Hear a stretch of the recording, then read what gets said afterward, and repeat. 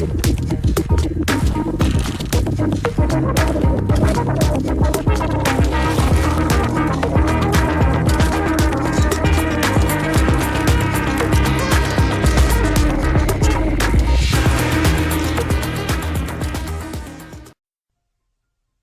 Secret of Success.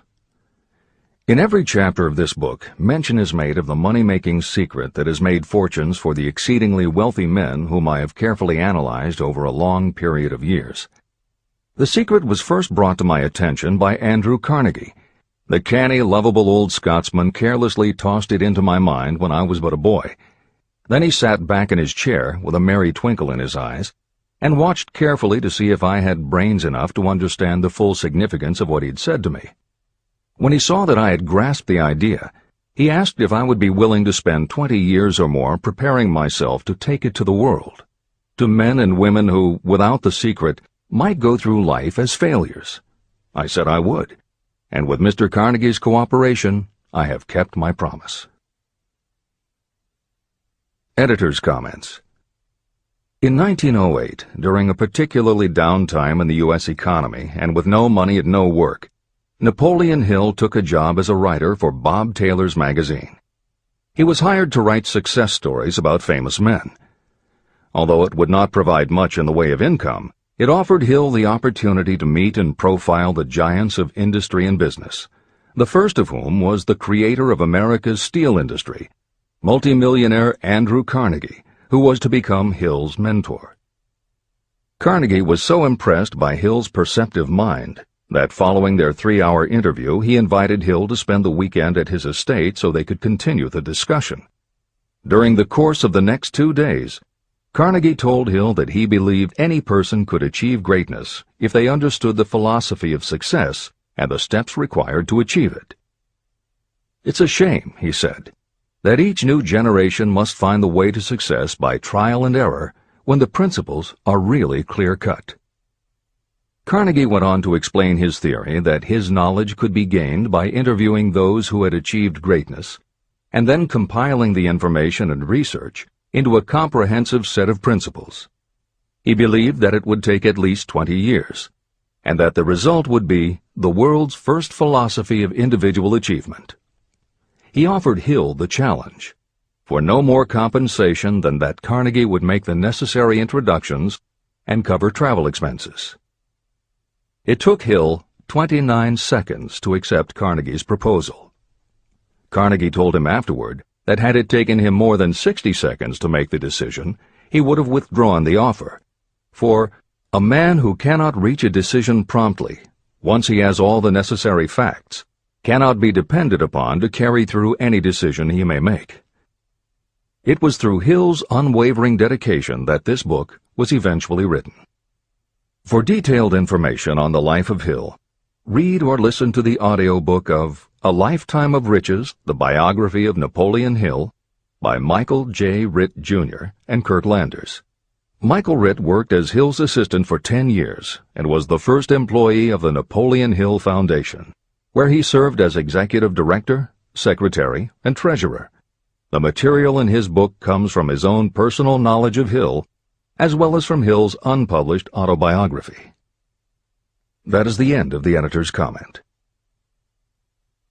This book, Think and Grow Rich, contains the Carnegie secret, a secret that has been tested by thousands, now millions of people in almost every walk of life. It was Mr. Carnegie's idea that the magic formula, which gave him a stupendous fortune, ought to be placed within reach of people who do not have the time to investigate how others had made their money. It was his hope that I might test and demonstrate the soundness of the formula through the experience of men and women in every calling. He believed the formula should be taught in all public schools and colleges. He said that if it were properly taught, it would revolutionize the entire educational system, and the time spent in school could be reduced to less than half. In Chapter 4, On Faith, you will read the astounding story of the organization of the giant United States Steel Corporation. It was conceived and carried out by one of the young men through whom Mr. Carnegie proved that his formula will work for all who are ready for it. This single application of the secret, by Charles M. Schwab, made him a huge fortune in both money and opportunity. Roughly speaking, this particular application of the formula was worth $600 million. These facts give you a fair idea of what reading this book may bring to you, provided you know what it is that you want. Editor's comment.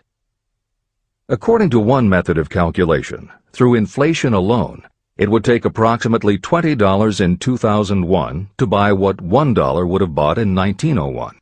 However, to find the contemporary equivalent value of $600 million is not simply a matter of multiplying by the increase in the cost of living. Although there are other factors and variables in calculating buying power, even by conservative estimates, the $600 million would translate into at least $12 billion at the beginning of the 21st century. That's the end of the editor's comment. The secret was passed on to thousands of men and women who have used it for their personal benefit. Some have made fortunes with it. Others have used it successfully in creating harmony in their homes. A clergyman used it so effectively that it brought him an income of upwards of $75,000 a year, approximately $1.5 million in contemporary terms. Arthur Nash, a Cincinnati tailor, used his near-bankrupt business as a guinea pig on which to test the formula. The business came to life and made a fortune for its owners. The experiment was so unique that newspapers and magazines gave it millions of dollars worth of publicity. The secret was passed on to Stuart Austin Weir of Dallas, Texas. He was ready for it, so ready that he gave up his profession and studied law. Did he succeed? You'll read the answer in Chapter 6. Specialized knowledge. While I was the advertising manager of the LaSalle Extension University, I had the privilege of seeing J.G. Chaplin, president of the university, use the formula so effectively that he made LaSalle one of the great extension schools of this country. The secret is mentioned no fewer than 100 times throughout this book. It has not been directly named, for it seems to work more successfully when it is merely left in sight, where those who are ready and searching for it may pick it up. That is why Andrew Carnegie passed it to me without giving me its specific name. If you are ready to put it to use, you will recognize this secret at least once in every chapter, but you will not find an explanation of how you will know if you are ready. That would deprive you of much of the benefit you will receive when you make the discovery in your own way. If you have ever been discouraged, if you have had difficulties that took the very soul out of you, if you have tried and failed, if you were ever handicapped by illness or physical affliction, the story of my own son's discovery and use of the Carnegie formula may prove to be the oasis in the desert of lost hope for which you have been searching. This secret was extensively used by President Woodrow Wilson during the World War, and by President Roosevelt during the Second World War. It was passed on to every soldier in the training received before going to the front. President Wilson told me it was a powerful factor in raising the funds needed for the war. A peculiar thing about this secret is that those who acquire and use it find themselves literally swept on to success. However, as is often pointed out in this book, there is no such thing as something for nothing. The secret cannot be had without paying a price, although the price is far less than its value. Another peculiarity is that the secret cannot be given away, and it cannot be purchased for money. Unless you are intentionally searching for the secret, you cannot have it at any price. That is because the secret comes in two parts, and in order for you to get it, one of those parts must already be in your possession. The secret will work for anyone who is ready for it. Education has nothing to do with it. Long before I was born, the secret had found its way into the possession of Thomas A. Edison, and he used it so intelligently that he became the world's leading inventor, although he had only 3 months of schooling. The secret was passed on to Edwin C. Barnes, a business associate of Mr. Edison's. He used it so effectively that he accumulated a great fortune and retired from active business while still a young man. You will find his story at the beginning of the next chapter. It should convince you that riches are not beyond your reach, and that no matter where you are in life, you can still be what you wish to be. Money, fame, recognition, and happiness can be had by you if you are ready and determined to have these blessings. How do I know these things? You should have the answer before you finish this book. You may find it in the very first chapter or on the last page. While I was doing the research that I had undertaken at Andrew Carnegie's request, I analyzed hundreds of well-known men. Many of them attributed the accumulation of their vast fortunes to the Carnegie secret. Among these men were Henry Ford. Founder of the Ford Automobile Company, Ford started with no money and little education, yet became one of the most successful self-made businessmen in American history. William Wrigley, Jr., a traveling salesman who found that his customers liked the chewing gum he gave away as a premium better than the goods he sold, so he started his own company. John Wanamaker. Known as the Merchant Prince, he created the world's first department store and was hailed for his innovations in marketing, customer service, and employee benefits. James J. Hill. Known as the Empire Builder, he built the transcontinental Great Northern Railway, encouraged homesteading in the West, then established shipping routes linking America to Asia. George S. Parker. A school teacher who grew tired of fixing his students' pens, he created a new design, founded the Parker Pen Company, and turned a simple idea into a fortune. E. M. Statler. The son of a poor pastor, he started as a bellboy and worked his way up until he was able to start his own chain of Statler hotels, famous for their luxury and service with a smile.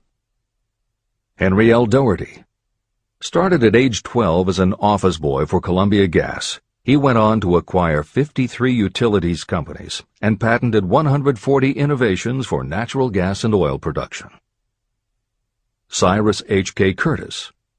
Starting with a small agricultural weekly, Curtis turned it into Ladies' Home Journal, created Saturday Evening Post, then assembled one of the largest newspaper empires. George Eastman. Inventor and founder of the Eastman Kodak Company, he created many of the innovations that popularized photography and transformed the motion picture industry. Charles M. Schwab. The right-hand man of Andrew Carnegie, he was president of Carnegie Steel Company, brokered the deal that formed U.S. Steel, and went on to found Bethlehem Steel. Theodore Roosevelt. 26th President of the United States from 1901 to 1909. John W. Davis. A lawyer and political leader, Davis was Solicitor General under President Woodrow Wilson and later appointed Ambassador to Great Britain. Elbert Hubbard. Philosopher, publisher of the Fra magazine, and founder of the Roy Crofters Artists Colony, Hubbard was also the author of many bestsellers including A Message to Garcia. Wilbur Wright. A bicycle shop owner who, with his brother Orville, became the first Americans to fly heavier-than-air aircraft and pioneered the aviation industry. William Jennings Bryan. Newspaper publisher, presidential nominee, Secretary of State under President William McKinley, but perhaps best known as the lawyer who defended creationism at the Scopes monkey trial. Dr. David Starr Jordan. Educator, scientist, author of over 50 books, he was the nation's youngest university president at Indiana University and became the first president of Stanford University. J. Ogden Armour. Inherited his family's meatpacking business, turned it into a conglomerate with more than 3,000 products, was an owner of the Chicago Cubs, and a director of National City Bank and American International Corporation. Arthur Brisbane. A crusading journalist and syndicated columnist, Brisbane was sought after by every major news organization and was the most read and highest-paid editorial writer of his day. Dr. Frank Gonzalez. A Chicago preacher who delivered such a powerful sermon, Philip D. Armour gave him $1 million to start the Armour Institute of Technology, of which he became president. Daniel Willard. President of the B&O Railroad for more than 30 years, he was honored by having the city of Willard, Ohio, named for him. King Gillette. A traveling salesman and born tinkerer, Gillette was trying to shave on a moving train when he came up with the idea of the safety razor, which became the foundation of a corporate giant. Ralph A. Weeks. President of International Correspondence Schools, Weeks helped finance Napoleon Hill's Intra-Wall Institute, established to educate and rehabilitate prison inmates. Judge Daniel T. Wright, instructor at Georgetown Law School, where Napoleon Hill was studying when Bob Taylor's magazine gave him the assignment to write a profile of Andrew Carnegie. John D. Rockefeller. With $1,000 in savings plus another $1,000 borrowed from his father, he started a kerosene company which he grew into the giant Standard Oil and one of the world's greatest fortunes. Thomas A. Edison. Inventor and entrepreneur, he perfected the electric light bulb, the phonograph, the motion picture camera, and owned the rights to more than 1,000 patented inventions. Frank A. Vanderlip. A poor boy who became a journalist, social reformer, and self-made millionaire, he was president of the National City Bank, now Citibank, and Assistant Secretary of the Treasury. F. W. Woolworth. A clerk in a general store, he pioneered the idea of fixed-price selling and self-service and forever changed retail selling with a chain of Woolworth 5 and 10 cent stores. Colonel Robert A. Dollar. Starting with a small schooner bought to haul lumber down the West Coast, he built the Dollar Steamship Company, the largest fleet of luxury liners sailing under the U.S. flag. Edward A. Filene. Founder of the Boston-based stores, he devised revolutionary methods of distribution and merchandising and became famous for the first bargain basement department. Edwin C. Barnes. The only man Thomas Edison ever had as a partner, Barnes took Edison's failing dictaphone and sold it so successfully it became a fixture in offices and made him a multimillionaire. Arthur Nash. A Cincinnati tailor who used his bankrupt business as a guinea pig for the Carnegie secret and was so successful the newspapers made him famous as Golden Rule Nash. Clarence Darrow. Famed as a lawyer, public speaker, and defender of the underdog, Darrow is best known as the lawyer who defended teaching the theory of evolution at the Scopes monkey trial. Woodrow Wilson. 28th President of the United States of America from 1913 to 1921. William Howard Taft. 27th President of the United States of America from 1909 to 1913. Luther Burbank. World-renowned horticulturalist who introduced over 800 varieties of new plants in his effort to improve the quality of plants and thereby increase the world's food supply. Edward W. Bok. Although he had only 6 years' schooling, by the age of 20 he was editor of Ladies' Home Journal, which he helped to build into the world's most widely circulated magazine. Frank A. Munsey. A telegraph operator who quit to launch Argosy magazine, then parlayed his fortune into a newspaper empire that included the Washington Times and the New York Herald. Elbert H. Gary.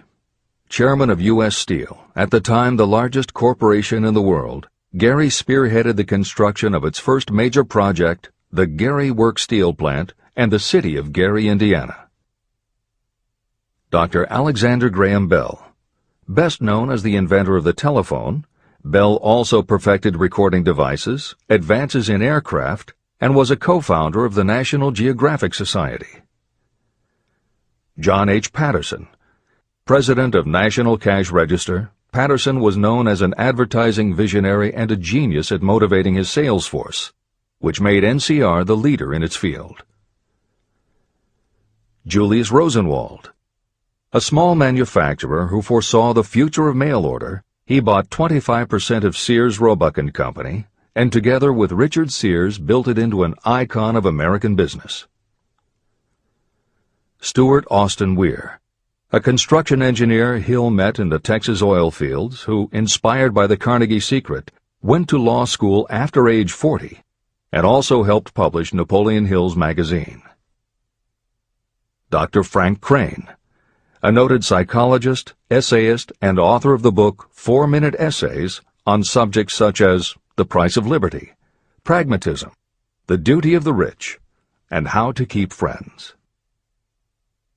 J.G. Chaplin, president of the LaSalle Extension University at the time Napoleon Hill worked in the university's advertising and sales department, where he first realized his talent for motivating people.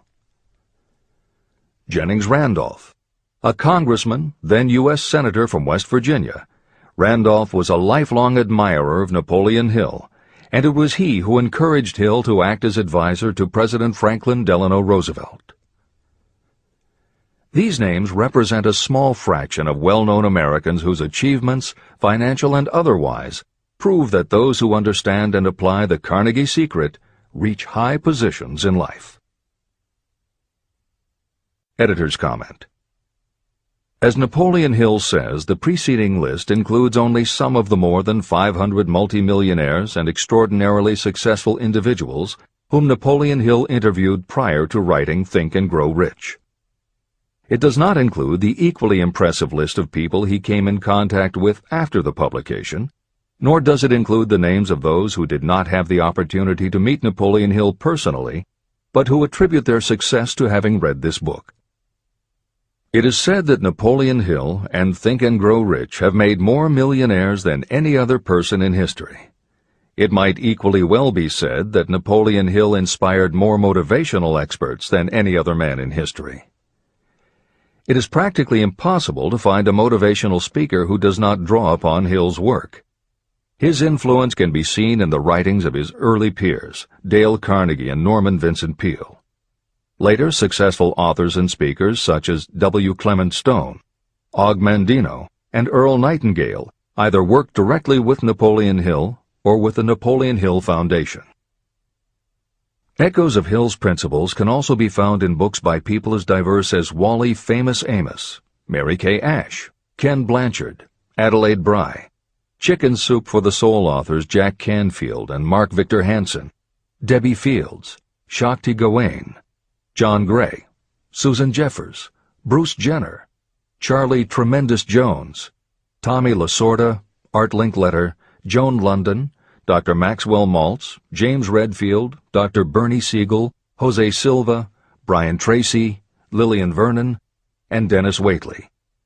Stephen Covey, author of The 7 Habits of Highly Effective People, has often spoken of the influence of Napoleon Hill. Anthony Robbins, arguably the most successful motivational author and speaker at the beginning of the 21st century, has acknowledged Napoleon Hill as a personal hero. That is the end of the editor's comment. I have never known anyone who was inspired to use the Carnegie secret who did not achieve noteworthy success.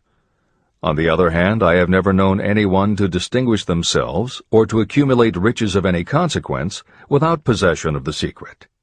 From these two facts, I draw the conclusion that the secret is more important for self-determination than anything you receive through what is popularly known as education. Somewhere, as you read, the secret will jump from the page and stand boldly before you, if you are ready for it. When it appears, you will recognize it. Whether you receive the sign in the first chapter or the last, stop for a moment when it presents itself, and make a note of the time and place. You will want to remember, because it will mark the most important turning point of your life. Remember, too, as you go through the book, that it deals with facts and not with fiction. Its purpose is to convey a great universal truth through which you, if you are ready, may learn what to do and how to do it. You will also receive the needed stimulus to make a start. As a final word of preparation, may I offer one brief suggestion which may provide a clue how the Carnegie secret may be recognized? It is this: achievement and all earned riches have their beginning in an idea. If you are ready for the secret, you already possess one half of it. Therefore, you will recognize the other half the moment it reaches your mind. Editor's comments. Unlike much of the business and motivational literature available, Think and Grow Rich is not written for readers to skip around from chapter to chapter, taking a concept here and an idea there to solve the problem of the moment. This book is written as a carefully integrated whole, to be read in its entirety, from beginning to end. Concepts that are introduced in one chapter recur in other chapters where their meaning and significance rely upon the reader having already assimilated the earlier knowledge. The chapters are designed to build upon one another in such a way that every word is to be read, every idea is to be considered, and every concept is to be understood and absorbed. Think and Grow Rich is often called the first philosophy of personal achievement, and a philosophy is more than a collection of solutions to business problems. A philosophy is a system of principles that will guide your thoughts and actions, and provide you with a code of ethics and a standard of values. Think and Grow Rich will not just change what you think, it will literally change the way you think. In preparing this new and updated edition, every aspect of Think and Grow Rich has been analyzed to ensure its relevance to the current business climate. In those instances where material might be considered dated or out of step with contemporary practices, the original text has been updated or augmented with relevant new material. A hallmark of the original edition of Think and Grow Rich is that in every chapter Napoleon Hill cites real-life examples based on his own first-hand knowledge of America's most successful self-made multimillionaires. In this edition, every one of Hill's stories has been retained, and the editors have added contemporary examples and modern parallels which clearly demonstrate that Hill's principles are as up-to-date as today and still guiding those who succeed. In addition to contemporary examples, where the editors felt it would be of interest to the reader, we have included marginal notes that provide relevant information about recent developments. Where applicable, we have also suggested books or other materials that complement various aspects of Napoleon Hill's philosophy. On a more technical note, the editors have approached the written text as we would that of a living author. When we encountered what modern grammarians would consider run-on sentences, outdated punctuation, or other matters of form, we opted for contemporary usage. Those readers familiar with earlier editions will note that the chapter numbers have been changed in this edition. Originally, Think and Grow Rich began with an unnumbered chapter, a word from the author. In this edition, that text appears as Chapter 1, and is renamed The Secret of Success. The chapters that follow are renumbered sequentially and proceed in their original order. The chapter that was previously titled The Mystery of Sex Transmutation has been retitled Sexuality, Charisma and Creativity, and the text has been restructured and annotated to reflect the role of women in contemporary society. All editorial commentary is clearly set off in a font and style that is different from the original text. This is the end of the editor's comments.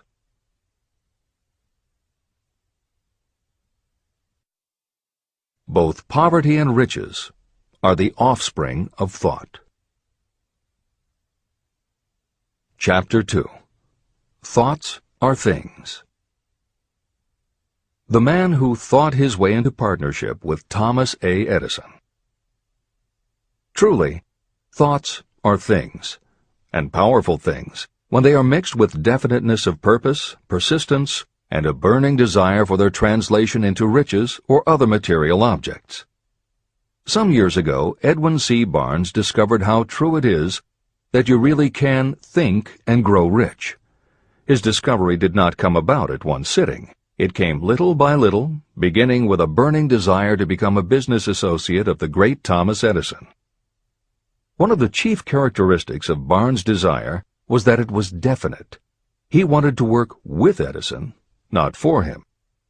Pay close attention to the story of how he turned his desire into reality, and you'll have a better understanding of the principles that lead to riches.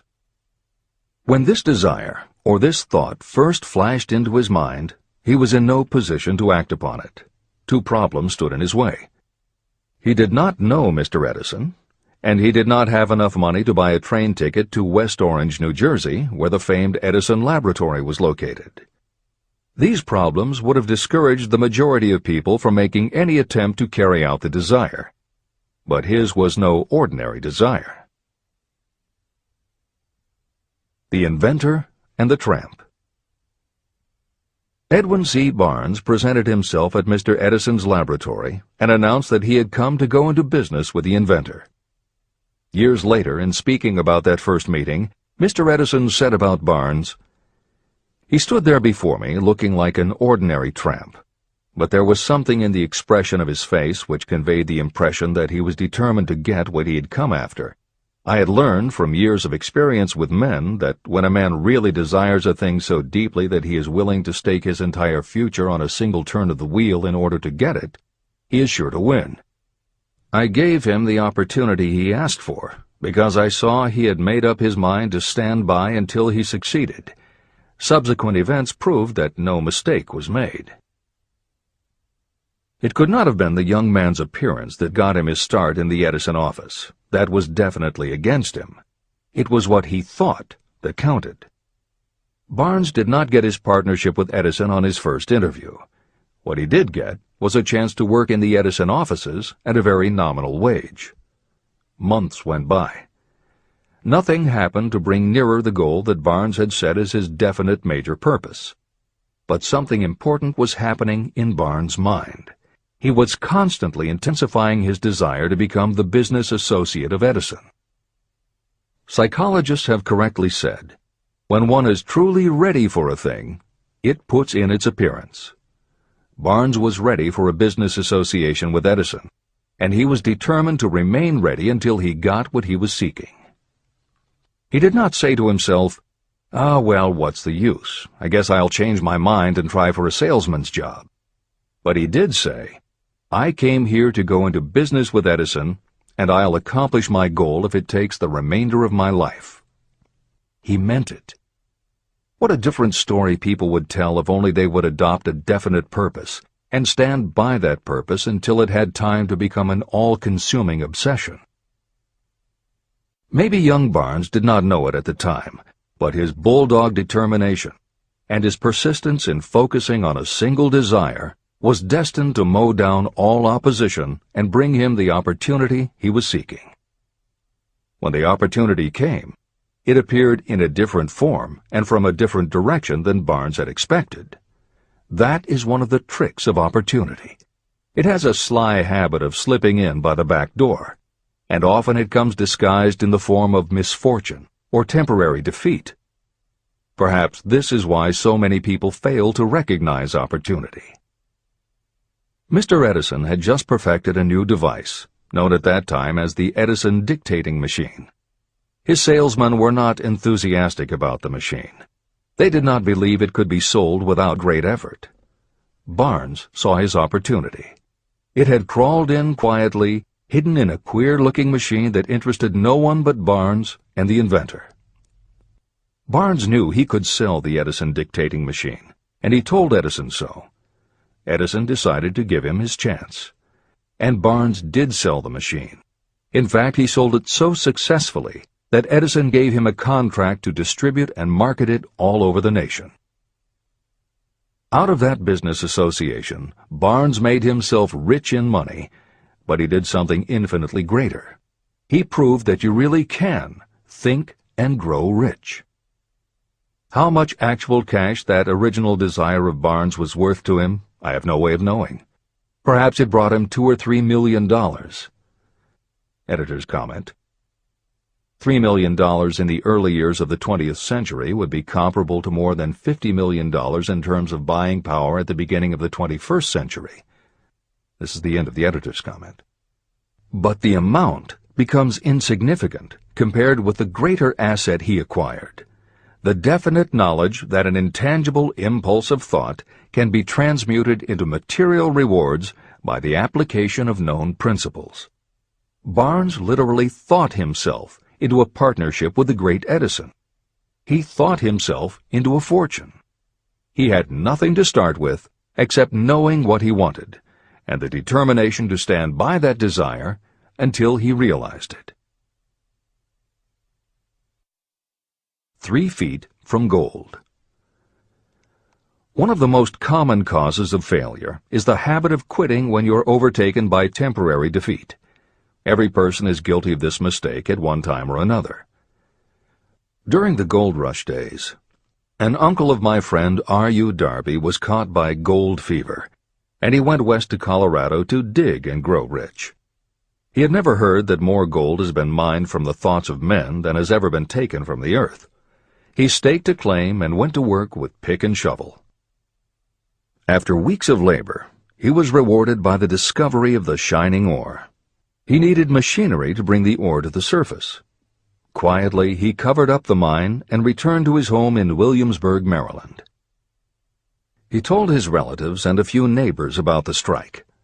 They got together the money for the machinery and had it shipped. R.U. Darby decided to join his uncle, and they went back to work the mine. The first car of ore was mined and shipped to a smelter. The returns proved they had one of the richest mines in Colorado. A few more cars of that ore would clear their debts. Then would come the big killing in profits. Down went the drills. Up went the hopes of Darby and Uncle. Then something happened. The vein of gold ore disappeared. They had come to the end of the rainbow, and the pot of gold was no longer there. They drilled on, desperately trying to pick up the vein again, all to no avail. Finally, they decided to quit. They sold the machinery to a junkman for a few $100s and took the train back home. The junkman called in a mining engineer to look at the mine and do a little calculating. The engineer advised that the project had failed because the owners were not familiar with fault lines. His calculations showed that the vein would be found just 3 feet from where the Darbys had stopped drilling. And that is exactly where it was found. The junkman took millions of dollars in ore from the mine because he knew enough to seek expert counsel before giving up. Long afterward, Mr. Darby recouped his loss many times over when he made the discovery that desire can be transmuted into gold. The discovery came after he went into the business of selling life insurance. Never forgetting that he lost a huge fortune because he stopped 3 feet from gold, Darby profited by the experience in his newly chosen field.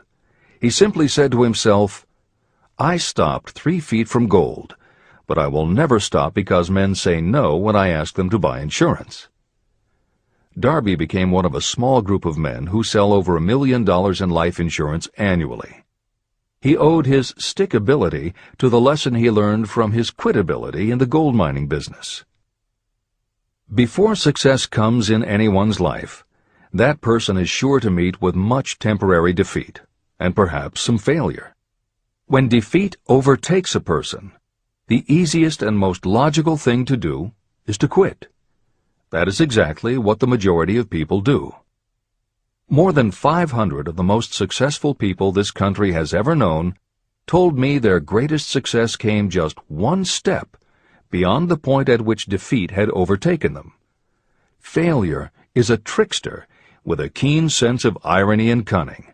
It takes great delight in tripping you just when success is almost within reach. Editor's comments. Napoleon Hill's creed, "Every failure brings with it the seed of an equivalent success," was the inspiration for entrepreneur and motivational speaker Wayne Allen Root to write his book, The Joy of Failure. Published in the late 1990s, it not only tells Wayne's personal story of using his failures as stepping stones to success, he also recounts stories from other successful people, which prove that the rich and famous got to be that way only because of what they learned from their failures. People such as Jack Welch, the hugely successful CEO of General Electric, who early in his career failed dramatically when a plastics plant for which he was responsible blew up. Billionaire Charles Schwab was a failure at school and university, flunking basic English twice due to a learning disability, and then failed on Wall Street more than once before he thought of the idea that grew to make him very rich indeed.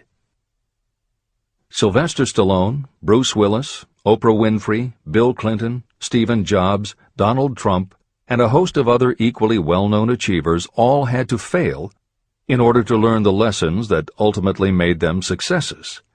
Every one of them was a failure, but none of them was defeated.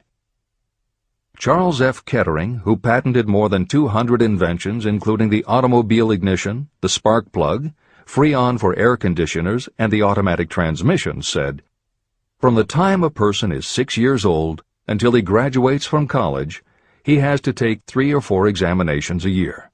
If he flunks once, he is out." But an inventor is almost always failing. He tries and fails maybe 1,000 times. If he succeeds once, then he's in. These two things are diametrically opposite.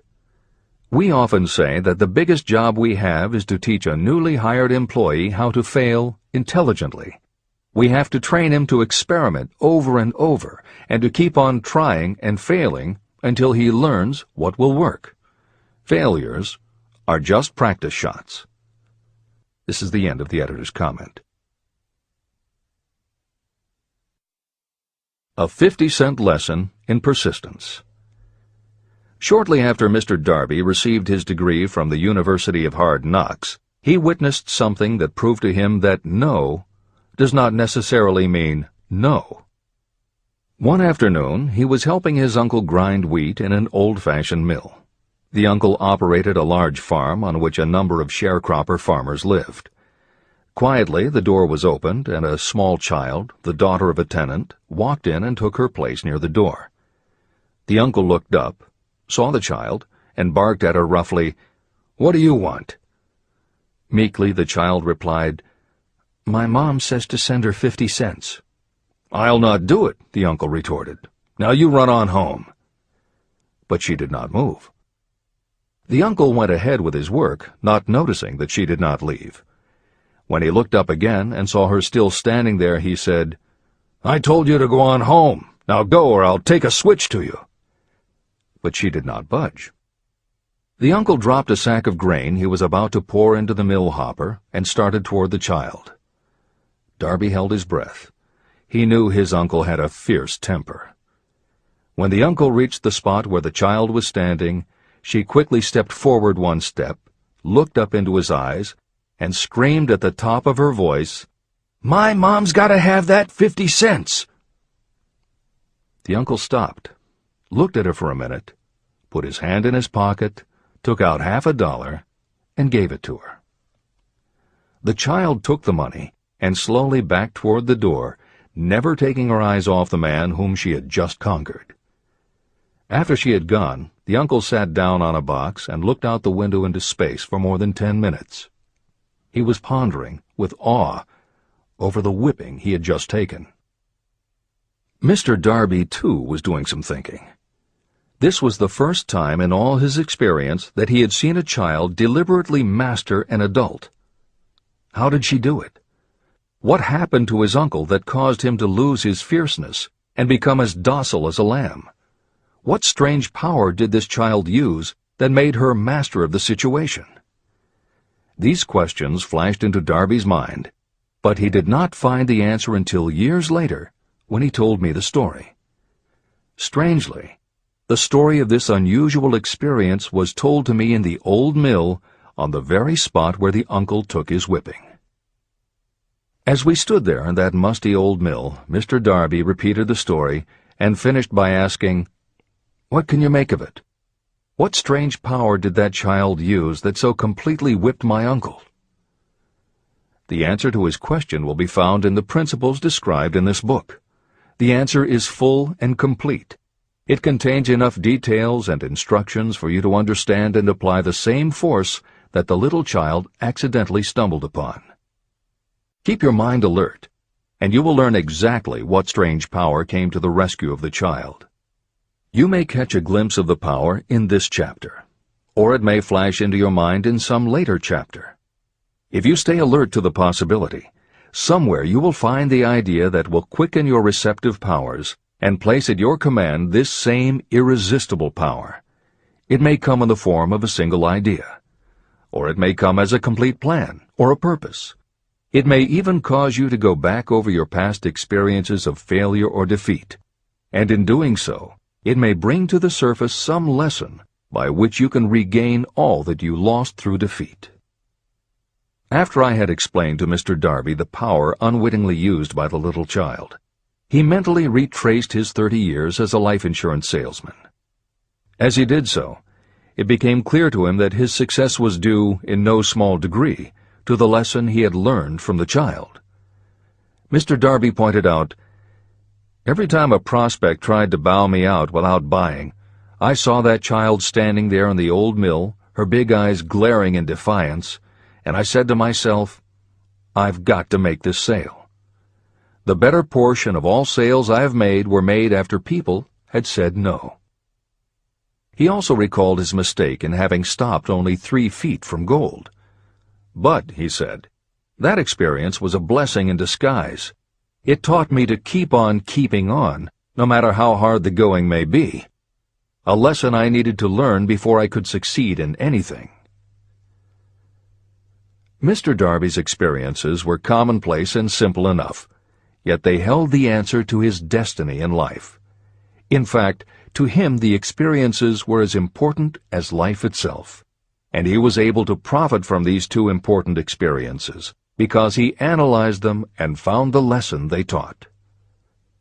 But what if you don't see the events of your life as being experiences of such profound significance? And what about the young person who doesn't yet have even minor failures to analyze? Where and how will they learn the art of converting defeats into the stepping stones to opportunity? That is exactly why this book was written, to answer those questions. To convey my answer, I have constructed 13 principles. These principles work individually or together as catalysts. The specific answer that you are looking for may already be in your own mind. Reading these principles may be the catalyst that causes your answer to suddenly come to you as an idea, a plan, or a purpose. One sound idea is all you need to achieve success. These 13 principles contain the best and most practical ways and means of creating ideas. Success consciousness. Before I go any further in the description of these principles, you should know this. When riches begin to come, they come so quickly and in such great abundance that you will wonder where they've been hiding during all those lean years. This is an astounding statement, especially when you take into consideration the popular belief that riches come only to those who work hard and long. When you begin to think and grow rich, you will observe that riches begin with a state of mind, with definiteness of purpose, with little or no hard work. What you need to know now is how to acquire the state of mind that will attract riches. I spent 25 years researching the answer to that question, because I, too, wanted to know how wealthy men become that way. What you will learn is that as soon as you master the principles of this philosophy and begin to apply those principles, your financial status will begin to improve. Everything you touch will begin to transmute itself into an asset for your benefit. Impossible? Not at all. One of the main weaknesses the average person suffers is too much familiarity with the word impossible. We know all the rules that will not work. We know all the things that cannot be done. This book was written for those who seek the rules that have made others successful and are willing to stake everything on those rules. Success comes to those who become success conscious. Failure comes to those who allow themselves to become failure conscious. The object of this book is to help you learn the art of changing your mind from failure consciousness to success consciousness. Another weakness is the habit of measuring everything and everyone by your own impressions and beliefs. Some of you reading this will have trouble believing that you can think and grow rich because your thought habits have been steeped in poverty, misery, failure, and defeat.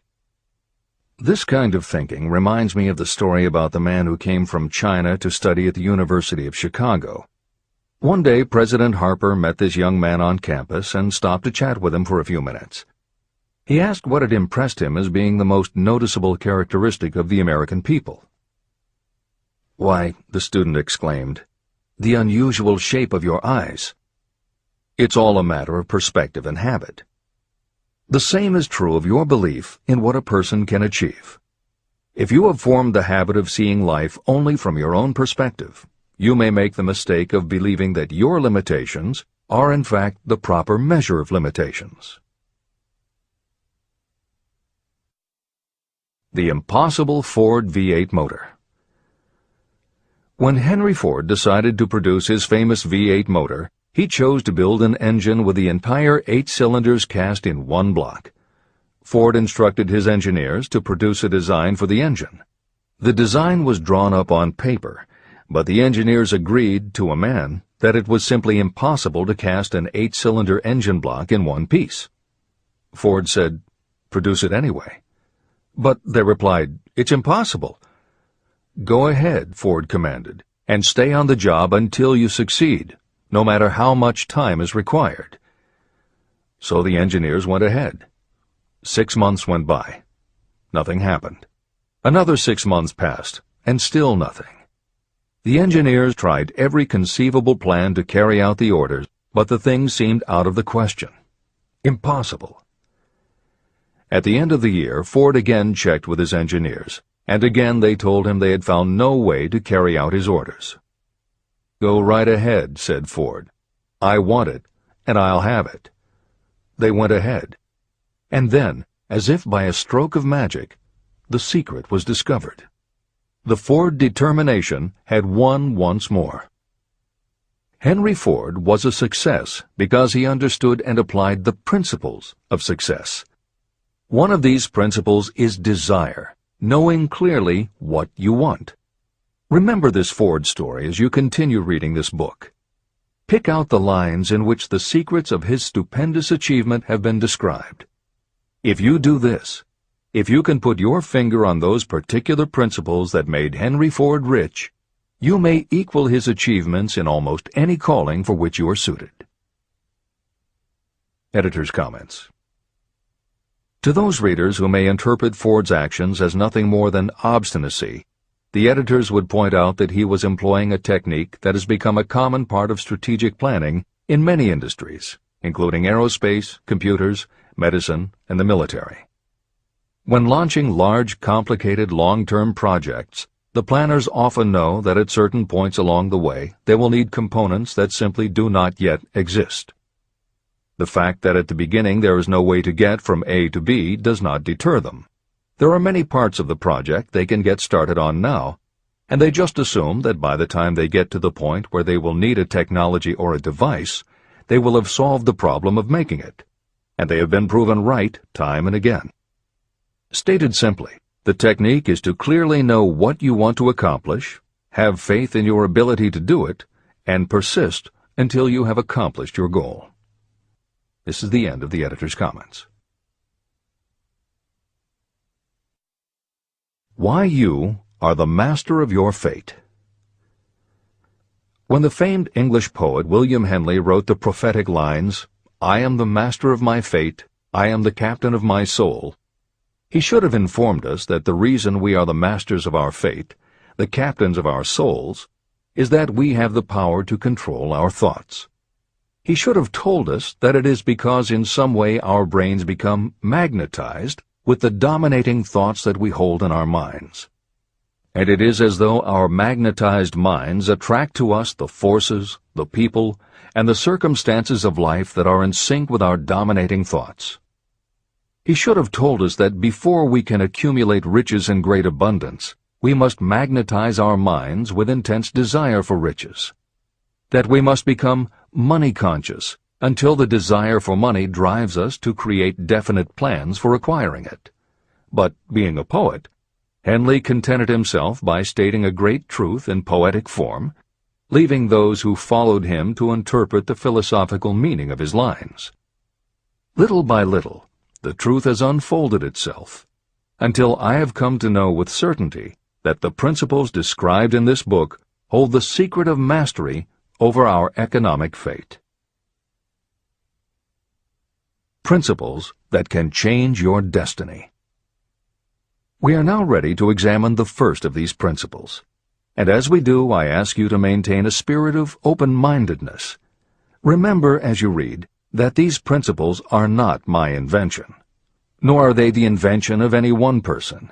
These principles have worked for literally millions of people.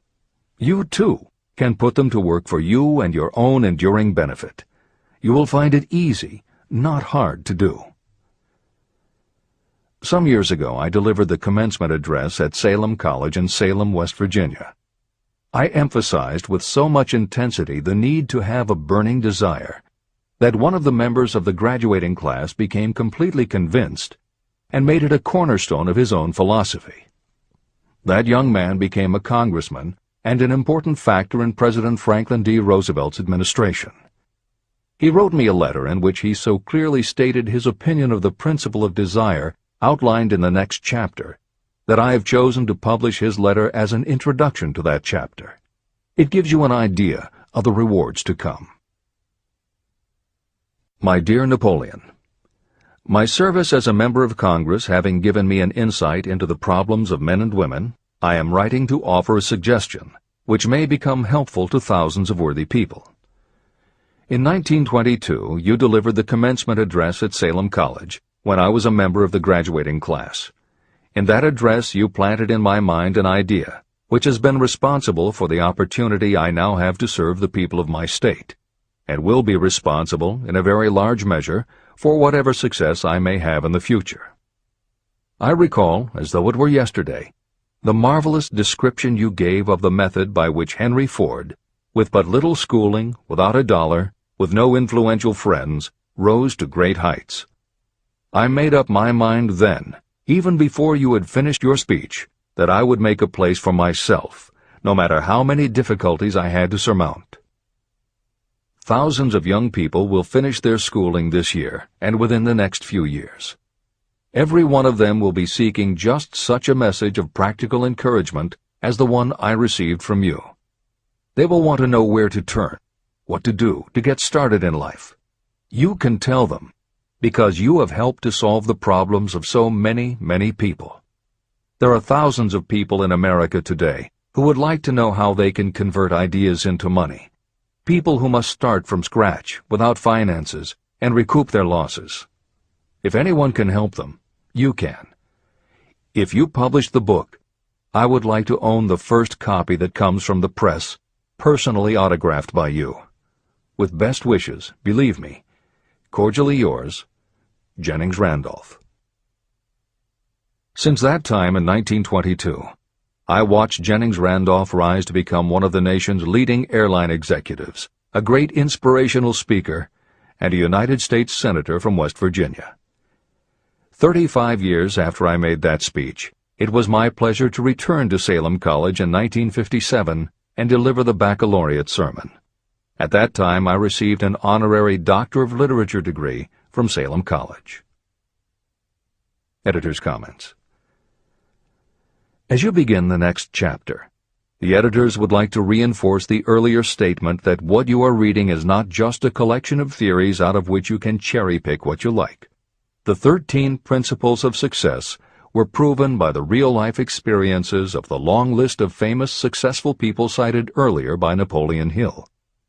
His techniques are also practiced and endorsed by the contemporary experts and authors whom the editors mentioned, following Hill's list. More than 60 million people have purchased copies of the book that you are now holding in your hands. If this book has proven to be that successful, surely you owe it to yourself to give it every chance to work for you too. Read it. Don't question it. Do it. If you don't, if you think that you know better than Napoleon Hill, if you decide to pick and choose the parts that you will believe or follow, then, if you don't succeed, you will never know if your failure lies with this book or with you. This is the end of the editor's comments. Whatever the mind of man can conceive and believe, it can achieve. Chapter 3. Desire. The starting point of all achievement. The first step toward riches. When Edwin C. Barnes climbed down from the freight train in West Orange, New Jersey, he may have resembled a tramp, but his thoughts were those of a king. As he made his way from the railroad tracks to Thomas A. Edison's office, his mind was at work. He saw himself standing in Edison's presence. He heard himself asking Mr. Edison for an opportunity to carry out the one consuming obsession of his life, a burning desire to become the business associate of the great inventor. Barnes' desire was not a hope. It was not a wish. It was a pulsating desire which transcended everything else. It was definite. A few years later, Edwin C. Barnes again stood before Edison in the same office where he first met the inventor. This time, his desire had been translated into reality. He was in business with Edison. The dominating dream of his life had become a reality.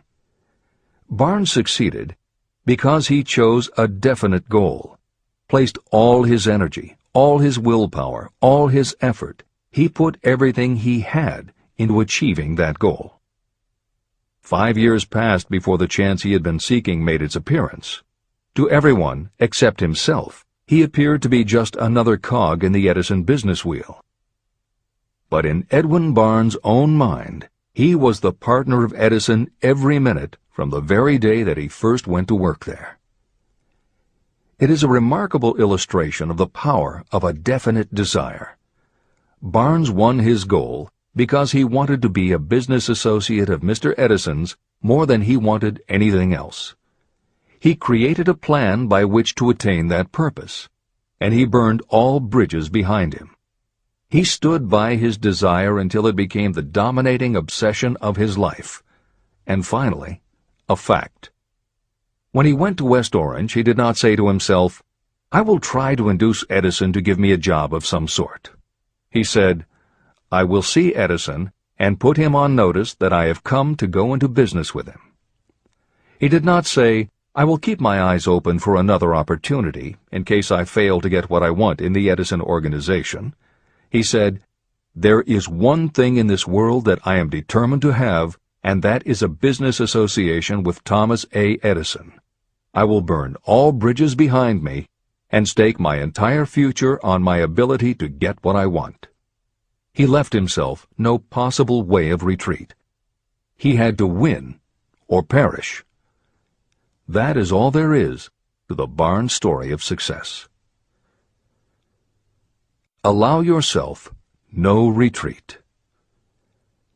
A long while ago, a great warrior faced a situation in which he had to make a decision that ensured his success on the battlefield. He was about to send his armies against a powerful foe whose men outnumbered his. He loaded his soldiers into boats, sailed to the enemy's country, and unloaded the soldiers and equipment. Then he gave the order to burn the ships that had carried them. Addressing his men before the first battle, he said, "You see the boats going up in smoke. That means we cannot leave these shores alive unless we win. We now have no choice. We win or we perish."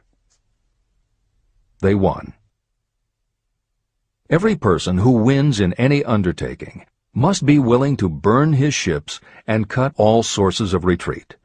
That is the only way you can be sure of maintaining the state of mind known as a burning desire to win.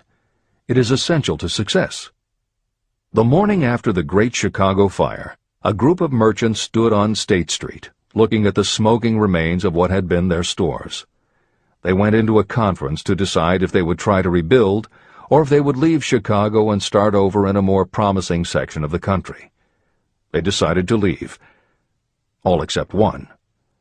The merchant who decided to stay and rebuild pointed a finger at the remains of his store and said, "Gentlemen, on that very spot I will build the world's greatest store, no matter how many times it may burn down." That was in 1871. The store was built. It still stands there today. The Marshall Field's department store is a towering monument to the power of that state of mind known as a burning desire. The easy thing would have been for Marshall Field to do exactly what his fellow merchants did. When the going was hard and the future looked dismal, they pulled up and went where the going seemed easier. Mark well this difference between Marshall Field and the other merchants. It is that difference which distinguishes those who succeed from those who fail. Every human being old enough to understand the value of money wishes for it, but wishing will not bring riches. Desiring riches, with a state of mind that becomes an obsession, then planning definite ways and means to acquire riches, and backing those plans with persistence, a persistence which does not recognize failure. That's what will bring riches. Editor's comments. In other of his writings, Napoleon Hill uses the term definiteness of purpose as being interchangeable with desire. The following explanation is adapted from the Napoleon Hill Foundation's book, Believe and Achieve.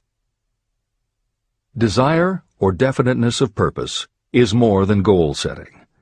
In simplest terms, your desire is your roadmap to achieving an overall career objective. Your goals represent specific steps along the way. Having a desire, or definiteness of purpose for your life, has a synergistic effect on your ability to achieve your goals. As you become better at what you do, you devote all of your resources toward reaching your objective. You become more alert to opportunities, and you reach decisions more quickly. Every action you take ultimately boils down to the question, will this goal help me reach my desire, my overall objective, or won't it? Your purpose will become your life. It will permeate your mind, both conscious and subconscious. This is the end of the editor's comments. 6 ways to turn desire into gold. The method by which your desire for riches can be transmuted into its financial equivalent consists of 6 definite, practical steps. 1. Fix in your mind the exact amount of money you desire. It is not sufficient merely to say, "I want plenty of money." Be definite about the amount. There is a psychological reason for such definiteness explained in subsequent chapters. 2. Determine exactly what you intend to give in return for the money you desire. There is no such reality as something for nothing. 3. Establish a definite date when you intend to possess the money you desire. 4. Create a definite plan for carrying out your desire, and begin at once, whether you are ready or not, to put this plan into action.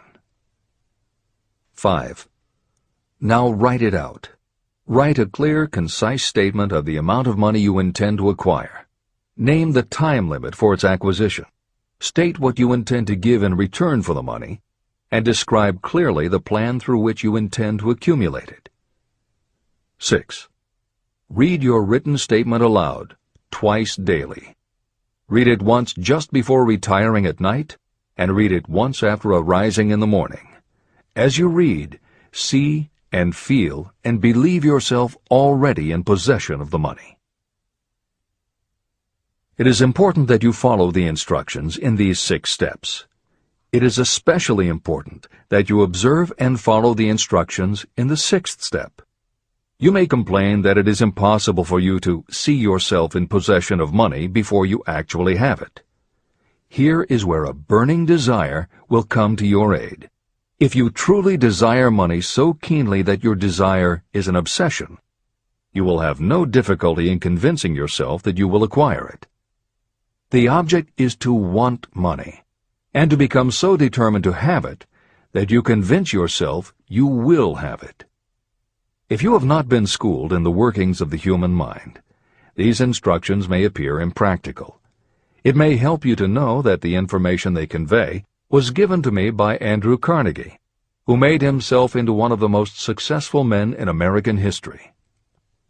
Carnegie began as an ordinary laborer in the steel mills, but managed, despite his humble beginning, to make these principles yield him a fortune of considerably more than $100 million.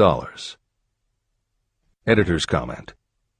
In today's terms, the value of Carnegie's fortune would be at least $20 billion and probably a good deal more. End of editor's comment. It may be of further help to know that the 6 steps were carefully scrutinized by the famed inventor and successful businessman, Thomas A. Edison. He gave his stamp of approval, saying they are not only the steps essential for the accumulation of money, but also for the attainment of any goal. Editor's comments. In the time since Napoleon Hill wrote these words, advances in our understanding of both the physiology of the brain and the psychology of the mind have yielded a much greater understanding of human motivation.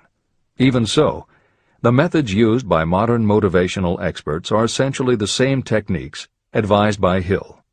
Research studies confirm that there is sound psychological basis for doing as Hill advises. Be very specific when setting goals. Perform the physical act of committing those goals to paper, and repeat your stated goal aloud to yourself often. These techniques have gained wide acceptance among modern experts in the field.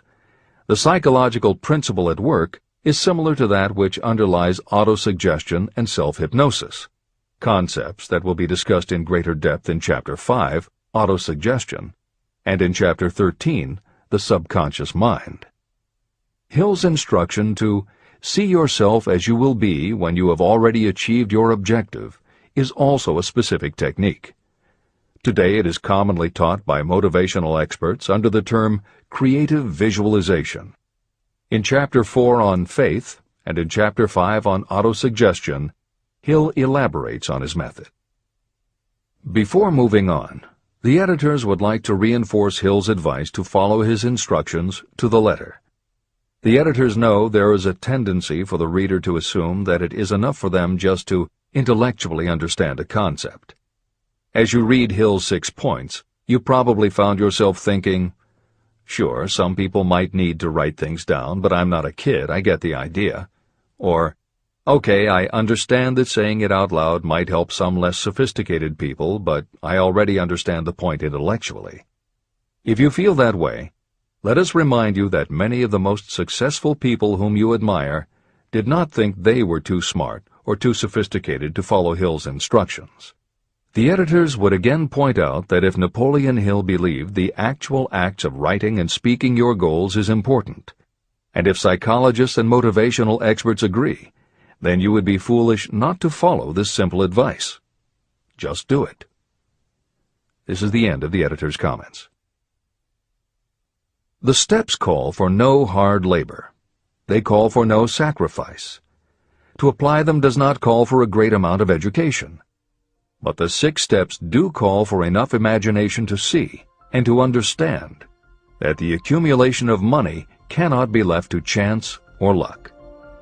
You may as well know right here that you can never have riches in great quantity unless you can work yourself into a white heat of desire for money and actually believe you will possess it.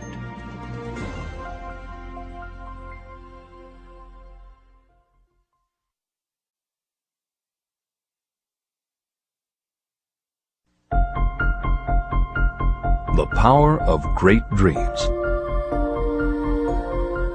If you are in this race for riches, you should be encouraged by the following truth.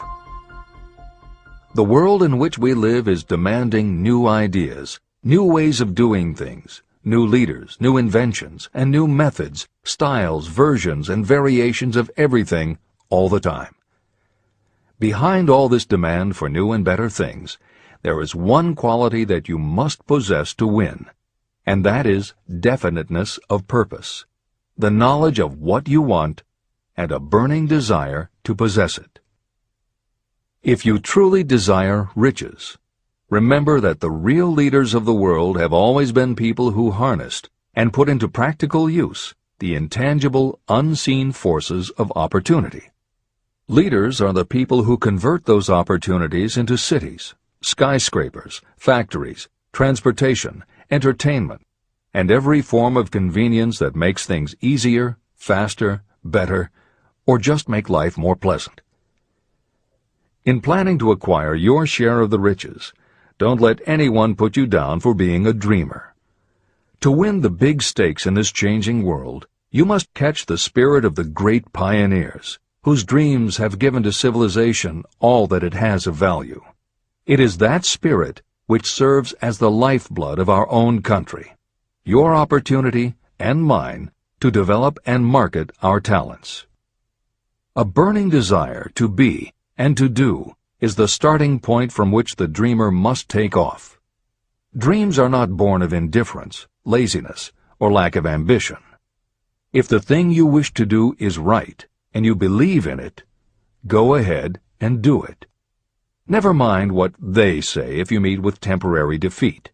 They do not know that every failure brings with it the seed of an equivalent success. Marconi dreamed of a system for sending sound from one place to another without the use of wires. It may interest you to know that Marconi's friends had him taken into custody and examined in a psychiatric hospital when he announced he had discovered a principle by which he could send messages through the air. Evidence that he did not dream in vain may be found in every radio and television set, cellular phone, communication satellite, and every other wireless device in the world. Fortunately, the dreamers of today fare better. Today, your world is filled with an abundance of opportunity that the dreamers of the past never knew. If you doubt this is true, if you are feeling crushed because of a recent failure, you are about to learn how your failure can be your most valuable asset. Almost everyone who succeeds in life gets off to a bad start and passes through many heartbreaking struggles before they arrive. The turning point in the lives of those who succeed usually comes at the moment of some crisis, through which they are introduced to their other selves. Editor's comments. Napoleon Hill's concept of the other self is mentioned elsewhere in Think and Grow Rich, but he does not comment on it extensively. The following elaboration is taken from his later writings. You've been thinking about your losses to the exclusion of everything else. The more you concentrate on them, the more you attract other losses. Stop thinking about them, and make up your mind that you are going to benefit from your experience. Whatever personal obstacles you face, you must start getting to know that side of your personality that knows no obstacles, that recognizes no defeats. Cultivate a friendship with the other you, so no matter what you're doing, you are allied with someone who shares your goals. All the philosophy and advice about persuading others will be much more useful to you if you practice it yourself. This is the end of the editor's comment. Sidney Porter discovered the genius that slept within his brain only after he had met with great misfortune.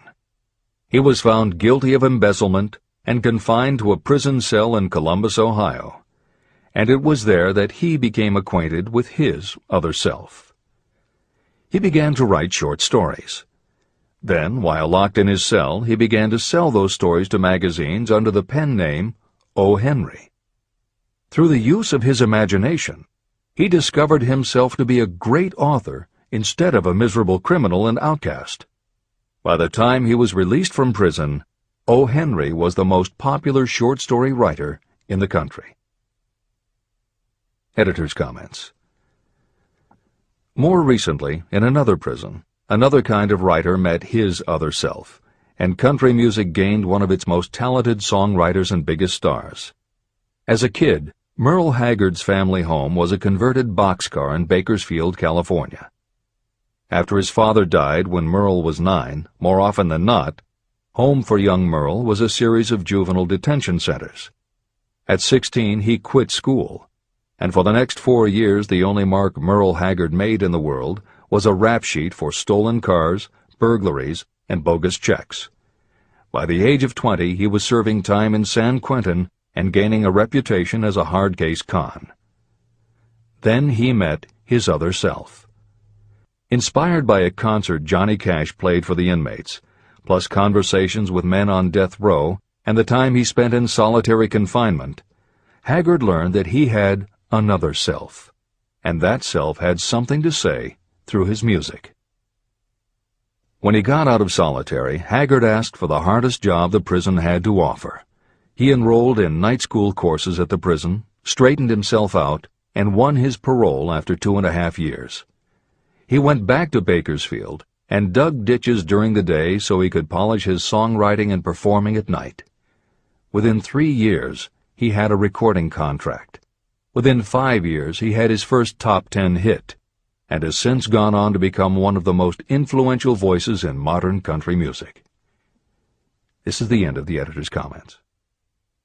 Thomas Edison dreamed of a lamp that could be operated by electricity, and he began where he stood to put his dream into action. He failed more than 10,000 times. Despite his failures, he stood by that dream until finally he was driven to the discovery of the genius that slept within his brain. Editor's comments. Dean Kamen got to know his other self very early in life. While he was a teenager, Kamen started his own company, building and selling control systems for automated sound and light shows. He was still in high school when he got the contract to automate the Times Square New Year's Eve ball. Though he went on to attend university, he never bothered to graduate because he was too busy working on something he called auto-syringe, the first wearable infusion pump for administering drug therapies. His invention was hailed as a medical landmark, as were many of his other breakthroughs, which include a revolutionary kidney dialysis machine, an insulin pump for diabetics, an improved stent used for heart patients, and more than 150 other devices he has patented. One day, seeing the difficulty a man in a wheelchair was having getting up a curb, Kamen set his mind to creating a device that would liberate people confined to wheelchairs. The result is the iBot, a revolutionary wheel device that uses computers and a system of stabilizing gyroscopes that imitate the working of the human body. It not only goes over curbs, but it will even go up and down stairs, travel over almost any kind of rough ground, and will allow the user to raise themselves eye to eye with a standing person. And it does it all without the user having to get out of the device or needing anyone's assistance. In 2001, Kamen hit the front pages when he introduced the Segway, a one-person people mover based on his iBot technology.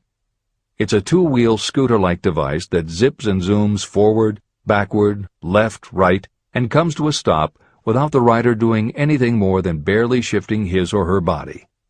It is so sensitive that it is almost as though it obeys the user's thoughts. The Segway may be a world-changing invention, with possible applications for work and travel that stagger the imagination. As this is being written, the Segway is already being used to navigate large warehouses and is being tested by police departments and postal employees. While traffic cops and City Hall wrangle over whether the Segway belongs on the sidewalk or the road, Dean Kamen is dreaming a new dream. This time, the dream is an invention that may literally bring light to some of the darkest corners of the earth. Kamen has developed a non-polluting electric generator that can use almost anything as fuel. But here's the extraordinary part. He has created a revolutionary closed system so that the engine's heat is used to purify 10 gallons of drinkable water every hour. This amazing invention could bring safe drinking water to parts of the world where contaminated water kills millions, and at the same time, it will provide a source of cheap, reliable electric power.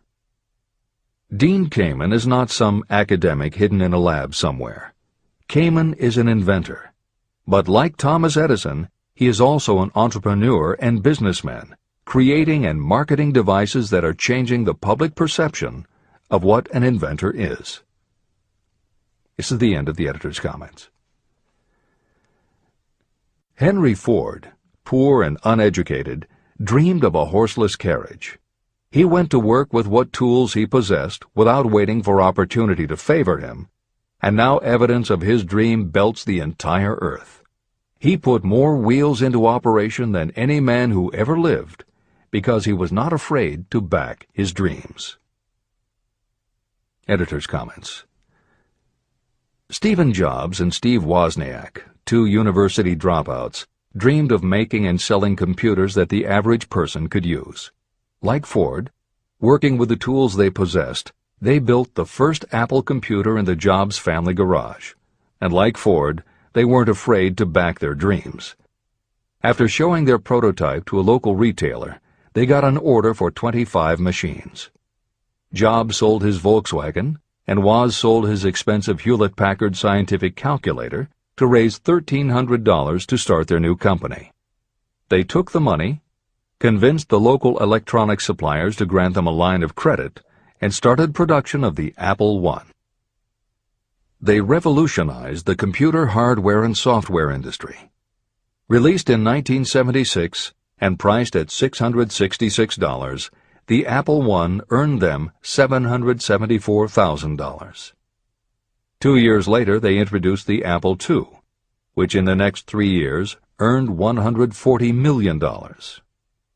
In 1980, Apple went public, and after the first day of trading, the company had a market value of $1.2 billion. Wozniak left the company in 1981, but Jobs pushed through the development of the Macintosh in 1984. In 1985, Jobs left too, but in 1998 he came back to Apple to revitalize the floundering company with the creation of the iMac computers, the animation company Pixar, the iPod, and iTunes. In presenting stories of contemporary successes, the editors have followed Hill's style of using real people to illustrate the principles of success. But Napoleon Hill was granted a rare privilege. Unlike anyone before or after, he had the opportunity to personally meet the most powerful and successful people and learn firsthand the dreams that inspired them, the obstacles that confronted them, and how they found the courage within themselves to overcome their failures. Hill met many of the inventors and the empire builders who laid the foundations of 20th century American industry while they were still news, not history. Then for more than 25 years, he studied the habits and learned the secrets of the next generations who built on the foundations, forged new industries, devised new systems, and dreamed new dreams. It was only because Hill was given such unprecedented access over such a long period that he was able to compare, contrast, analyze, and then formulate a philosophy of achievement based on the real stories of real people who had used these techniques to create their success. Think and Grow Rich revolutionized self-help writing, and to this day is the standard against which all motivational literature is measured. Its success also helped create the market for the thousands of business biographies that tell in detail how the dreams were born, plans were made, frustrations were faced, and triumphs achieved in every sector of modern business. And because this wealth of information is now available, with little more than the click of a mouse, you can read, hear, or watch today's greatest entrepreneurs and most successful CEOs confirming in their own words the basic truth behind every one of the principles Napoleon Hill explains in this book. The products or services they sell may be different, but the story of their success is the same. Dreams, followed by failures, followed by lessons learned, then success. For every Henry Ford, Thomas Edison, or O. Henry that Napoleon Hill cites to make a point, today there is a Steve Jobs, Dean Kamen, or Merle Haggard, proving that Hill's points are still valid. This is the end of the editor's comments. There is a difference between wishing for a thing and being ready to receive it. No one is ready for a thing until they believe they can acquire it. The state of mind must be belief, not mere hope or wish. Open-mindedness is essential for belief. Closed minds do not inspire faith, courage, and belief. Remember, no more effort is required to aim high in life, to demand abundance and prosperity, than is required to accept misery and poverty. A great poet has correctly stated this universal truth through these lines. I bargained with life for a penny, and life would pay no more. However, I begged at evening when I counted my scanty store. For life is a just employer. He gives you what you ask. But once you have set the wages, why, you must bear the task. I worked for a menial's hire, only to learn dismayed that any wage I had asked of life, life would have willingly paid. Desire outwits Mother Nature. As a fitting climax to this chapter, I wish to introduce one of the most unusual persons I have ever known. I first saw him a few minutes after he was born. He came into the world without any physical sign of ears. When pressed for an opinion, the doctor concluded that the child might be deaf and mute for life. I challenged that doctor's opinion. I had the right to do so. I was the child's father. I, too, reached a decision. But I expressed my opinion silently, in the secrecy of my own heart. In my own mind, I knew that my son would hear and speak. How? I was sure there must be a way, and I knew I would find it. I thought of the words of the immortal Emerson. The whole course of things goes to teach us faith. We need only obey. There is guidance for each of us, and by lowly listening, we shall hear the right word. The right word? Desire. More than anything else, I desired that my son should not be deaf and unable to speak. From that desire, I never receded, not for a second.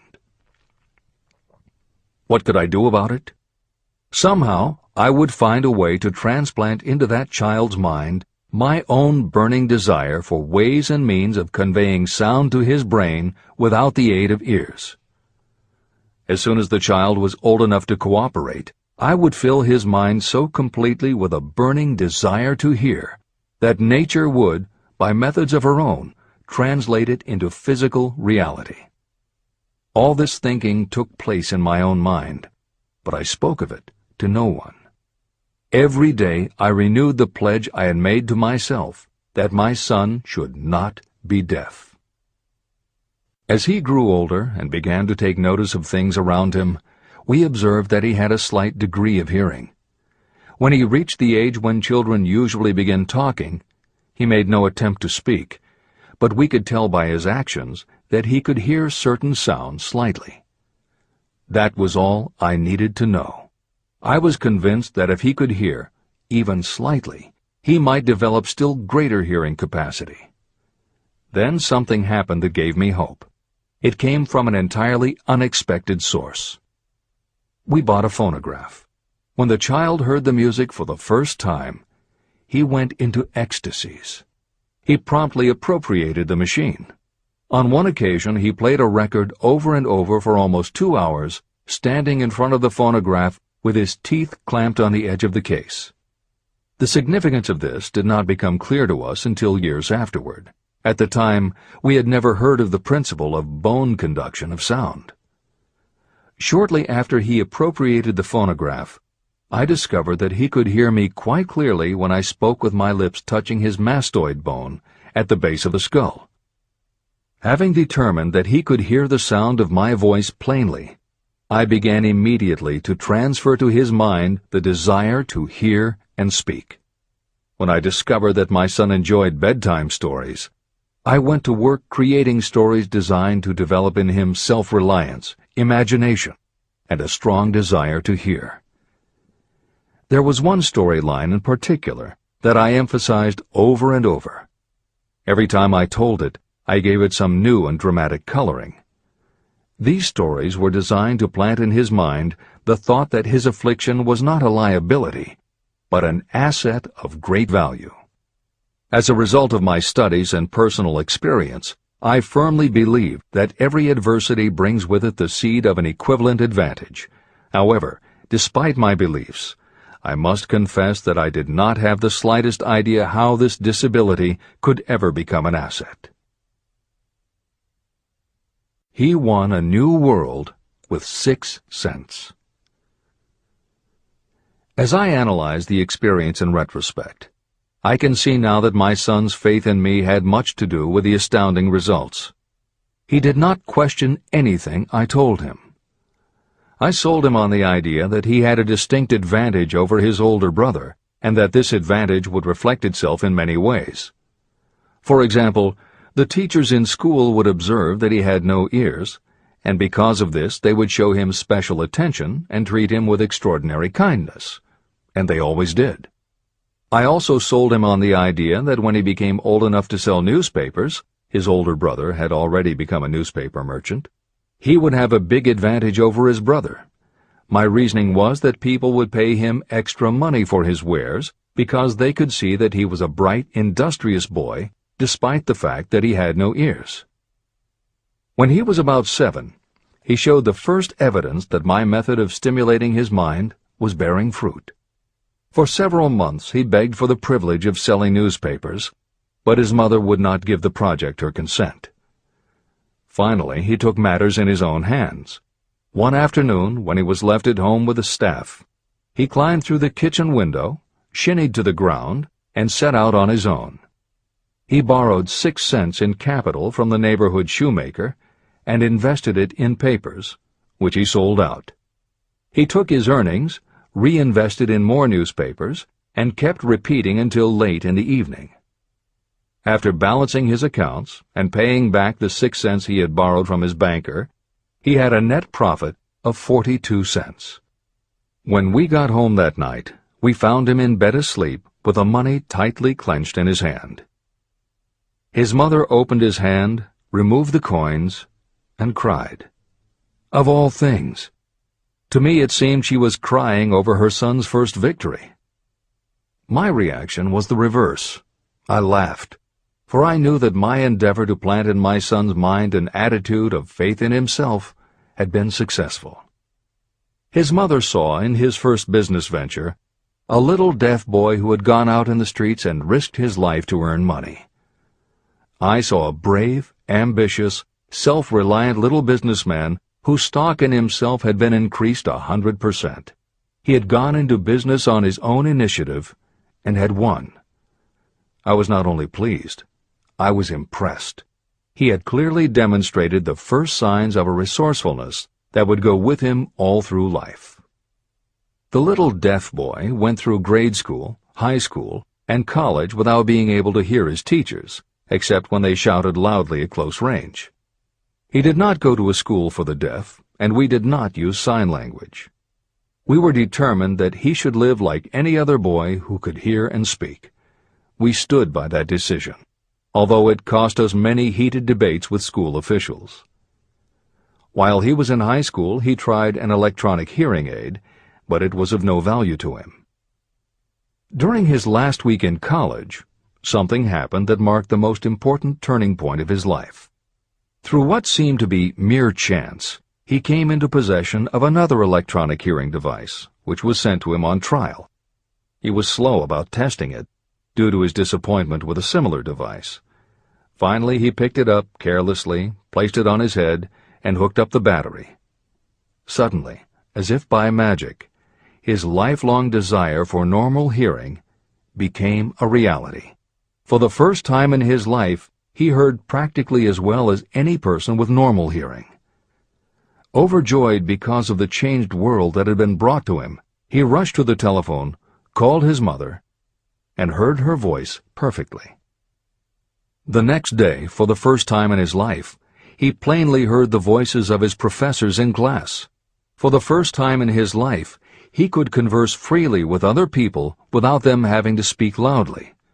Truly, he had come into possession of a changed world. His desire was finally paying dividends. But the victory was not yet complete. He still had to find a definite and practical way to convert his disability into an equivalent asset. Thought that works miracles. Intoxicated with the joy of his newly discovered world of sound, he wrote a letter to the manufacturer of the hearing aid, enthusiastically describing his experience. Something in his letter prompted the company to invite him to New York. He was escorted through the factory, and while talking with the chief engineer, telling him about his changed world, a hunch, an idea, or an inspiration, call it what you wish, flashed into his mind. It was this impulse of thought that converted his disability into an asset destined to pay dividends in both money and happiness to thousands for all time to come. The sum and substance of that impulse was this. It occurred to him that he might be of help to the millions of people who go through life without the benefit of hearing devices, if he could find a way to tell them the story of his changed world. For an entire month, he carried out intensive research, during which he analyzed the entire marketing system of the manufacturer of the hearing device. Then he created a plan for reaching out to other hearing-impaired people all over the world, to share with them his newly discovered changed world. When this was done, he put in writing a 2-year plan based upon his findings. When he presented the plan to the company, he was instantly given a position for the purpose of carrying out his ambition. Little did he dream when he went to work that he was destined to bring hope and practical relief to thousands of people who, without his help, would have been limited forever by deafness. There's no doubt in my mind that Blair would have been deaf and unable to speak all his life if his mother and I had not managed to shape his mind as we did. When I planted in his mind the desire to hear and talk and live as other people, there went with that impulse some strange influence that caused nature to become bridge builder and span the gulf of silence between his brain and the outer world. Truly, a burning desire has devious ways of transmuting itself into its physical equivalent. Blair desired normal hearing. Now he has it. He was born with a condition that in those days might easily have sent a person with a less defined desire to the street with a bundle of pencils and a tin cup. The little white lie I planted in his mind when he was a child, by leading him to believe his impaired hearing would become a great asset, has justified itself. I am convinced it is a fact that there is nothing, right or wrong, that belief plus burning desire cannot make real. These qualities are free to everyone. Editor's comments. As Napoleon Hill was finishing this chapter on desire, it was reported that the famed opera singer Madame Schumann-Heink had died. A passage in her obituary struck Hill as being so appropriate to the subject of this chapter that he was moved to comment as follows. End of editor's comment. One short paragraph in the newspaper story about the famed opera singer Madame Schumann-Heink gives the clue to this unusual woman's stupendous success. I quote the paragraph because the clue it contains is none other than desire. Early in her career, Madame Schumann-Heink visited the director of the Vienna Court Opera to have him test her voice. But he did not test it. After taking one look at the awkward and poorly dressed girl, he exclaimed, none too gently, "With such a face, and with no personality at all, how can you ever expect to succeed in opera? My good child, give up the idea. Buy a sewing machine and go to work. You can never be a singer." Never is a long time. The director of the Vienna Court Opera may have known much about the technique of singing, but he knew little about the power of desire when it assumes the proportion of an obsession. If he had known more of that power, he would not have made the mistake of condemning genius without giving it an opportunity.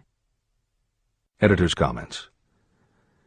Although few readers of this edition will be familiar with Madame Schumann-Heink, every reader knows a half-dozen similar stories. It is true for every generation and every kind of music. At some time, even the biggest stars were failures. At some time, someone told them they weren't good enough. But every one of those times that they failed, their desire was bigger than their failure. That is why you know their stories. And it's also why you've never heard about the thousands of other performers who were also told they weren't good enough. The ones you've never heard of are the ones whose desire wasn't big enough. They are the ones who believed that failure was defeat. This is the end of the editor's comment. Several years ago, one of my business associates became ill. He became worse as time went on, and finally was taken to the hospital for an operation. The doctor warned me that there was little, if any, chance of my ever seeing him alive again. But that was the doctor's opinion. It was not the opinion of the patient. Just before he was wheeled away, he whispered to me, "Do not be disturbed, Chief. I will be out of here in a few days." The attending nurse looked at me with pity. But the patient did come through safely. After it was all over, his physician said, nothing but his own desire to live saved him. He never would have pulled through if he had not refused to accept the possibility of death. Editor's comments. By the 1980s, the phenomenon that Napoleon Hill wrote about in the preceding paragraph was embraced by a growing segment of the population. Among the adherents were numerous medical professionals who incorporated the concept under the term the body-mind connection. And by the turn of the 21st century, the belief that the mind can manifest physical changes in the body had become a part of mainstream medical practice. In Chapter 5, Autosuggestion, you will find further comment on the medical aspects of having a burning desire. This is the end of the editor's comment. I believe in the power of desire backed by faith in yourself, because I have seen this power lift people from lowly beginnings to places of power and wealth. I have seen it rob the grave of its victims. I have seen it serve as the medium by which people staged a comeback after having been defeated in 100 different ways. And I have seen it provide my own son with a normal, happy, successful life, despite nature's having sent him into the world without ears. How can you harness and use the power of desire? The first part of the answer is in the technique at the beginning of this chapter. You will learn more about it in the next and subsequent chapters of this book. Through some strange and powerful principle, nature wraps up in the impulse of strong desire that something that recognizes no such word as impossible, and accepts no such reality as failure. There are no limitations to the mind except those we acknowledge. Chapter 4. Faith in your ability.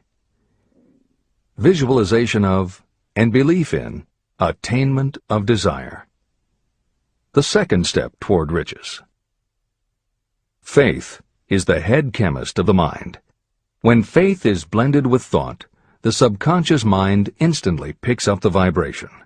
The subconscious then translates it and transmits it to infinite intelligence. The emotions of faith, love, and sex are the most powerful of all the major positive emotions.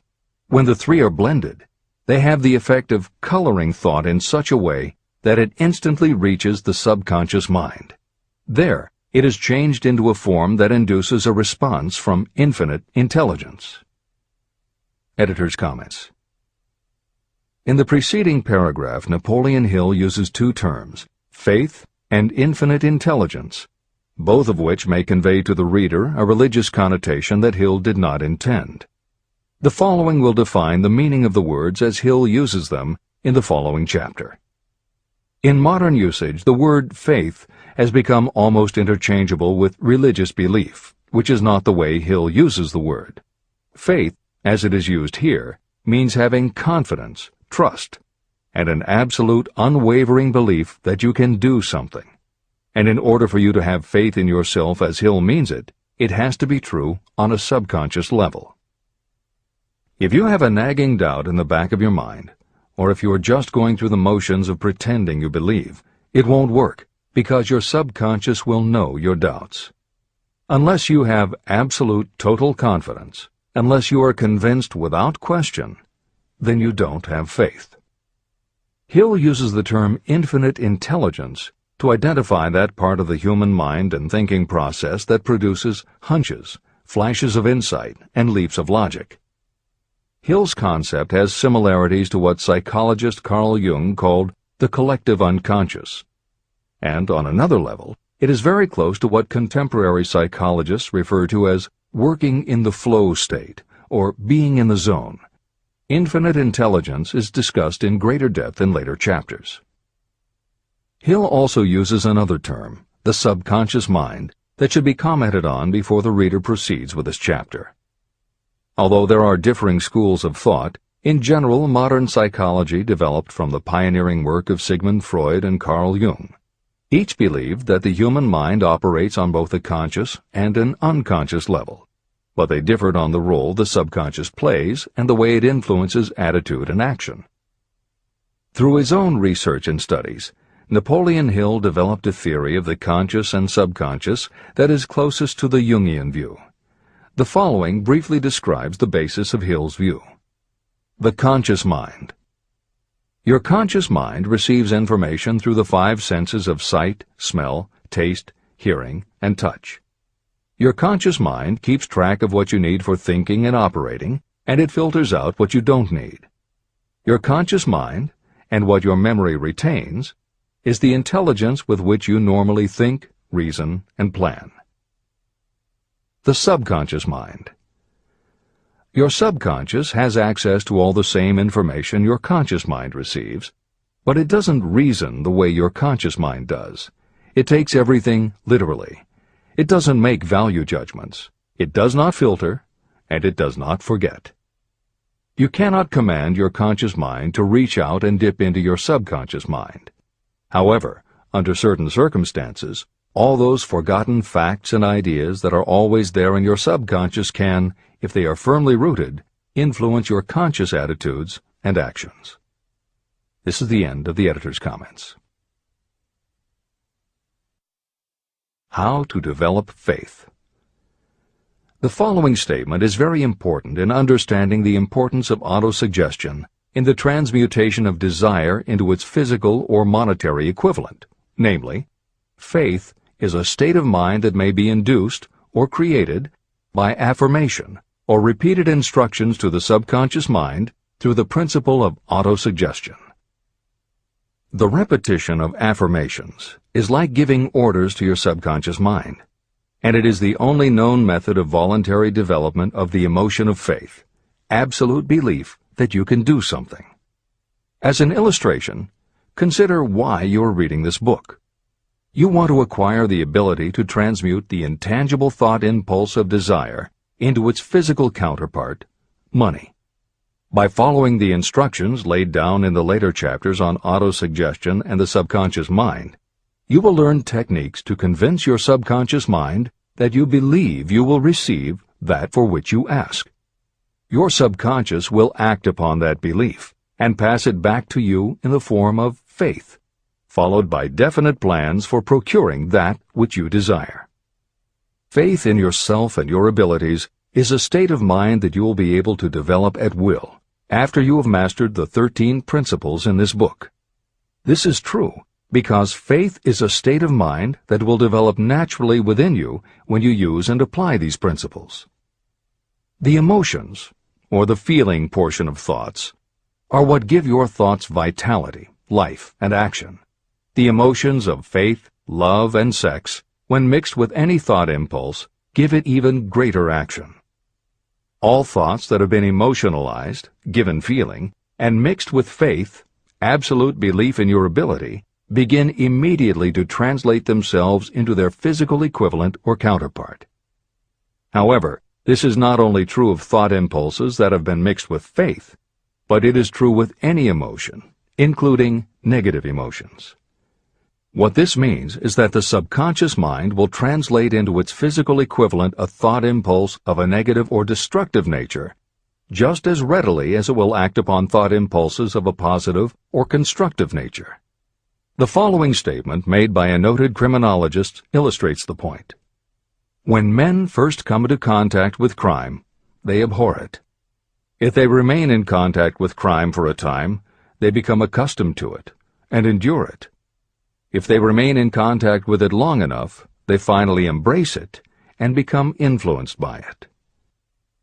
This is the equivalent of saying that a negative impulse of thought that is repeatedly passed on to the subconscious mind often enough is finally accepted and acted upon by the subconscious mind. The subconscious then proceeds to translate that impulse into its physical equivalent by the most practical procedure available. This also accounts for the strange phenomenon that so many millions of people experience, referred to as bad luck. There are millions of people who believe themselves doomed to poverty and failure because of some strange force they call bad luck, over which they believe they have no control. But the truth is that they are the creators of their own misfortunes, because this negative belief in bad luck is picked up by the subconscious mind and translated into its physical equivalent. Your belief, or faith, is the element that will determine the action of your subconscious mind. Once again, let me stress that you will benefit by passing on to your subconscious mind any desire that you wish translated into its physical or monetary equivalent in a state of expectancy or belief that the transmutation will actually take place. The subconscious mind will transmute into its physical equivalent, by the most direct and practical way available, any order that is given to it in a state of belief or faith that the order will be carried out. At this point, it should also be noted that because of the way that the subconscious operates, there is nothing to stop you from deceiving your subconscious mind when giving it instructions through autosuggestion. That is what I did when I deceived my son's subconscious mind.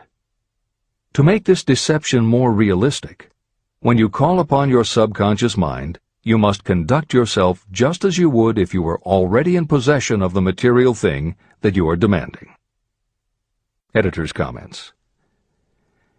It is an axiom of contemporary motivation theory that the subconscious mind cannot distinguish between what is real and what is vividly imagined. One of the most frequently cited studies supporting this concept was done with a group of basketball players. The players were divided into 3 teams, and the players on each team were tested on their ability to make free throws. The teams were then separated for a period of time, and each team was given instructions which they were told would improve their abilities. One team was instructed to practice making baskets on a daily basis. The second team was instructed not to practice during the period and not to even think about basketball. The third team was also instructed not to practice during the period, but instead the members were told to spend their daily practice time visualizing in detail the process of making baskets. At the end of the experiment, the teams were again tested. The team that rested showed a decrease in ability. The team that practiced showed a marked increase in ability. And the team that didn't practice, but visualized making baskets, showed an increase in ability almost equal to those who had practiced daily. As Hill says, you can deceive your subconscious through autosuggestion. If you convincingly plant an idea in your subconscious will accept and work with the idea as though it were a fact. But the key word is convincingly. If you try to send a message to your subconscious, but in the back of your mind you have a nagging doubt whether it will work, your subconscious will pick that up also. You will have sent mixed messages that cancel each other out. That is why Hill stresses the importance of doing it with faith. Your subconscious will not judge if it is true or false, positive or negative, but it does respond to the power of the input, how emotionalized the thought is. This is the end of the editor's comment. It is essential for you to encourage the positive emotions as the dominating forces of your mind. But faith in yourself doesn't come from merely reading instructions. Now that you understand the theory, you must begin to apply it. By experimenting and practicing, you will develop your ability to mix faith with any order you give to your subconscious. When you have faith in your ability, then you can give your subconscious mind instructions, which it will accept and act upon immediately. When your mind is dominated by positive emotions, it will encourage the state of mind known as faith. Faith in yourself is a state of mind that you can create by autosuggestion. All through the ages, religious leaders have admonished people to have faith. They say to have faith in this, that, and the other dogma or creed, but they have failed to tell people how to have faith. They have not stated that faith is a state of mind that may be induced by self-suggestion.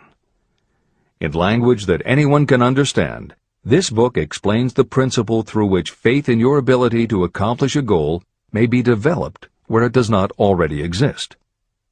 Before we begin, you should be reminded again that faith is the eternal elixir that gives life, power, and action to the impulse of thought. Faith is the starting point of all accumulation of riches.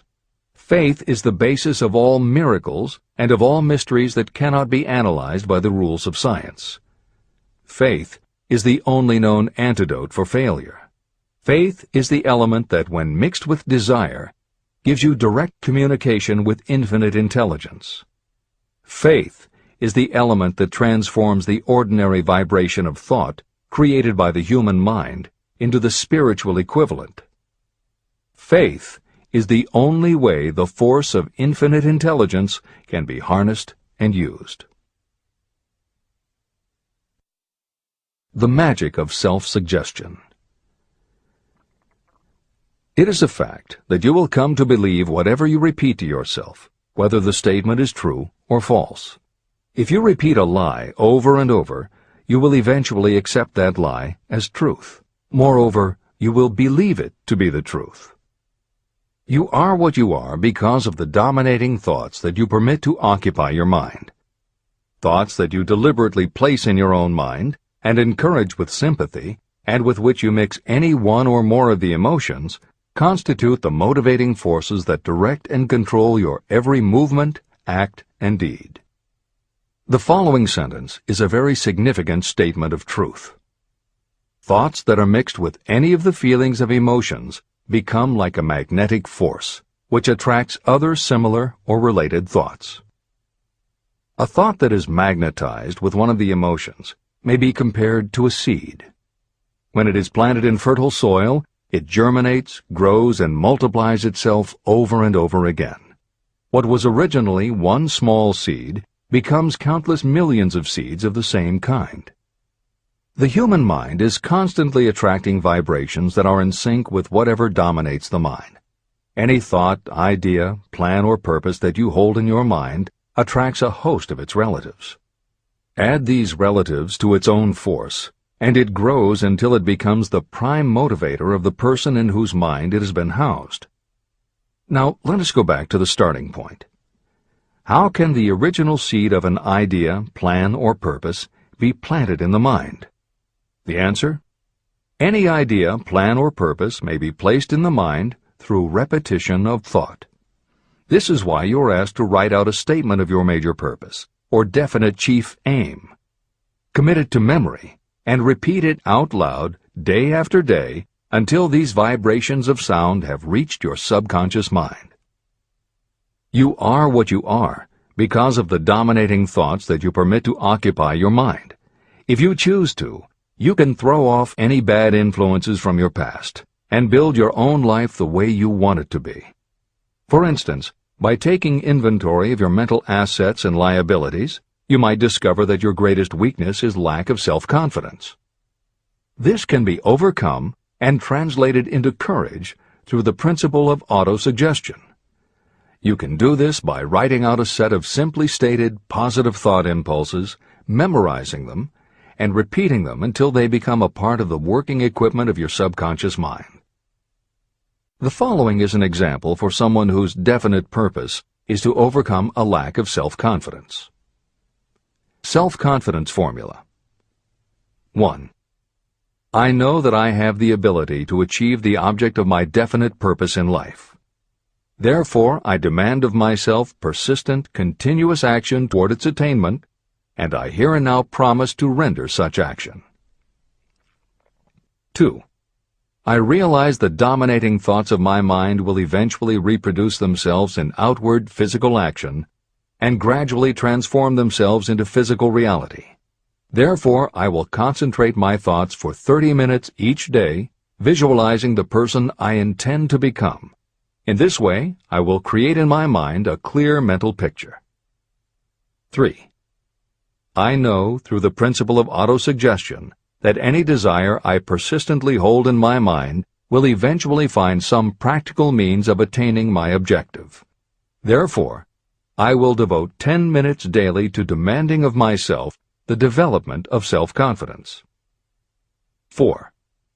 I have clearly written down a description of my definite chief aim in life, and I will never stop trying until I have developed sufficient self-confidence for its attainment. 5. I fully realize that no wealth or position can last unless it is built upon truth and justice. Therefore, I will engage in no transaction that does not benefit all whom it affects. I will succeed by attracting to myself the forces I wish to use and the cooperation of others. I will persuade others to help me because of my willingness to help others. I will eliminate hatred, envy, jealousy, selfishness, and cynicism by developing love for all humanity. because I know that a negative attitude toward others can never bring me success. I will cause others to believe in me because I will believe in them and in myself. I will sign my name to this formula, commit it to memory, and repeat it aloud once a day, with full faith that it will gradually influence my thoughts and actions so that I will become a self-reliant and successful person. Behind this formula is a law of nature that psychologists call autosuggestion or self-suggestion. It is a proven technique that will work for your success if it is used constructively.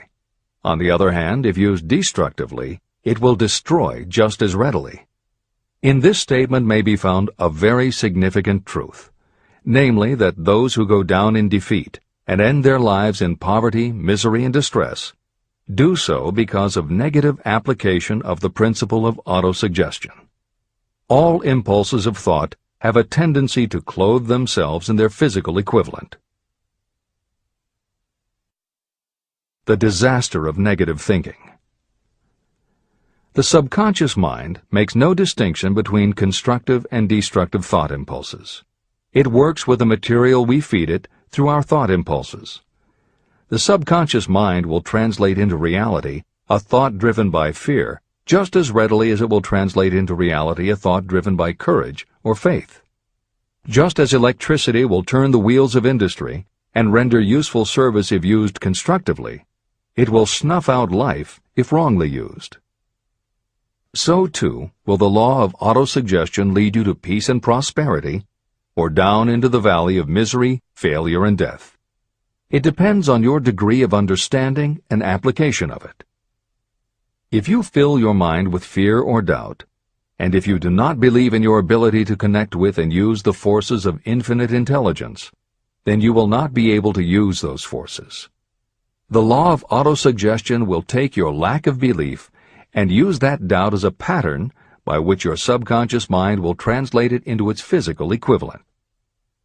Editor's comments. When you have faith in your ability to accomplish what you want, it not only firmly plants ideas in your subconscious, but it then works to reinforce itself. When you have faith in your abilities, part of what you must have faith in is that it is possible to tap into infinite intelligence.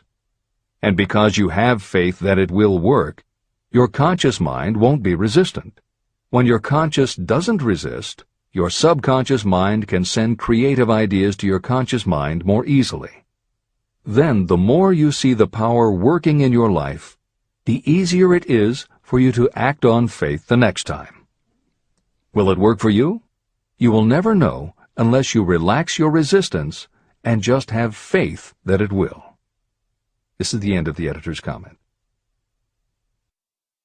Like the wind that carries one ship east and another west, the law of autosuggestion will lift you up or pull you down according to the way you set your sails of thought. The law of autosuggestion, through which any person may rise to altitudes of achievement that stagger the imagination, is well described in the following verse. Observe the words that have been emphasized, and you will catch the deep meaning that the poet had in mind. If you think you are beaten, you are. If you think you dare not, you don't. If you like to win, but you think you can't, it is almost certain you won't. If you think you'll lose, you're lost. For out in the world we find, success begins with a fellow's will. It's all in the state of mind. If you think you are outclassed, you are. You've got to think high to rise.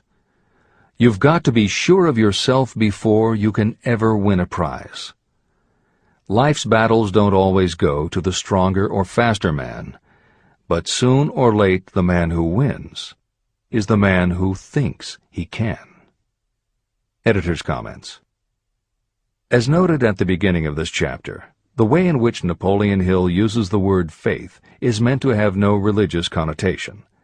However, it would be impossible for Hill to write this chapter without acknowledging the power of religious faith. Therefore, in the following two paragraphs, when Hill discusses Jesus Christ and Mahatma Gandhi as exemplifying the power of faith, he is referring to their personal faith, the absolute trust in his beliefs that Jesus exhibited, and Gandhi's total conviction and confidence in his cause. In this way, they perfectly exemplify thought impulse mixed with faith. This is the end of the editor's comment. If you wish evidence of the power of faith, study the achievements of men and women who have employed it. At the head of the list comes the Nazarene. The basis of Christianity is faith, no matter how many people may have perverted or misinterpreted the meaning of this great force. The sum and substance of the teachings and the achievements of Christ, which may have been interpreted as miracles, were nothing more nor less than faith. If there are any such phenomena as miracles, they are produced only through the state of mind known as faith. Consider Mahatma Gandhi of India, one of the most astounding examples of the possibilities of faith. Gandhi wielded more potential power than any man living in his time, and he had this power despite the fact that he had none of the orthodox tools of power, such as money, battleships, soldiers, and materials of warfare. Gandhi had no money, no home. He did not own a suit of clothes, but he did have power. How did he come by that power? He created it out of his understanding of the principle of faith and through his ability to transplant that faith into the minds of 200 million people. Gandhi accomplished the astounding feat of influencing 200 million minds to coalesce and move in unison as a single mind. What other force on earth, except faith, could do as much? How an idea built a fortune. Editor's comment. Although the following story is not exclusively about faith, and it makes no mention of autosuggestion or the subconscious mind, Napoleon Hill included it at this point in every edition of Think and Grow Rich. In fact, as Hill says, this story illustrates at least 6 of the 13 principles of success, but faith is at the center of it. If the central figure, Charles M. Schwab, had not mixed his big idea with absolute unwavering faith that he could pull it off, the whole history of American business would have been different. This is the end of the editor's comment. The event chosen for this illustration dates back to 1900, when the United States Steel Corporation was being formed. As you read the story, keep in mind the following fundamental facts and you will understand how ideas have been converted into huge fortunes. First, the United States Steel Corporation was born in the mind of Charles M. Schwab in the form of an idea he created through his imagination. Second, he mixed faith with his idea. Third, he formulated a plan for the transformation of his idea into physical and financial reality. Fourth, he put his plan into action with his famous speech at the University Club. Fifth, he applied and followed through on his plan with persistence and backed it with firm decision until it had been fully carried out. Sixth, he prepared the way for success by a burning desire for success. If you are one of those who have often wondered how great fortunes are accumulated, this story of the creation of the United States Steel Corporation will be enlightening. If you have any doubt that a person can think and grow rich, this story should dispel that doubt. You can plainly see in the story of United States Steel the application of a major portion of the principles described in this book. This astounding description of the power of an idea was dramatically told by John Lowell in the New York World Telegram, with whose courtesy it is here reprinted. Editor's comments. In order for the modern reader to fully appreciate the following newspaper story, it is appropriate at this point to provide some background information about the main players. Charles M. Schwab was Andrew Carnegie's right-hand man and president of the Carnegie Steel Corporation.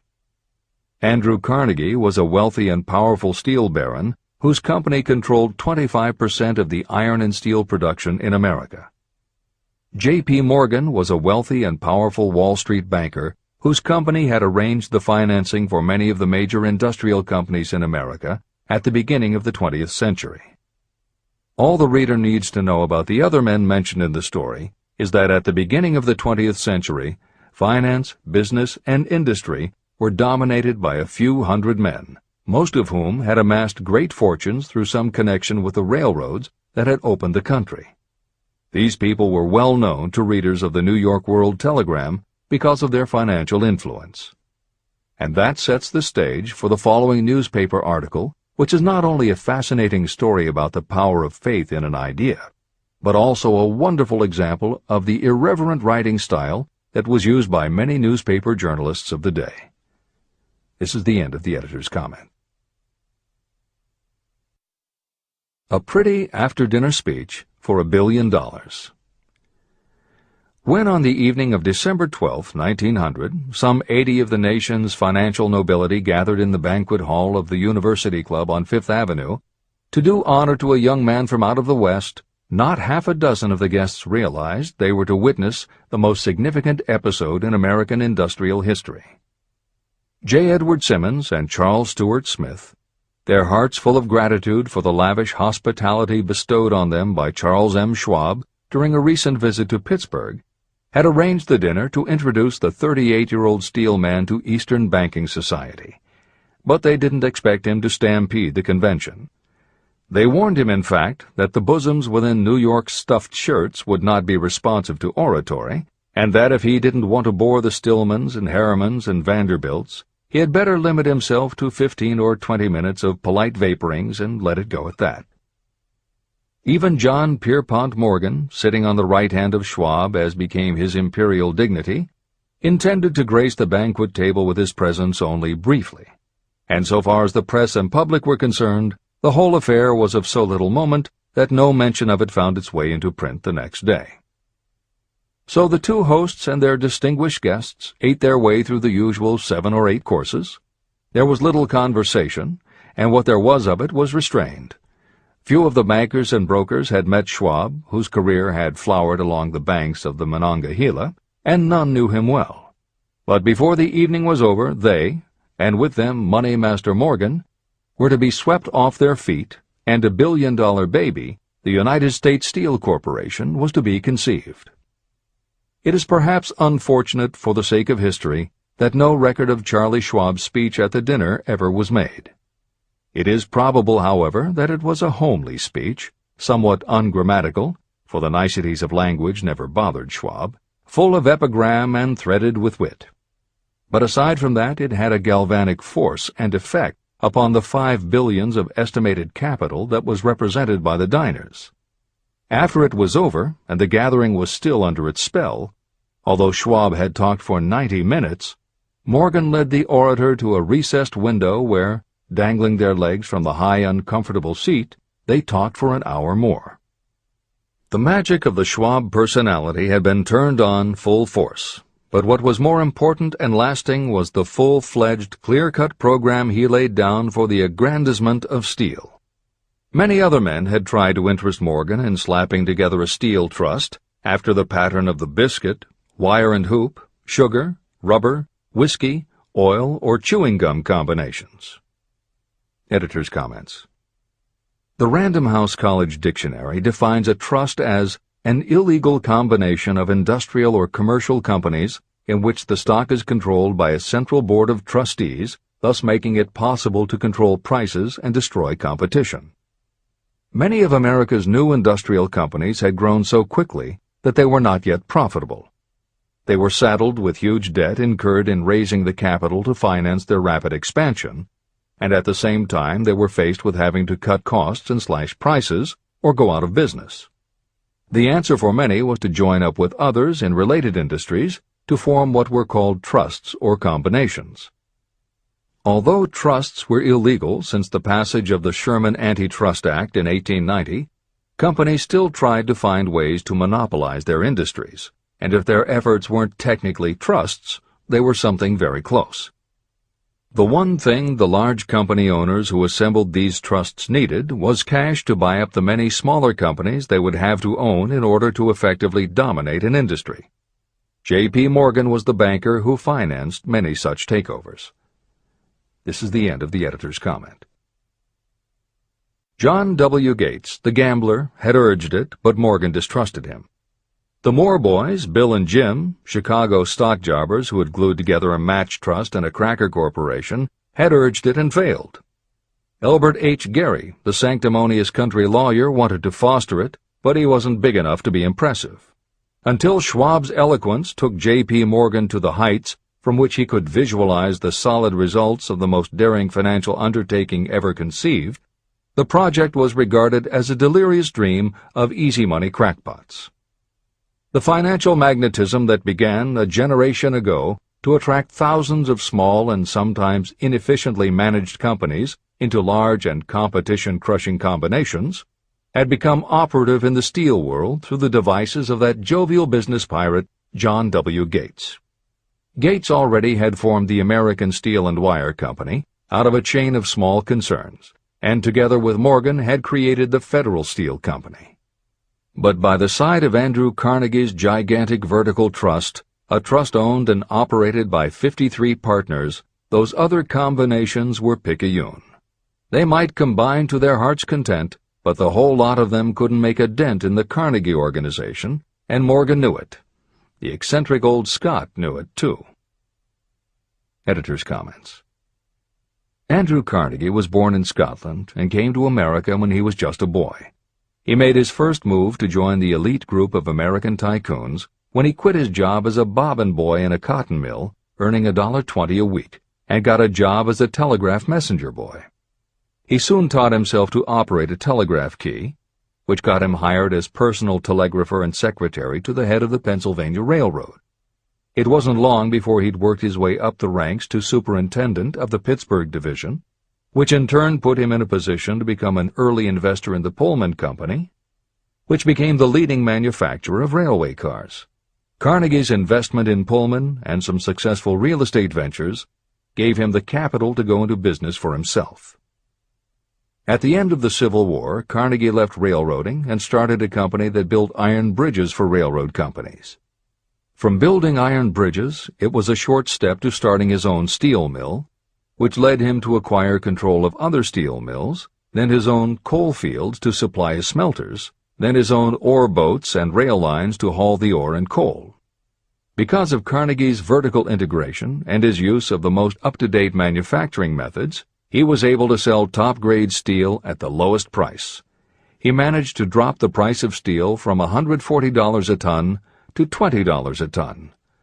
By 1899, the Carnegie Steel Company controlled about 25% of the iron and steel production in America. The smaller steel manufacturers couldn't compete with Carnegie, so they went to J.P. Morgan for help. He arranged for the financing, and a wide-ranging alliance was put together of companies that were in the business of manufacturing products made from steel. Part of the deal was that they would not buy steel from Carnegie.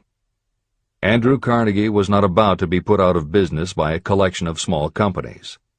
He announced that he would buy or build his own manufacturing companies to produce finished goods made of steel. This is the end of the editor's comments, and the New York World Telegram story continues. From the magnificent heights of Skibo Castle he had viewed, first with amusement and then with resentment, the attempts of Morgan's smaller companies to cut into his business. When the attempts became too bold, Carnegie's temper was translated into anger and retaliation. He decided to duplicate every mill owned by his rivals. Hitherto, he hadn't been interested in wire, pipe, hoops, or sheet. Instead, he was content to sell such companies the raw steel and let them work it into whatever shape they wanted. Now, with Schwab as his chief and able lieutenant, he planned to drive his enemies to the wall. So it was that in the speech of Charles M. Schwab, Morgan saw the answer to his problem of combination. A trust without Carnegie, giant of them all, would be no trust at all, a plum pudding, as one writer said, without the plums. Schwab's speech on the night of December 12, 1900, undoubtedly carried the inference, though not the pledge, that the vast Carnegie enterprise could be brought under the Morgan tent. He talked of the world future for steel, of reorganization for efficiency, of specialization, of the scrapping of unsuccessful mills and concentration of effort on the flourishing properties, of economies in the ore traffic, of economies in overhead and administrative departments, of capturing foreign markets. More than that, he told the buccaneers among them wherein lay the errors of their customary piracy. Their purposes, he inferred, had been to create monopolies, raise prices, and pay themselves fat dividends out of privilege. Schwab condemned the system in his heartiest manner. The short-sightedness of such a policy, he told his hearers, lay in the fact that it restricted the market in an era when everything cried for expansion. By cheapening the cost of steel, he argued, an ever-expanding market would be created. More uses for steel would be devised, and a goodly portion of the world trade could be captured. Actually, though he did not know it, Schwab was an apostle of modern mass production. Editor's comments. For J.P. Morgan, all of Schwab's talk about economies of scale and expanding markets meant only one thing. Until that night, it was assumed that Andrew Carnegie would continue building his own manufacturing companies to compete with the steel trusts that Morgan had helped put together. Morgan knew that for Carnegie to do so would require an enormous amount of capital, and Morgan also knew that Carnegie had always been strongly against raising money by selling stock in his company. What Schwab seemed to be implying was that rather than going to Wall Street for the money needed to fight the trusts, Carnegie might be interested in selling his business. This is the end of the editor's comment.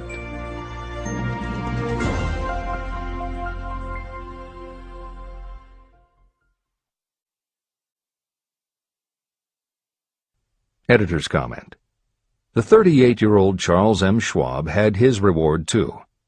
He was made president of the new corporation, United States Steel, and remained in control until 1930. When Schwab left U.S. Steel, he went on to found the mammoth Bethlehem Steel Corporation, of which he also became president. This is the end of the editor's comment. Riches begin with thought.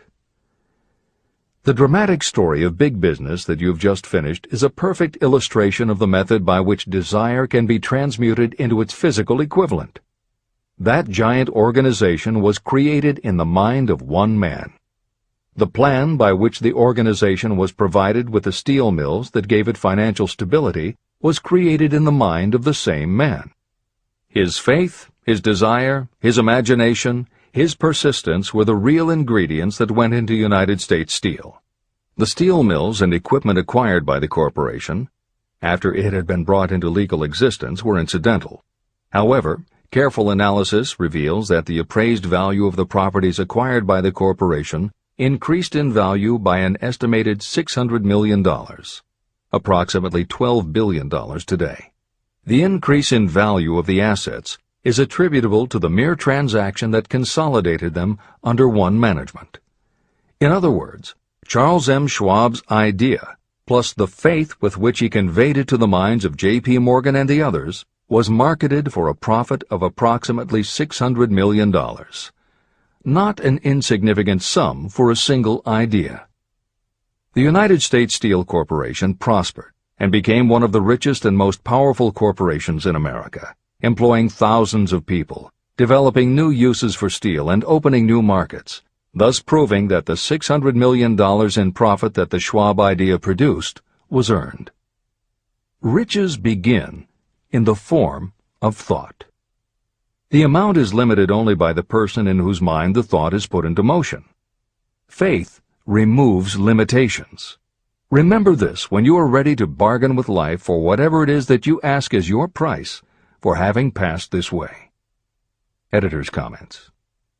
In the years since that article appeared in the New York World Telegram, the well-told business story has become its own genre within the publishing industry. There are best-selling books and biographies by and about the insiders who run every industry. The editors of this edition of Think and Grow Rich strongly encourage you to sample some of these books. They can be entertaining and inspirational, and in them you will be able to see examples of Hill's principles of success at work in the real world.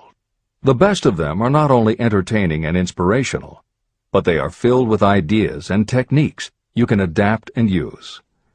There are literally too many bestsellers from which to select a best-of listing for inclusion here. Any such choice the editors might make would not necessarily be the best, but merely reflective of the interests of the person doing the choosing. However, there are two books the editors recommend that are not by or about a single individual or industry. These books are In Search of Excellence by Tom Peters and Breakthroughs by P.R. Nyack and John N. Ketteringham. Each of these books deals with a broad spectrum of industries, and within each industry they single out certain companies and individuals for analysis. Both were published at the beginning of the business book trend in the 1980s, but there are few books since then that better convey the importance of faith in a good idea. In Search of Excellence, chosen by a panel of experts as the most influential book of the past 20 years, was a runaway bestseller and will likely be in print for years to come. Breakthroughs may be harder to find, but it will be well worth the effort. This is the end of the editor's comments.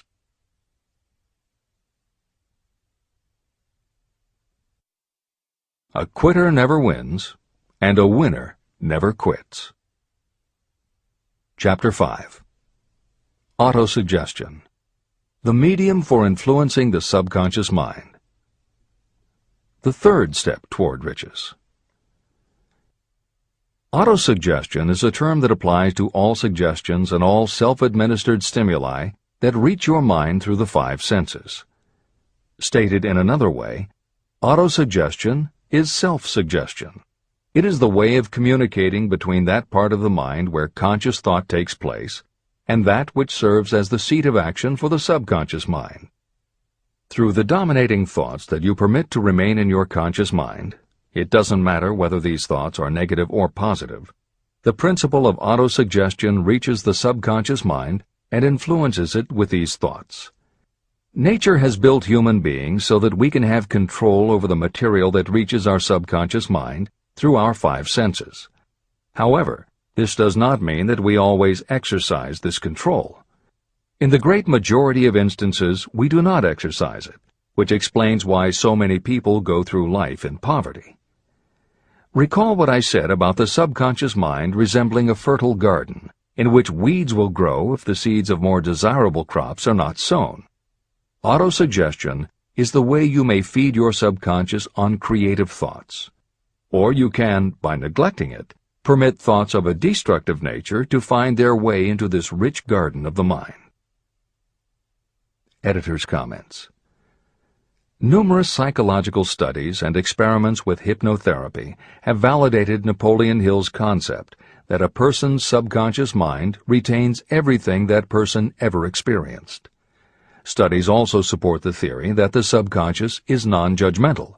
It does not filter or interpret, it simply processes information literally and stores it. For those readers who may be dubious about the subconscious, or that thoughts stored below the level of consciousness can exert enough influence to affect attitude and behavior, the following explanation should alleviate any such doubts. There is no doubt about the existence of the conditions known by the psychological terms fixations, phobias, and compulsive behaviors. These conditions occur when a child has learned something in such a powerful or dramatic way that the knowledge becomes firmly planted in the child's subconscious mind. Then, even as the child grows to adulthood and the conscious mind learns to understand that information from a mature point of view, because the childhood learning experience was so powerful, the subconscious still retains the childhood understanding of the information. The result is a fixation, phobia, or compulsive behavior that causes a response rooted in childhood, which does not make logical sense to the adult's conscious mind.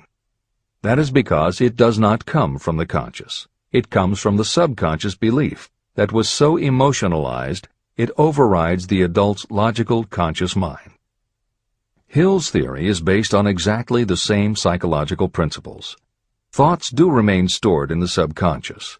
They remain just as they were when they were input, and the more highly emotionalized the thoughts are when they are input, the more influence they exert on attitude and behavior.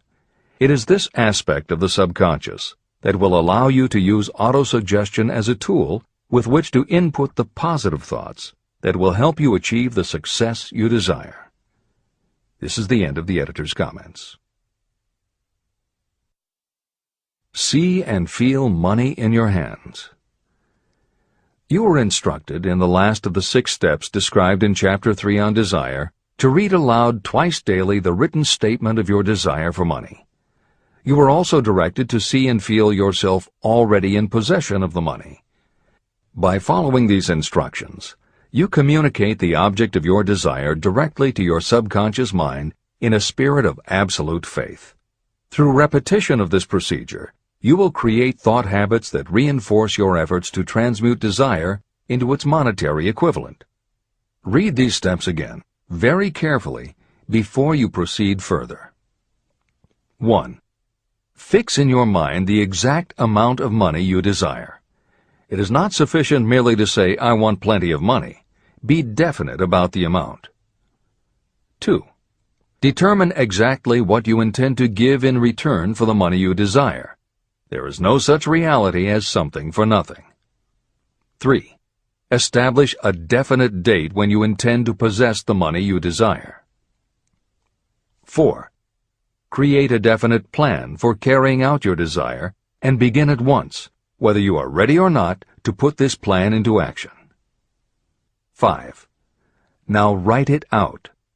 Write a clear, concise statement of the amount of money you intend to acquire, name the time limit for its acquisition, state what you intend to give in return for the money, and describe clearly the plan through which you intend to accumulate it. 6. Read your written statement aloud, twice daily. Read it once just before retiring at night, and read it once after arising in the morning. As you read, see and feel and believe yourself already in possession of the money. Remember, when reading aloud the statement of your desire, through which you will develop a money consciousness, that the mere reading of the words is of no consequence, unless you mix emotion or feeling with your words. Your subconscious mind recognizes and acts only upon thoughts that have been well mixed with emotion or feeling. This is a fact of such importance as to warrant repetition in practically every chapter. The lack of understanding of this is the main reason the majority of people who try to apply the principle of autosuggestion get no desirable results. Plain, unemotional words do not influence the subconscious mind. You will get no appreciable results until you learn to reach your subconscious mind with thoughts or spoken words that have been well emotionalized with belief. Do not become discouraged if you cannot control and direct your emotions the first time you try. Remember, there is no such possibility as something for nothing. You cannot cheat even if you desire to do so. The price of ability to influence your subconscious mind is persistence in applying the principles described here. You cannot develop the desired ability for a lower price. You, and you alone, must decide whether or not the reward, the money consciousness, is worth the price you must pay for it in effort. Your ability to use the principle of autosuggestion will depend very largely upon your capacity to concentrate on a given desire until that desire becomes a burning obsession. How to strengthen your powers of concentration. When you begin to carry out the instructions in the 6 steps, it will be necessary for you to make use of the principle of concentration. Following are suggestions for the effective use of concentration. When you begin the first of the 6 steps, which instructs you to fix in your own mind the exact amount of money you desire, close your eyes and hold your thoughts on that amount of money until you can actually see the physical appearance of the money. Do this at least once each day. As you go through these exercises, follow the instructions given in Chapter 4 on faith and see yourself actually in possession of the money. Here is a most significant fact. The subconscious mind takes any orders given to it in a spirit of absolute faith and acts upon those orders. But the orders often have to be presented over and over again, repeated positive affirmation, before they are interpreted by the subconscious mind. Because of this, you might consider the possibility of playing a perfectly legitimate trick on your subconscious mind.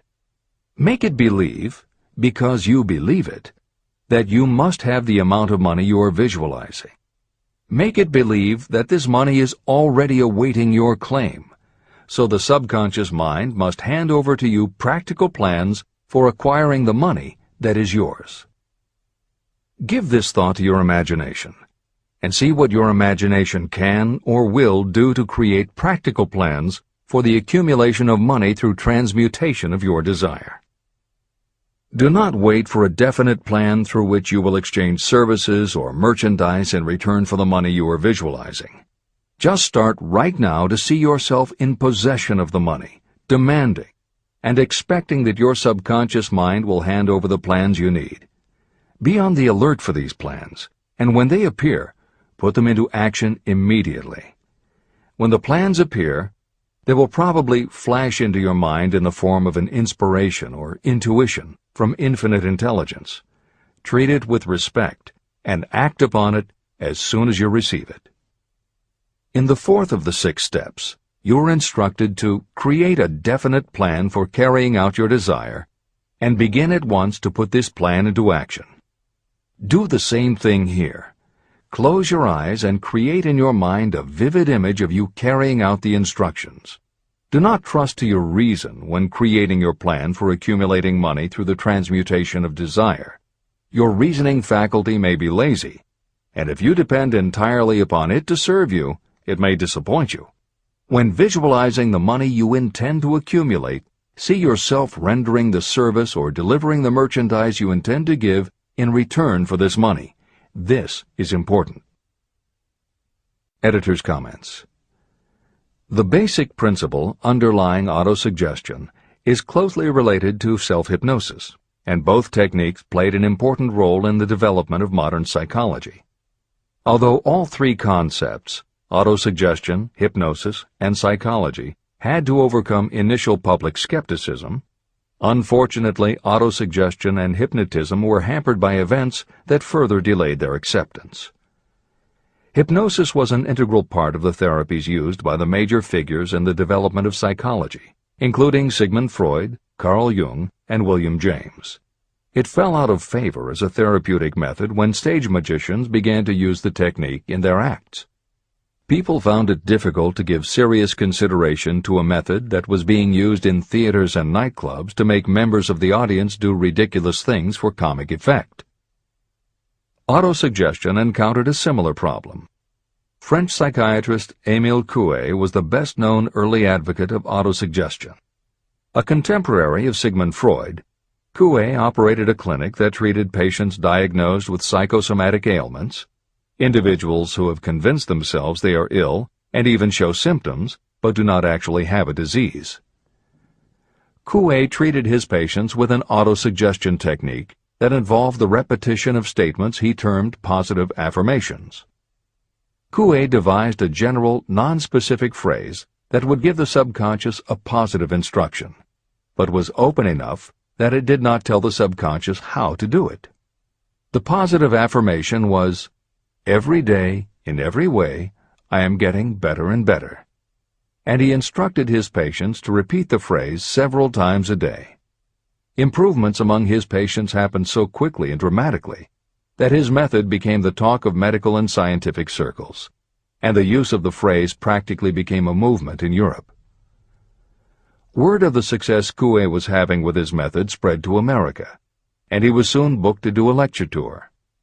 At one of his early speaking engagements, a cynical newspaper reporter made a joke of the technique, calling it, "Hell's bells, I'm well." The joke followed Coué wherever he spoke, and the press coverage was so negative he canceled his tour and returned to practice in Europe. Serious scientists and therapists continued to work with autosuggestion. But just as had happened when stage magicians cast doubt upon the efficacy of hypnosis, Coué's method of positive affirmation fell out of favor with the general public. It took the openness of the latter part of the 20th century before the techniques of hypnosis and autosuggestion gained general acceptance once again. Today, if you go on the Internet, there are over 40,000 web links featuring positive affirmations, and numerous bestsellers have been written on the subject.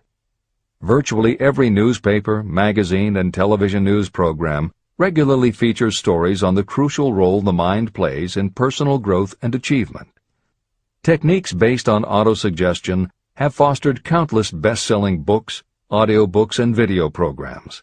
and every week thousands of people attend seminars, lectures, and retreats to be inspired by motivational speakers or spiritual leaders, and to learn techniques that will help them achieve success, almost all of which are based on the basic principles Napoleon Hill advocates in this book. When Hill instructs the reader to close your eyes and hold your thoughts on that amount of money until you can actually see the physical appearance of the money, he is in fact describing the autosuggestion technique most widely taught by contemporary motivational experts. Today it is called creative visualization, and it is regularly used by some of the most successful trainers of Olympic athletes and professional sports teams. It is used by NASA in training astronauts, and medical professionals use it in a variety of ways, including teaching it to patients who need to elevate their autoimmune system. Using visualization effectively is much more than simply daydreaming about something you would like to have or a goal you would like to achieve. Visualization is a specific technique that involves the use of imagination, creativity, vivid imagery, and affirmations, all focused on creating something you wish to manifest in reality. Napoleon Hill identified the practice of visualization and wrote about it as early as 1928 in his first bestseller, Law of Success. Since then, many other psychologists, medical professionals, motivational speakers, and authors have developed systems based on the same principles. Dr. Maxwell Maltz, a noted plastic surgeon, found that often it was as important for his patients to change their inner perception of themselves as it was to change their outer appearance. Dr. Maltz's landmark bestseller, Psycho-Cybernetics, draws heavily on visualization as a way to increase self-esteem and improve a wide range of abilities. The Silva method, which is another variation on visualization, has been taught to millions of people by certified Silva trainers who hold seminars throughout the country. Jose Silva's best-selling book, The Silva Mind Control Method, has also sold many millions of copies. In 1978, 50 years after Napoleon Hill wrote about visualization in Law of Success, Shakti Gawain published the phenomenal bestseller Creative Visualization, and Adelaide Bry published Visualization, Directing the Movies of Your Mind. At about the same time, Dr. O. Carl Simonton, an oncologist, concluded that cancer patients who used visualizations in conjunction with chemotherapy treatments had a marked improvement over those who didn't. His bestseller, Getting Well Again, had a profound impact, and it was followed by books from other respected medical professionals, such as Love, Medicine, and Miracles by Dr. Bernie Siegel, and Superimmunity by Dr. Paul Purcell. Other bestsellers by Dr. John Sarno, Dr. Deepak Chopra, and Dr. Andrew Weil have made what once was referred to as alternative medicine now part of mainstream medical practice. This is the end of the editor's comments. Stimulate your subconscious mind. The instructions given previously for the steps necessary in your desire for money will now be summarized and blended with the principles covered by this chapter, as follows. 1. Go to some quiet spot, preferably in bed at night, where you will not be disturbed or interrupted. Close your eyes and repeat aloud, so that you may hear your own words, the written statement of the amount of money you intend to accumulate. Be specific about the time limit for its accumulation, and a description of the service or merchandise you intend to give in return for the money. As you carry out these instructions, see yourself already in possession of the money. For example, suppose that you intend to accumulate $50,000 by the 1st of January, 5 years from now, and that you intend to give your personal services as a salesperson in return for the money. Your written statement of your purpose should be similar to the following. By the 1st day of January, I will have in my possession $50,000, which will come to me in various amounts from time to time during the interim. In return for this money, I will give the most efficient service of which I am capable. I will give the fullest possible quantity and the best possible quality of service as a salesperson of, and describe the service or merchandise you intend to sell. I believe that I will have this money in my possession. My faith is so strong that I can now see this money before my eyes. I can touch it with my hands. It is now awaiting transfer to me at the time and in the proportion that I deliver the service in return for it. I am awaiting a plan for getting this money, and I will follow that plan when it is received. 2. Repeat this program night and morning until you can see in your imagination the money you intend to accumulate. 3. Place a written copy of your statement where you can see it night and morning and read it just before retiring and upon rising until it has been memorized. Editor's comments. The following is another suggestion, adapted from Hill's later writings, which appear in Napoleon Hill's Keys to Success. Surround yourself with books, pictures, mottos, and other suggestive devices. Pick things that symbolize and reinforce achievement and self-reliance.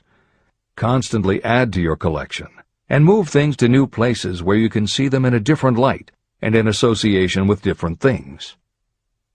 I had a friend who was a realtor who kept her $1 Million Club certificate over her desk to remind herself of what she was capable. One day she took it down to dust and set it on top of a newspaper. When she picked it up again, she saw beneath it an article about the new football coach who had been hired at the university. Guess who bought a house she had been struggling to sell? This is the end of the editor's comments. Remember, as you carry out these instructions, that you are applying the principle of autosuggestion for the purpose of giving orders to your subconscious mind. Remember also that your subconscious mind will act only upon instructions that are emotionalized and handed over to it with feeling. Faith is the strongest and most productive of the emotions. These instructions may at first seem abstract. Do not let this disturb you. Follow the instructions no matter how abstract or impractical they may appear to be.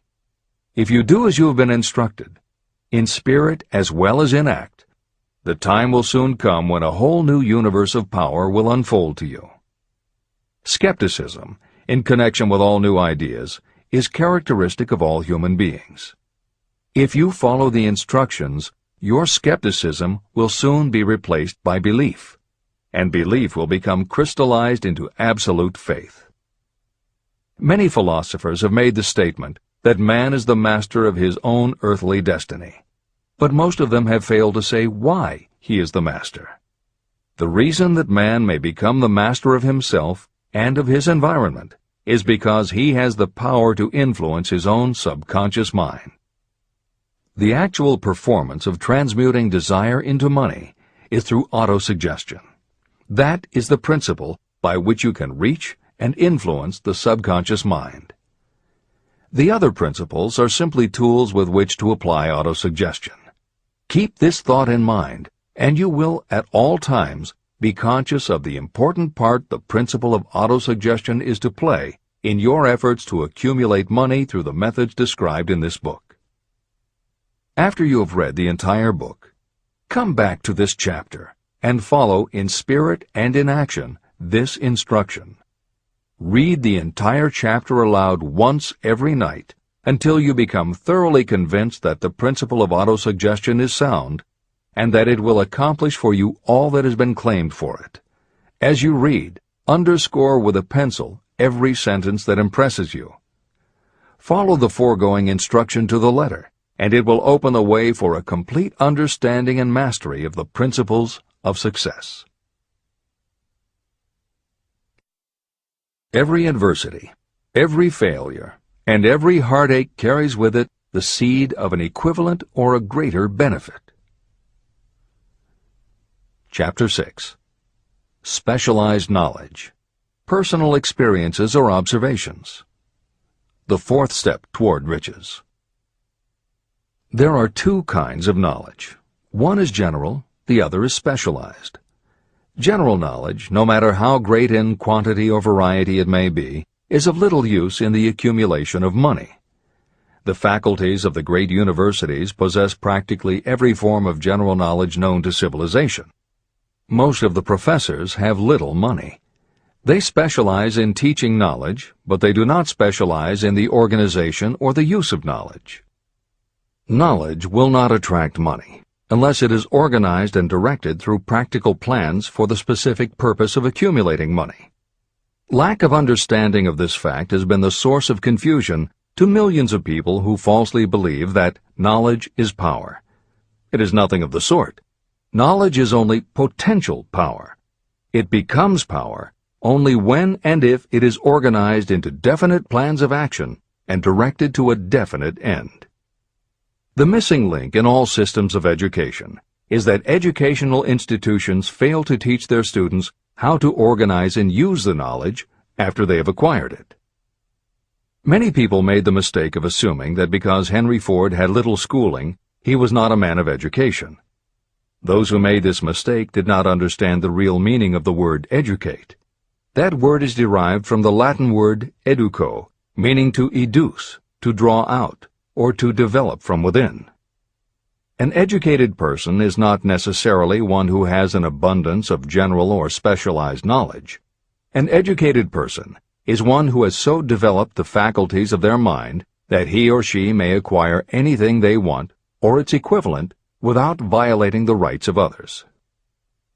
During the World War, a Chicago newspaper published editorials in which, among other statements, Henry Ford was called an ignorant pacifist. Mr. Ford objected to the statements and sued the paper for libeling him. When the suit was tried in the courts, the attorneys for the paper called Mr. Ford to the witness stand for the purpose of proving to the jury that he was ignorant. They asked Mr. Ford a great variety of questions. All of them intended to prove that while he might possess considerable specialized knowledge about manufacturing automobiles, he was in the main ignorant. Mr. Ford was asked such questions as, who was Benedict Arnold, and how many soldiers did the British send over to America to put down the rebellion of 1776? In answer to the last question, Mr. Ford replied, I do not know the exact number of soldiers the British sent over, but I have heard that it was a considerably larger number than ever went back. Finally, Mr. Ford became tired of this line of questioning. In reply to a particularly offensive question, he leaned over, pointed his finger at the lawyer who had asked the question, and said, If I should really want to answer the foolish question you have just asked, or any of the other questions you have been asking me, let me remind you that I have a row of electric push buttons on my desk, and by pushing the right button I can summon to my aid men who can answer any question I desire to ask concerning the business to which I am devoting most of my efforts. Now, will you kindly tell me why I should clutter up my mind with general knowledge for the purpose of being able to answer questions when I have men around me who can supply any knowledge I require? That answer floored the lawyer. Every person in the courtroom realized it was the answer not of an ignorant man, but of a man of education. Any person is educated who knows where to get knowledge when they need it and how to organize that knowledge into definite plans of action. Through the assistance of his mastermind group, Henry Ford had at his command all the specialized knowledge he needed to become one of the wealthiest men in America.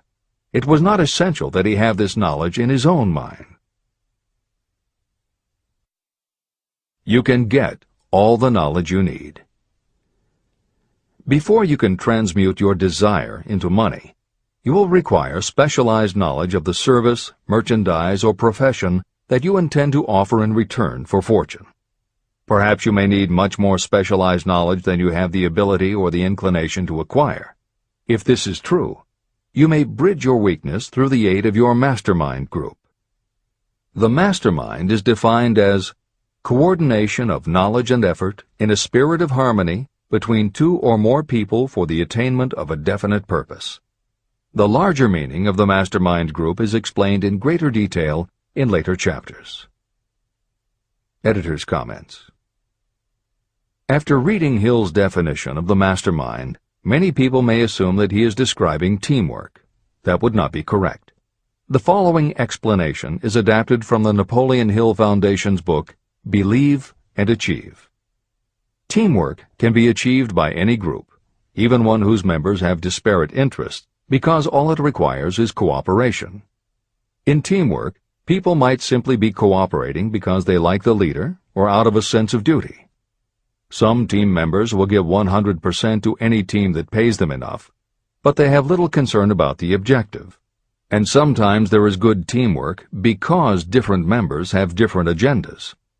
A board of directors may disagree, even be unfriendly, and still run a business successfully. Musical groups are made up of notoriously self-centered people who work as a team if it will help them get ahead. Masterminds, on the other hand, are formed of individuals who have the same agenda, a deep sense of mission, and commitment to the same goal. Masterminds represent the highest order of thinking by a group of knowledgeable people, each contributing their absolute best according to their abilities, expertise, and background. If you have ever been a part of a meeting when everything just clicked and ideas built upon other ideas, with each member contributing until out of the group activity came the best possible idea or solution, that was a mastermind at work. Napoleon Hill believed that you must make the mastermind experience a regular part of your life if you really want to succeed.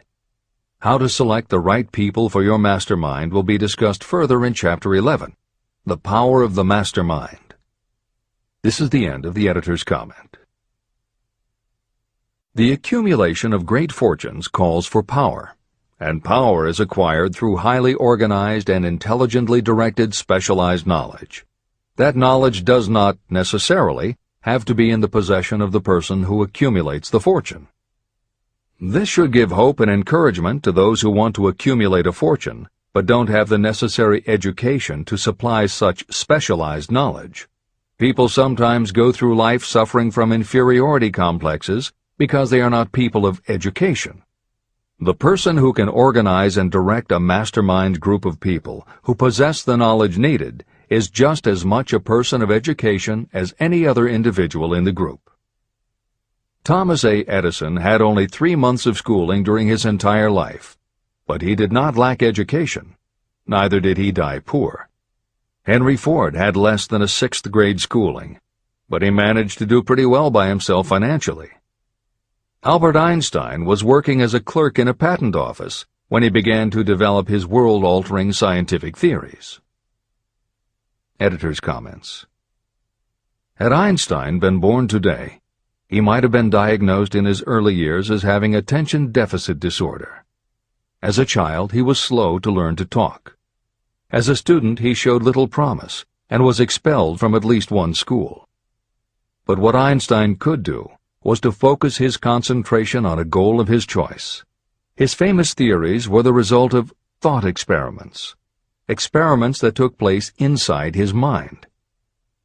It is said that the breakthrough which led him to the theory of relativity came not from specialized knowledge of physics or mathematics, but from his ability to imagine what would happen if he were riding on a beam of starlight through space. This is the end of the editor's comments. Specialized knowledge is among the most plentiful and the cheapest forms of service that may be had. If you doubt this, consult the payroll of any university. It pays to know how to purchase knowledge, and it pays to know where to look. First of all, decide the sort of specialized knowledge you require and the purpose for which it is needed. To a large extent, your major purpose in life, the goal toward which you are working, will help determine what knowledge you need. Your next move requires that you have accurate information concerning dependable sources of knowledge. The more important of these are your own experience and education, experience and education available through cooperation of others, Mastermind Alliance, colleges and universities, public libraries, and even easier, the Internet, special training courses through night schools and home study courses in particular. As knowledge is acquired, it must be organized and put into use for a definite purpose through practical plans. Knowledge has no value except for what can be gained from its application toward some worthy end. Successful people never stop acquiring specialized knowledge related to their major purpose, business, or profession. Those who are not successful usually make the mistake of believing that the knowledge acquiring period ends when you finish school. The truth is, that schools do little more than teach you how to acquire practical knowledge. Editor's comments. At this point in the original edition of Think and Grow Rich, Napoleon Hill included a newspaper story about education and job opportunities. Although the contemporary job market has changed considerably, the author of the article, Robert Moore, Director of Placements at Columbia University, made some comments that are perfectly aligned with the philosophy of Think and Grow Rich and are still holding true today. One such comment was, "The man who has been active on the campus, whose personality is such that he gets along with all kinds of people, and who has done an adequate job with his studies, has a most decided edge over the strictly academic student." One of the largest industrial companies, the leader in its field, in writing to Mr. Moore concerning prospective seniors at the college said, "We emphasize qualities of character, intelligence, and personality far more than specific educational background." Although few would argue that education is valuable, as Moore implies above and as Hill noted earlier about Edison, Ford, and Einstein, academic accomplishment has never been a sure indicator of success. The October 27, 2003 issue of Time magazine made a similar point in their cover story about the changes being made in the SAT exam. Although the article's primary focus is on the efforts to make the SAT less biased, it also notes that recent research indicates that neither the SAT nor IQ tests have proven to be very reliable predictors of future real-world achievement.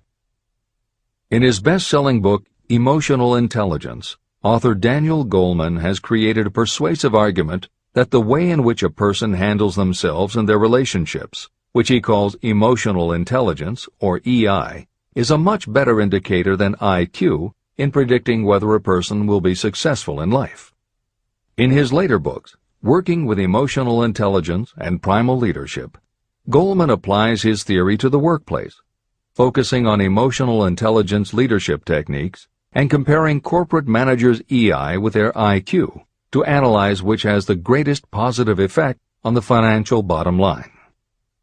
Daniel Goleman's theories have caused some significant changes within educational circles and among management theorists, but their greatest impact has been on individuals who have gone through life intimidated because they believe they aren't smart enough. For them, Goleman's books offer convincing evidence that although they may not have conventional education, their natural abilities and interpersonal skills can be far more important in achieving success. This is the end of the editor's comments. One of the most reliable and practical sources of knowledge available to those who need specialized schooling are night schools, extension courses, and seminars. The correspondence schools give specialized training anywhere the U.S. mails go, or via the Internet. One advantage of home study training is the flexibility of the study program, which permits you to study during spare time. Another advantage of home study training, if the school is carefully chosen, is that most courses offer some method of personal consultation, which can be of priceless value to those needing specialized knowledge. No matter where you live, you can share the benefits. A lesson from a collection agency. Anything acquired without effort and without cost is generally unappreciated and often discredited. Perhaps this is why we get so little from our marvelous opportunity in public schools. The self-discipline you will learn from a program of specialized study can make up for the wasted opportunity when knowledge was available without cost. Being asked to pay, whether you make good grades or poor, has the effect of causing you to follow through with the course when you would otherwise drop it. I learned this from experience when I enrolled for a home study course in advertising. After completing 8 or 10 lessons, I stopped studying. But the school did not stop sending me bills. In fact, they insisted upon payment, whether I kept up my studies or not. I decided that if I had to pay for the course, which I had legally obligated myself to do, I should complete the lessons and get my money's worth. Correspondence schools are well-organized businesses. At the time, I felt that their collection system was somewhat too well organized, but I learned later in life that it was a valuable part of my education. The truth is that their collection department constituted the very finest sort of training on decision-making, promptness, and the habit of finishing what you begin. The collection system that forced me to finish the course turned out to be worth much in the form of money earned. The road to specialized knowledge. We have in this country what is said to be the greatest public school system in the world.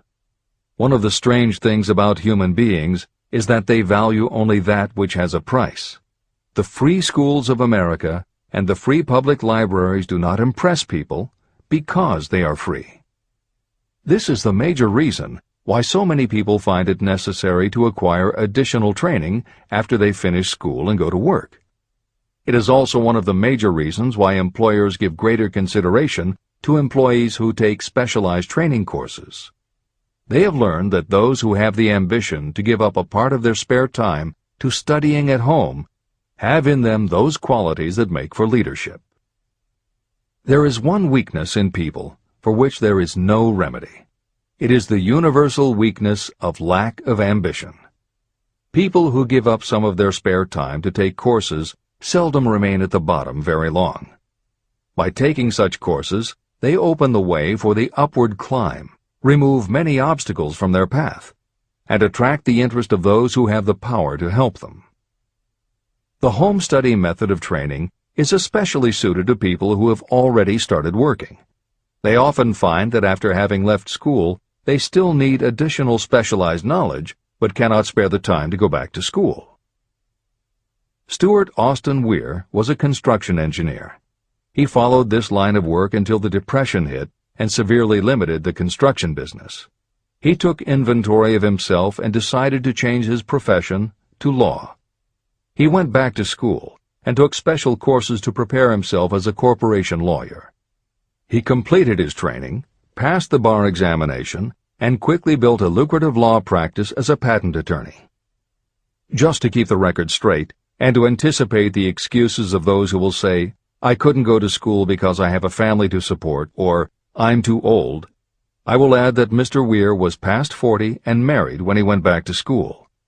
Moreover, by carefully selecting highly specialized courses, Mr. Weir completed in 2 years the work that it takes the majority of law students 4 years to do. It pays to know how to purchase knowledge. A simple idea that paid off. Here's another specific example about a salesman in a grocery store who found himself suddenly unemployed. Having had some bookkeeping experience, he took a special course in accounting, familiarized himself with all the latest bookkeeping and office equipment, and went into business for himself. Starting with a grocer for whom he had formerly worked, he made contracts with more than 100 small merchants to keep their books at a very nominal monthly fee. His idea was so practical that he soon found it necessary to set up a portable accounting office in a light delivery truck. He now has a fleet of these bookkeeping offices on wheels. He employs a large staff of assistants who provide small merchants with accounting services equal to the best that money can buy at very nominal cost. Specialized knowledge plus imagination were the ingredients that went into this unique and successful business. Last year, the owner of that business paid income taxes of almost 10 times as much as was paid by the grocery store that fired him. Editor's comments. It would be impossible to write a contemporary book about success without including the story of Bill Gates. And although the connection between the world's wealthiest man and Hill's story about a man who started a mobile accounting business may not be immediately obvious, the fact is that this is a very apt place to include the story of Microsoft. Just as with the mobile accountant, the two defining characteristics of Bill Gates' success are specialized knowledge and imagination. Everyone had recognized at an early age that Bill Gates was a very bright student, but he had little interest in anything other than science and math. And when the mothers group at his school arranged for the students to learn about computing, that became his passion. By the time he was 13, he taught himself computer programming, and throughout high school and his years at university, his life revolved around computer clubs and odd jobs working for companies that had something to do with computers. Although at various times he toyed with the idea of a career in science or law, it is probably fair to say that while he was still in school, Bill Gates knew, in general terms, what his burning desire in life would be. He paid little attention to general knowledge, but devoted himself to assembling the specialized knowledge he would need to achieve his definite major purpose. Gates' burning desire heated up the day his friend and fellow computer club member Paul Allen bought a copy of the January 1975 issue of Popular Electronics. On the cover was a picture of an inexpensive desktop computer, the Altair 8800, which could be built from a kit. Gates and Allen knew in their gut that there were other students just like them who would love to get their hands on one of these things. At the time, it took a lot of imagination to foresee the impact computers might have on the average person. And even though they didn't own an Altair, they decided they could write a computer program for it. That took even more imagination. They contacted Ed Roberts, the founder of the company that made the Altair, and pitched their idea. Roberts told them he was getting offers from all over, and his policy was that whoever wrote it first would get the job. For the next 2 months, they tore apart the manual, gleaning the specialized knowledge they would need to write the program. They were the first to deliver a workable operating system, and Roberts bought it from them for $3,000 plus a royalty on sales. With their vision of the future burning in their imaginations, Gates and Allen used the advance and their royalties to launch a company that would be in the business of writing computer programs. They named their new company Microsoft and called old friends from their high school computer club to staff it. Bill Gates was 19 and Paul Allen was only a few years older. They and about 9 of their friends started writing programs for Apple Computer, Commodore, and anyone else who would contract with the company for their services. For the next 5 years, Bill Gates and Paul Allen had their share of imaginative ideas, but mostly they concentrated on learning the specialized knowledge needed to run and grow a successful business. Then in 1980, IBM, which had finally decided to get into the small computer business, needed help getting up to speed. They approached Microsoft to write an operating system for the new computer venture. Once again, specialized knowledge and imagination were the qualities that guided Bill Gates.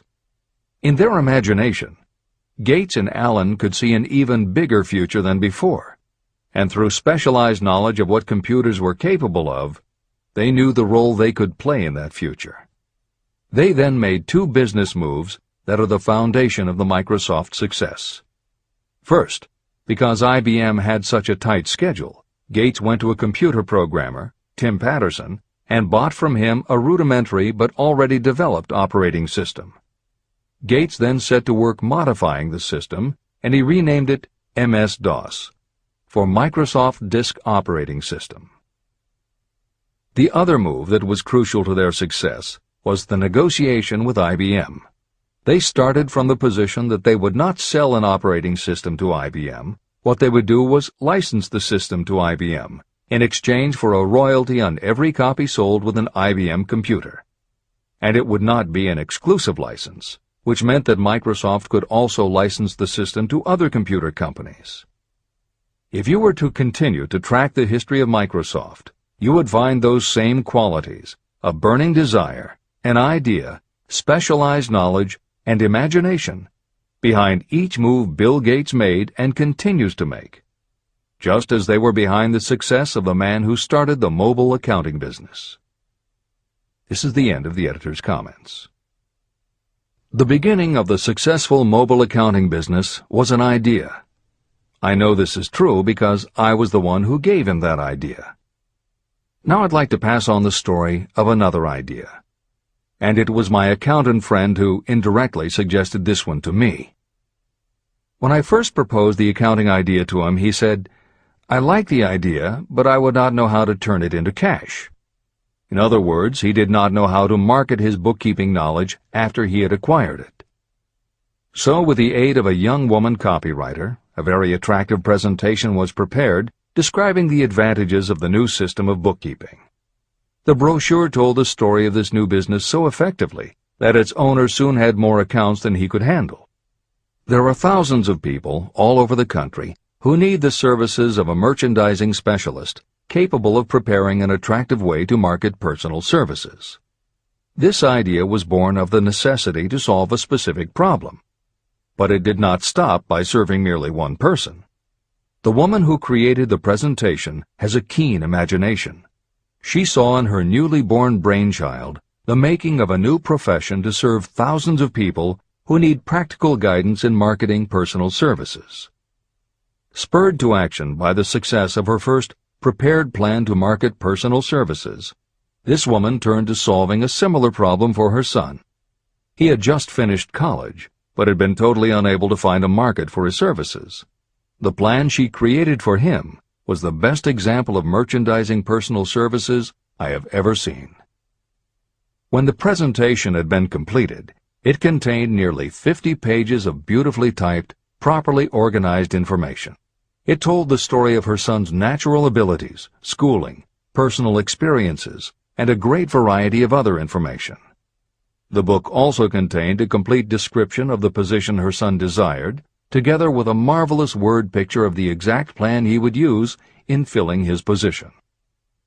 The preparation of the presentation required several weeks of her time, during which she sent her son to the public library almost daily to get specific data needed to sell his services to best advantage.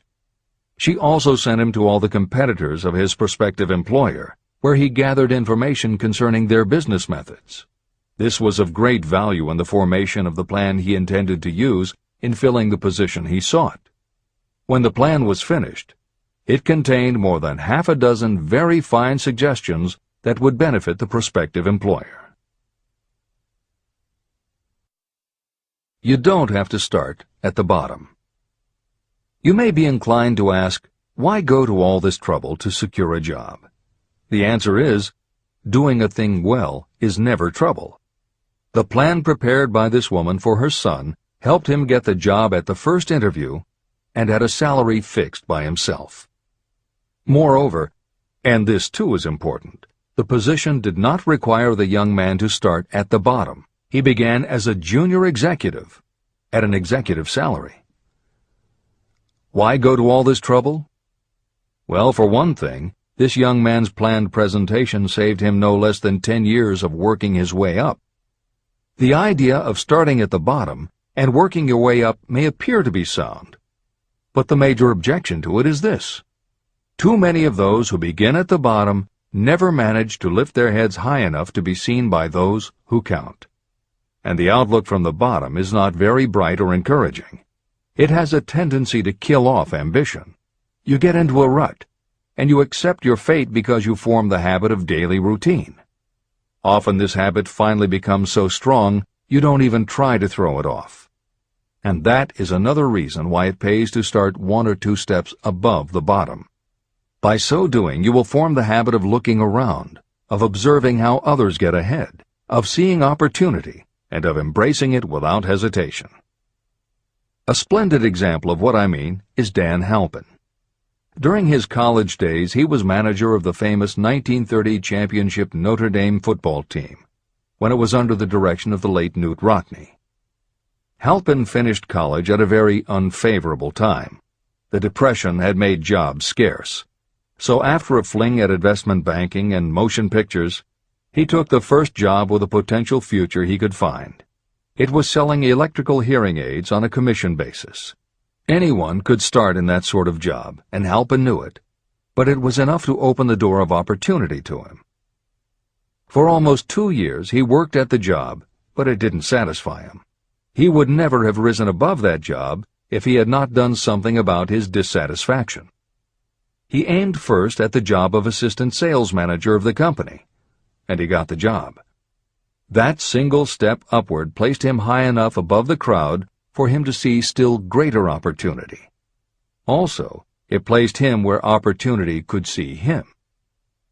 In his new position, he did so well selling hearing aids that A.M. Andrews, chairman of the board of the Dictograph Products Company, a competitor of the company for which Halpin worked, asked to meet with him. Mr. Andrews wanted to know something about that man Dan Halpin, who was taking big sales away from the long-established Dictograph Company. When the interview was over, Halpin was the new sales manager in charge of the Acousticon division of Dictograph. Then, to test young Halpin's mettle, Mr. Andrews went away to Florida for 3 months, leaving him to sink or swim in his new job. He did not sink. Knute Rockne's spirit of "all the world loves a winner and has no time for a loser" inspired him to put so much into his job that he was elected vice president of the company. Vice president was a job that most would be proud to earn through 10 years of loyal effort, but Halpin turned the trick in little more than 6 months. One of the major points I'm trying to emphasize through this entire philosophy is that we rise to high positions or remain at the bottom because of conditions we can control, but only if we desire to control them. I am also trying to emphasize another point, that both success and failure are largely the results of habit. I have not the slightest doubt that Dan Halpin's close association with the greatest football coach America ever knew planted in his mind the same kind of desire to excel that made the Notre Dame football team world famous. Truly, there's something to the idea that hero worship is helpful, provided you worship a winner. My belief in the theory that business associations are vital factors, both in failure and in success, was clearly demonstrated when my son Blair was negotiating with Dan Halpin for a position. Mr. Halpin offered him a beginning salary of about 1/2 what he could have gotten from a rival company. I brought parental pressure to bear, and encouraged Blair to accept the job with Mr. Halpin. I believe that close association with people who refuse to compromise with circumstances is an asset that can never be measured in terms of money. The bottom is a monotonous, dreary, unprofitable place for any person. That is why I have taken the time to describe how lowly beginnings can be overcome by proper planning. Make your ideas pay off through specialized knowledge. The woman who prepared the personal service sales plan for her son now receives requests from all parts of the country, from others who want to market their personal services for more money. But don't think that all her plan consists of is clever salesmanship to help her clients get more money for the same services they formerly sold for less. She looks after the interests of the purchaser as well as the seller of personal services. She prepares her plans so that the employers receive full value for the additional money they pay. If you have the imagination and seek a more profitable outlet for your personal services, this suggestion may be the stimulus for which you have been searching. The idea could earn you an income far greater than that of the average doctor, lawyer, or engineer whose education required several years in college. Editor's comments. Mary Kay Ash was literally researching and writing down specialized knowledge when the idea for a new business was born in her imagination. Mary Kay had quit her job as a very successful sales manager in the gift business because she had become discouraged by seeing the men she had trained earning more and being promoted ahead of her. She decided to write an advice book for career women, but as she assembled the knowledge women would need to get ahead, she realized she was writing a business plan for the kind of business she would like to run. She took her life savings of $5,000, went out and found a skincare cream she liked, acquired the rights to it, and began to contact her friends and friends of friends to see if they would like to be beauty consultants for her new company. But what she was offering wasn't just a chance to sell skincare products. It was a very imaginative combination of philosophy and opportunity that gave women the chance to achieve both personal satisfaction and financial success. The company showed a modest profit in its first year and continued to grow each year until, by the beginning of the 21st century, there were over 1 million independent beauty consultants in 30 countries with wholesale sales of more than $1.5 billion. 3 times Mary Kay Cosmetics was named as one of the 100 best companies to work for in America, and Lifetime Television Network named Mary Kay the businesswoman of the century. She became one of the most in-demand motivational speakers and the best-selling author of 3 books. Neil Balter also started his company based on specialized knowledge and imagination. He got his specialized knowledge from his job as a carpenter's apprentice. His imagination came into play the day he was hired by a customer who wanted to clear up a messy closet by having shelves installed. Now that kind of job must have been offered to thousands of carpenters, but not one of them had the imagination to see in it what Neil Balter saw. When he finished the work, Balter didn't just see nicely fitted shelves. He saw that he had created a solution for a problem that was common to every household in America. He took the money he earned from the job and started his own business, California Closet Company, which specialized in shelves and fittings designed to attractively organize closet space for maximum efficiency. But Balter's imagination didn't stop once he had his own business up and running. Now he could imagine an even bigger operation. So he went out to find new specialized knowledge about operating and franchising a business. Neil Balter had licensed more than 100 California closet franchises when Williams-Sonoma offered to buy the company for $12 million. Lillian Vernon's specialized knowledge was in an area that many women had, but they didn't have the imagination she had. To quote from her autobiography, An Eye for Winners, handbags. I knew about those, why not sell them, and belts to match. Didn't every teenage girl strolling along the street anywhere in the United States sport a handbag and belt? And my handbags would offer something special. Each one would be personalized with initials. I knew with absolute certainty that teenagers would go for items that made them feel unique. She believed enough in her idea that she spent $495 to take a small ad in 17 magazine. The ad brought in $32,000 in orders. That was when Lillian Vernon started to gather other specialized knowledge about renting space, manufacturing products, warehousing, and shipping, all of which she'd need to grow her idea of bags and belts into a direct response business featuring a whole array of distinctively monogrammed items. Within a few years, she needed more specialized knowledge about product photography, layout, printing, and direct mail as she imagined having her own catalog. She started by mailing a 16-page black-and-white catalog to 125,000 customers who had bought products from her in the past. At the beginning of the 21st century, Lillian Vernon was still picking the merchandise and overseeing the design of her catalogs, many of which now run well over 100 full-color pages, are mailed to millions of people many times each year, and generate approximately $250 million in annual sales. There is another story about gathering specialized knowledge that is so good we will use it to conclude this editorial comment. It actually comes from the Napoleon Hill archives, and although he did not include it in Think and Grow Rich, he often used it as an example in his lectures and seminars. There was a young man who started out working for the railroad in 1893 as a machinist at 5 cents an hour. He was always taking courses and learning what he could about steam engines, and by 1905 he had worked his way up through the ranks until he was superintendent of motive power for Chicago Great Western in Olwine, Iowa. Then he did something that must have made his friends think he had taken leave of his senses. He was attending the Chicago Automobile Show when a red and white locomobile caught his attention. He put up his life savings of $700 and convinced a friend to co-sign a loan for $4,300 so he could buy the car. He promptly took it home, put it into a shed, jacked it up, and proceeded to take it apart piece by piece. Then he put it back together again.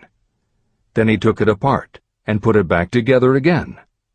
After doing that a few more times, he had learned what he wanted to know. And that was how Walter P. Chrysler gathered the specialized knowledge he needed to get himself out of railroading and into the automobile business. This is the end of the editor's comment. There is no fixed price for sound ideas. Behind all ideas is specialized knowledge. But remember, specialized knowledge is more abundant and more easily acquired than ideas.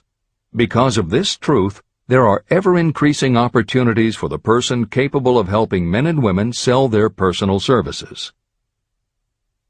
2 forms of imagination. The imaginative faculty functions in 2 forms. One is known as synthetic imagination, and the other as creative imagination. Editor's comments.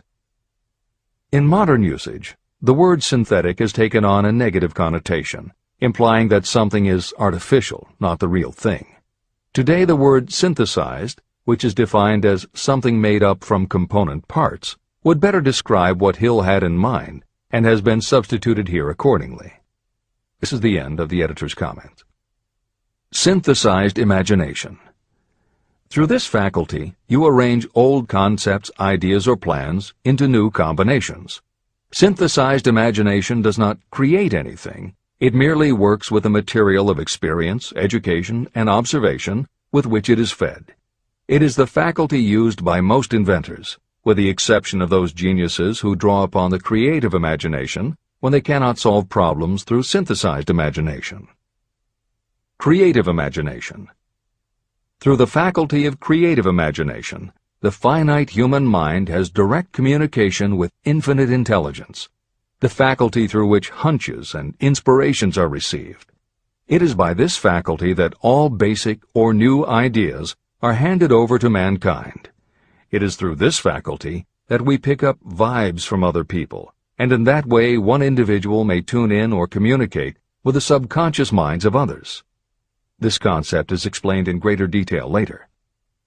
The creative imagination works automatically, but only when your conscious mind is motivated, energized, and working at such a high rate that it becomes very perceptive and receptive, such as when the conscious mind is stimulated through the emotion of a strong desire.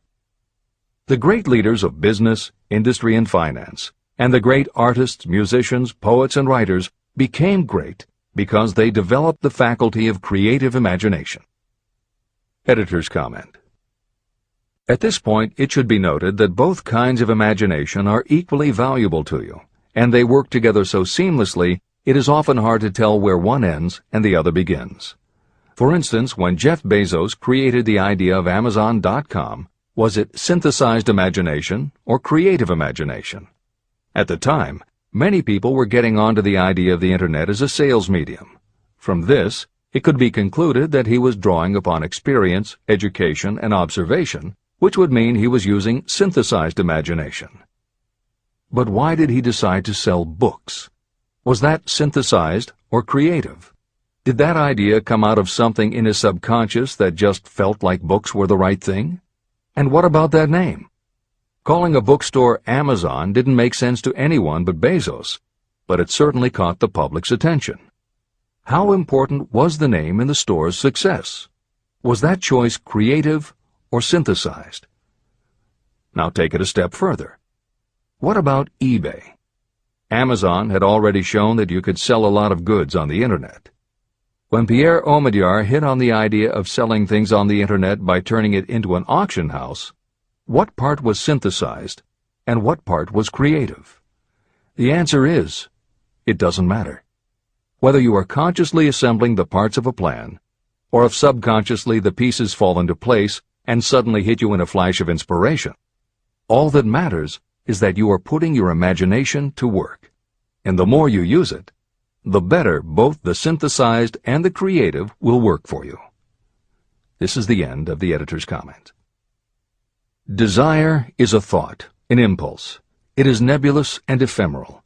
It is abstract and of no value until it has been transformed into its physical counterpart. While the synthesized imagination is the one that will be used most frequently in the process of transforming desire into money, there will be circumstances and situations that demand the use of the creative imagination as well. Both the synthesized and the creative imagination become more alert and receptive with use.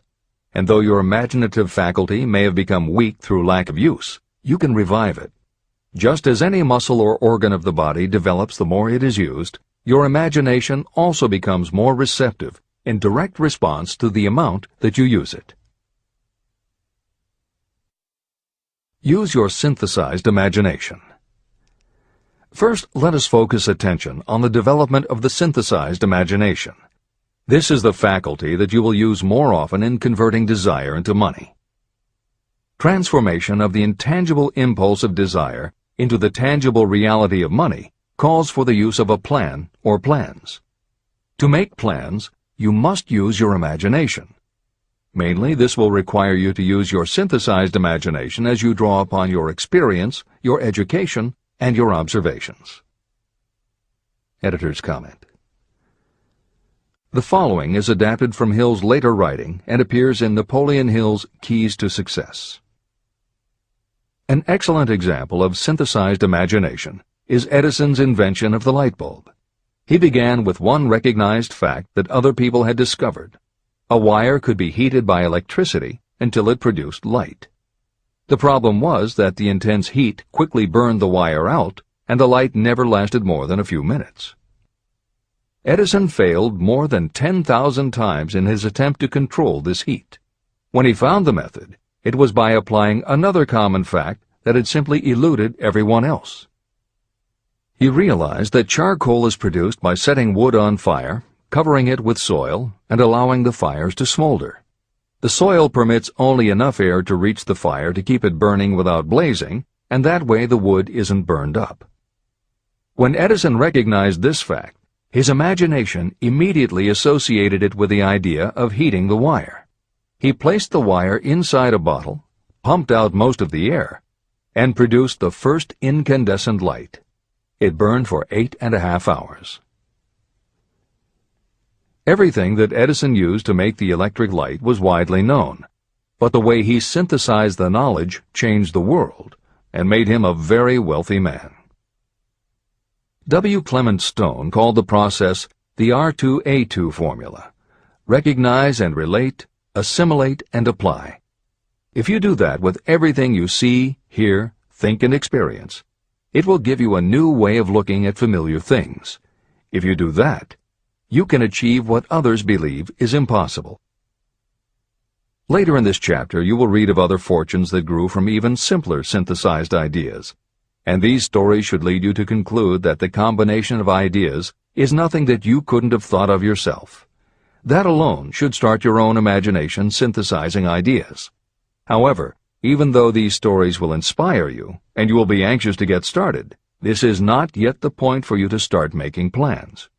Here, and throughout Think and Grow Rich, Napoleon Hill reminds the reader that this book is meant to be read all the way through before beginning to put the philosophy into practice.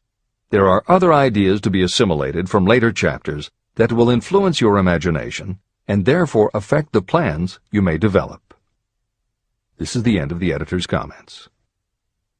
Read the entire book through, then come back to this chapter and begin to put your imagination to work on the building of a plan for transforming your desire into money. Examples and instructions for creating plans are given in almost every chapter. Carry out the instructions that are best suited to your needs and put your plan in writing.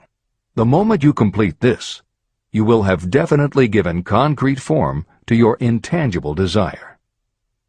Now, read that sentence once more in a slightly different way. The moment I put my plan in writing, I will have definitely given concrete form to my desire. Now read it aloud and realize what you are telling yourself. Desire is only a thought. Through synthesized imagination, your experience, education, and observations will give it shape, form, and action. From the moment you follow those instructions and write out your desire and your plan, you will have actually taken the first of a series of steps that will enable you to convert the thought into its physical counterpart. Editor's comments. Synthesized imagination plays a role in every phase of a business plan. In fact, some of the most successful companies actually get started from synthesized imagination. When an entrepreneur, drawing upon his or her education, experience, and observations, takes an idea from one source and gives it a new application. That is exactly what happened with Ruth Handler. She and her husband, along with another partner, had started a small manufacturing company which had evolved into toy manufacturing. The success of their business depended on coming up with new toy ideas. Watching her young daughter at play, Ruth Handler noticed that she was fascinated with cutout books that featured teenage girl or career women paper dolls that she could cut out clothes for. She also knew that little girls loved to play dress-up in grown-up clothes. These ideas, drawn from Ruth Handler's education, experience, and observations, synthesized themselves in her imagination and came together as a new idea. Ruth Handler announced that they should make a lifelike teenage girl doll. Not a paper doll, but a real three-dimensional grown-up doll with a woman's figure, and they could also make grown-up clothes to fit it, so that girls could play dress-up with the doll. In honor of the source of inspiration, Ruth Handler named the new doll after her daughter, Barbie. As obvious as it seems now, until Ruth Handler, no one had the imagination to make and market a doll that looked like a woman, and certainly no one had ever made endless collections of tiny women's fashions for a doll to wear. Previously, we mentioned Jeff Bezos creating Amazon by combining the idea of a bookstore with the Internet, and Pierre Omidyar doing the same thing with auctions when he launched eBay. Mary Kay Ash took the idea of women running their own businesses and added the idea of door-to-door sales. Anita Roddick took the trend of all-natural ingredients, combined it with cosmetics, and created the body shop empire. Bernard Marcus and Arthur Blank took the concept of the supermarket, combined it with hardware, and created Home Depot. Thomas Stenberg and Leo Kahn did the same thing with office supplies and launched Staples. Once the connections are made, it may seem obvious, but making these supposedly obvious connections has brought success to many people. Napoleon Hill says imagination is like a muscle that can be strengthened through use. Just as there are specific exercises that will build and improve physical muscles, specific exercises have been developed to improve and build imagination. And it is commonly accepted that creativity developed in one area will affect your creativity in others. Dr. Edward de Bono, one of the most highly regarded experts in the field, has written more than 25 books, including the bestsellers Lateral Thinking and 6 Thinking Hats, that are literally designed to make you think. Dr. Betty Edwards' bestseller, Drawing on the Right Side of the Brain, uses drawing techniques to awaken creativity. Dr. Gabrielle Rico's bestseller, Writing the Natural Way, uses a technique called clustering as a way to break writer's block.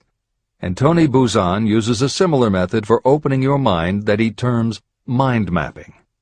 In their bestseller, Super Learning, Sheila Ostrander and Lynn Schroeder show ways to use classical music.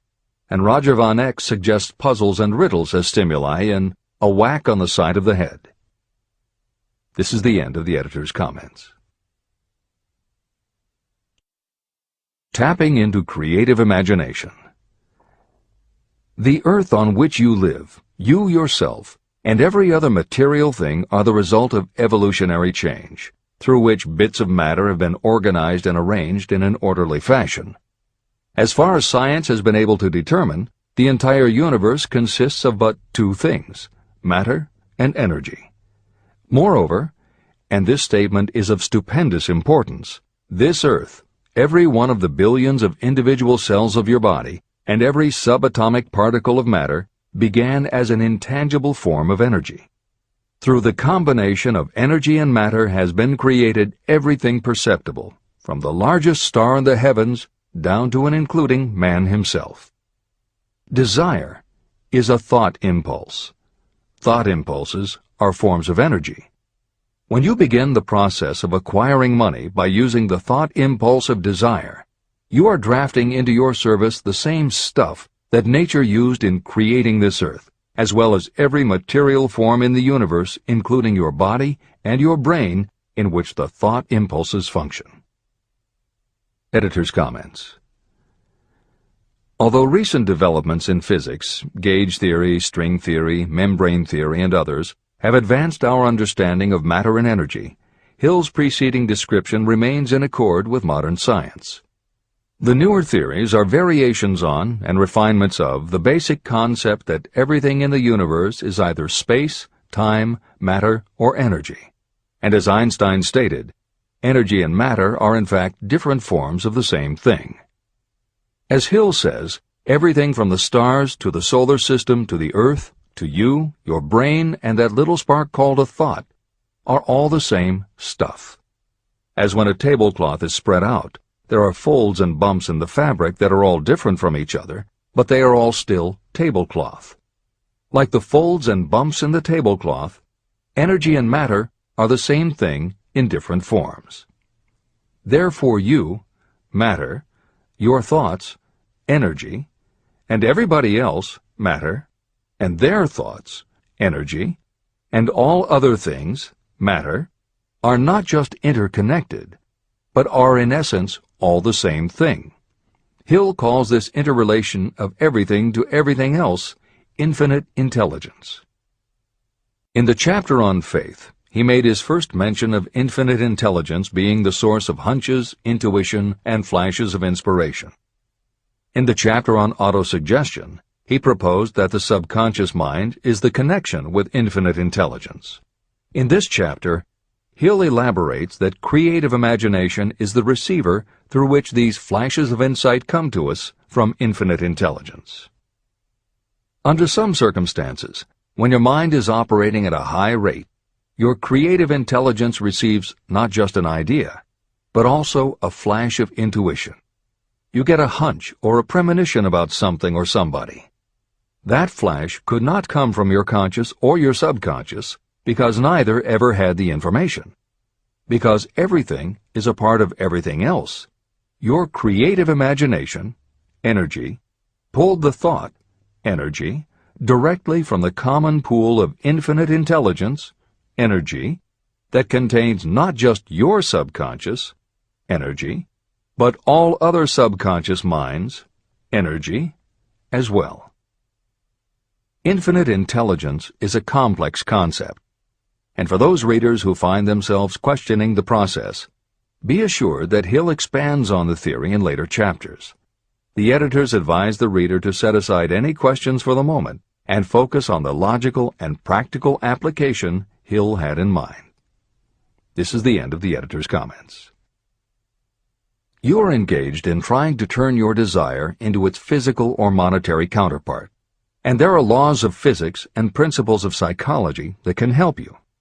But first, you must give yourself time to become familiar with these laws and learn to use them. Through repetition, and by describing these principles from every conceivable angle, I hope to reveal to you the secret through which every great fortune has been accumulated. Strange and paradoxical as it may seem, the secret is not a secret. It is made obvious in the earth, the stars, the planets, in the elements above and around us, in every blade of grass, and every form of life within our vision.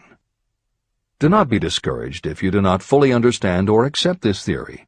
I do not expect that you will accept all that is in this chapter on your first reading. Assimilate as much as you can now as you read this for the first time. Later, when you reread and study it, you will discover that something has happened to clarify it and give you a broader understanding of the whole. Above all, do not stop nor hesitate in your study of these principles until you have read the book at least 3 times. Then you will not want to stop. How to make practical use of imagination. Ideas are the beginning points of all fortunes. Ideas are products of the imagination. Following are 2 true stories about ideas that have yielded huge fortunes. I hope that these stories will convey how important a role imagination can play in turning an idea into success, and that they will illustrate the method by which imagination may be used in accumulating riches. The Enchanted Kettle. In the late 1880s, an old country doctor drove to town, hitched his horse, quietly slipped into a drugstore by the back door, and began dickering with a young drug clerk. For more than an hour, behind the prescription counter, the old doctor and the clerk talked in low tones. Then the doctor left. He went out to the buggy and brought back a large, old-fashioned kettle, a big wooden paddle, used for stirring the contents of the kettle, and deposited them in the back of the store. The clerk inspected the kettle, reached into his inside pocket, took out a roll of bills, and handed it over to the doctor. The roll contained exactly $500, the clerk's entire savings. The doctor handed over a small slip of paper on which was written a secret formula. The words on that small slip of paper were worth a king's ransom, but not to the doctor. Those magic words were needed to start the kettle to boiling, But neither the doctor nor the young clerk knew what fabulous fortunes were destined to flow from that kettle. The old doctor was glad to sell the outfit for $500. The clerk was taking a big chance by staking his entire life savings on a mere scrap of paper and an old kettle. He never dreamed his investment would start a kettle to overflowing with gold that would one day surpass the miraculous performance of Aladdin's lamp. What the clerk really purchased was an idea. The old kettle and the wooden paddle and the secret message on a slip of paper were incidental. The miracle of that kettle only began to take place after the new owner mixed with the secret instructions an ingredient of which the doctor knew nothing. See if you can discover what it was that the young man added to the secret message, which caused the kettle to overflow with gold. Here you have a story of facts stranger than fiction, facts that began in the form of an idea. Just look at the vast fortunes of gold this idea has produced. It has paid, and still pays, huge fortunes to men and women all over the world who distribute the contents of the kettle to millions of people. The old kettle is now one of the world's largest consumers of sugar, thus providing jobs to thousands of men and women engaged in growing sugarcane and in refining and marketing sugar. The old kettle consumes annually millions of bottles and cans, providing jobs to huge numbers of workers. The old kettle gives employment to an army of clerks, stenographers, copywriters, and advertising experts throughout the nation. It has brought fame and fortune to scores of artists who have created magnificent pictures describing the product. The old kettle has converted Atlanta, which was a small southern city, into the business capital of the South, where it now benefits, directly or indirectly, every business and practically every resident of the city. The influence of this idea now benefits every civilized country in the world, pouring out a continuous stream of gold to all who touch it. Gold from the kettle built and maintains one of the most prominent colleges of the South, where thousands of young people receive the training essential for success. If the product of that old brass kettle could talk, it would tell thrilling tales in every language, tales of love, of business, of professional men and women who are daily being stimulated by it. I am sure of at least one such tale of romance, for I was a part of it, and it all began not far from the very spot on which the drug clerk purchased the old kettle. It was there that I met my wife, and it was she who first told me of the enchanted kettle. It was the product of that kettle we were drinking when I asked her to accept me for better or worse. Whoever you are, wherever you may live, whatever your occupation, just remember every time you see the words Coca-Cola that its vast empire of wealth and influence grew out of a single idea. And that idea, the mysterious ingredient the drug clerk, Asa Candler, mixed with a secret formula, was imagination. Stop and think of that for a moment. Keep in mind that the steps to riches described in this book are the very same principles through which the influence of Coca-Cola has been extended to every city, town, village, and crossroads of the world. Now here's the most important thing to remember.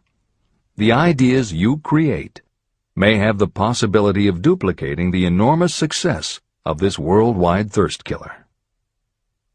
Editor's comments. Harlan Sanders, too, had a recipe in a magic kettle. Actually, his kettle was a pressure cooker, but neither his cooker nor his recipe of 11 herbs and spices would be mentioned here if he didn't also have imagination. Harlan Sanders owned and operated a successful motel and cafe in Corbin, Kentucky. Then, when the new interstate highway came through, it bypassed Sanders' location. In a short time, his business went broke, leaving him with little more than his recipe for fried chicken and a way to make it quickly in a pressure cooker. At 62 years of age, the Colonel, as people called him, had to find a new way to make a living. That's when the magic ingredient, imagination, came in. He decided he wasn't going to sell fried chicken anymore. Instead, he would sell his method for making it.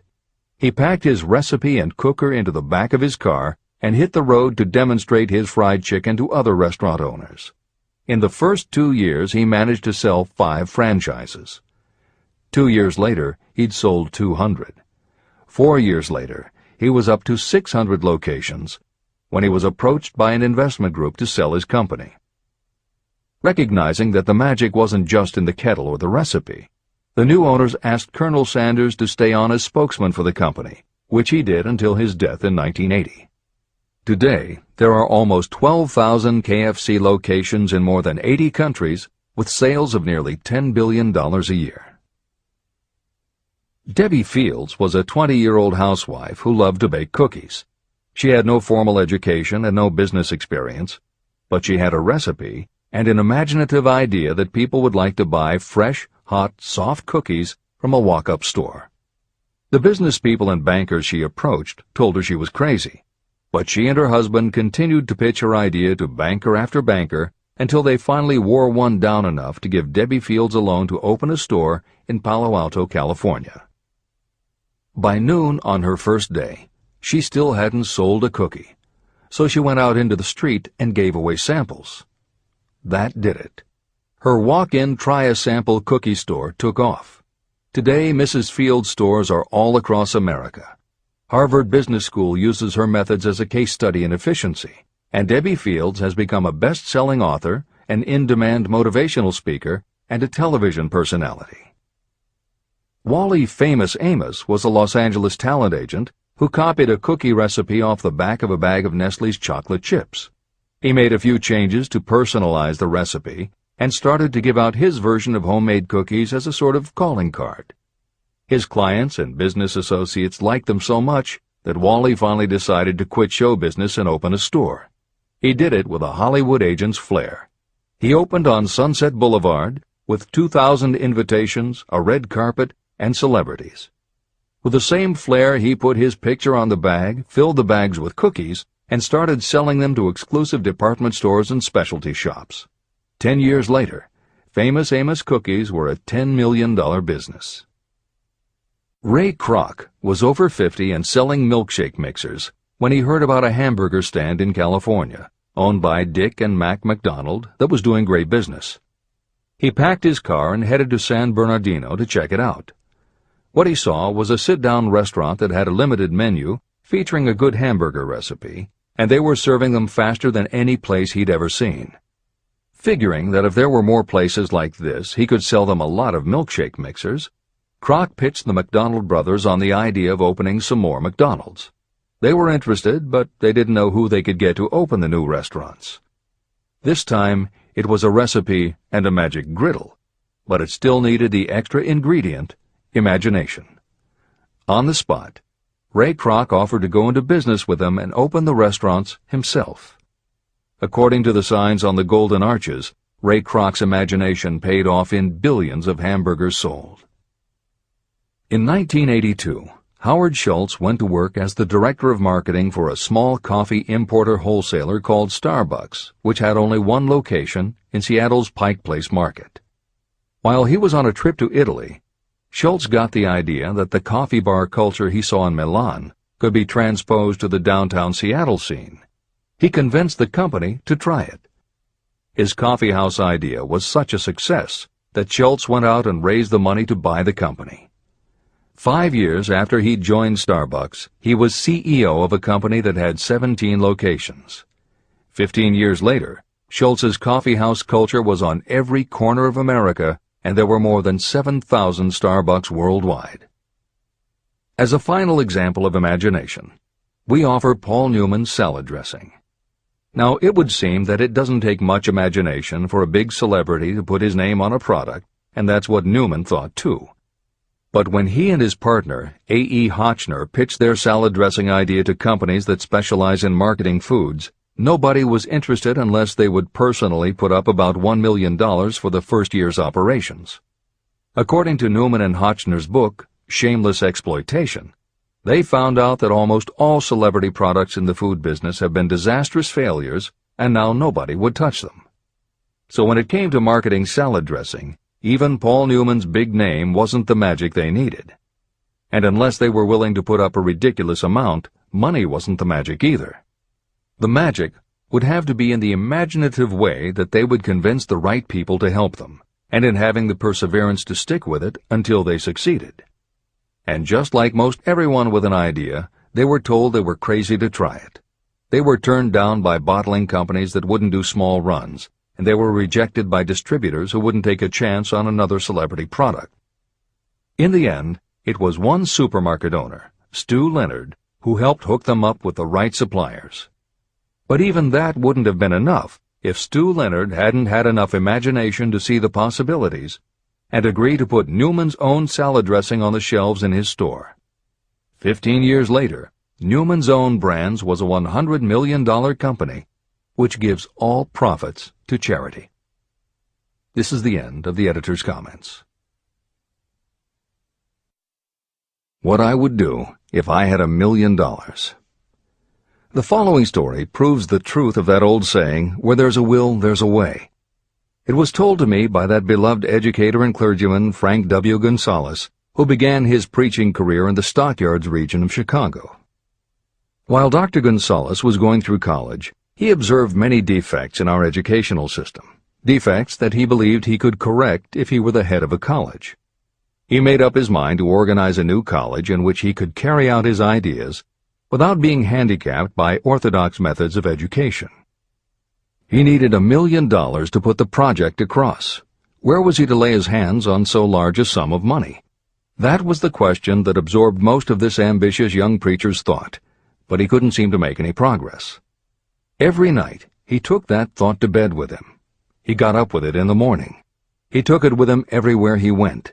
He turned it over and over in his mind until it became a consuming obsession with him.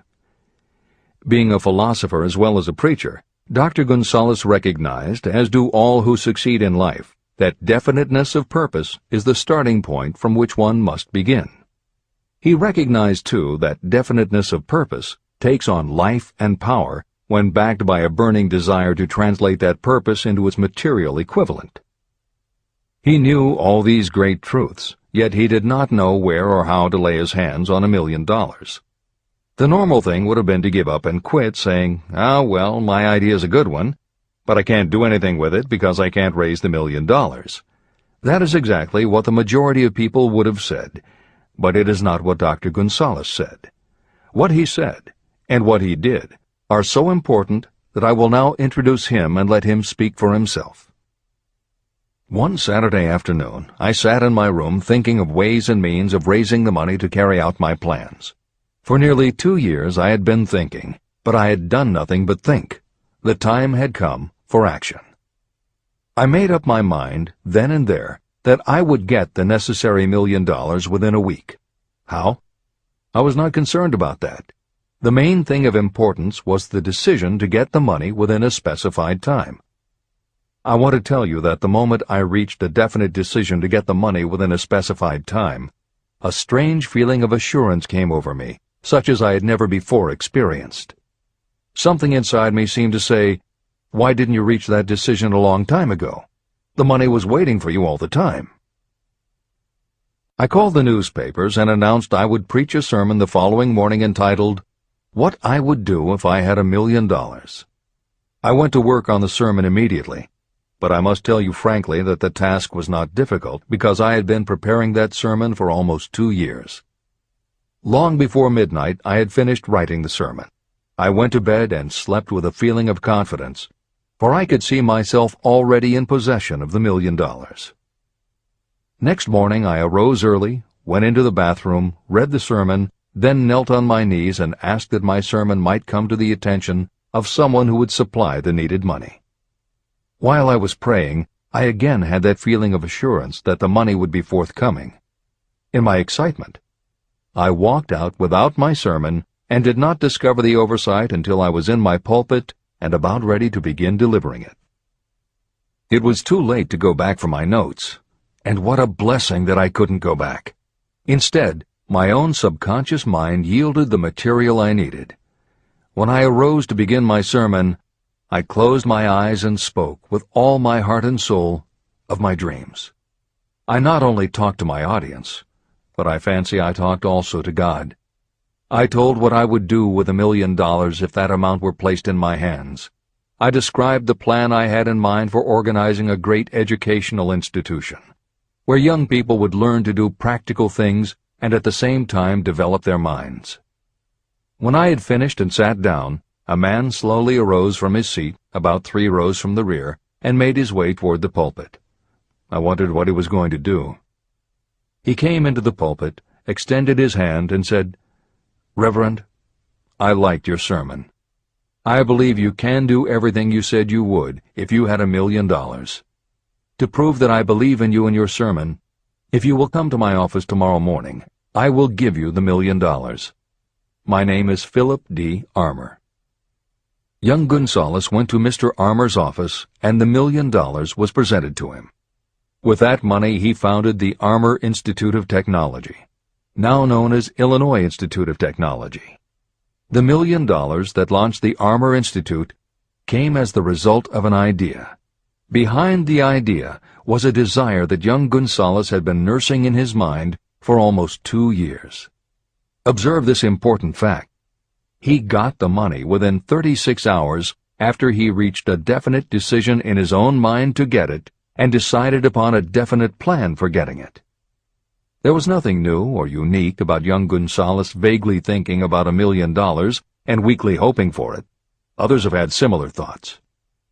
But there was something very unique and different about the decision he reached on that memorable Saturday, when he put vagueness into the background and definitely said, "I will get that money within a week." The principle through which Dr. Gonzalez got his $1 million is still alive. It is available to you. This universal law is as workable today as it was when the young preacher made use of it so successfully. Editor's comments. The Armour Institute of Technology opened in 1893, offering courses in engineering, chemistry, architecture, and library science, and in 1940 became the Illinois Institute of Technology when the Armour Institute merged with the Lewis Institute, a Chicago college that had opened in 1895 and offered liberal arts as well as science and engineering courses. In 1949, the Institute of Design, founded in 1937, also merged with IIT, followed in 1969 by the Chicago-Kent College of Law and the Stewart School of Business, and in 1986 by the Midwest College of Engineering. Today there are several campuses in downtown Chicago. IIT has been called the alma mater of accomplishments. This is the end of the editor's comment. How to transmute ideas into cash. Asa Candler and Dr. Frank Gonzalez had one characteristic in common. Both knew the astounding truth that ideas can be transmuted into cash through the power of definite purpose plus definite plans. If you are one of those who believe that hard work and honesty alone will bring riches, you can forget it. It is not true. Riches, when they come in huge quantities, are never the result of hard work alone. Riches come, if they come at all, in response to definite demands based upon the application of definite principles, and not by chance or luck. Generally speaking, an idea is a thought that prompts you to action because it appeals to your imagination. All master salespeople know that ideas can be sold where merchandise cannot. Ordinary salespeople do not know this. That is why they are ordinary. A publisher of low-priced books made a discovery that has been worth much to publishers. He learned that many people buy titles and not the contents of books. By merely changing the name of one book that was not moving, his sales of that book jumped upward more than 1 million copies. The inside of the book was not changed in any way. He merely ripped off the cover and put on a new cover with a title that had box office appeal. That, as simple as it may seem, was an idea. It was imagination. Editor's comment. For those readers who think that replacing the cover of a book is just too simple, or that they couldn't do it anyway because they are not book publishers, the editors would point out that if you had had that simple idea before the publisher did, he probably would have been glad to sell you those failed books at pennies on the dollar. Then you could have been the one to change the cover, and suddenly you would have been the publisher of a bestseller. However, the idea of replacing the covers wouldn't have meant a thing if you didn't also have ideas about how to market and promote that flashy new cover. And that is Hill's point. Coca-Cola was a recipe, a creative idea. But it would have stayed just a recipe if Asa Candler hadn't also had other creative ideas to market it and the faith in himself to carry through on those ideas. Spence Silver was a chemist working for 3M when, by accident, he created a glue that wasn't very sticky. Needless to say, 3M was not much interested in glue that didn't stick, and Silver's invention was shelved as a failure. But Silver liked his glue, so for 5 years he kept demonstrating it to anyone who would listen. Nobody did, until Arthur Fry, who worked in the tape division at 3M, found that when he was at choir practice, he kept losing his place in the hymnal because the pieces of paper he used to mark his place slipped down or fell out of the book. A little of Silver's not very sticky glue on the slips of paper, and they stayed where he wanted them, then peeled off easily when he was done. That was the eureka moment. They had just invented the world's best bookmark, Post-its. But that's not the end of the story, or the end of the imaginative ideas that were needed to make Post-its happen. Fry would also need perseverance. First, he had to convince the engineers to solve production problems, and to do it, he knocked a hole in his basement wall so he could install a prototype of the production equipment. He stuck with it, and finally, 2 years later, 3M gave the project to their marketing department. The marketing experts put together ads and brochures selling this sticky notepad idea and rolled it out in a 4-city test. The results were a disaster. Nobody got it, so nobody bought it. Who would pay money for scratch paper? The Post-it project was about to be scrapped when Jeffrey Nicholson and Joseph Ramey added their imaginations. Like Silver and Fry, Nicholson and Ramey had faith in the idea because they saw how people in their office fell in love with these little sticky pieces of paper once they started working with them. So Nicholson and Ramey went to Richmond, Virginia, one of the 4 test cities that had failed, and they went up and down the business district, going into offices and giving pads of Post-its to receptionists, secretaries, and anyone else who would listen. Whereas 3M's conventional marketing machinery had failed, giving Post-its to the people who would actually use them did the trick. Once those Richmond office workers started to use Post-its, it didn't seem like a bad idea at all to pay for scratch paper. They got it, and they bought it. The Richmond test turned from failure to success, and soon Post-its were sticking to everything around the world. Here's another simple idea that imagination turned into success. The story began with a man whose problem was just the opposite of Spence Silver's. This man had something that stuck too well. George de Mestral was a Swiss mountaineer who went hunting one day with his dog. But when they got home, they were both covered with burrs. The burrs were so difficult to remove that de Mestral put them under a magnifying glass to learn why. He saw that they were covered with tiny hooks which attached themselves to fur and fabric. That was when the flash hit. If burrs stuck where you didn't want them, why couldn't you put tiny hooks on things so they would stick where you did want them? Like everyone else mentioned in this book, de Mestral had an imaginative idea, but that was just the beginning. He also had the faith in himself to keep going when people laughed at his idea, which many did, until he eventually found a French textile plant that would help him do what he wanted. However, even when they finally worked out a way to use cotton fabric to make what they called locking tape, they couldn't afford to mass-produce it. And that's when de Mestral accidentally discovered that when you sew nylon under infrared light, it naturally made little hooks. Now they could manufacture it economically. All they needed was a name. One side was fuzzy like velvet, and the other side was crochet, the French word for hook. Take half vel and half crow, combine it with imagination. The result is Velcro, and a Swiss mountaineer becomes a business tycoon. The Sony Corporation once tried to make a very small stereo tape recorder that would work with standard-size cassettes, but they couldn't do it. They could make a small playback machine, but at the time the electronics needed to also make it a recording machine just couldn't be made small enough. They concluded that the design was a failure.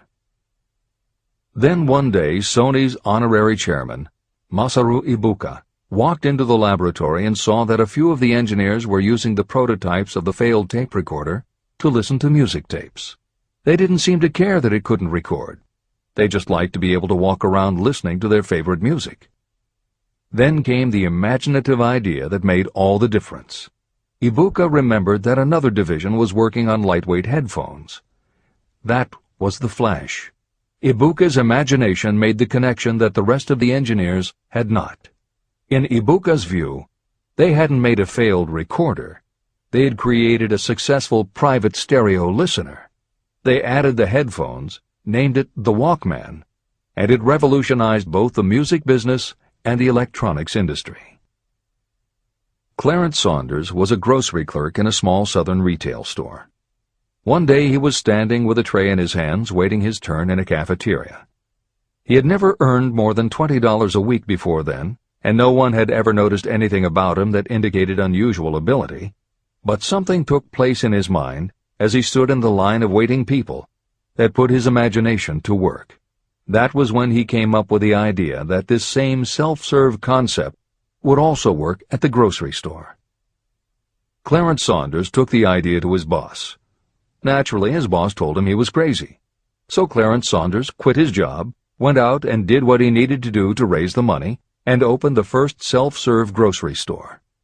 He called it Piggly Wiggly, and Clarence Saunders, the $20-a-week grocery clerk, rapidly became the multi-million-dollar chain store groceryman of America. Sylvan Goldman was the owner of a number of Piggly Wiggly stores in Oklahoma, and like any good businessman, he spent a lot of time watching his customers go up and down the aisles, putting their choices into their baskets or net shopping bags. One night, while trying to figure out how to get his customers to buy more at one time, he found himself staring at a basket sitting on the seat of a wooden folding chair. Eureka! He called in his mechanic, Fred Young. They put some wheels on the bottom of the legs, added another basket below the seat, and the shopping cart was born. As this edition is being readied for publication, there are about 35 million shopping carts in America, and approximately 1.25 million new carts are sold each year. Thomas Stemberg, whom we also mentioned earlier, was another supermarket executive who watched his customers as they shopped. By this time, shopping carts were well established in supermarkets, and it was because his customers were pushing shopping carts up and down the aisles that he got his flash of inspiration. He was so sure of his idea that he convinced another supermarket executive, Leo Kahn, to join him. Together, they took the supermarket concept and applied it to selling office supplies. And in 1986 they opened their first store in Brighton, Massachusetts. They called it Staples. In 1989 they took the company public, and 10 years later there were more than 1,000 Staples stores with revenues exceeding $7 billion. We'll end this commentary with another set of connected stories, which make the point that sometimes the most imaginative part of marketing is in the timing. If you were to go shopping in the late 1800s, it usually meant bartering with a merchant who would then have to get the goods from storage shelves kept behind the counter. In the 1870s, fixed pricing was just starting to be used by storekeepers. Merchants were trying the idea by setting out a table of merchandise that was all priced the same, usually 5 cents. Frank Winfield Woolworth was a clerk in a general store, and he convinced the store owner to let him try the 5-cent table idea. Although it worked, the owner wasn't impressed. So Woolworth borrowed $350 from his boss, and in 1879 opened his first 5-cent store in Utica, New York.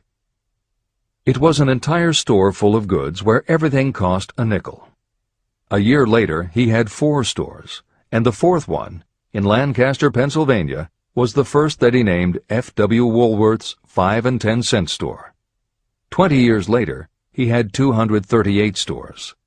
By the time of his death in 1919, there were over 1,000 F.W. Woolworth locations. He had established the first nationwide chain of general merchandise stores, and he had built the tallest building in New York City as his headquarters.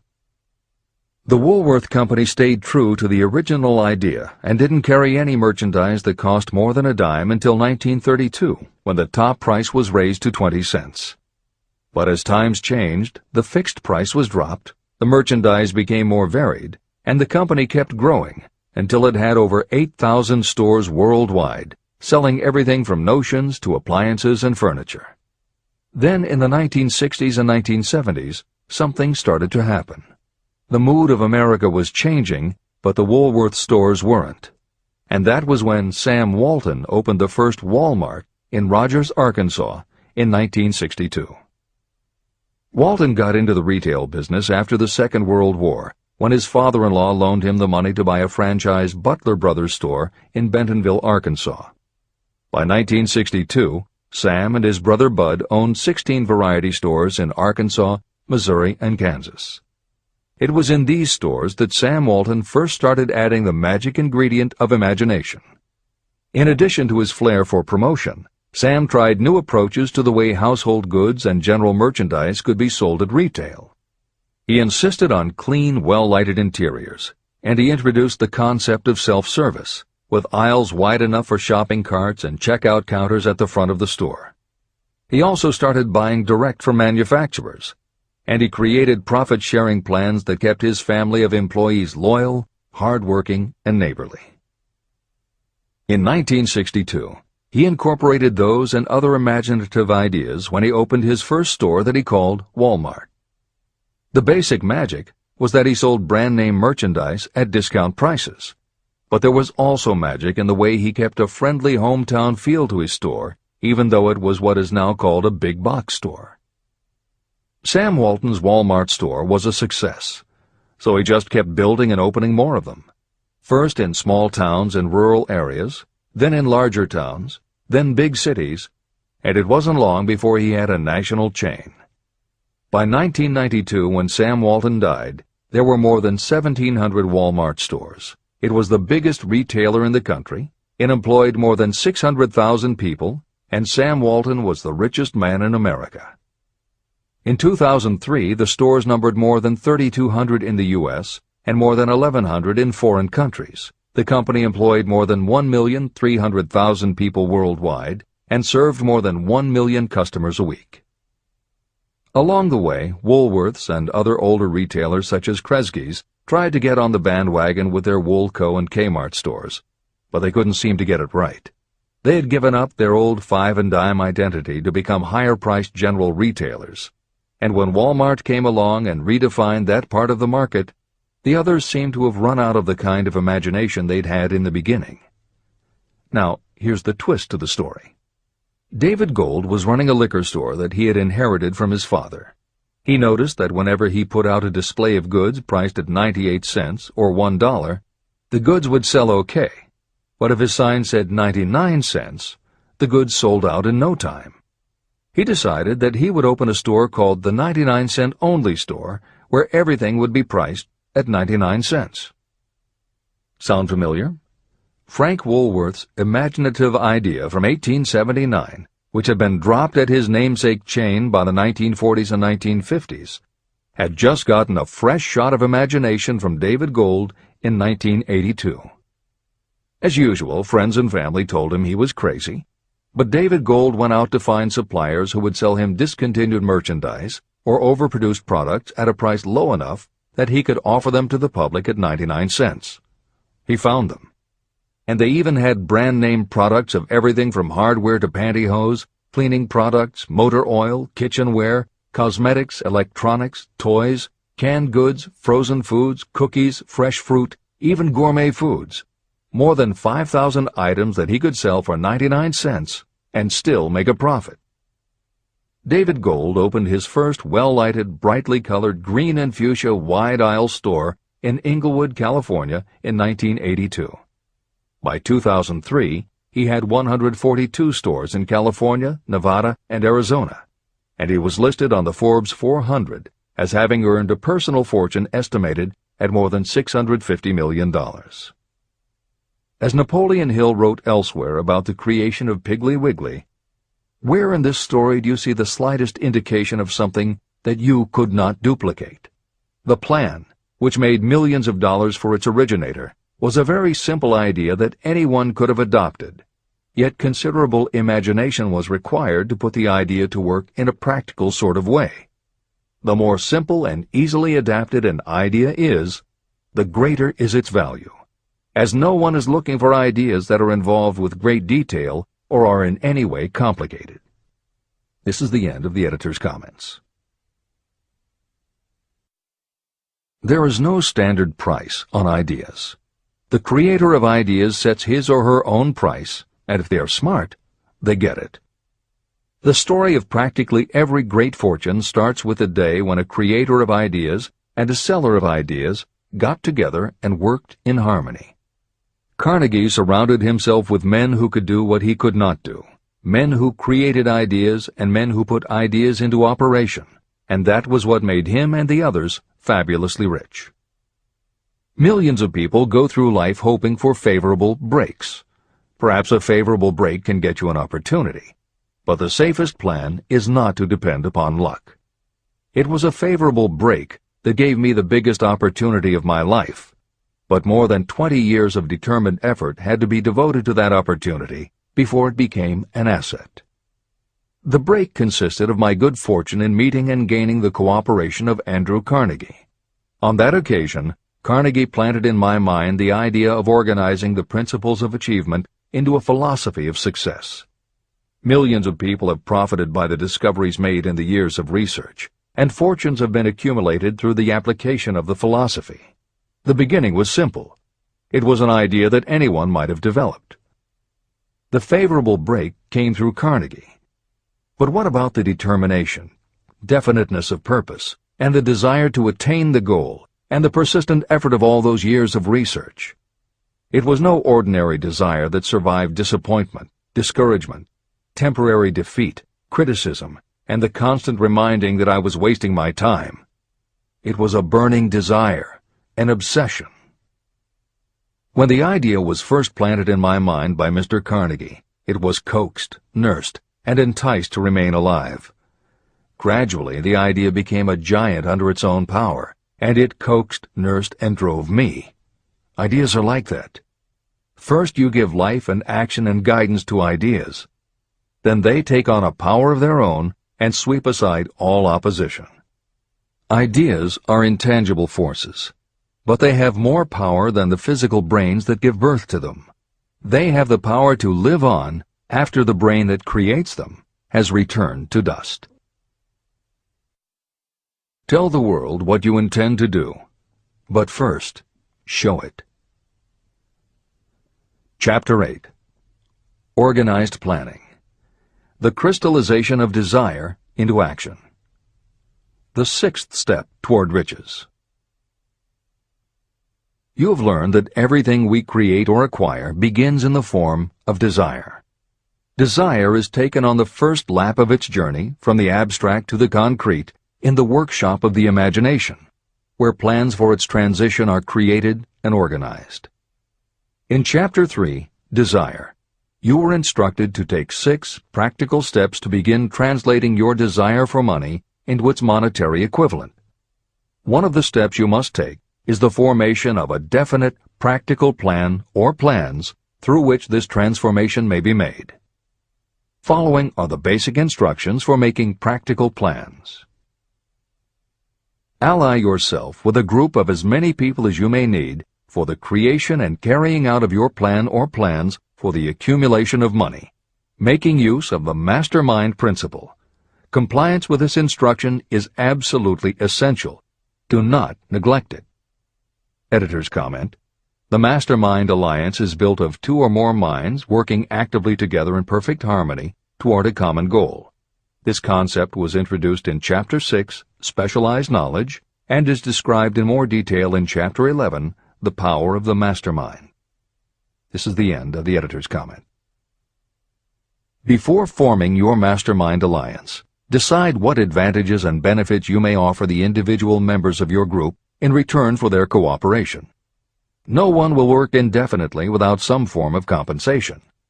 No intelligent person should request or expect another to work without adequate compensation, although this may not always be in the form of money. Arrange to meet with the members of your mastermind group at least twice a week, and more often if possible, until you have jointly perfected the necessary plan or plans for the accumulation of money. Maintain perfect harmony between yourself and every member of your mastermind group. If you fail to carry out this instruction to the letter, you may expect to meet with failure. The mastermind principle cannot work where perfect harmony does not prevail. Keep in mind these facts. You are engaged in an undertaking of major importance to you. To be sure of success, you must have plans that are faultless. You must have the advantage of the experience, education, native ability, and imagination of other minds. This is the way it has been done by every person who has accumulated a great fortune. No individual has sufficient experience, education, natural ability, and knowledge to ensure the accumulation of a great fortune without the cooperation of other people. Every plan you adopt for making money should be the joint creation of yourself and every other member of your mastermind group. You may originate your own plans, either in whole or in part, but see that those plans are checked and approved by the members of your mastermind alliance. If your first plan fails, try another. If the first plan that you adopt does not work successfully, replace it with a new plan. If this new plan fails to work, replace it with still another, and so on, until you find a plan that does work. Right here is the point at which the majority of people meet with failure, because of their lack of persistence in creating new plans to take the place of those that fail. The most intelligent person living cannot succeed in accumulating money, or in any other undertaking, without plans that are practical and workable. Just keep this fact in mind, and remember when your plans fail that temporary defeat is not permanent failure. It may only mean that your plans have not been sound. Build other plans. Start all over again. Temporary defeat should mean only one thing: the certain knowledge that there is something wrong with your plan. Millions of people go through life in misery and poverty because they lack a sound plan through which to accumulate a fortune. Your achievement can only be as good as the plans you make. You are never whipped until you quit in your own mind. James J. Hill, who was the greatest railroad builder of them all, met with temporary defeat when he first tried to raise the capital needed to build the Great Northern Railroad from the east to the west. But he turned defeat into victory through new plans. Henry Ford met with temporary defeat not only at the beginning of his automobile career, but even after he had gone a long way toward the top. But he, too, created new plans and went marching on to financial victory. We see people who have accumulated great fortunes, but we often recognize only their triumph, and we overlook the temporary defeats that they had to surmount before arriving. No follower of this philosophy can reasonably expect to accumulate a fortune without experiencing temporary defeat. When defeat comes, accept it as a signal that your plans are not sound. Rebuild those plans and set sail once more toward your goal. If you give up before your goal has been reached, you're a quitter. A quitter never wins, and a winner never quits.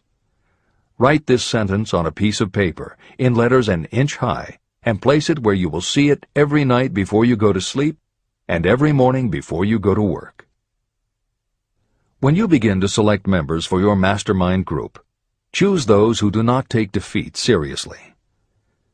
Some people foolishly believe that only money can make money. This is not true. Desire, transmuted into its monetary equivalent through the principles in this book, is the way money is made. Money, of itself, is nothing but inert matter. It cannot move, think, or talk, but it can hear when someone who desires it calls it to come. Intelligent planning is essential for success in any undertaking designed to accumulate riches. Following are detailed instructions to those who must begin the accumulation of riches by selling personal services. It should encourage you to know that practically all the great fortunes began either from selling personal services or from the sale of ideas. When you think about it, what else except ideas and personal services can you give in return for riches if you don't have products or property? Leaders and followers. Broadly speaking, there are two types of people in the world. One type is known as leaders, and the other as followers. Decide at the outset whether you intend to become a leader in your chosen calling or remain a follower. The difference in compensation is vast. The follower cannot expect to make as much as a leader, although some followers make the mistake of thinking they should. It is no disgrace to be a follower. On the other hand, it is no credit to remain a follower. Most great leaders began as followers. They became great leaders because they were intelligent followers. With few exceptions, the person who cannot follow a leader intelligently cannot become an efficient leader. The person who can follow a leader most efficiently is usually the person who develops into leadership most rapidly. An intelligent follower has many advantages, including the opportunity to acquire knowledge from the leader. The major attributes of leadership. The following are important factors of leadership. 1. Unwavering courage based upon knowledge of yourself and your occupation. No follower wishes to be dominated by a leader who lacks self-confidence and courage. Certainly no intelligent follower will be dominated by such a leader for very long. 2. Self-control. The person who cannot control himself can never control others. Self-control sets a strong example for your followers, which the more intelligent followers will emulate. 3. A keen sense of justice. Without a sense of fairness and justice, no leader can command and retain the respect of their followers. 4. Definiteness of decision. Those who waver in decisions show that they are not sure of themselves and therefore cannot lead others successfully. 5. Definiteness of plans. Successful leaders must plan their work and work their plans. Leaders who move by guesswork, without practical definite plans, are like a ship without a rudder. Sooner or later, they will land on the rocks. 6. The habit of doing more than paid for. One of the penalties of leadership is the necessity of the leaders to willingly do more than they require of their followers. 7. A pleasing personality. Leadership calls for respect. Followers will not respect a leader who does not grade high on all of the factors of a pleasing personality.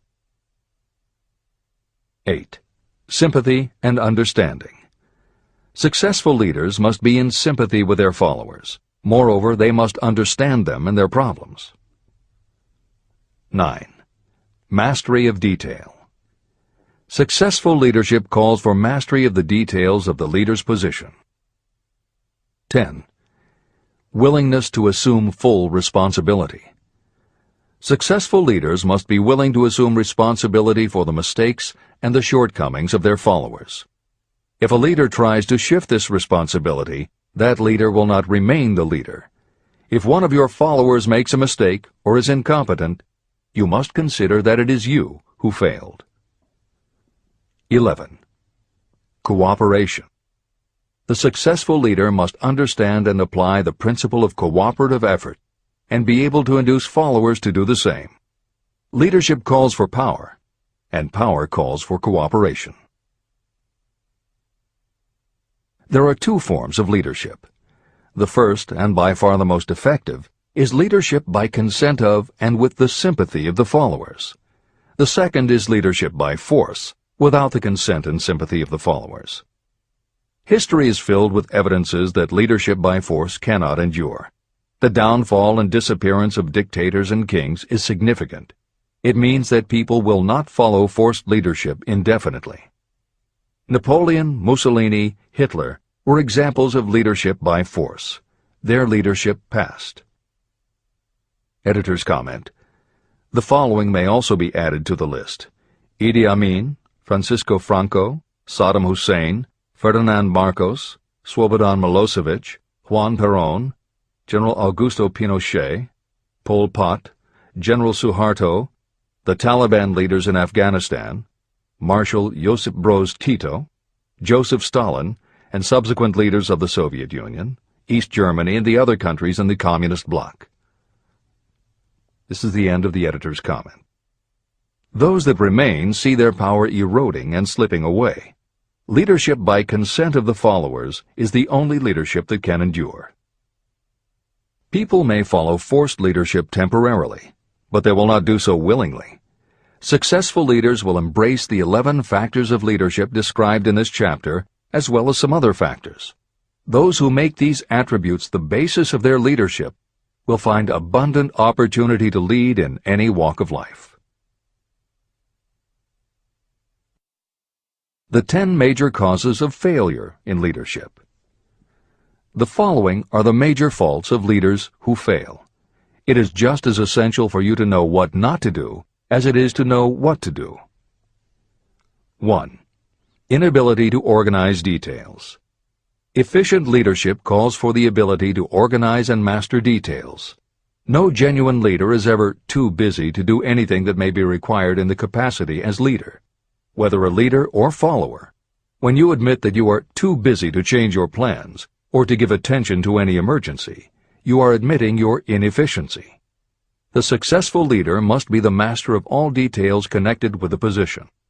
That means, of course, that you must acquire the habit of relegating details to capable lieutenants. 2.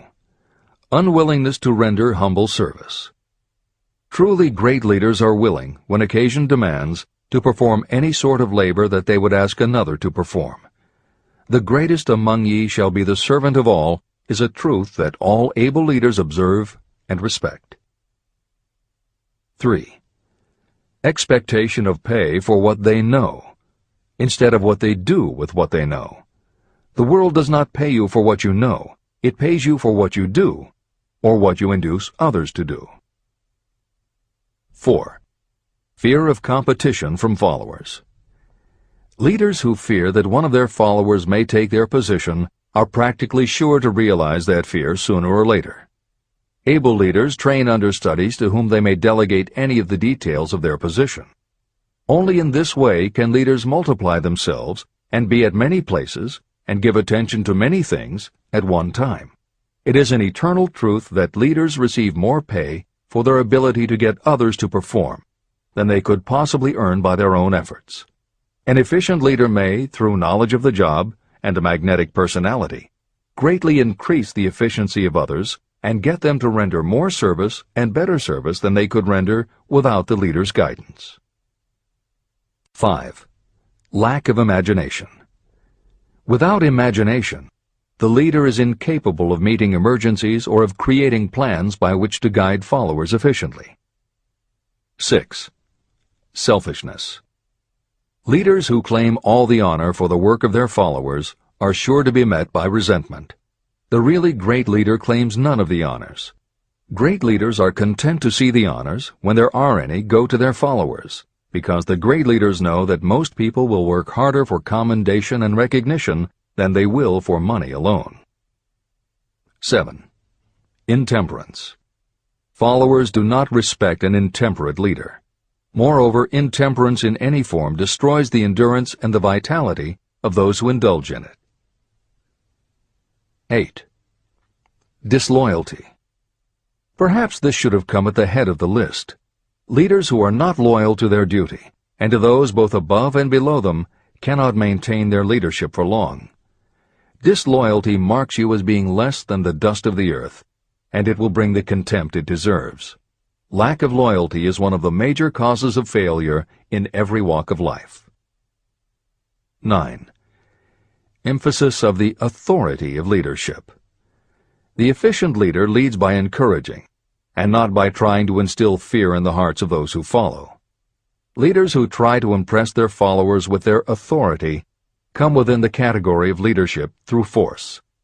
If you are a real leader, you will have no need to advertise that fact. It is apparent in your conduct, by your sympathy, understanding, fairness, and a demonstration that you know your job. 10. Emphasis of title. Competent leaders require no title to give them the respect of their followers. Leaders who make too much of their titles generally have little else to emphasize. The doors to the office of the real leader are open to all and free from formality or ostentation. These are among the most common causes of failure in leadership. Any one of these faults is sufficient to cause failure. Study the list carefully if you aspire to leadership, and make sure that you are free of these faults. Editor's comment. Warren Bennis, a professor who teaches management and organization, said, "A manager is someone who does things right. A leader is someone who does the right thing." Admiral Grace Hopper was the ranking female Navy officer when she was interviewed for 60 Minutes. She said, "You manage things. You lead people." This is the end of the editor's comment.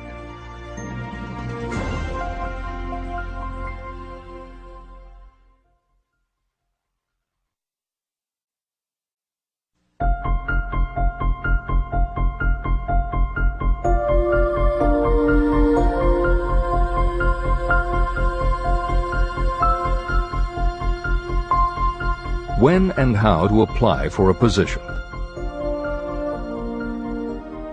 The information described here is the net result of many years of experience during which thousands of men and women were helped to market their services effectively. Editor's comment.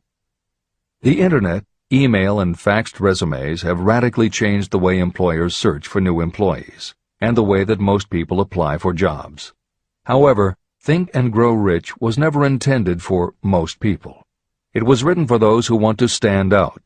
If you are such a person, the editors of this revised and updated edition strongly advise that you give serious thought to each of the following suggestions about how to apply for a position and how to prepare a resume. If you are tempted to think the suggestions are too obvious, simplistic, or out of date, we assure you they are not. In those instances where it is appropriate to update the material, we have added commentary. This is the end of the editor's comment. 1. Employment agencies. Care must be taken to select only reputable companies that can show adequate records of achievement of satisfactory results. Editor's comment. As anyone in the job market knows, today employment agencies range from companies that supply temporary office help to headhunters who connect high-level executives with companies seeking experienced management talent. If you are seeking a mid to upper-level position, the old adage that you get what you pay for is particularly true. This is the end of the editor's comment. 2. Advertising in newspapers, trade journals, magazines. Classified advertising may produce satisfactory results for those applying for entry-level, clerical, or salaried positions. For those seeking executive positions, a well-written and well-designed display ad, though more expensive, may be more desirable. The copy should be prepared by an expert who understands how to inject sufficient selling qualities to produce replies. Editor's comment. For individuals, the display ad approach is not very common in the contemporary job market. But for that reason, if you are sure of the position you want, a well-written and well-designed ad selling yourself and placed in the right trade paper or industry journal might be just the thing to get the attention you want. However, if you attempt this approach, be prepared that it will be an expensive experiment.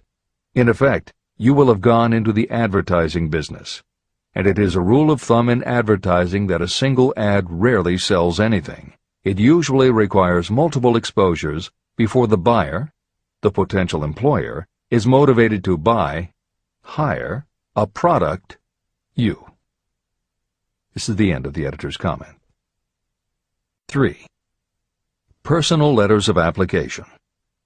These should be directed to particular firms or individuals that could need the kind of service or experience you have to offer. Letters should be neatly typed always and signed by hand. You should include a complete resume or outline of your qualifications. Both the letter of application and the resume should be prepared by an expert. Editor's comment. In the contemporary job market, sending a letter of application when no job has been advertised can, in fact, be a very successful approach. But this is only for those who truly know what they want and will take the time to prepare a convincing presentation. Managers in a position to hire always have an eye out for good prospective employees. If they receive a well-constructed and intriguing presentation that clearly states you are interested in a position whenever one is available, it will not be thrown away. and the first thing good managers do when a position comes open is go to their files. When that happens, if your presentation made a good and convincing impression, it will be there. The only question is, are you willing to make yourself available when they are ready for you? If you are just blanketing everyone with a stock letter in hopes of getting a job, it very likely won't work. This approach is not for someone looking for a job. This approach is only for those who really want a specific career. This is the end of the editor's comment. 4. Application in person.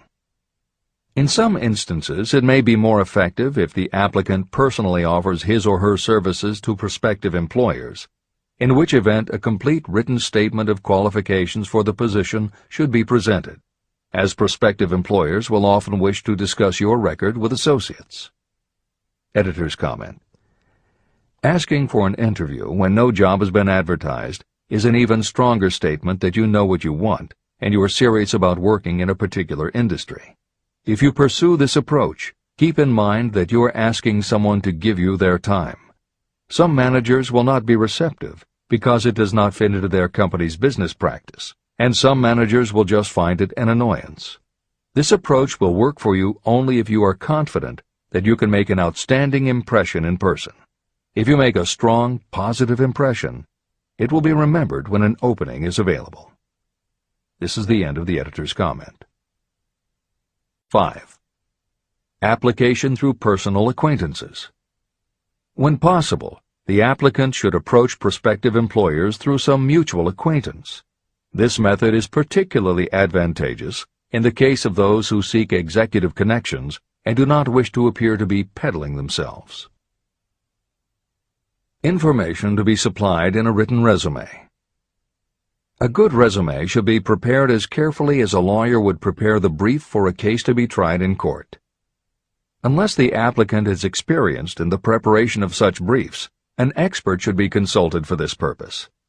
When successful businesses want to advertise, they hire specialists who understand the psychology of advertising to sell their products.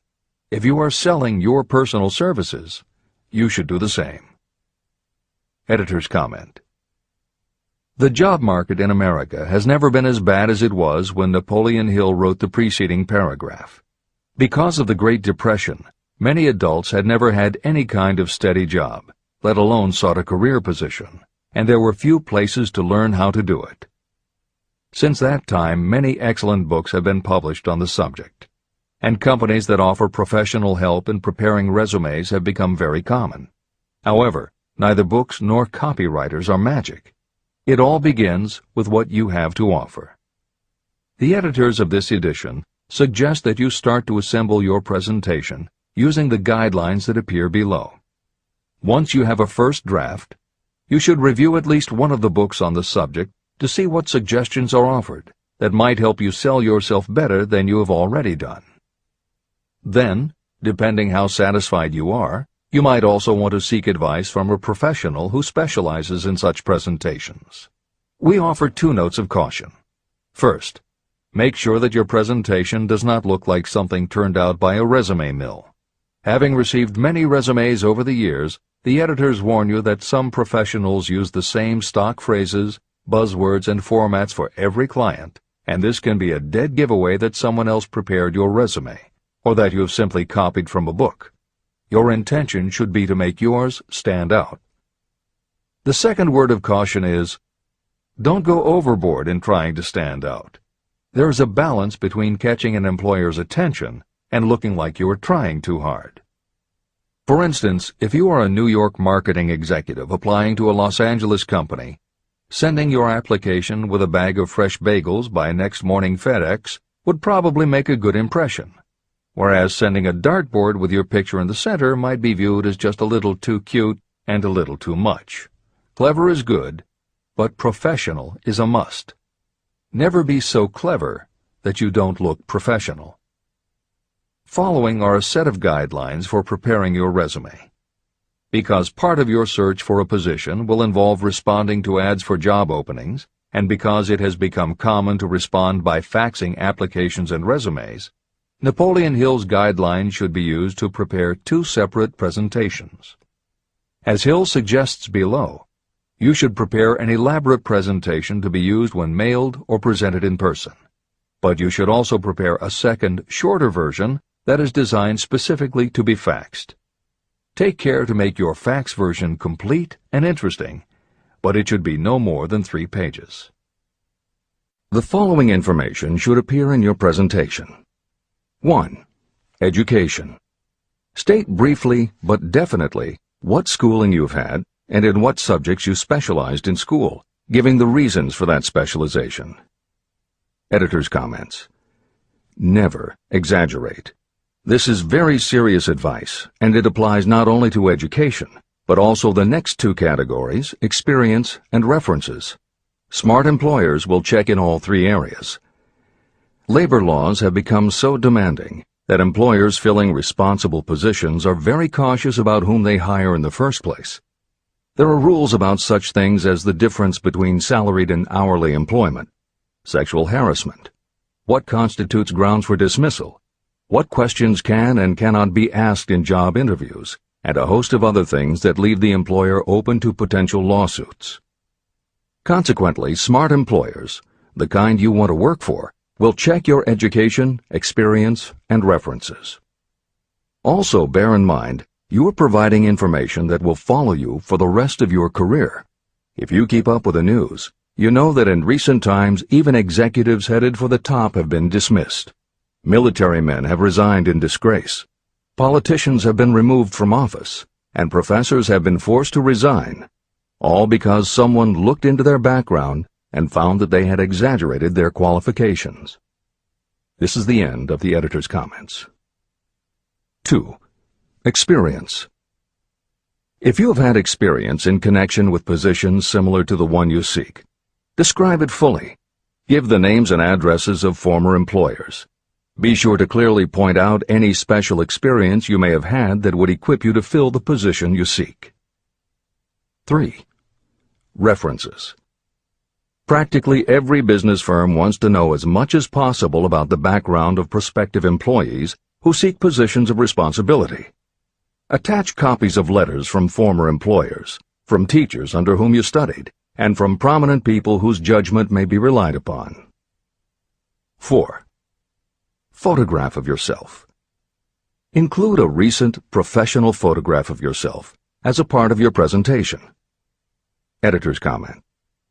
In the contemporary job market, this is not a common practice at all. However, from personal experience, the editors of this edition know it can be advantageous. We have received only one such job application, but unquestionably it was the photograph that prompted us to ask the applicant to come in for an interview. If you are confident that your appearance makes a good, professional impression, you may want to consider this unusual approach.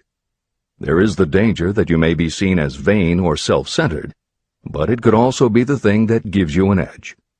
This is the end of the editor's comment. 5.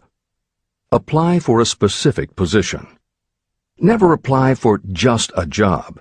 That indicates you lack specialized qualifications. 6. State your qualifications for the particular position for which you apply. Give full details why you believe you are qualified for the particular position you seek. This is the most important detail of your application. It will determine, more than anything else, what consideration you receive. 7. Offer to go to work on probation. This may appear to be a radical suggestion, but experience has proved that it seldom fails to win at least a trial. If you are sure of your qualifications, a trial is all you need. Incidentally, such an offer indicates that you have confidence in your ability to fill the position you seek. It is most convincing. Make it clear that your offer is based on your confidence in your ability to fill the position, your confidence in your prospective employer's decision to employ you after the trial period, and your determination to have the position. Editor's comments. As you will learn in Chapter 10, when you read the story of Napoleon Hill's application to Rufus Ayers, Hill gives this advice based on his personal experience. Unfortunately, this is one of those instances where times may have changed so much that the approach is rarely applicable. In today's environment, Modern labor laws and business practice may prevent an employer from taking you up on your offer. However, today many companies do have internship programs that allow an employer to test drive employees to see how well they might fit in. This is the end of the editor's comment. 8. Knowledge of your prospective employer's business. Before applying for a position, do sufficient research to familiarize yourself thoroughly with that business and indicate the knowledge you have acquired in this field. This will be impressive because it indicates that you have imagination and a real interest in the position you seek. Editor's comment. When you do this, and you certainly should, bear in mind that you will be talking with people who really know the business. Even by researching extensively, at best you will only know about their business. If you try to appear too knowledgeable or familiar, it may backfire and reveal that you have only a superficial view of the business. Unless you are already working in a particular industry and have insights based on experience, do not be presumptuous. Use your knowledge to indicate that you have taken the time to educate yourself and that you really are interested, but don't try to tell a prospective employer how you would run the business. This is the end of the editor's comment. Remember that it is not the lawyer who knows the most law, but the one who best prepares his case who wins. If your case is properly prepared and presented, your victory will have been more than half won at the outset. Do not be afraid of making your presentation too long. Employers are just as much interested in purchasing the services of well-qualified applicants as you are in securing employment. In fact, the success of most successful employers is due to their ability to select well-qualified lieutenants. They want all the information available. Editor's comment. As noted above, when faxing a resume, it should be no more than 3 pages and should state that you will be pleased to provide a more detailed resume if required. This is the end of the editor's comment. Remember another thing. Neatness in the preparation of your resume and application will indicate that you are a painstaking person. Successful salespeople groom themselves with care. They understand that first impressions are lasting. Your presentation is your sales rep. Give it a good suit of clothes so it will stand out in bold contrast to anything else your prospective employer ever saw. If the position you seek is worth having, it is worth going after with care. More important, if you sell yourself in a manner that shows off your individuality, you probably will receive more money from the very start than you would if you applied for employment in the usual conventional way. When your resume package has been completed, you should prepare individual and personalized copies for each company or person to whom it will be presented. This personal touch is sure to command attention. Have it neatly typed, proofread, printed, and properly bound on the finest paper you can obtain. Your photograph should be mounted and included on one of the pages. Prepare a separate binding with the proper company name inserted if it is to be shown to more than one company. If you seek employment through an employment agency, have the agent use copies of your presentation in marketing your services. This will help to gain preference for you, both with the agent and the prospective employers. I've helped to prepare presentations for clients that were so striking and out of the ordinary that they resulted in the employment of the applicant without a personal interview. If you want similar results, follow the instructions to the letter, improving upon them however your imagination suggests. Editor's comments. Today, every office supply store offers a wide variety of paper stock, folders, binders, and presentation materials that can be put together in a way that is both unique and professional looking. With all of those possibilities available, if you simply present standard sheets of paper stapled in the corner, the response will very likely be standard too. If you apply a little creativity, you should have no trouble preparing a presentation that is tailored to the company to which you are applying, appropriate for the position you seek, and reflective of your personality and style. This is the end of the editor's comments. How to get the exact position you desire. Everyone enjoys doing the kind of work for which he or she is best suited. An artist loves to work with paints, a craftsman with his or her hands, a writer loves to write. Those with less definite talents have their preferences for certain fields of business and industry. If America does anything well, it offers a full range of occupations. 1. Decide exactly what kind of a job you want. If the job doesn't already exist, perhaps you can create it. 2. Choose the company or individual for whom you wish to work. 3. Study your prospective employer as to policies, personnel, and chances for advancement. 4. By analysis of yourself, your talents, and your capabilities, figure what you can offer. Plan specific ways and means of giving advantages, services, developments, or ideas that you believe you can successfully deliver. 5. Forget about a job.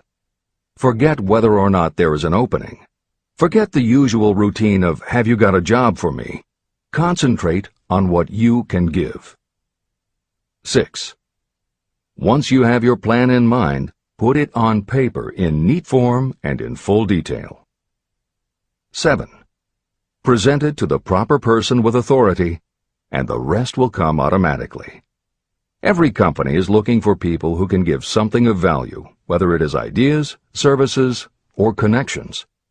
Every company has room for the person who has a definite plan of action that is to the advantage of that company. This procedure may take a few days or weeks of extra time, but the difference in income, in advancement, and in gaining recognition will save years of hard work at small pay. It has many advantages, the main one being that it will often save you from 1 to 5 years of your time in reaching a chosen goal. Every person who starts, or gets in halfway up the ladder, does so by deliberate and careful planning. The new way of marketing services.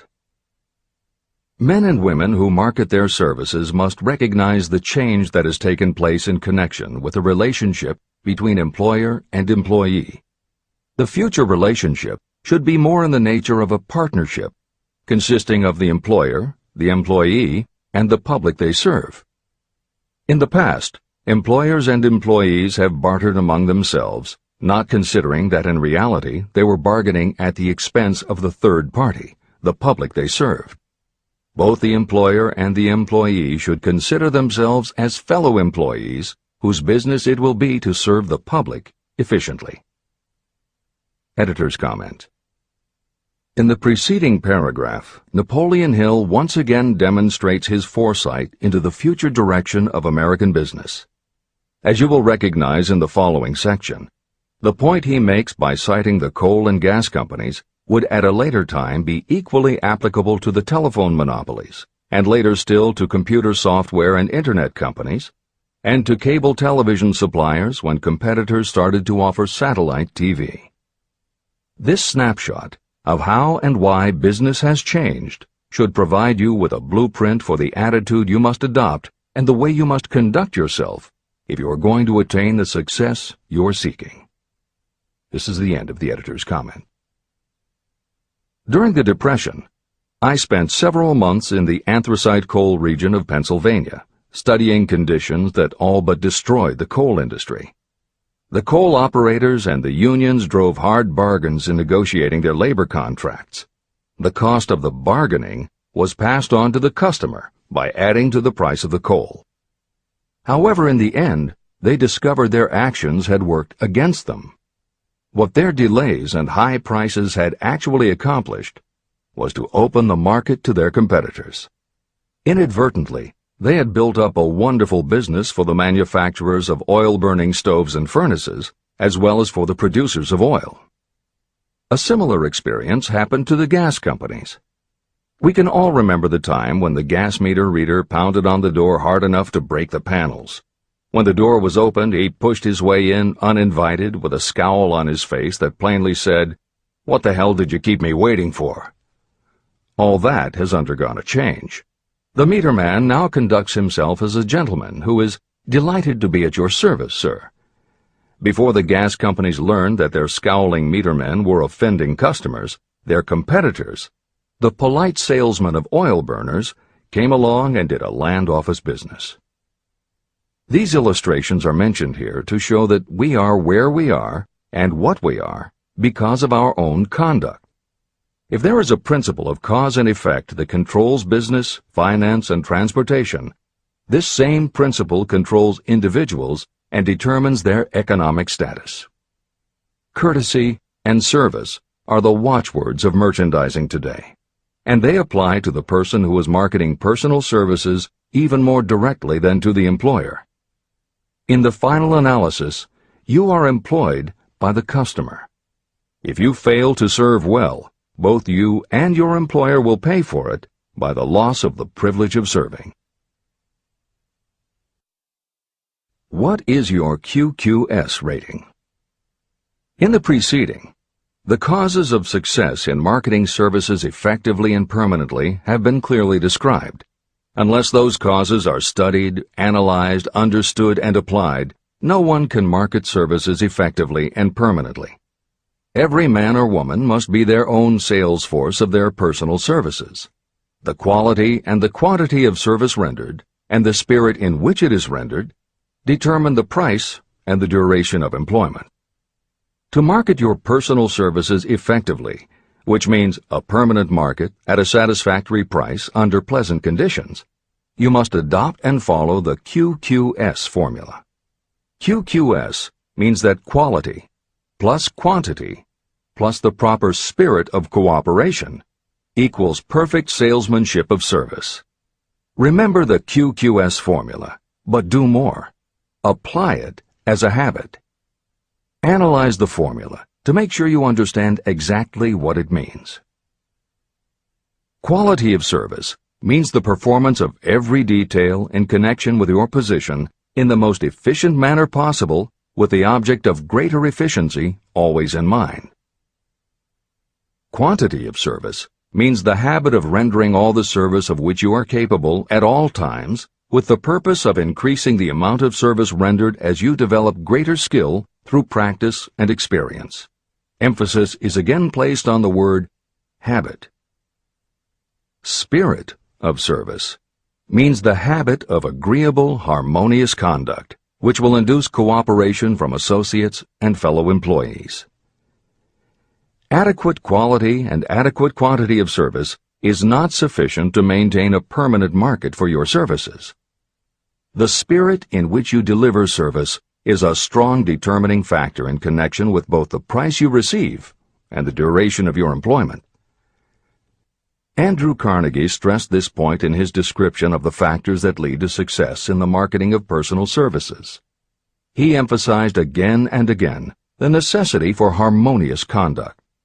He stressed the fact that he would not retain any man, no matter how great a quantity or how efficient the quality of his work, unless he worked in a spirit of harmony. Mr. Carnegie insisted upon his people working with each other in an agreeable manner. To prove that he placed a high value on this quality, he helped many who met his standards to become very wealthy. Those who did not conform had to make room for others who did. The importance of a pleasing personality has been stressed because it is so important in rendering service in the proper spirit. If you have a personality that pleases, and you render service in a spirit of harmony, these assets often make up for what you may lack in both the quality and the quantity of service you render. Nothing, however, can be successfully substituted for pleasing conduct. The capital value of your services. The person whose income is derived entirely from the sale of personal services is a merchant, just like the person who sells hard goods, and such a person is subject to exactly the same rules of conduct as the merchant who sells merchandise. I emphasize this because many people who live by the sale of personal services make the mistake of considering themselves free from the rules of conduct and the responsibilities attached to those who are engaged in marketing commodities. The day of the go-getter has been supplanted by the go-giver. The actual capitalized value of your brainpower may be determined by the amount of income you can produce by marketing your services. A fair estimate of the capital value of your brainpower may be made by using the following assumptions. Money, the amount of capital, can be borrowed from a bank at a certain rate of interest. Money is worth no more than brains, and it is often worth much less. Therefore, if your brainpower is as valuable as money, in effect, you should be lending your brainpower, your amount of capital, at least at the same rate that banks charge to lend money. This means that what you earn in a year, your income, is comparable to what a bank earns from a loan in a year, the interest they charge. You can then calculate the capital value of your brainpower using this formula. Divide 100 by the current rate of interest that banks charge for lending money. Then multiply the result by the amount of your annual income. As an example, assume that the current interest rate is 5%. Assume your annual income is $50,000. The formula would be as follows. 100 divided by 5 equals 20, and 20 multiplied by 50,000 equals $1 million. Therefore, if you lend out your brainpower, your capital, at the same rate as the bank lends money, 5% interest, your brainpower is worth $1 million. Competent brains, if effectively marketed, represent a much more desirable form of capital than the money that is required to conduct a business dealing in commodities. This is true because brains are a form of capital that cannot be permanently depreciated by economic depressions, nor can this form of capital be stolen or spent. Moreover, the money that is essential for the conduct of business is as worthless as a sand dune until it has been mixed with efficient brains. The 31 Major Causes of Failure. Life's greatest tragedy consists of men and women who earnestly try and fail. The tragedy lies in the overwhelmingly large majority of people who fail as compared with the few who succeed. I have had the privilege of analyzing several thousand men and women, 98% of whom were classed as failures. My analysis proved that there are 13 major principles through which people accumulate fortunes. Each of the 13 principles of success has its own chapter in this book, and there are 31 major reasons for failure. The 31 causes of failure are listed below. As you go through the list, measure yourself point by point. It will help you to discover how many of these causes of failure stand between you and success. 1. Unfavorable hereditary background. There is little, if anything, that can be done for people who are born with a deficiency in brain power. This is the only one of the 31 causes of failure that may not be easily corrected by any individual. My philosophy can offer only one method of bridging this weakness, through the aid of the mastermind. 2. Lack of a well-defined purpose in life. There is no hope of success for the person who does not have a central purpose or definite goal at which to aim. 98 out of every 100 of those whom I have analyzed had no such aim. Perhaps this was the major cause of their failure. 3. Lack of ambition to aim above mediocrity. I can offer no hope for those who are so indifferent they do not want to get ahead in life and are not willing to pay the price. 4. Insufficient education. This is a handicap that may be overcome with comparative ease. Experience has proven that the best educated people are often those who are self-made or self-educated. It takes more than a college degree to make you a person of education. Any person who is educated has learned to get whatever they want in life without violating the rights of others. Education consists not so much of knowledge, but of knowledge effectively and persistently applied. You are paid not merely for what you know, but for what you do with what you know. 5. Lack of self-discipline. Discipline comes through self-control. This means that you must control all negative qualities. Before you can control conditions, you must first control yourself. Self-mastery is the hardest job you will ever tackle. If you do not conquer yourself, you will be conquered by yourself. By stepping in front of a mirror, you may see both your best friend and your greatest enemy. 6. Ill health. No person may enjoy outstanding success without good health. Many of the causes of ill health are subject to mastery and control. These, in the main, are overeating of foods not conducive to health, wrong habits of thought or negative thinking, wrong use of and overindulgence in sex, lack of proper physical exercise, an inadequate supply of fresh air due to improper breathing. 7. Unfavorable environmental influences during childhood. As the twig is bent, so shall the tree grow. Most people who have criminal tendencies acquire them as the result of bad environment and improper associates during their childhood or youth. Procrastination. This is one of the most common causes of failure. Procrastination stands within the shadow of every human being, waiting its opportunity to spoil your chances of success. Most of us go through life as failures because we are waiting for the time to be right to start doing something worthwhile. Do not wait.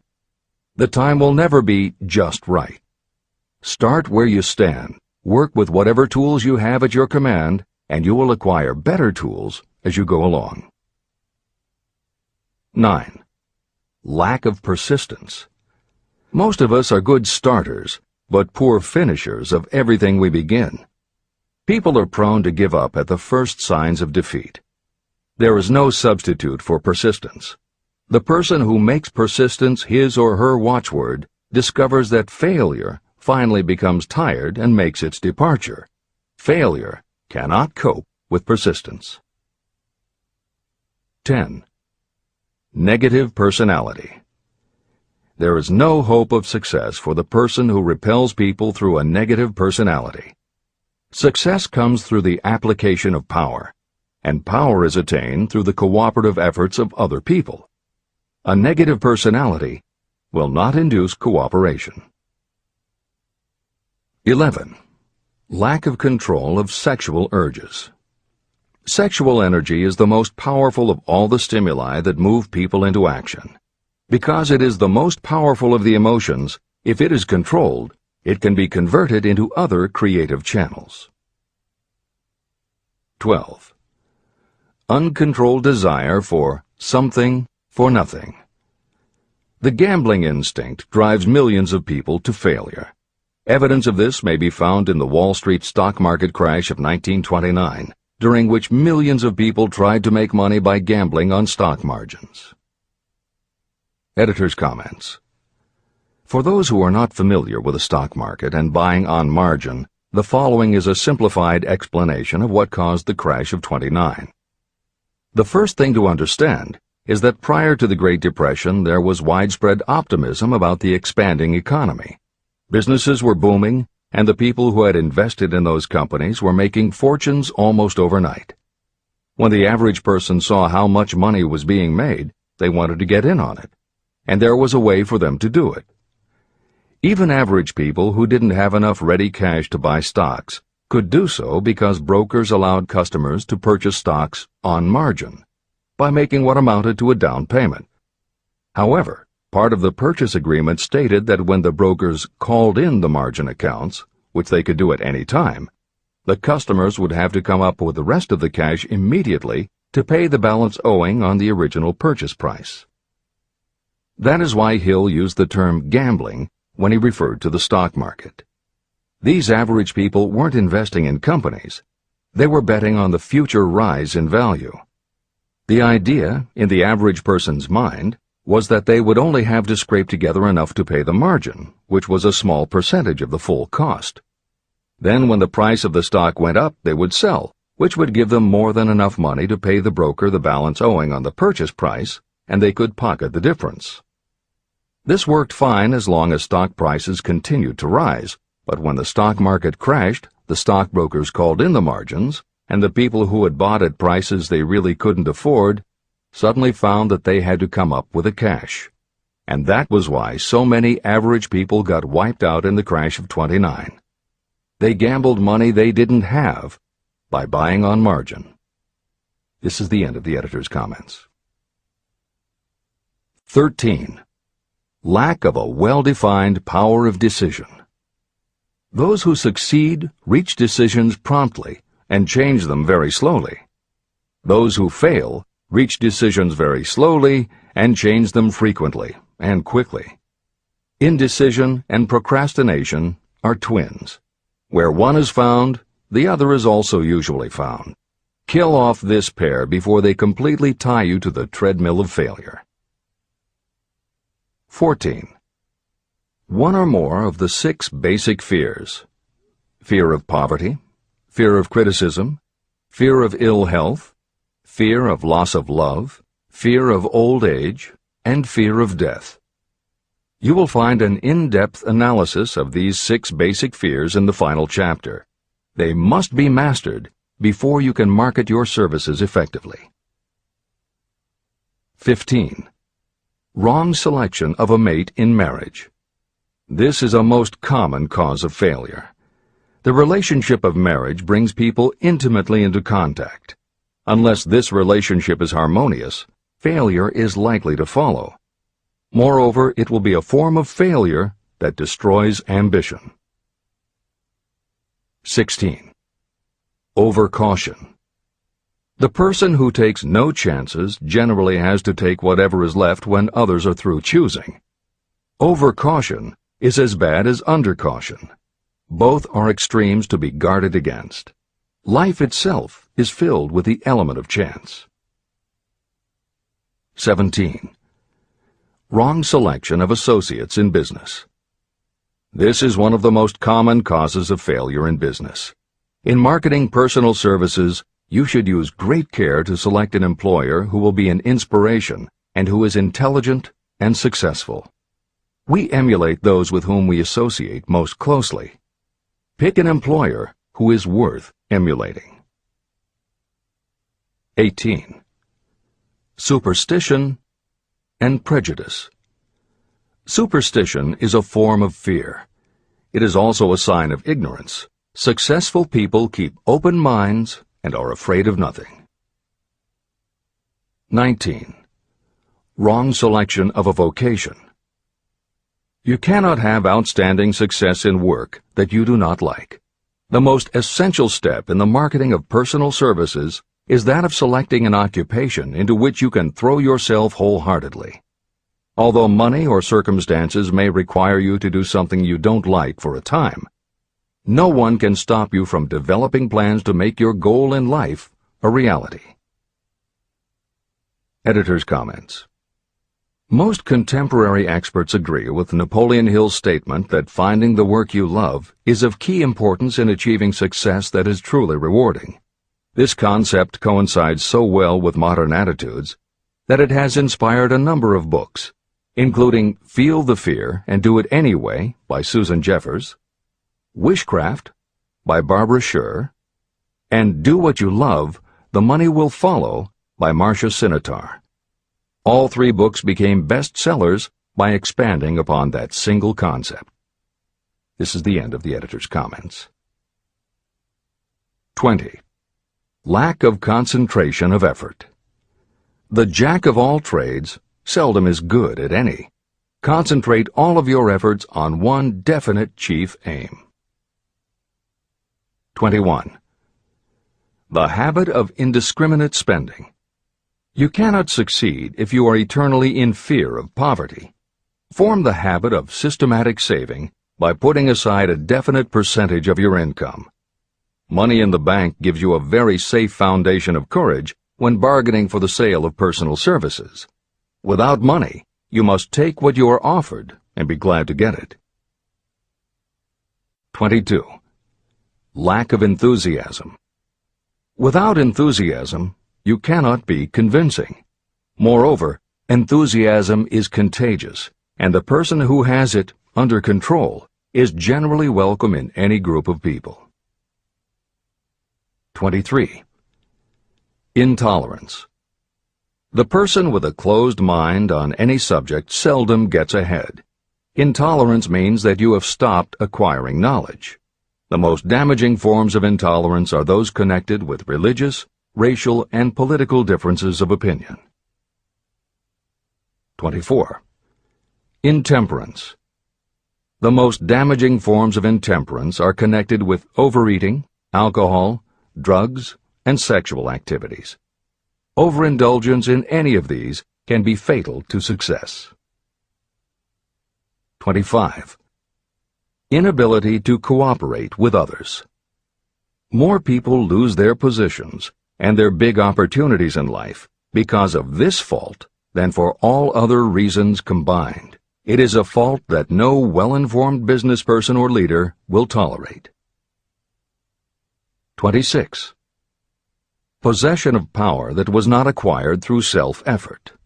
Sons and daughters of wealthy parents, and others who inherit money that they did not earn.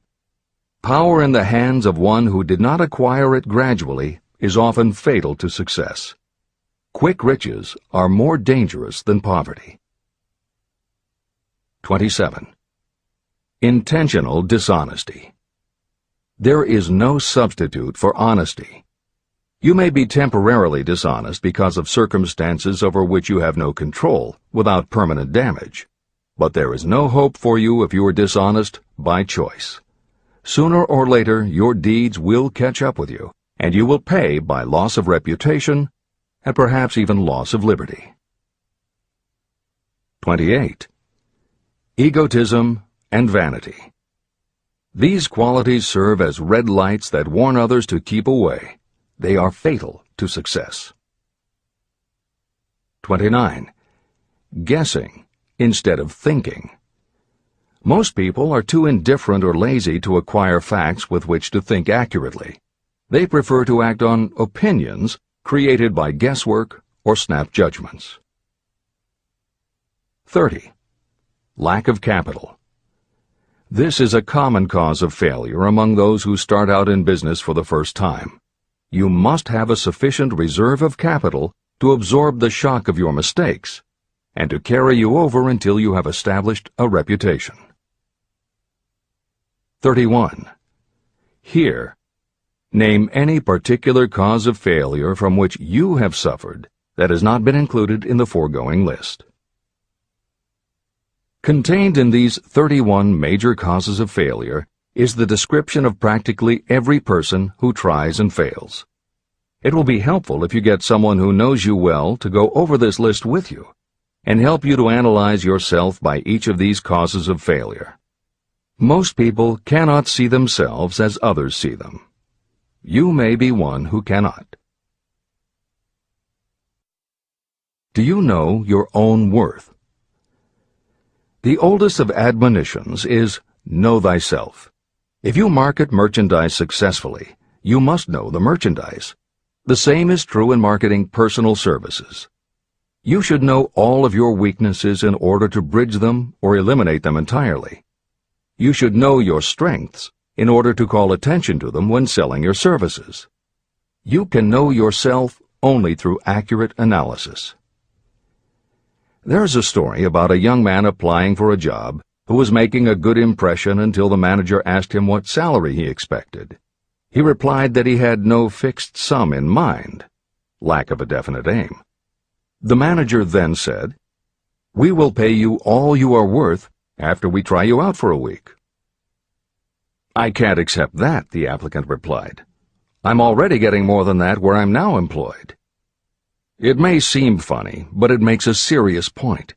Before you even begin to negotiate for a better salary in your present position or begin to seek employment elsewhere, be sure that you are worth more than you now receive. It is one thing to want money. Everyone wants more. But it is something entirely different to be worth more. Many people mistake their wants for their just dues. Your financial wants have nothing whatever to do with your worth.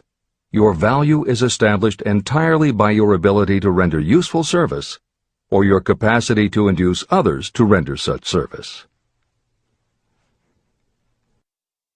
Take inventory of yourself. Annual self-analysis is essential in the effective marketing of personal services, just like you would take an annual inventory if you were in merchandising. Moreover, your yearly analysis should show a decrease in your faults and an increase in your virtues. You go ahead, stand still, or go backward in life. Your objective should be to go ahead. Annual self-analysis will disclose whether advancement has been made and, if so, how much. It will also disclose any backward steps you may have taken. The effective marketing of personal services requires you to move forward, even if the progress is slow. Your annual self-analysis should be made at the end of each year, so you can include in your New Year's resolutions any improvements that the analysis indicates should be made. Take this inventory by asking yourself the following questions, and by checking your answers with the aid of someone who will not permit you to deceive yourself. After you have finished reading through to the end of this book at least once, and you are sure you have assimilated the information in this chapter, you will be ready to create a practical plan for marketing your personal services. In this chapter, you should have found adequate descriptions of every principle essential in planning the sale of personal services. These include the major attributes of leadership, the most common causes of failure in leadership, a description of the fields of opportunity for leadership, the main causes of failure in all walks of life, and the important questions that should be used in self-analysis.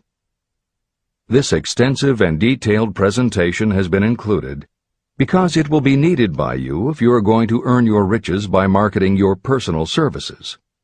Those who have lost their fortunes and those who are just beginning to earn money have nothing but personal services to offer in return for riches. Therefore, it is essential that you have real, practical information that you'll need to market your services to best advantage. Complete assimilation and understanding of the information will help you to market your services, and it will help you to become more analytical and capable of judging people. The information will be priceless to you if you work in an executive position where you select employees. Where and how to find opportunities to accumulate riches. Now that we have analyzed the principles by which riches may be accumulated, you naturally ask, where can I find the opportunities to apply these principles? Very well. Let us take inventory and see what the United States of America offers the person seeking riches. To begin with, remember that we live in a country where every law-abiding citizen enjoys freedom of thought and freedom of deed unequaled anywhere in the world. Most of us have never taken inventory of the advantages of this freedom. We have never compared our unlimited freedom with a curtailed freedom in other countries.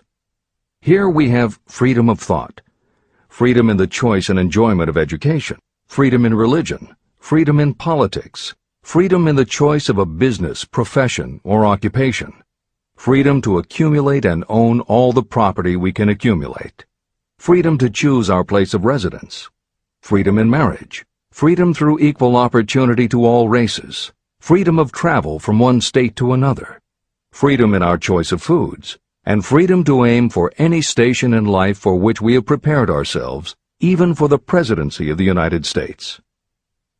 We have other forms of freedom, but this list gives an overview of the most important freedoms that offer you the opportunity to think and grow rich. The United States is the only country guaranteeing to every citizen, whether native-born or naturalized, so broad and varied a list of freedoms. Next, let us recount some of the blessings that our widespread freedom has placed within our hands. Take the average American family of average income and sum up the benefits available to every member of the family in this land of opportunity and plenty. Food. Next to freedom of thought and deed comes food, clothing, and shelter, the three basic necessities of life. Because of our universal freedom, the average American family has available at its door the choicest selection of food to be found anywhere in the world, and at prices within its financial range. Shelter. This family lives in a comfortable apartment or house, complete with light, heat, water, and many conveniences.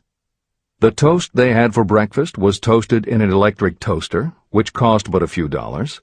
The apartment is cleaned with a vacuum cleaner that is run by electricity. Hot and cold water is available at all times in the kitchen and the bathroom. The food is kept cool in a refrigerator. Clothes are washed and dried, dishes are cleaned, and numerous labor-saving devices are run on power obtained by putting a plug into a wall socket. The family receives entertainment and information from all over the world 24 hours a day if they want it, by merely flipping a switch on their radio or television or computer. There are other conveniences, but the foregoing list will give a fair idea of some of the concrete evidences of the freedoms that we, of America, enjoy. Clothing. Anywhere in the United States, the family with average clothing requirements can dress very comfortably at a cost that is only a small portion of their earnings. Only the three basic necessities of food, clothing, and shelter have been mentioned. The average American also has other options and advantages that are available in return for reasonable effort. The average American has security of property rights not found in any other country in the world. We can place any surplus money in a bank with the assurance that our government will protect it and make good to us if the bank fails. If an American citizen wants to travel from one state to another, he or she needs no passport and no one's permission. You may go when you please, and you may travel by car, train, bus, airplane, ship, or any other method that you can afford. The miracle that has provided these blessings. We often hear politicians proclaiming the freedom of America when they solicit votes, but they seldom take the time or trouble to analyze the source of this freedom. Having no axe to grind, no grudge to express, and no ulterior motives, I will give you a frank analysis of that mysterious, abstract, greatly misunderstood something that gives to every citizen of America more blessings, more opportunities to accumulate wealth, and more freedom of every nature than may be found in any other country. I have the right to analyze the source and nature of this unseen power because I know, and have known for more than half a century, many of the men who organized that power, and many who are now responsible for its maintenance. The name of this mysterious benefactor of mankind is capital. Capital consists not only of money, but also of highly organized, intelligent groups of individuals who plan ways and means of using money efficiently for the good of the public and profitably to themselves. These groups consist of scientists, educators, chemists, inventors, business analysts, publicists, transportation experts, accountants, lawyers, doctors, and other men and women who have highly specialized knowledge in all fields of industry and business. They pioneer, experiment, and blaze trails in new fields of endeavor. They support colleges, hospitals, schools, build good roads, publish newspapers, pay most of the cost of government, and take care of the many details essential to human progress. Stated briefly, the capitalists are the brains of civilization because they supply the entire fabric of which all education, enlightenment, and human progress consist. Money without brains is always dangerous. Properly used, it is the most important essential of civilization. To give you an idea of how important organized capital is, try to imagine that it is your job to provide and prepare a simple family breakfast, but you have to do it without the aid of capital. To supply the tea, you would have to make a trip to China or India. Unless you are an excellent swimmer, you would become rather tired before making the round trip. Then, too, another problem would confront you. What would you use for money, even if you had the physical endurance to swim the ocean? To supply sugar, you would have to take another swim to the Caribbean islands, or a long walk to the sugar beet section of Utah. But even then you might come back without the sugar, because organized effort and money are necessary to produce sugar, to say nothing of what is required to refine, transport, and deliver it to the breakfast table anywhere in the United States. Eggs you could obtain easily enough from nearby farms, but you might have a very long walk to Florida or California and back before you could serve grapefruit juice. You would have another long walk to Kansas or one of the other wheat-growing states when you went after wheat bread. Dry cereal would have to be omitted from the menu because it would not be available except through the labor of a trained group of workers and suitable machinery, all of which call for capital. After resting, you could take off for another little swim down to South America, where you would pick up a couple of bananas. On your return, you could take a short walk to the nearest farm having a dairy and pick up some butter and cream. Then your family would be ready to sit down and enjoy breakfast. Seems absurd, doesn't it? Well, the procedure described would be the only possible way these simple items of food could be delivered if we had no capitalistic system. The capital cornerstone of our lives. The sum of money required for the building and maintenance of the planes, trucks, trains, and cargo ships used in the delivery of that simple breakfast is so huge that it staggers imagination. It runs into billions of dollars. Not to mention the armies of trained employees required to run all those planes, trucks, ships, and trains. But transportation is only a part of the requirements of modern civilization in capitalistic America. Before there can be anything to haul, something must be grown from the ground or manufactured and prepared for market. This calls for more billions of dollars for equipment, machinery, packaging, marketing, and to pay the wages of millions of men and women. Transportation systems do not spring up from the earth and function automatically. They come in response to the call of civilization. They come through the labor and ingenuity and organizing ability of people who have imagination, faith, enthusiasm, decision, and persistence. These men and women are known as capitalists. They are motivated by the desire to build, construct, achieve, render useful service, earn profits, and accumulate riches. And because they render service without which there would be no civilization, they earn for themselves great riches.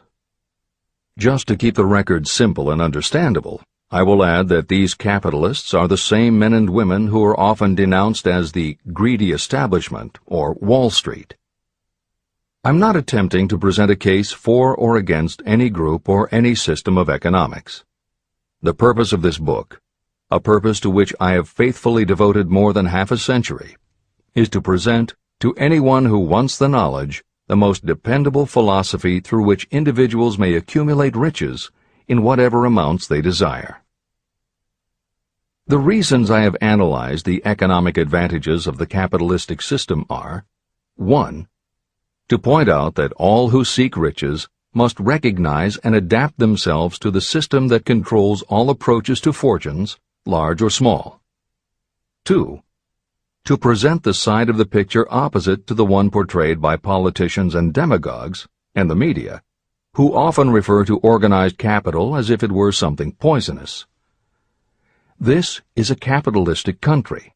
It was developed through the use of capital.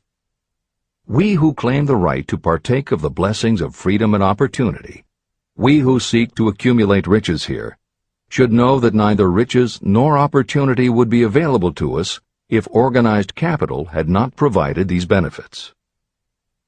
There is only one dependable method of accumulating and legally holding riches, and that is by rendering useful service. No system has ever been created by which anyone can legally acquire riches through mere force of numbers, or without giving in return an equivalent value of one form or another.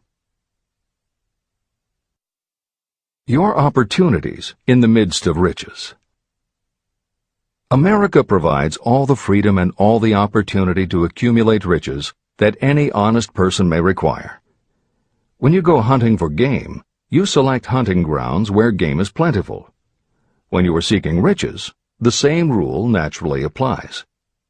If it is riches you are seeking, do not overlook the possibilities of a country whose citizens are so rich that women alone spend billions of dollars each year for cosmetics and other beauty products. Do not be in too big a hurry to get away from a country whose men willingly, even eagerly, hand over more billions of dollars annually for football, basketball, baseball, and all the related products that go with these and other sporting events. Only a few of the luxuries and non-essentials have been mentioned, but remember that the business of producing and marketing these few products gives regular employment to many millions of men and women, who receive for their services many millions of dollars monthly, and spend it freely for both the luxuries and the necessities. Especially, remember that behind all this exchange of merchandise and personal services is an abundance of opportunity to accumulate riches. Here our American freedom comes to your aid. There is nothing to stop you or anyone from engaging in any portion of the effort necessary to carry on these businesses. If you have superior talent, training, experience, you may accumulate riches in large amounts. Those not so fortunate may accumulate smaller amounts. Anyone may earn a living in return for a very nominal amount of labor. So there you are. Opportunity has spread its wares before you. Step up to the front, select what you want, create your plan, put the plan into action, and follow through with persistence. Capitalistic America will do the rest. You can depend on this much. Capitalistic America ensures every person the opportunity to render useful service and to collect riches in proportion to the value of the service. The system denies no one this right, but it does not and cannot promise something for nothing. The system itself is irrevocably controlled by the law of economics, which neither recognizes nor tolerates for long getting without giving.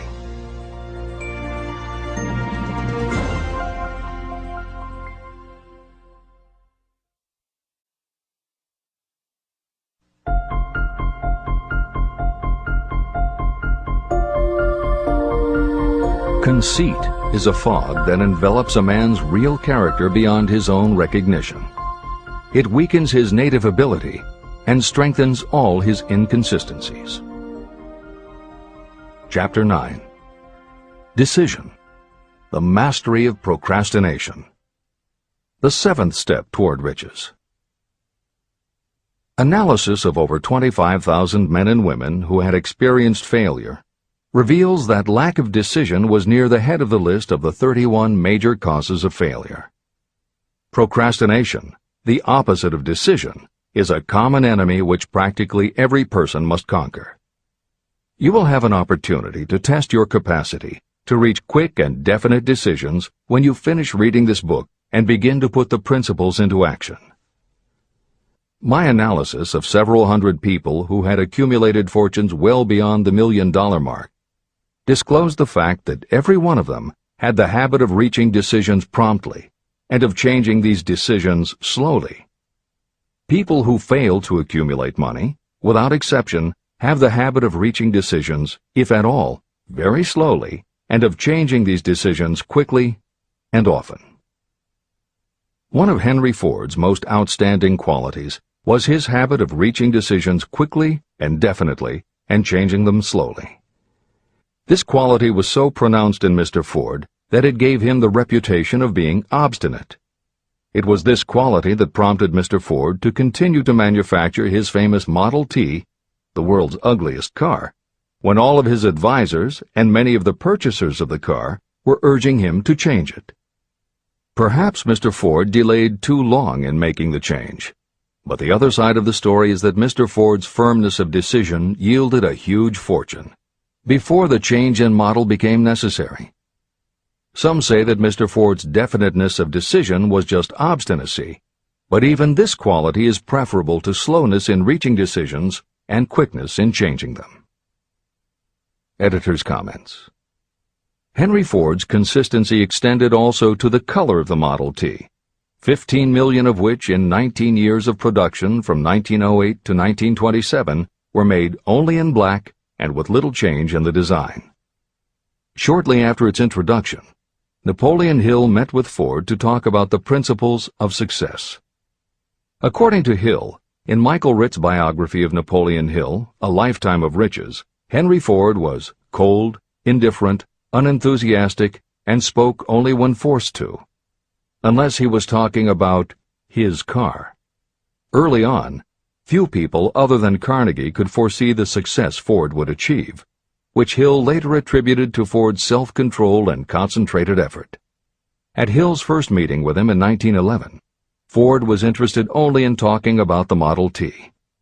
After Ford took him for a spin around the factory, Hill bought one for $680. This is the end of the editor's comments.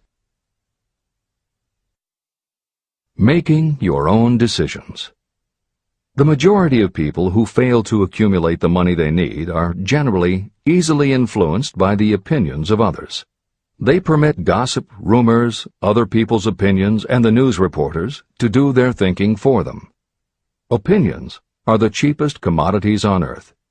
Everyone has a flock of opinions they are ready to tell anyone who will listen. If you are too influenced by other people's opinions when you reach decisions, you will not succeed in any undertaking, much less in that of transmuting your own desire into money. If you are influenced by the opinions of others, you will have no desire of your own. Keep your own counsel. Rely on yourself to reach your own decisions when you begin to put these principles into practice, and follow through on your decisions. Take no one into your confidence except the members of your mastermind group, and be very sure that you choose for your group only those who will be in complete sympathy and harmony with your purpose. Close friends and relatives, while not meaning to do so, often handicap one through opinions. And for some reason, even friends often seem to think that ridiculing you and your plans is funny.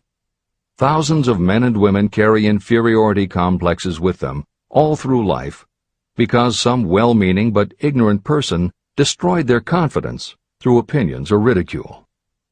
You have a brain and mind of your own. Use it, and reach your own decisions.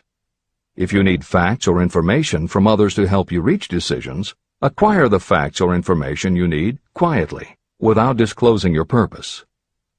It is characteristic of people who have a smattering of knowledge to try to give the impression that they know more than they do.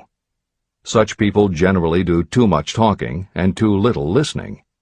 Keep your eyes and ears open and your mouth closed if you wish to acquire the habit of prompt decision. Those who talk too much do little else. If you talk more than you listen, you may miss some important piece of knowledge that might have been very useful to you. By talking too much, you may also disclose your plans and purposes to people who will take great delight in defeating you because they envy you. Remember, every time you open your mouth in the presence of a person who really has knowledge, you tip your hand and show that person your exact stock of knowledge, or you tip your hand to your lack of it. The mark of genuine wisdom is modesty and silence. Keep in mind that every person is, like you, seeking the opportunity to accumulate money. If you talk about your plans too freely, you may be surprised when you learn that some other person has beat you to it by using the plans you bragged about. Let one of your first decisions be to keep a closed mouth and open ears and eyes. As a reminder to yourself, copy the following epigram in large letters and place it where you will see it daily. Tell the world what you intend to do, but first, show it. This is the equivalent of saying that deeds and not words are what count most. The value of decisions depends upon the courage required to render them. The great decisions that served as the foundation of civilization were reached by assuming great risks, which often meant the chance of death. Lincoln's decision to issue his famous Proclamation of Emancipation, which gave freedom to African Americans, was rendered with full understanding that his act would turn thousands of friends and political supporters against him. When the rulers of Athens gave Socrates the choice of disclaiming his teachings or being sentenced to death, Socrates' decision to drink the cup of poison, rather than compromise in his personal belief, was a decision of courage. It turned time ahead 1,000 years and gave to people then unborn the right to freedom of thought and of speech. 56. Who risked the gallows? The greatest decision of all time, as far as any American citizen is concerned, was reached in Philadelphia on July 4, 1776, when 56 men signed their names to a document that they well knew would bring freedom to all Americans, or leave every one of the 56 hanging from a gallows. You have heard of this famous document, the Declaration of Independence. But have you taken from it the great lesson in personal achievement it so plainly taught? We all remember the date of this momentous decision, but few of us realize what courage that decision required. We remember our history as it was taught. We remember dates and the names of the men who fought. We remember Valley Forge and Yorktown. We remember George Washington and Lord Cornwallis. But we know little of the real forces behind these names, dates, and places. We know even less of that intangible power that ensured freedom long before Washington's armies reached Yorktown. It is nothing short of tragedy that the writers of history have missed entirely even the slightest reference to the irresistible power that gave birth and freedom to the nation destined to set up new standards of independence for all the peoples of the earth. I say it is a tragedy because it is the same power that must be used by every individual who overcomes the difficulties of life and forces life to pay the price asked. Let us briefly review the events that gave birth to this power. The story begins with an incident in Boston on March 5, 1770. British soldiers were patrolling the streets, openly threatening the citizens by their presence. The colonists resented armed men marching in their midst. They began to express their resentment openly, hurling stones as well as epithets at the marching soldiers, until the commanding officer gave orders. Fix bayonets, charge. The battle was on. It resulted in the death and injury of many. The incident aroused such resentment that the Provincial Assembly, made up of prominent colonists, called a meeting for the purpose of taking definite action. Two of the members of that assembly were John Hancock and Samuel Adams. They spoke up courageously and declared that a move must be made to eject all British soldiers from Boston. Remember this: a decision, in the minds of two men, might properly be called the beginning of the freedom that we of the United States now enjoy. Remember, too, that the decision of these two men called for faith and courage because it was dangerous. Before the assembly adjourned, Samuel Adams was appointed to call on Hutchinson, the governor of the province, and demand the withdrawal of the British troops. The request was granted, and the troops were removed from Boston, but the incident was not closed. It had caused a situation that was destined to change the entire trend of civilization. Richard Henry Lee became an important factor in this story, because he and Samuel Adams corresponded frequently, sharing freely their fears and their hopes concerning the welfare of the people of their provinces. From this practice, Adams conceived the idea that a mutual exchange of letters between the 13 colonies might help to bring about the coordination of efforts so badly needed in connection with the solution of their problems. In March of 1772, 2 years after the clash with the soldiers in Boston, Adams presented this idea to the Assembly. He made a motion that a correspondence committee be established among the colonies, with definitely appointed correspondents in each colony, for the purpose of friendly cooperation for the betterment of the colonies of British America. It was the beginning of the organization of the far-flung power destined to give freedom to you and to me. A mastermind group had already been organized. It consisted of Adams, Lee, and Hancock. The Committee of Correspondence was organized. The citizens of the colonies had been waging disorganized warfare against the British soldiers through incidents similar to the Boston riot, but nothing of benefit had been accomplished. Their individual grievances had not been consolidated under one mastermind. No group of individuals had put their hearts, minds, souls, and bodies together in one definite decision to settle their difficulty with the British once and for all, until Adams, Hancock, and Lee got together.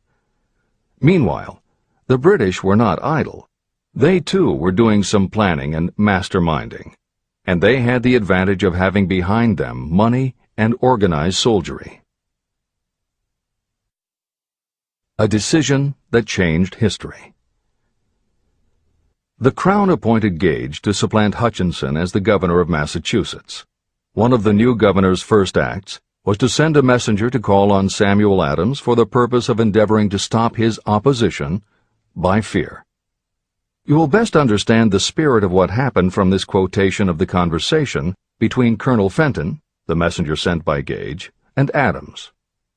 Colonel Fenton: I have been authorized by Governor Gage to assure you, Mr. Adams, that the governor has been empowered to confer upon you such benefits as would be satisfactory, an obvious endeavor to win Adams by promise of bribing him, upon the condition that you engage to cease in your opposition to the measures of the government. It is the governor's advice to you, sir, not to incur the further displeasure of His Majesty. Your conduct has been such as makes you liable to penalties of an act of Henry VIII, by which persons can be sent to England for trial for treason or misprision of treason, at the discretion of a governor of a province. But by changing your political course, you will not only receive great personal advantages, but you will make your peace with the king. Samuel Adams had the choice of two decisions. He could cease his opposition and receive personal bribes, or he could continue and run the risk of being hanged. Clearly, the time had come when Adams was forced to reach, instantly, a decision that could have cost his life. Adams insisted upon Colonel Fenton's word of honor that the colonel would deliver to the governor the answer exactly as Adams would give it to him. Adams' answer: Then you may tell Governor Gage that I trust I have long since made my peace with the King of Kings. No personal consideration shall induce me to abandon the righteous cause of my country. And tell Governor Gage it is the advice of Samuel Adams to him no longer to insult the feelings of an exasperated people. When Governor Gage received Adams' caustic reply, he flew into a rage and issued a proclamation that read, I do hereby, in His Majesty's name, offer and promise His most gracious pardon to all persons who shall forthwith lay down their arms and return to the duties of peaceable subjects, excepting only from the benefit of such pardon Samuel Adams and John Hancock, whose offenses are of too flagitious a nature to admit of any other consideration but that of condign punishment. Adams and Hancock were on the spot. The threat of the irate governor forced the two men to reach another decision, equally as dangerous. They hurriedly called a secret meeting of their staunchest followers. After the meeting had been called to order, Adams locked the door, placed the key in his pocket, and informed all present that it was imperative that a Congress of the colonists be organized, and that no man should leave the room until the decision for such a Congress had been reached. Great excitement followed. Some weighed the possible consequences of such radicalism. Some expressed grave doubt as to the wisdom of so definite a decision in defiance of the Crown. Locked in that room were two men immune to fear, blind to the possibility of failure, Hancock and Adams. Through the influence of their minds, the others were induced to agree that, through the Correspondence Committee, arrangements should be made for a meeting of the First Continental Congress to be held in Philadelphia, September 5, 1774. Remember this date. It is more important than July 4, 1776. If there had been no decision to hold a Continental Congress, there could have been no signing of the Declaration of Independence. Before the first meeting of the new Congress, another leader, in a different section of the country, was deep in the throes of publishing a summary view of the rights of British America. He was Thomas Jefferson, of the province of Virginia, whose relationship to Lord Dunmore, representative of the Crown in Virginia, was as strained as that of Hancock's and Adams with their governor. Shortly after his famous Summary of Rights was published, Jefferson was informed that he was subject to prosecution for high treason against His Majesty's government. Inspired by the threat, one of Jefferson's colleagues, Patrick Henry, boldly spoke his mind, concluding his remarks with a sentence that shall remain forever a classic. If this be treason, then make the most of it. It was such men as these who, without power, without authority, without military strength, without money, sat in solemn consideration of the destiny of the colonies, beginning at the opening of the First Continental Congress and continuing at intervals for 2 years, until on June 7, 1776, Richard Henry Lee arose, addressed the chair, and to the startled assembly made this motion. Gentlemen, I make the motion that these united colonies are, and of right ought to be, free and independent states, that they be absolved from all allegiance to the British Crown, and that all political connection between them and the state of Great Britain is, and ought to be, totally dissolved. The most momentous decision ever placed on paper. Lee's astounding motion was discussed fervently and at such length that he began to lose patience. Finally, after days of argument, he again took the floor and declared in a clear, firm voice, "Mr. President, we have discussed this issue for days. It is the only course for us to follow. Why then, sir, do we longer delay? Why still deliberate? Let this happy day give birth to an American republic. Let her arise, not to devastate and to conquer, but to re-establish the reign of peace and of law." Before his motion was finally voted upon, Lee was called back to Virginia because of serious family illness. But before leaving, he placed his cause in the hands of his friend, Thomas Jefferson, who promised to fight until favorable action was taken. Shortly thereafter, the President of the Congress, Hancock, appointed Jefferson as chairman of a committee to draw up a Declaration of Independence.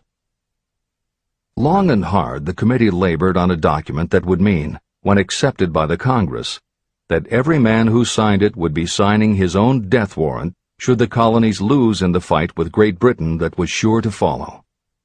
The document was drawn, and on June 28th, the original draft was read before the Congress. For several days it was discussed, altered, and made ready. On July 4th, 1776, Thomas Jefferson stood before the Assembly and fearlessly read the most momentous decision ever placed on paper. When in the course of human events it becomes necessary for one people to dissolve the political bands which have connected them with another, and to assume among the powers of the earth the separate and equal station to which the laws of nature and of nature's God entitled them, a decent respect to the opinions of mankind requires that they should declare the causes which impel them to the separation. When Jefferson finished, the document was voted upon, accepted, and signed by the 56 men, every one staking his own life upon his decision to write his name. By that decision came into existence a nation destined to bring to mankind forever the privilege of making decisions. Analyze the events that led to the Declaration of Independence, and be convinced that this nation, which now holds a position of commanding respect and power among all nations of the world, was born of a decision created by a mastermind consisting of 56 men. Note well the fact that it was their decision that ensured the success of Washington's armies, because the spirit of that decision was in the heart of every soldier who fought with him, and served as a spiritual power which recognizes no such thing as failure. Note also, with great personal benefit, that the power that gave this nation its freedom is the same power that must be used by every individual who becomes self-determining. This power is made up of the principles described in this book. It will not be difficult to detect, in the story of the Declaration of Independence, at least 6 of these principles: desire, decision, faith, persistence, the mastermind, and organized planning. Know what you want, and you will generally get it. Throughout this philosophy, you'll find the suggestion that thought, backed by strong desire, will transmute itself into its physical equivalent. The story of the founding of America and the story of the organization of the United States Steel Corporation are perfect examples of the method by which thought makes this astounding transformation. In your search for the secret of the method, do not look for a miracle, because you will not find it. you will find only the eternal laws of nature. These laws are available to every person who has the faith and the courage to use them.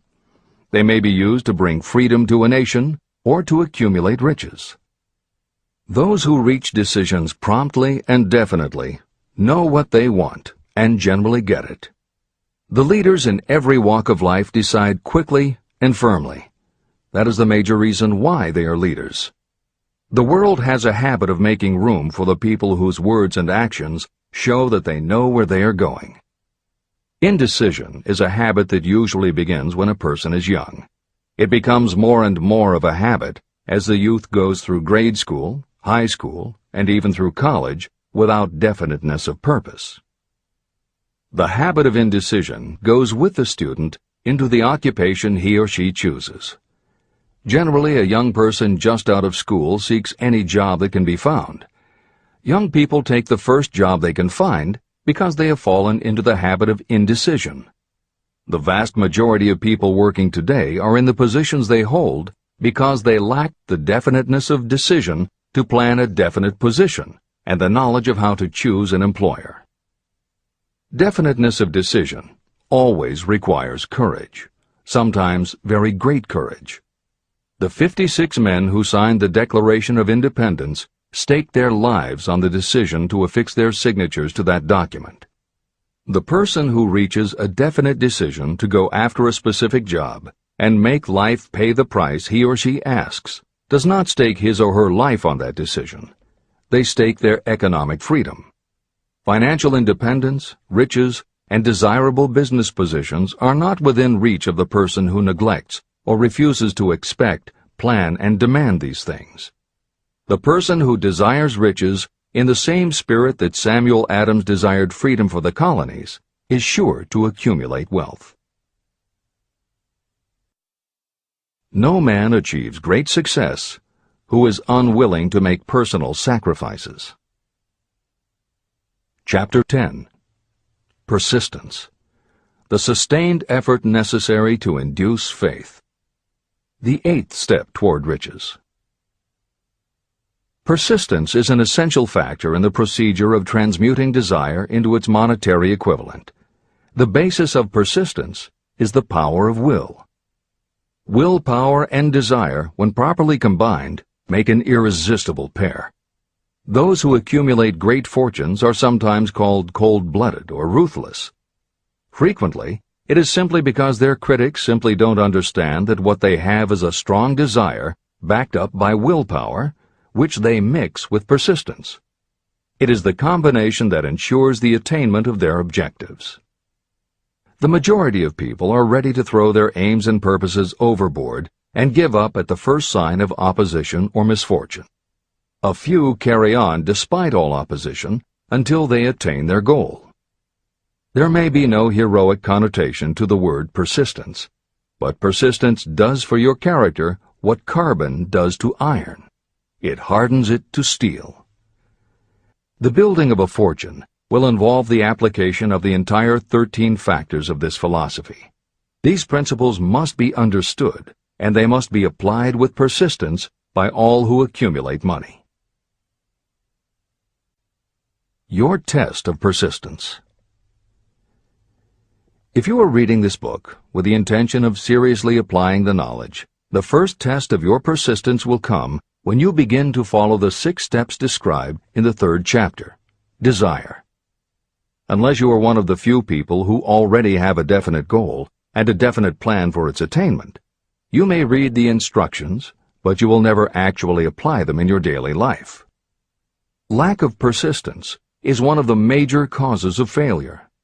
Moreover, my experience with thousands of people has proved that lack of persistence is a weakness common to the majority of people. However, it is a weakness that may be overcome by effort.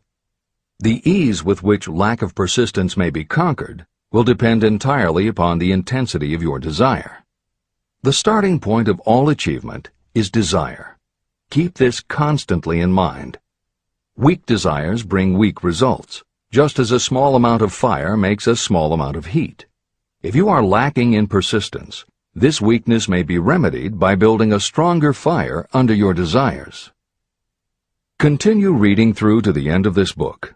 Then go back to Chapter 3 and start immediately to carry out the instructions for using the 6 steps. The eagerness with which you follow these instructions will indicate clearly how much or how little you really desire to accumulate money. If you find that you are indifferent, you may be sure that you have not yet acquired the money consciousness that you must possess before you can be sure of accumulating a fortune. Fortunes gravitate to those whose minds have been prepared to attract them, just as surely as water gravitates to the ocean. If you are weak in persistence, focus on the instructions in Chapter 11, Power of the Mastermind. Surround yourself with a mastermind group, and through the cooperation of the members of this group, you can develop persistence. You will find additional instructions for the development of persistence in Chapter 5, Autosuggestion, and in Chapter 13, The Subconscious Mind. Follow the instructions in these chapters until you build up habits that convey to your subconscious mind a clear picture of the object of your desire.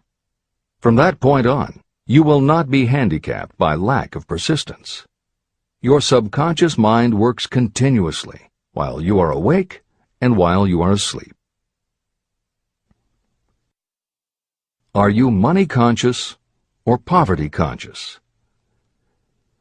Occasional effort to apply the rules will be of no value to you. To get results, you must apply all of the rules until they become a fixed habit with you. In no other way can you develop the necessary money consciousness. Just as money is attracted to those who have deliberately set their mind on it, poverty is attracted to those whose mind is open to it. And although money consciousness must be developed intentionally, poverty consciousness develops without conscious application of habits favorable to it.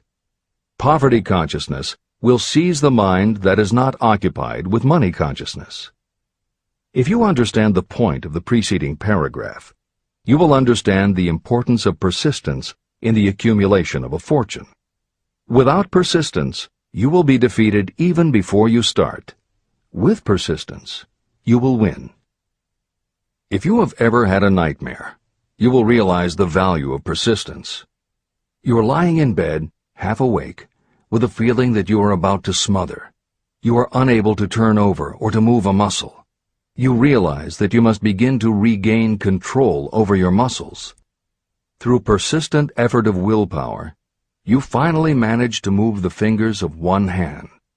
By continuing to move your fingers, you extend your control to the muscles of one arm until you can lift it.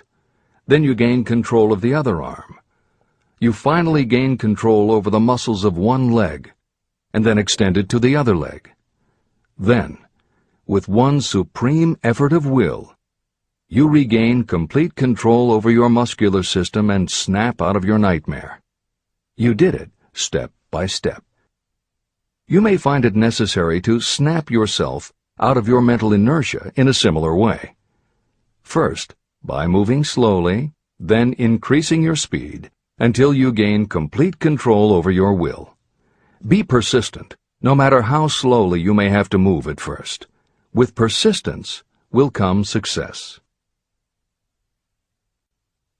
Snap out of mental inertia. If you select your mastermind group with care, you will have in it at least one person who will aid you in the development of persistence. Some people who have accumulated great fortunes did so because of necessity. They developed the habit of persistence because circumstances forced them to become persistent. Those who have cultivated the habit of persistence seem to enjoy insurance against failure.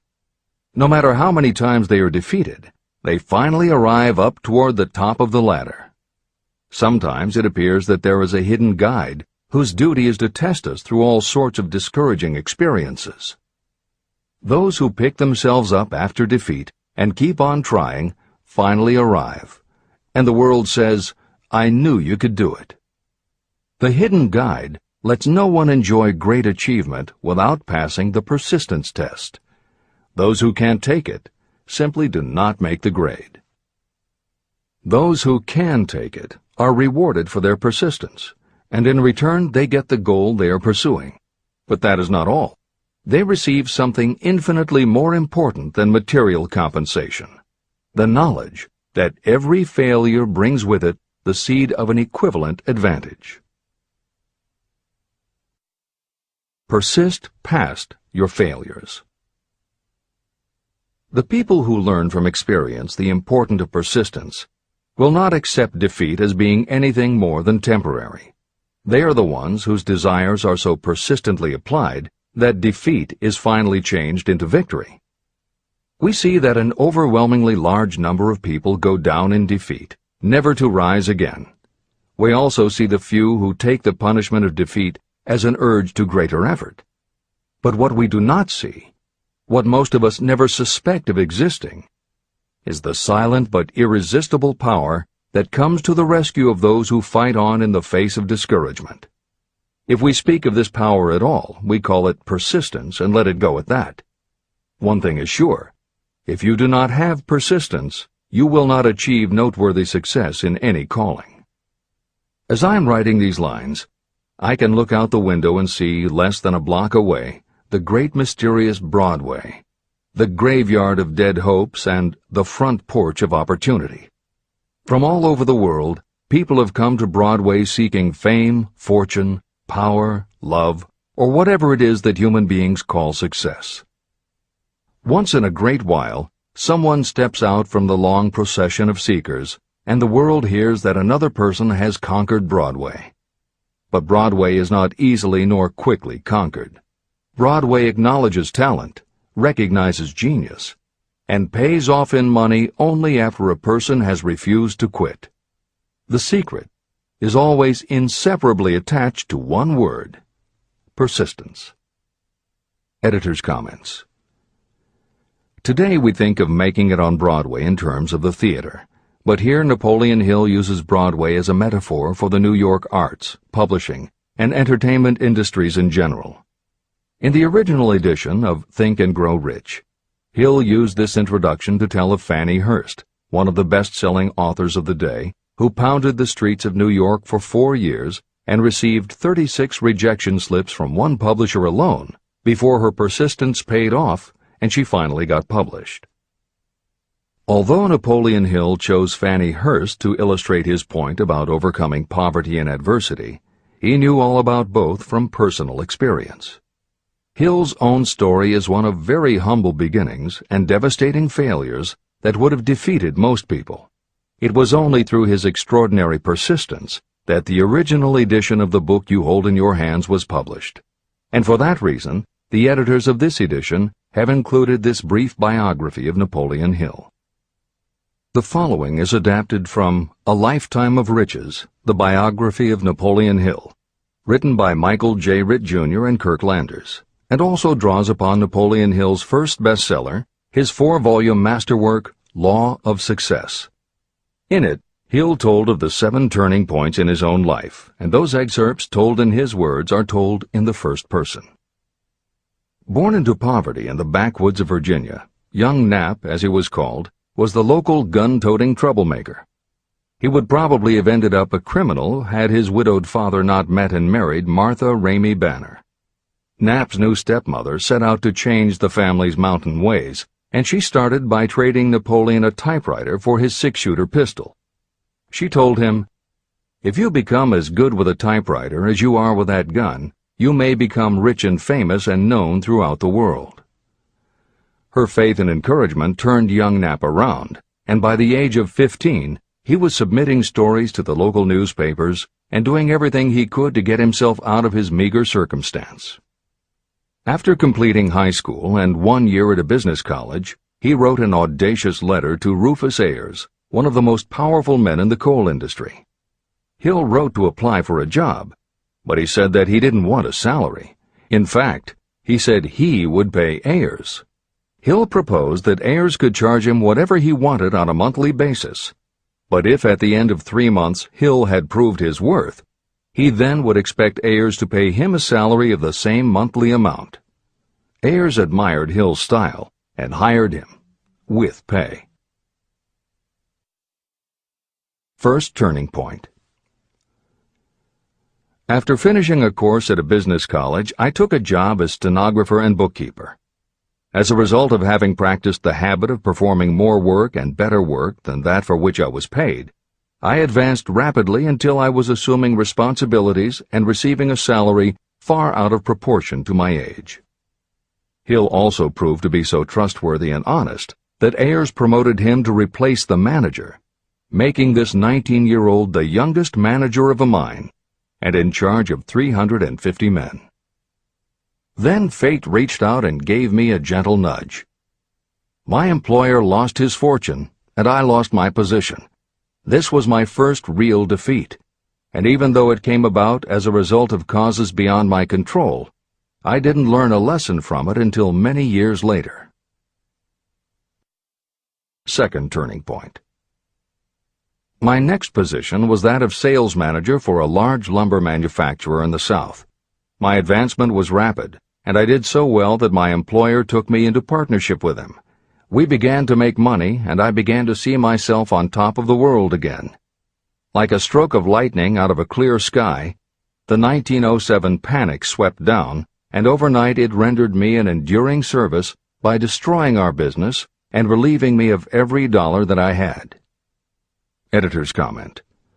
The panic Hill refers to began in the summer of 1907, when a number of banks and stock brokerages declared bankruptcy. Word spread to the general public, and it created a run on the banks as depositors lined up to demand that they be given the money they had on deposit. Banks called in loans to meet the demand for cash, but those borrowers couldn't find buyers for their goods or property, so they couldn't pay back their loans. When the banks couldn't get back the money they had loaned, they repossessed the homes or businesses that the borrowers had put up as collateral. Businesses were closed, farmers were evicted from their land, jobs were lost, so even more banks were forced to close, and it just kept getting worse. America was caught in a downward spiral that was reversed only when the major Wall Street bankers and financial executives, who were themselves in danger of losing their businesses, stepped in to shore up troubled banks. It was in large part because of the bank panic of 1907 that legislation was enacted in 1913 to create the Federal Reserve System. This is the end of the editor's comments. Third turning point. This was my first serious defeat. I mistook it then for failure, but it was not. And before I complete this lesson, I will tell you why it was not. It required the 1907 panic and the defeat that it brought me to redirect my efforts from the lumber business to the study of law. I entered law school with the firm belief that I would emerge doubly prepared to catch up with the end of the rainbow and claim my pot of gold. Napoleon Hill planned to put himself and his brother through law school by writing articles for Bob Taylor's magazine. It was through the magazine that he arranged the fateful meeting with Andrew Carnegie, described at the beginning of this book. As was noted there, when Carnegie proposed the idea of writing The Philosophy of Success, he told Hill that he would have to earn his own way. I attended law school at night and worked as an automobile salesman during the day. Because of the job, I saw the need for trained automobile mechanics. I opened an educational department in the manufacturing plant and began to train ordinary machinists in automobile assembly and repair work. The school prospered, paying me over $1,000 a month in net profits. My banker knew that I was prospering, therefore he loaned me money with which to expand. A peculiar trait of bankers is that they will loan us money without any hesitation when we are prosperous. My banker loaned me money until I was hopelessly in his debt. Then he took over my business as calmly as if it had belonged to him, which it did. From an income of more than $1,000 a month, I was suddenly reduced to poverty. For the third time, Hill had experienced defeat, but he was not beaten. He got another job, and all the while continued to work on the Carnegie Project. Fourth turning point, 1912. Because my wife's family had influence, I secured the appointment as assistant to the chief counsel for one of the largest coal companies in the world. I was among friends and relatives, and I had a position that I could keep for as long as I wished without exerting myself. What more did I need? Nothing, I was beginning to say to myself. Then, without consultation with my friends and without warning, I resigned. This was the first turning point that was of my own selection. It was not forced upon me. I quit that position because the work was too easy and I was performing it with too little effort. This move proved to be the next most important turning point of my life, although it was followed by 10 years of effort that brought almost every conceivable grief the human heart can experience. I selected Chicago as my new field of endeavor. I made up my mind that if I could gain recognition in Chicago, in any honorable sort of work, it would prove that I had something that might be developed into real ability. Fifth turning point. My first position in Chicago was that of advertising manager for a large correspondence school. I did so well that the president of the school induced me to resign my position and go into the candy manufacturing business with him. We organized the Betsy Ross Candy Company, and I became its first president. The business grew rapidly, and soon we had a chain of stores in 18 different cities. They did so well, in fact, Hill's partners decided they wanted to take over the business. They had Hill arrested on a false charge and then offered to withdraw the charge if he would turn over to them his interest in the business. Outraged at the suggestion, Hill refused. When the case went to court, his partners failed to appear for the hearing. Hill sued them for malicious damage to his character. The judge's ruling completely vindicated Hill and allowed him the option to have his partners thrown in jail.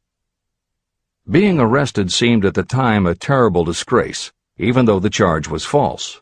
It was not a pleasant experience, and I would not wish to go through a similar experience again, but I must admit that it was worth all the grief it cost me, because it gave me the opportunity to find out that revenge was not a part of my makeup. Sixth turning point. This turning point came shortly after my dreams of success in the candy business had been shattered, when I turned my efforts to teaching advertising and salesmanship as a department of one of the colleges in the Midwest. My school prospered from the very beginning. I had a resident class and also a correspondence school through which I was teaching students in nearly every English-speaking country. It was 1917. And in April of that year, President Woodrow Wilson declared the United States would enter the war against Germany. Hill contacted the president, who he had previously met through Andrew Carnegie, and offered his services to help the war effort. Hill was given the position of creating public relations materials and helping to sell war bonds. When not operating his school, he threw himself into his war work, for which he insisted that he be paid only $1 a year. Then came the second military draft, and it practically destroyed my school, as it caught most of those who were enrolled as students. At one stroke, I charged off more than $75,000 in tuition fees. Once more, I was penniless. Despite the fact that Hill had to scrape just to get by, he continued to work for President Wilson, and continued to refuse to take any compensation. Though Hill had a family to support, and the ridicule of his relatives put a tremendous strain on relations, he also continued to work on the Carnegie Project. Hill later said, "Believe me, there were times when between the needling of my relatives and the hardships I endured, it was not easy to maintain a positive mental attitude and persevere. Sometimes in barren hotel rooms, I almost believed my family was right. The thing that kept me going was my conviction that one day I would not only successfully complete my work, but also be proud of myself when it was finished." Seventh turning point. To describe the seventh of the turning points in my life, I must go back to November 11th, 1918. Armistice Day, the end of the World War. The war had left me without a penny, as I have already said, but I was happy to know that the slaughter had ceased and reason was about to reclaim civilization. The time had come for another turning point. I sat down at my typewriter, and to my astonishment, my hands began to play a tune on the keyboard. I had never written so rapidly or so easily before. I did not plan or think about what I was writing. I just wrote whatever came into my mind." What Hill wrote was a long essay in which he described a new idealism based on the golden rule that he thought could emerge from the war. He declared that he would help spread the word, and promised that somehow he was going to find the money to launch a new magazine to be called Hill's Golden Rule. He took his essay to George Williams, a Chicago printer he had met while working at the White House, and by early January of 1919, Hill's Golden Rule magazine was on the newsstands. The first issue was 48 pages. In the beginning, with no money to pay anyone else, Hill wrote and edited every word himself, changing his writing style for each article as well as using a variety of pen names. Additional staff was hired later, which soon led to problems on the inside and on the outside, and Williams attempted to buy out Hill's share of the business. But when Hill realized that one stipulation of the buyout prevented him from any involvement in a competing publication, in October of 1920, he simply left. By April of 1921, he had raised the money for a new publication, Napoleon Hill's magazine, the foundation of which was again the Golden Rule, but it also expanded into presenting many of the principles of success that would become the basis of Hill's later books. The magazine's acceptance and success also led to Hill's success as a speaker and motivator, which led to even greater success for the magazine. At the same time, Napoleon Hill was working with one of the inmates of a penitentiary to develop a correspondence course, which he took to the prisons to encourage prisoner rehabilitation.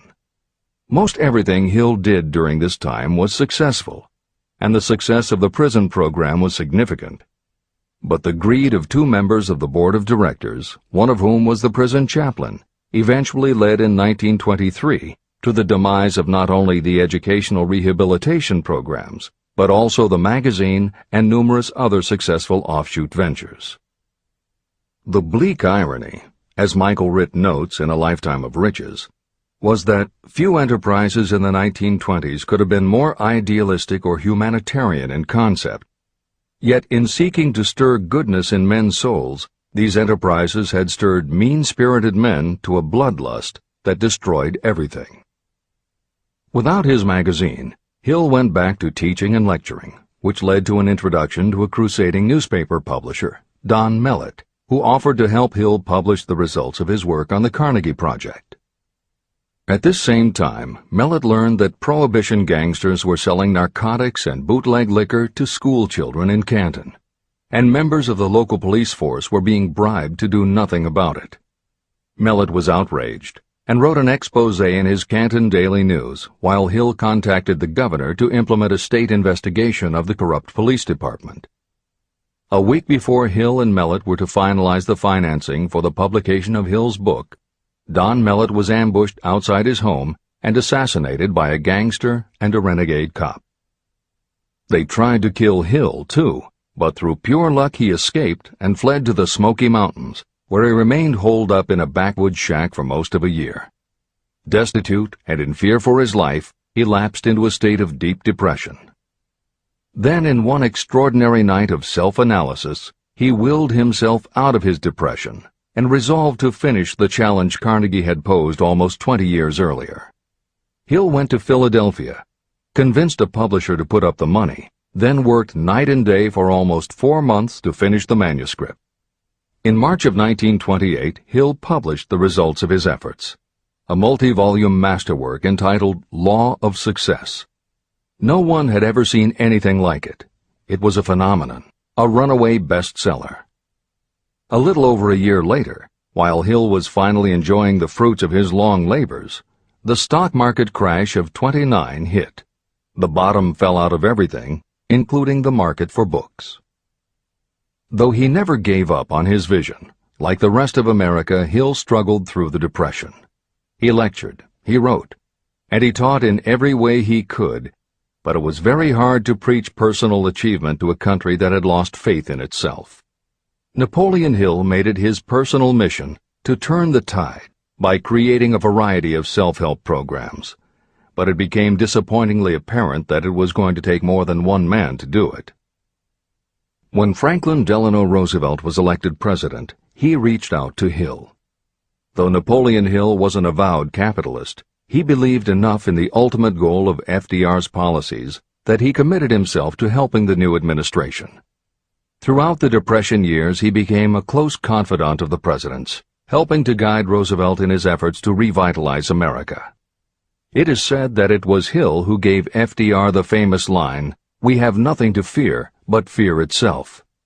And though Hill was dead broke, just as he had done for President Wilson, he refused to accept more than $1 a year for his efforts.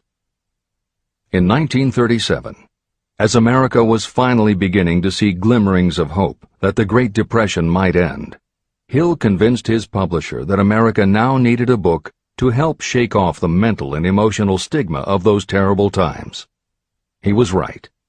They released Think and Grow Rich to such resounding success that it sold well over 1 million copies even before the Depression ended. At this writing, it has sold more than 60 million copies worldwide, and to this day it still sells more than 1 million copies a year in its various editions. Take your own persistence inventory. Persistence is a state of mind, therefore, it can be cultivated. Like all states of mind, persistence is based upon definite causes, among them these. Definiteness of purpose. Knowing what you want is the first and most important step toward the development of persistence.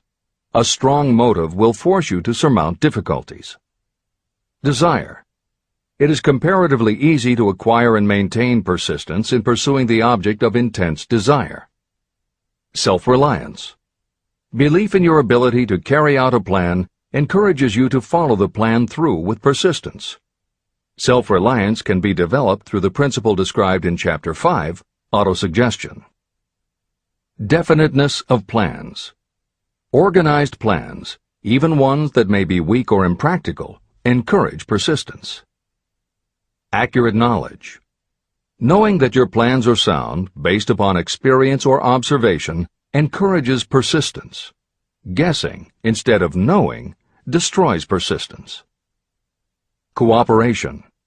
Sympathy, understanding, and cooperation with others tend to develop persistence. Willpower. The habit of concentrating your thoughts on making plans to attain your definite purpose leads to persistence. Habit. Persistence is the direct result of habit. The mind absorbs and becomes a part of the daily experiences upon which it feeds. Fear, the worst of all enemies, can be overcome by forcing yourself to perform and repeat acts of courage. Everyone who has seen active service in war knows this. Take inventory of yourself and determine what you are lacking in this essential quality of persistence. Measure yourself point by point and see how many of the previous 8 factors of persistence you lack. The analysis may lead to discoveries that will give you a new understanding of yourself and what you need to get ahead. The following is a list of the real enemies that stand between you and achievement.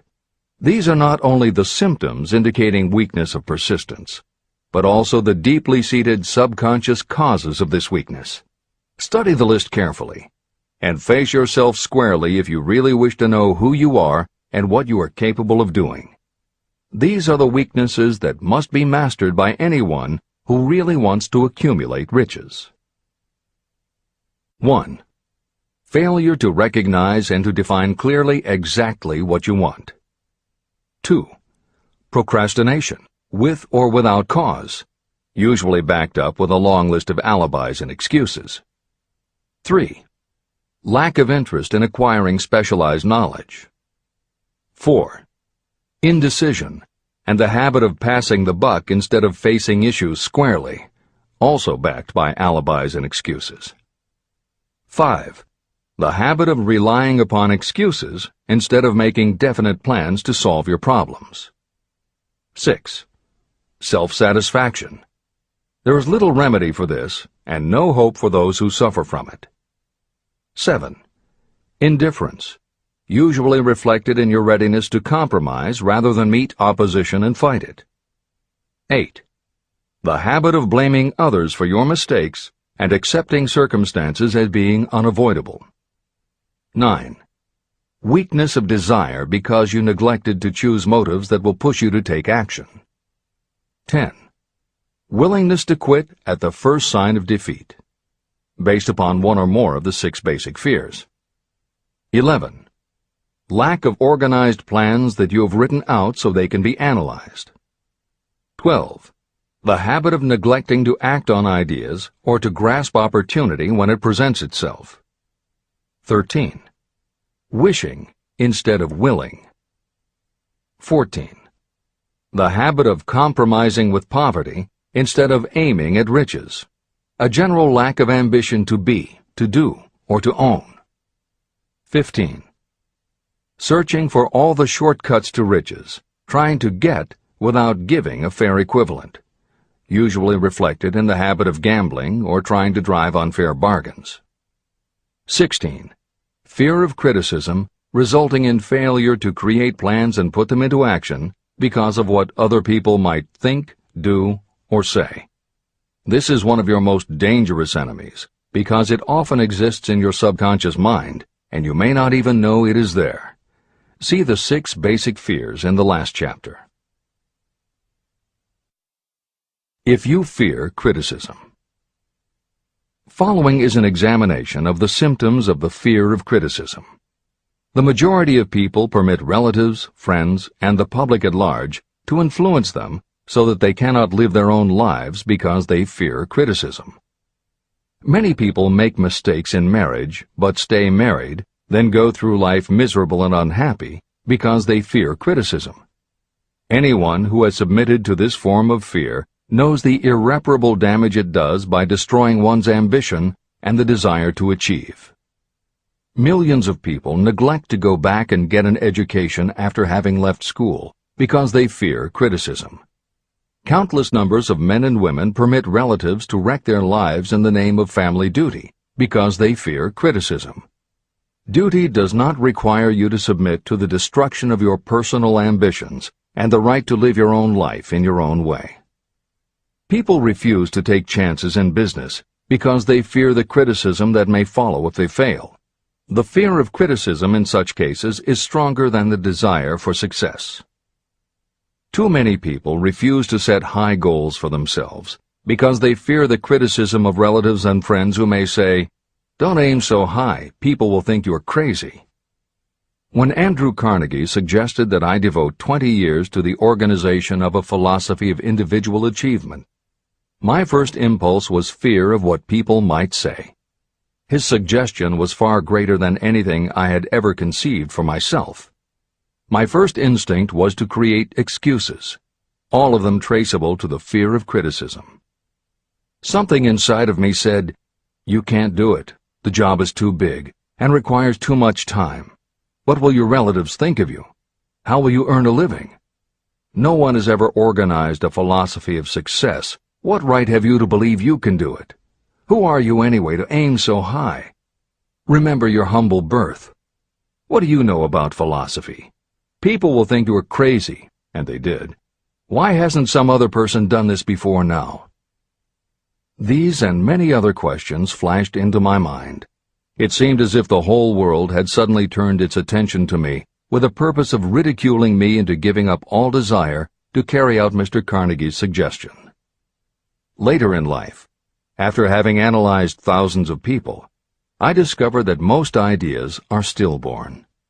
To grow, ideas need the breath of life injected into them through definite plans of immediate action. The time to nurse an idea is at the time of its birth.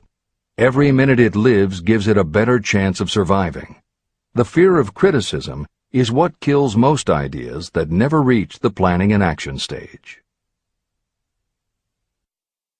Breaks can be made to order. Many people believe that success is the result of lucky breaks. There may be something to that, but if you depend upon luck, you will almost surely be disappointed. The only break anyone can afford to rely on is a self-made break. These come through the application of persistence. The starting point is definiteness of purpose. Editor's comments. In 1999, Mark Myers, editor of one of the country's most influential self-help newsletters, Bottom Line Personal, wrote a book entitled How to Make Luck: 7 Secrets Lucky People Use to Succeed. In it, he tells of a study that was done by the psychology department at the University of Hertfordshire near London. They assembled a group of people, half of whom either thought themselves lucky or were considered to be lucky by others. The other half of the group believed they were unlucky. They were all brought to campus to watch a computerized random coin toss. Each person watched as a cartoon elf came on screen and flipped a coin. Each was asked to call heads or tails. The results of the experiment proved that the unlucky group guessed right approximately the same number of times as the lucky group. In follow-up interviews, the researchers concluded that the only difference between so-called lucky and unlucky people was that the lucky people tended to remember the good things that had happened in their lives, and those that thought they were unlucky tended to dwell on the bad things. The scientific fact is that luck, in terms of calling a coin toss, spinning a wheel, or turning a card, is completely random, and there's nothing we can do about it. All we can control is what we say and do. Everything else that happens to us depends upon the actions of others and the random world in which we live. Then why do some people seem to be so lucky and get all the lucky breaks? Myers says it is because, unlike luck, lucky breaks are something you can control, and lucky people, whether they know it or not, have taken specific steps to make their good luck. You can influence lucky breaks in 2 ways. You have to intentionally put yourself in luck's way, and you must make people want to help you because they believe that you deserve their help. Once you have let the world know you are ready for a break, luck is largely a matter of being introduced to opportunities by people who open doors for us. Myers calls these people gatekeepers. Gatekeepers offer help not only out of goodwill, but also because they hope you will help them in return when you are in a position to do so. People who are lucky make it a point to impress their gatekeepers so that they will be the first to come to mind when opportunities arise. Your gatekeepers must believe that you deserve a break, and that it is worth it to them to give you one. One of the best ways to do that is simply to behave and act lucky. If you act like a loser, people think you are a loser. If you perceive yourself as lucky, it will be easier for others to see you that way. And if you are believed to be a lucky person, your chances of receiving lucky opportunities will increase, partly because others hope some of your luck will rub off on them. This is the biggest secret lucky people know. They know that when they seem lucky, more people want to help them. There are people waiting to make a difference in your life if you show them you are willing to make an effort and that you are enthusiastic. Mark Myers' book is devoted to explaining ways to do that. As Hill says, the only lucky break anyone can afford to rely upon is a self-made break. These come through the application of persistence. The starting point is definiteness of purpose. This is the end of the editor's comments. If you stop the first 100 people you meet on the street and ask them what they want most in life, 98 of them would not be able to tell you. If you press them for an answer, some will say security, many will say money, a few will say happiness, and others will say fame and power. Some might tell you they want social recognition, ease in living, the ability to sing, dance, or write. But none of them will be able to give you the slightest indication of a plan by which they hope to attain these vaguely expressed wishes. Riches do not respond to wishes.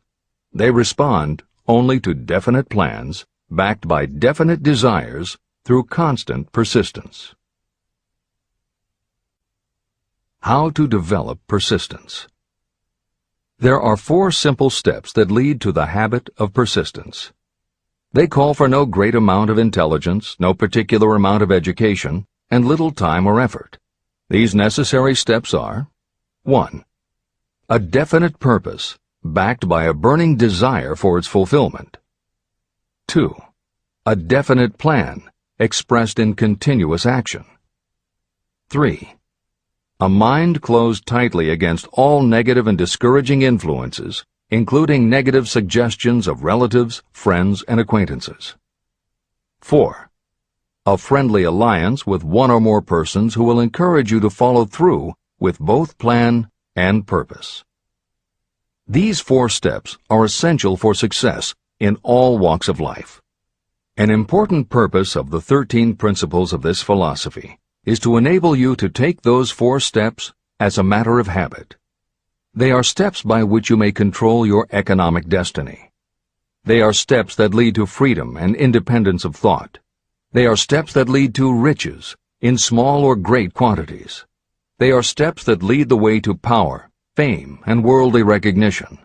They are 4 steps that guarantee favorable breaks. They are steps that convert dreams into physical realities.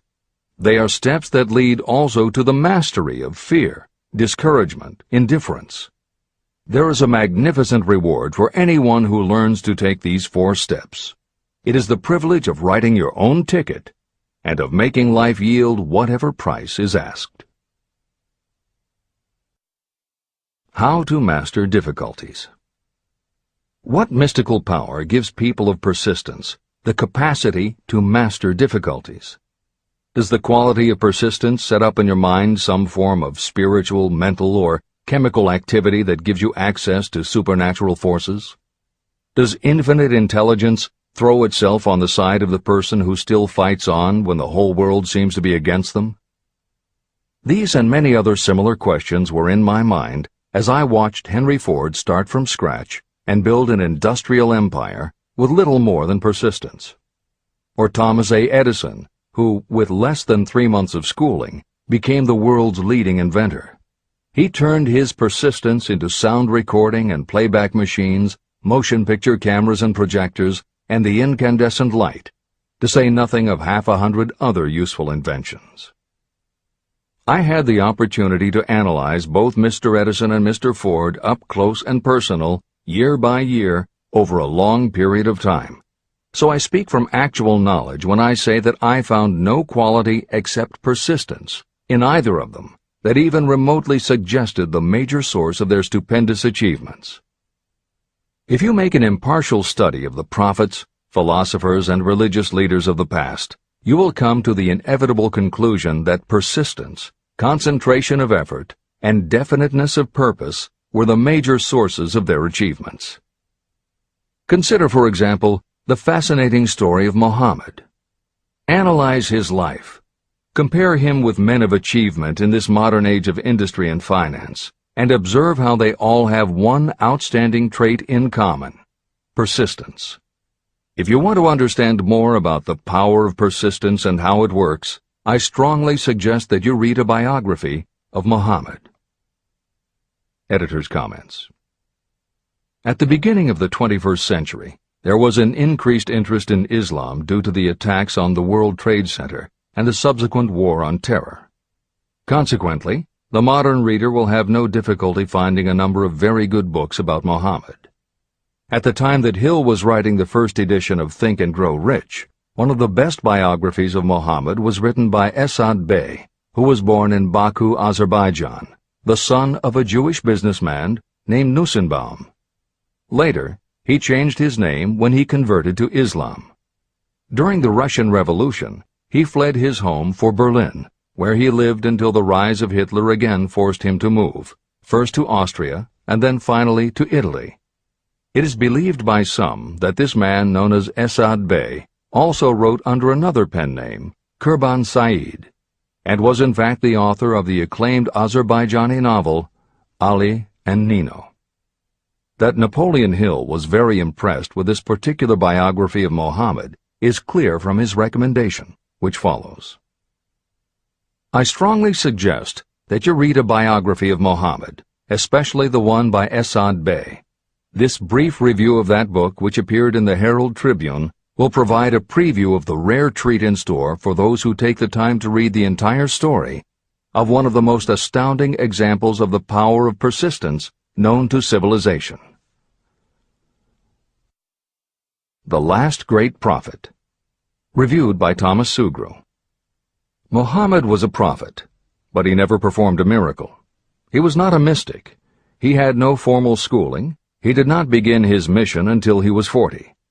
When he announced that he was the messenger of God, bringing word of the true religion, he was ridiculed and labeled a lunatic.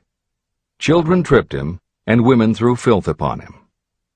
He was banished from his native city, Mecca, and his followers were stripped of their worldly goods and sent into the desert after him. When he had been preaching 10 years, he had nothing to show for it but banishment, poverty, and ridicule. Yet before another 10 years had passed, he was dictator of all Arabia, ruler of Mecca, and the head of a new world religion which was to sweep to the Danube and the Pyrenees before exhausting the impetus he gave it. That impetus was threefold: the power of words, the efficacy of prayer, and man's kinship with God. His career never made sense. Muhammad was born to impoverished members of a leading family of Mecca. Because Mecca, the crossroads of the world, home of the magic stone called the Kaaba, great city of trade and the center of trade routes, was unsanitary, its children were sent to be raised in the desert by Bedouins. Muhammad was thus nurtured, drawing strength and health from the milk of nomad, vicarious mothers. He tended sheep and soon hired out to a rich widow as leader of her caravans. He traveled to all parts of the Eastern world, talked with many men of diverse beliefs, and observed the decline of Christianity into warring sects. When he was 28, Khadijah, the widow, looked upon him with favor and married him. Her father would have objected to such a marriage, so she got him drunk and held him up while he gave the paternal blessing. For the next 12 years, Muhammad lived as a rich and respected and very shrewd trader. Then he took to wandering in the desert, and one day he returned with the first verse of the Koran and told Khadijah that the archangel Gabriel had appeared to him and said that he was to be the messenger of God. The Koran, the revealed word of God, was the closest thing to a miracle in Muhammad's life. He had not been a poet. He had no gift of words. Yet the verses of the Koran, as he received them and recited them to the faithful, were better than any verses which the professional poets of the tribes could produce. This, to the Arabs, was a miracle. To them, the gift of words was the greatest gift. The poet was all-powerful. In addition, the Koran said that all men were equal before God, that the world should be a democratic state, Islam. It was this political heresy, plus Muhammad's desire to destroy all the 360 idols in the courtyard of the Kaaba, which brought about his banishment. The idols brought the desert tribes to Mecca, and that meant trade. So the businessmen of Mecca, the capitalists, of which he had been one, set upon Muhammad. Then he retreated to the desert and demanded sovereignty over the world. The rise of Islam began. Out of the desert came a flame which would not be extinguished. A democratic army, fighting as a unit and prepared to die without wincing. Muhammad had invited the Jews and Christians to join him, for he was not building a new religion. He was calling all who believed in one God to join in a single faith. If the Jews and Christians had accepted his invitation, Islam would have conquered the world. They didn't. They would not even accept Muhammad's innovation of humane warfare. When the armies of the Prophet entered Jerusalem, not a single person was killed because of his faith. When the Crusaders entered the city, centuries later, not a Muslim man, woman, or child was spared. But the Christians did accept one Muslim idea, the place of learning, the university.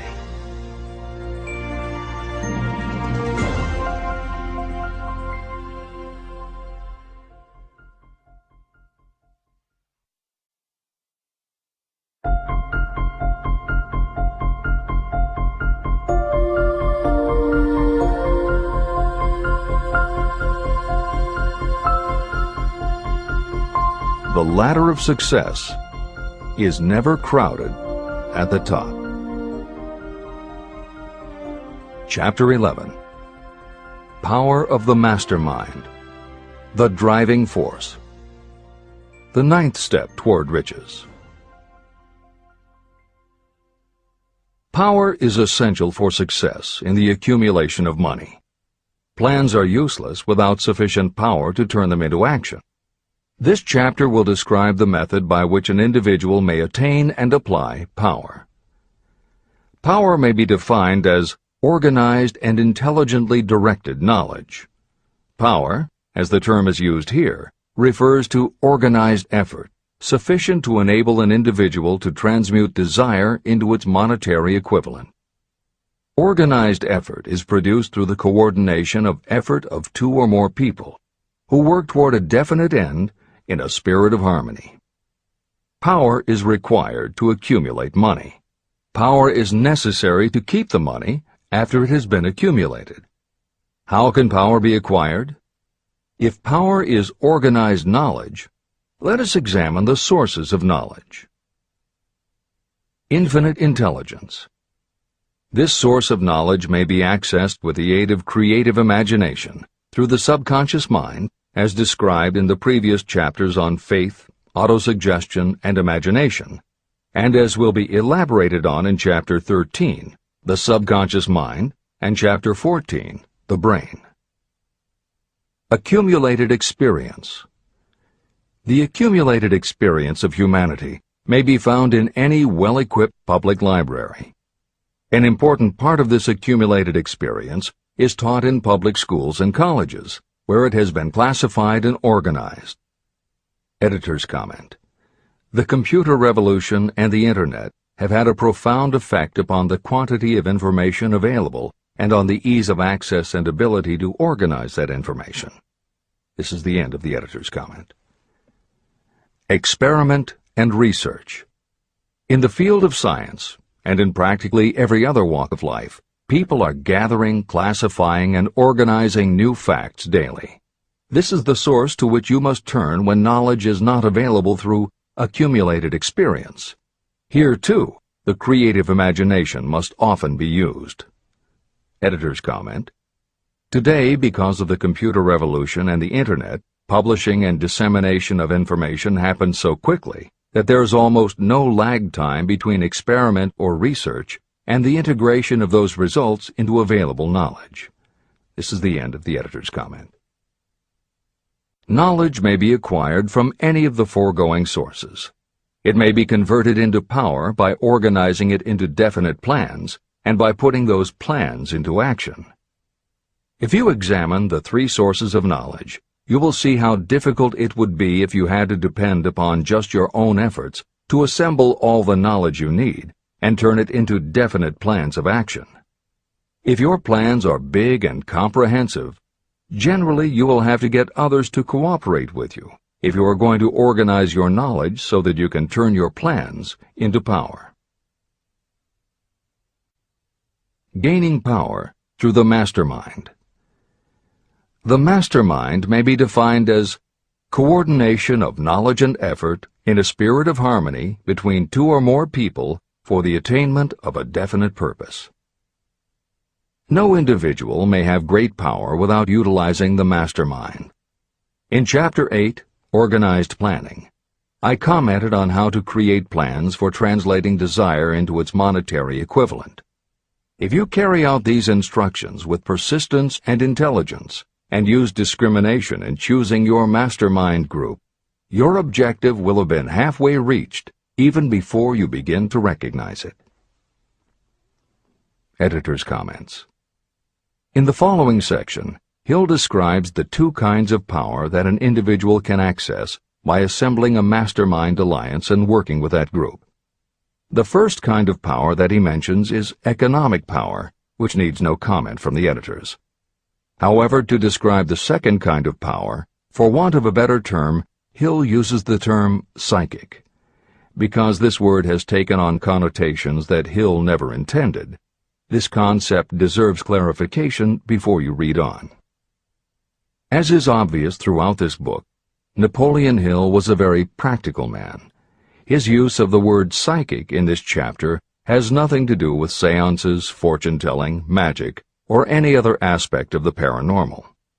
The word psychic is defined as of or pertaining to the human mind, and Hill uses the term to describe something pertaining to the mind that everyone reading this book has experienced. It is that feeling you get when you are working together with other people. Everyone is very focused on the same goal, and it is going so well that you seem to be in tune with each other. When that happens, you not only work well with the others, but your own work and ideas also seem to be operating on a higher and better plane than usual. This is the end of the editor's comments. So you may better understand the potential power available to you through a properly chosen mastermind group, I will explain the two characteristics of the mastermind principle. One kind of power is economic, and the other psychic. Economic power. The economic feature is obvious. Economic advantages may be created by any person who surrounds himself with the advice, counsel, and personal cooperation of a group of people who are willing to lend him or her wholehearted aid in a spirit of perfect harmony. This form of cooperative alliance has been the basis of nearly every great fortune. Your understanding of this great truth may definitely determine your financial status. Psychic power. What I refer to as the psychic phase of the mastermind principle is a little more difficult to comprehend. You'll get a better sense of the meaning from this statement. No two minds ever come together without creating a third, invisible, intangible force, which may be likened to a third mind. The human mind is a form of energy. When the minds of two people are coordinated in a spirit of harmony, the energy of each mind seems to pick up on the energy of the other mind, which constitutes the psychic phase of the mastermind. The mastermind principle, or rather the economic feature of it, was first called to my attention by Andrew Carnegie. Discovery of this principle was responsible for the choice of my life's work. Mr. Carnegie's mastermind group consisted of a staff of approximately 50 people with whom he surrounded himself for the purpose of manufacturing and marketing steel. He knew little of the technical side of the steel business. His strength was his ability to get others to work together in perfect harmony toward achieving a common goal.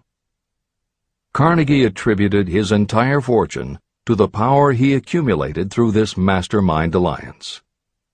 If you analyze the record of anyone who has accumulated a great fortune, and many of those who have accumulated modest fortunes, you will find that they have either consciously or unconsciously employed the mastermind principle. Great power can be accumulated through no other principle. How to multiply your brain power. The human brain may be compared to an electric battery. It is a fact that a group of batteries will provide more energy than a single battery. It is also a fact that the amount of energy provided by each individual battery depends upon the number and capacity of the cells it contains. The brain functions in a similar fashion. Some brains are more efficient than others. A group of brains coordinated or connected in a spirit of harmony will provide more thought energy than a single brain, just as a group of electric batteries will provide more energy than a single battery. Through this metaphor, you can see that the mastermind principle holds the secret of the power wielded by those who surround themselves with others of great brain power. The following will further define the so-called psychic phase of the mastermind principle. When a group of individual minds are coordinated and function in harmony, the increased energy created through that alliance becomes available to every individual mind in the group. Henry Ford began his business career under the handicap of poverty, illiteracy, and ignorance. Within the inconceivably short period of 10 years, Mr. Ford mastered these three handicaps, and within 25 years, he made himself one of the richest men in America. How did he do it? Here is an important clue.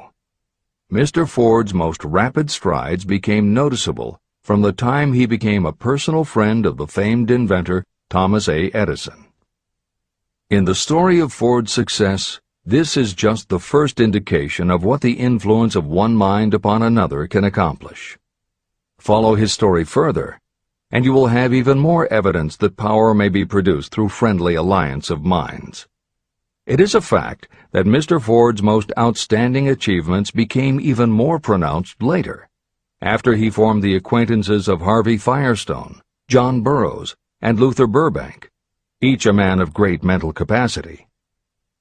People take on the nature and the habits and the power of thought of those with whom they associate in a spirit of sympathy and harmony.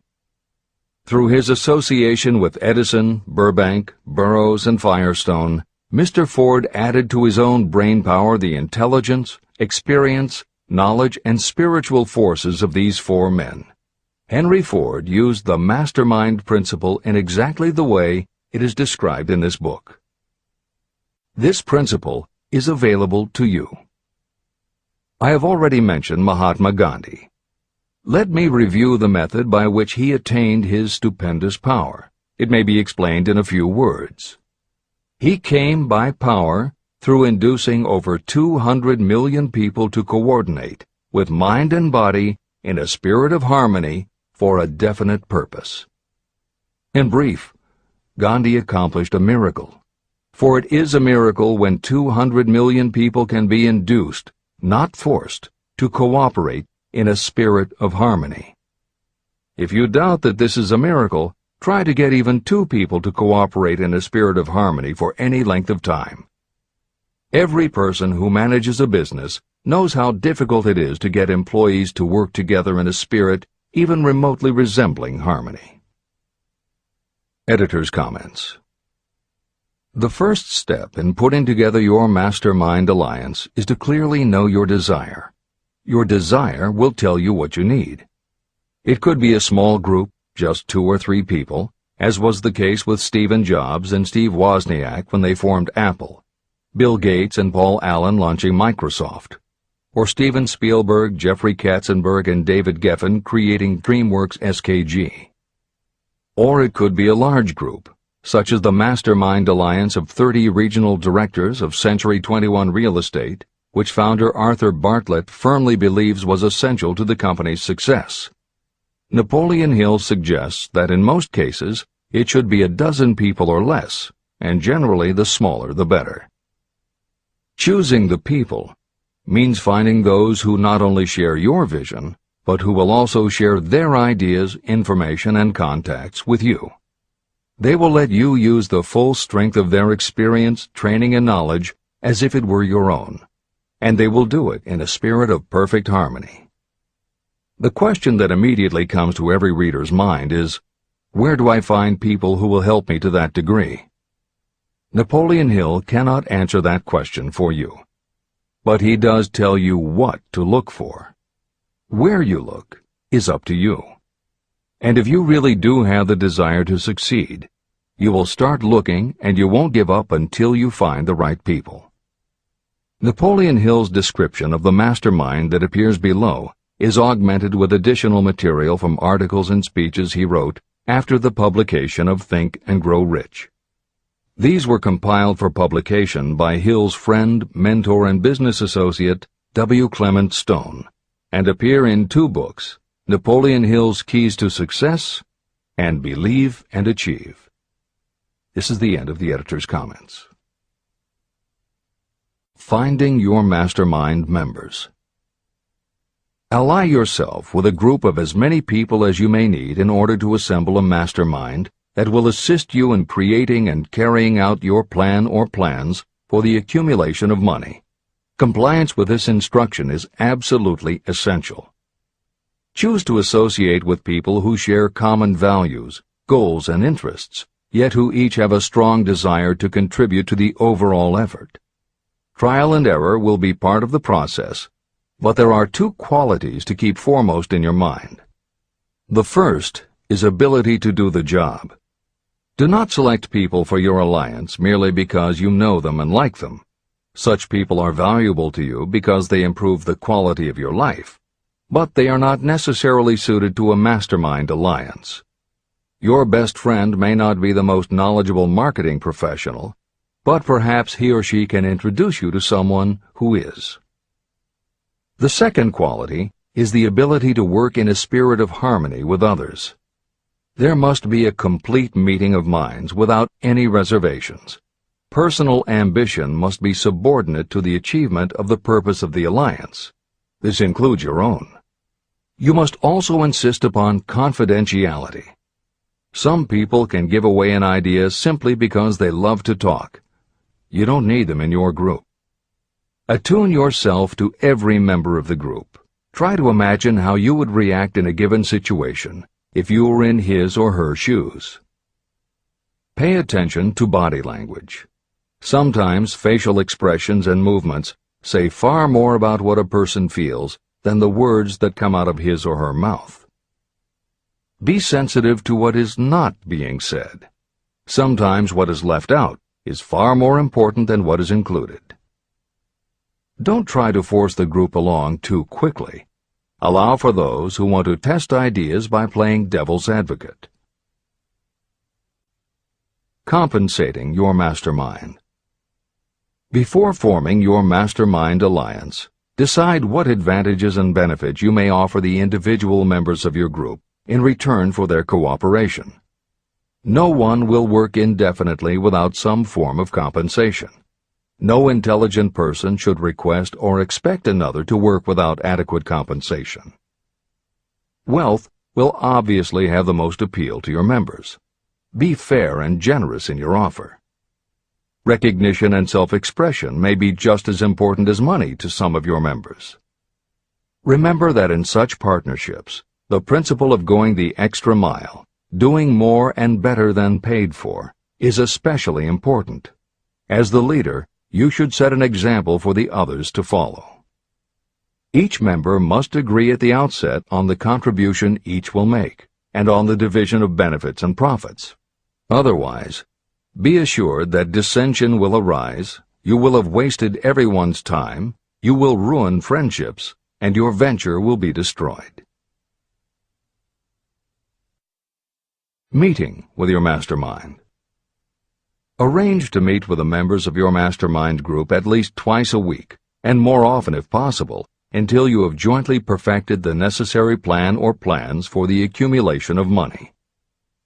The first meeting will be involved in sorting out strengths and weaknesses, and in fine-tuning your plans. Your alliance must be active to do any good. Establish specific responsibilities and action steps to be taken. As your mastermind matures and harmony grows among the members, you will find that the meetings create a flow of ideas into every member's mind. Don't let the meetings become so regular and formalized that they inhibit phone calls and other less formal contact. Mastermind maintenance. Maintain perfect harmony between yourself and every member of your mastermind group. If you fail to carry out this instruction to the letter, you may expect to meet with failure. The mastermind principle cannot work where perfect harmony does not prevail. Create a non-threatening environment. Explore all ideas with equal interest and concern for the originator's feelings. Everyone must deal with everyone else on a completely ethical basis. No member should seek unfair advantage at the expense of others. As the leader, you must inspire confidence in your members by your dedication to your desire, which is the object of the group. The members must know with certainty that you are reliable, trustworthy, and loyal. When you are finally ready to present the results of your efforts to investors, buyers, or the public, you may face your greatest leadership challenge in maintaining the harmony of your mastermind. The group's efforts will now be judged by outsiders, and facing judgment takes courage and persistence. The courage of separate individuals is nothing compared with that of a united team. The more you are able to maintain harmony, the greater the power, and the greater the power, the more resistance you can overcome. Marriage and the mastermind. A mastermind alliance with the person you love most deeply is of untold importance. If you are married and have not built your relationship on the same principles of harmony that are crucial to any alliance, you may have some reselling to do with your spouse. Set aside time each day to talk about what you want to achieve and how you are going about it. Rely on your definiteness of purpose to build your persuasive abilities, to convince your partner of the benefits of the work you are doing. It is very unlikely that your work will not affect your husband or wife in some significant way, and you absolutely must not drag your partner unwillingly into any adventure. Build your mastermind alliance into your marriage from the start, and it will steady and support you through the darkest moments. In fact, your whole family should be incorporated into your alliance. Lack of harmony at home can easily spill over elsewhere. A united family is a great team. The Mastermind and Infinite Intelligence. The list of sources from which you can get power is headed by infinite intelligence. When two or more people coordinate in a spirit of harmony and work toward a definite objective, they place themselves in position to absorb power directly from that great universal storehouse that I refer to as infinite intelligence.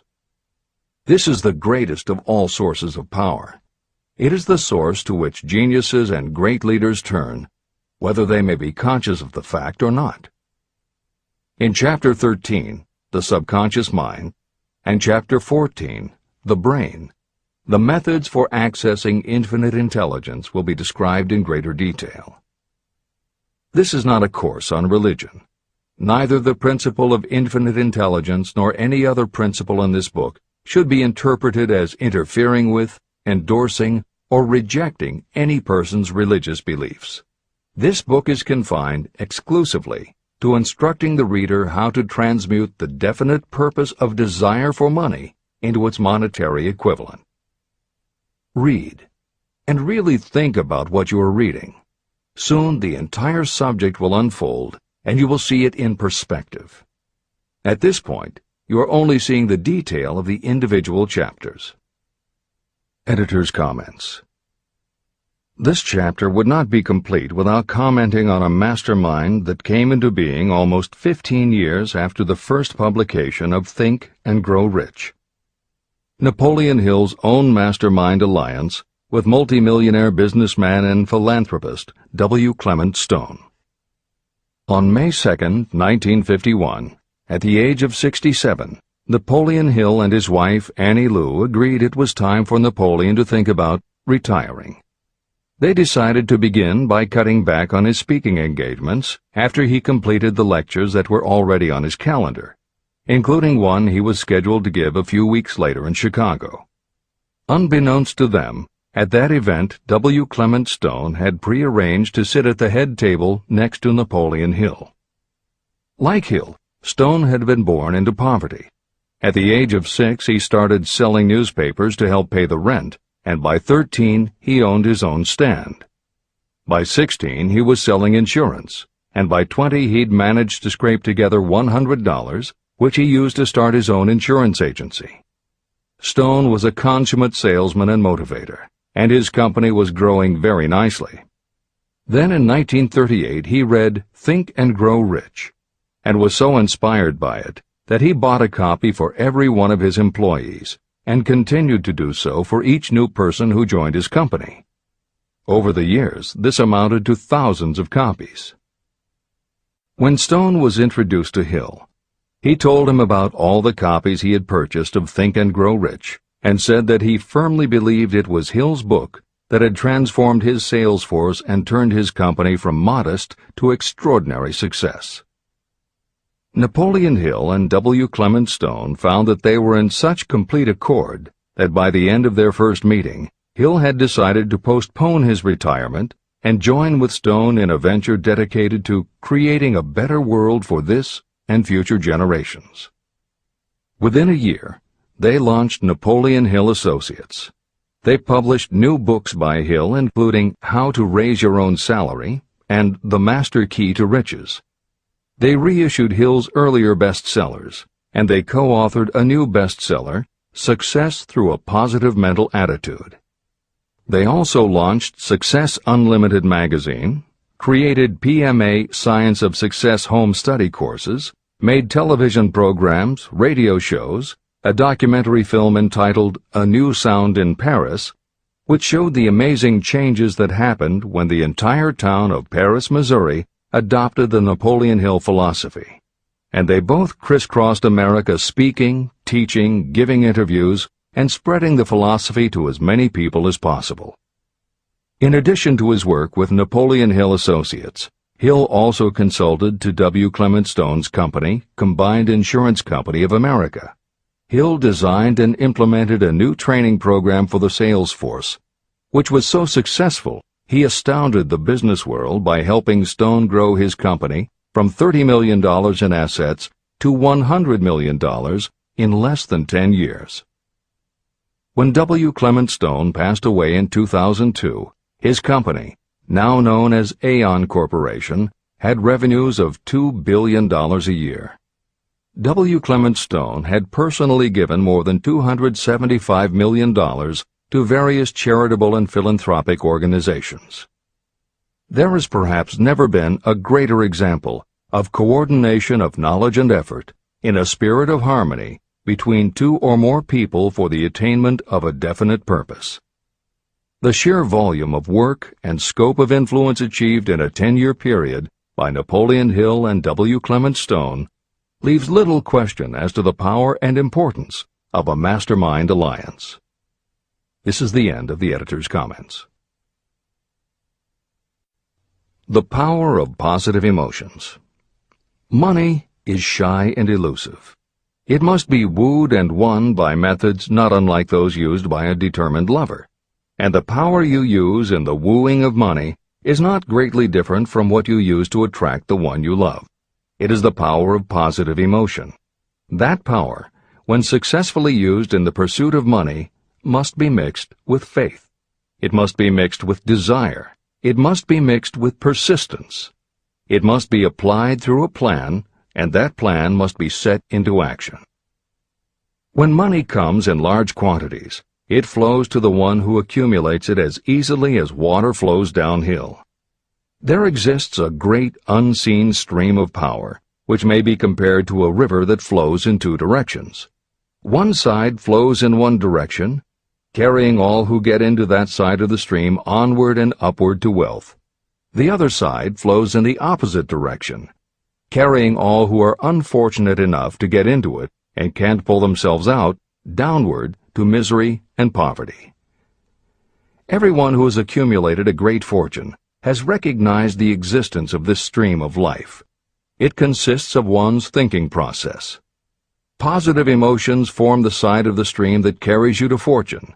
Negative emotions form the side that carries you down to poverty. This is a point of great importance to the person who is following this book with the object of accumulating a fortune. If you are caught in the side of the stream of power that leads to poverty, this book will serve as an oar by which you may propel yourself over into the other side of the stream. But it can serve you only through application and use. Merely reading and passing judgment on it, either one way or another, will be of no benefit to you. Poverty and riches can change places, but when riches take the place of poverty, the change only happens through well-conceived and carefully executed plans. The same is not true of poverty. Poverty needs no plan. It needs no one to help it because it is bold and ruthless. Riches are shy and timid. They have to be attracted. More gold has been mined from the thoughts of men than has ever been taken from the earth. Chapter 12. Sexuality, Charisma, and Creativity. The 10th step toward riches. Editor's comments. What motivates human beings is the subject of continuing scientific research and philosophical debate. There is general agreement that the prime motivators are the basic human needs for food and water, shelter and clothing, and safety. Beyond these basic life-sustaining needs, however, there are other factors that motivate people to action. It is the definition of the other factors and their order of importance that continues to be open to interpretation. Perhaps the most widely known theory is psychologist Abraham Maslow's hierarchy of human needs, which lists 8 levels of motivational forces, starting with the basic physiological and safety needs, then ascends through belonging and love, esteem, understanding, aesthetics, self-actualization, and transcendence. Other psychologists and sociologists have defined and arranged the categories differently, but in almost all cases there is agreement that after the primary life-sustaining needs are met, sex and love are the next most important motivating forces. Napoleon Hill also compiled a hierarchy of what he referred to as mind stimuli. Like Maslow and other researchers, Hill identified sex and love as the most powerful non-life-sustaining factors in human motivation, but his focus was not on sex and love as they pertain to procreation. Hill was intrigued by the theory that if sex and love are such powerful forces in driving humans to action, there might be a correlation to outstanding achievement or material success. And if such a relationship exists, can the motivating force be intentionally channeled to this purpose? In the original edition of the following chapter, Hill used terms such as sex emotion and sex energy in his analysis of these motivating forces as they relate to attitude and personality. In this context, the use of the word sex was not meant to have the physical connotation that it often has today. Today these concepts would be conveyed by words such as sexuality, passion, or charisma. In this edition, where appropriate, the editors have opted for the modern usage of these and similar terms. This is the end of the editor's comments. Charisma. The world is ruled, and the destiny of civilization is established by the human emotions. People are influenced more by feelings than by reason. Your creativity is set into action entirely by emotions, and not by cold reason. The human mind responds to stimuli, through which it may be keyed up in such a way that it takes on characteristics such as enthusiasm, creative imagination, and intense desire. The stimuli to which the mind responds most freely are 1. The desire for sexual expression, 2. Love, 3. A burning desire for fame, power, or financial gain, money, 4. Music, 5. Close friendship and/or admiration, 6. A mastermind alliance based upon the harmony of 2 or more people who ally themselves for advancement, 7.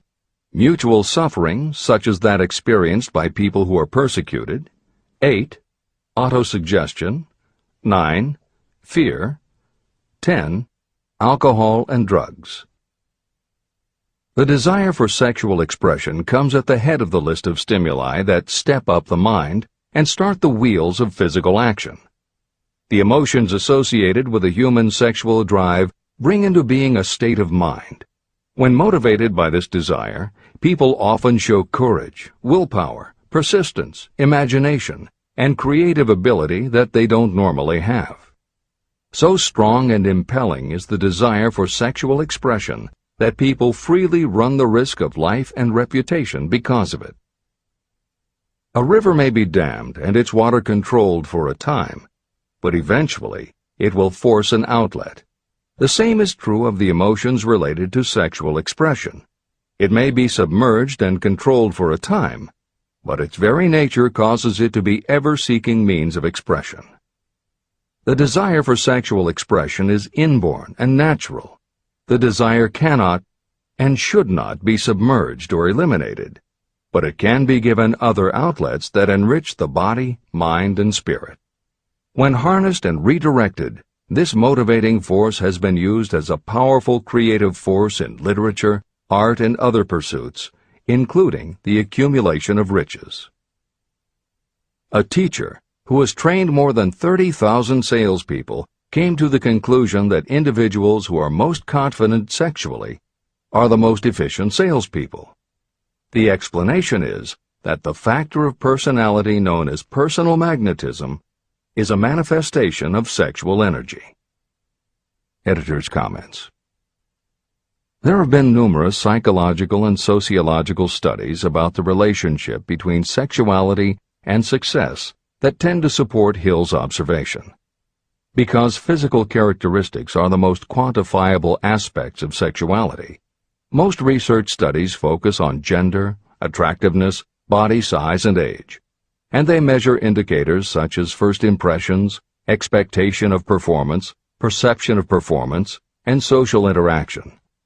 These studies generally conclude that when comparing individuals of equal competence, for men, the perception is that taller men will do better than short, a full head of hair will outperform balding, handsome or virile will beat out plain or older.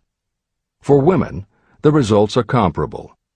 The perception is that attractive performs better than plain, slim or shapely scores higher than overweight, younger is expected to be superior to older. These observations about physical sexuality may seem obvious, but they lead to a conclusion that is very significant. Obviously, not all people who succeed are tall and virile or attractive and shapely. It is also a fact that the success of those who are short, balding, plump, or plain isn't always due to superior skill or luck. Clearly, there is another kind of attractiveness that often supersedes physical appeal. This other kind of attractiveness is connected to human sexuality, but it is not what would usually be referred to as sexy. People who have this quality are often said to have chemistry, personality, charm, or appeal. Hill called this kind of attraction personal magnetism. Today, the more common term is charisma. This is the end of the editor's comments. When employing salespeople, a good sales manager looks for personal magnetism or charisma as the first requirement. People who lack this kind of sexual energy will never become enthusiastic, nor inspire others with enthusiasm. And enthusiasm is one of the most important requisites in salesmanship, no matter what you're selling. The public speaker, preacher, lawyer, or salesperson who is lacking in charisma is a flop as far as being able to influence others is concerned. That, plus the fact that most people are influenced through an appeal to their emotions, should easily convince you of the importance of charisma as a part of the salesperson's ability. Master salespeople attain mastery in selling because they either consciously or unconsciously transmute charisma, sexual energy, into sales enthusiasm. That statement explains the actual, practical meaning of sexual transmutation. The meaning of the word transmute is, in simple language, the changing or transferring of one element or form of energy into another. The transmutation of sexual energy means switching the mind from thoughts of physical expression to thoughts of some other nature. Salespeople who know how to turn on charisma have acquired the art of sexual transmutation, whether they know it or not. The majority of salespeople who transmute their sexual energy do so without being aware of what they are doing or how they are doing it. You can cultivate and develop this quality in your dealings with others. Through cultivation and understanding, this vital motivating force may be drawn upon and used to great advantage in relationships between people. This energy may be communicated to others in the following ways. The handshake. The touch of the hand indicates instantly the presence of charisma or the lack of it. The tone of voice. Charisma, or sexual energy, is the factor with which the voice may be colored or made musical and charming. Posture and carriage of the body. People with charisma move briskly and with grace and ease. The vibrations of thought. People with charisma project sexuality through their personality in a way that influences those around them. Clothing and style. People who are charismatic are usually very careful about their personal appearance. They usually select clothing of a style becoming to their personality, physique, complexion, etc. Editor's comments. Having established a link between sexuality and success in the form of charisma, in the following section, Napoleon Hill explores how sexuality might also be a motivating factor in success by enhancing creativity. To illustrate the connection, Hill draws upon the biographies of historical figures who exhibited both charisma and exceptional creativity. In the time since Hill conducted his research, many women have risen to positions of power and influence. Their accomplishments have been well documented and are readily available in bookstores and libraries. However, when Hill was assembling his data, the majority of historical biographies available were about successful men. Further, the successful industrialists and political leaders he had personally studied during the previous 30 years were also men. Because of this limitation, Hill does not theorize about the role men might play in motivating the success of women. This issue is addressed in a later editorial comment. This is the end of the editor's comments. Creativity. It seemed quite significant to me when I made the discovery that practically every great leader I had the privilege of analyzing was a man whose achievements were largely inspired by a woman. In most instances, the woman was a wife, of whom the public had heard little or nothing. In a few of the cases I studied, the source of inspiration was the other woman. The pages of history are filled with the records of great men whose achievements may be traced directly to the influence of women who aroused the creative faculties of their minds. Napoleon Bonaparte was one of these. When inspired by his first wife, Josephine, he was irresistible and invincible. When his better judgment or reasoning faculty prompted him to put Josephine aside, he began to decline. His defeat and exile to St. Helena were not far distant. Abraham Lincoln was a notable example of a great leader who achieved his greatness through the discovery and use of his faculty of creative imagination. It is noted in practically every book written about Lincoln that he discovered and began to use this faculty as the result of the love that he experienced when he met Anne Rutledge. This is more than an interesting historical fact. It is of significance in connection with the role sexuality plays in the study of the source of genius. Following is a list of famous men of outstanding achievement: George Washington, Napoleon Bonaparte, William Shakespeare, Abraham Lincoln, Ralph Waldo Emerson, Robert Burns, Thomas Jefferson, Elbert Hubbard, Elbert H. Gary, Woodrow Wilson, John H. Patterson, Andrew Jackson, Enrico Caruso. Wherever there was evidence available in connection with the lives of these men of achievement, it indicated most convincingly that each possessed a highly developed sexual nature. An analysis of the information taken from biographies and historical writings leads to the following conclusions. 1. Those of greatest achievement have a highly developed sexual nature, but have learned the art of transmutation of sexual energy. 2. Those who have accumulated great fortunes and achieved outstanding recognition in literature, art, industry, architecture, and the professions were motivated by the influence of a mate or lover. When driven by these emotions, people become gifted with a superpower for action. If you understand this, you will also understand that sexual transmutation contains the secret of creative ability. Editor's comments. As noted previously, although Hill's analysis focused on men, today there is a wide range of biographies about women who have succeeded in every aspect of life, including business, politics, religion, sports, entertainment, and the arts. Bearing in mind that biographical information is always subjective, the reader can now find ample material from which to draw a conclusion as to whether Hill's theory about sexuality as a motivating force is equally evident in women. Napoleon Hill had to do an in-depth analysis of biographies in searching for indications that the subject's sexuality had a correlation to their success. Today, we just turn on the television, and we're inundated with intimate details about both men and women suggesting that the best and the brightest are apparently also the sexiest. Although scandals aren't usually cited as scientific proof, the exposés of some of the biggest entertainment and sports stars, high-profile CEOs of major companies, numerous politicians, and even a few presidents, all make at least a common-sense case for Hill's theory about the correlation between sexuality and success. This is the end of the editor's comments. Obviously, this does not mean that everyone who is highly sexed is a genius. People attain the status of a genius only when and if they stimulate their minds so that they can draw upon the forces available through the creative faculty of the imagination.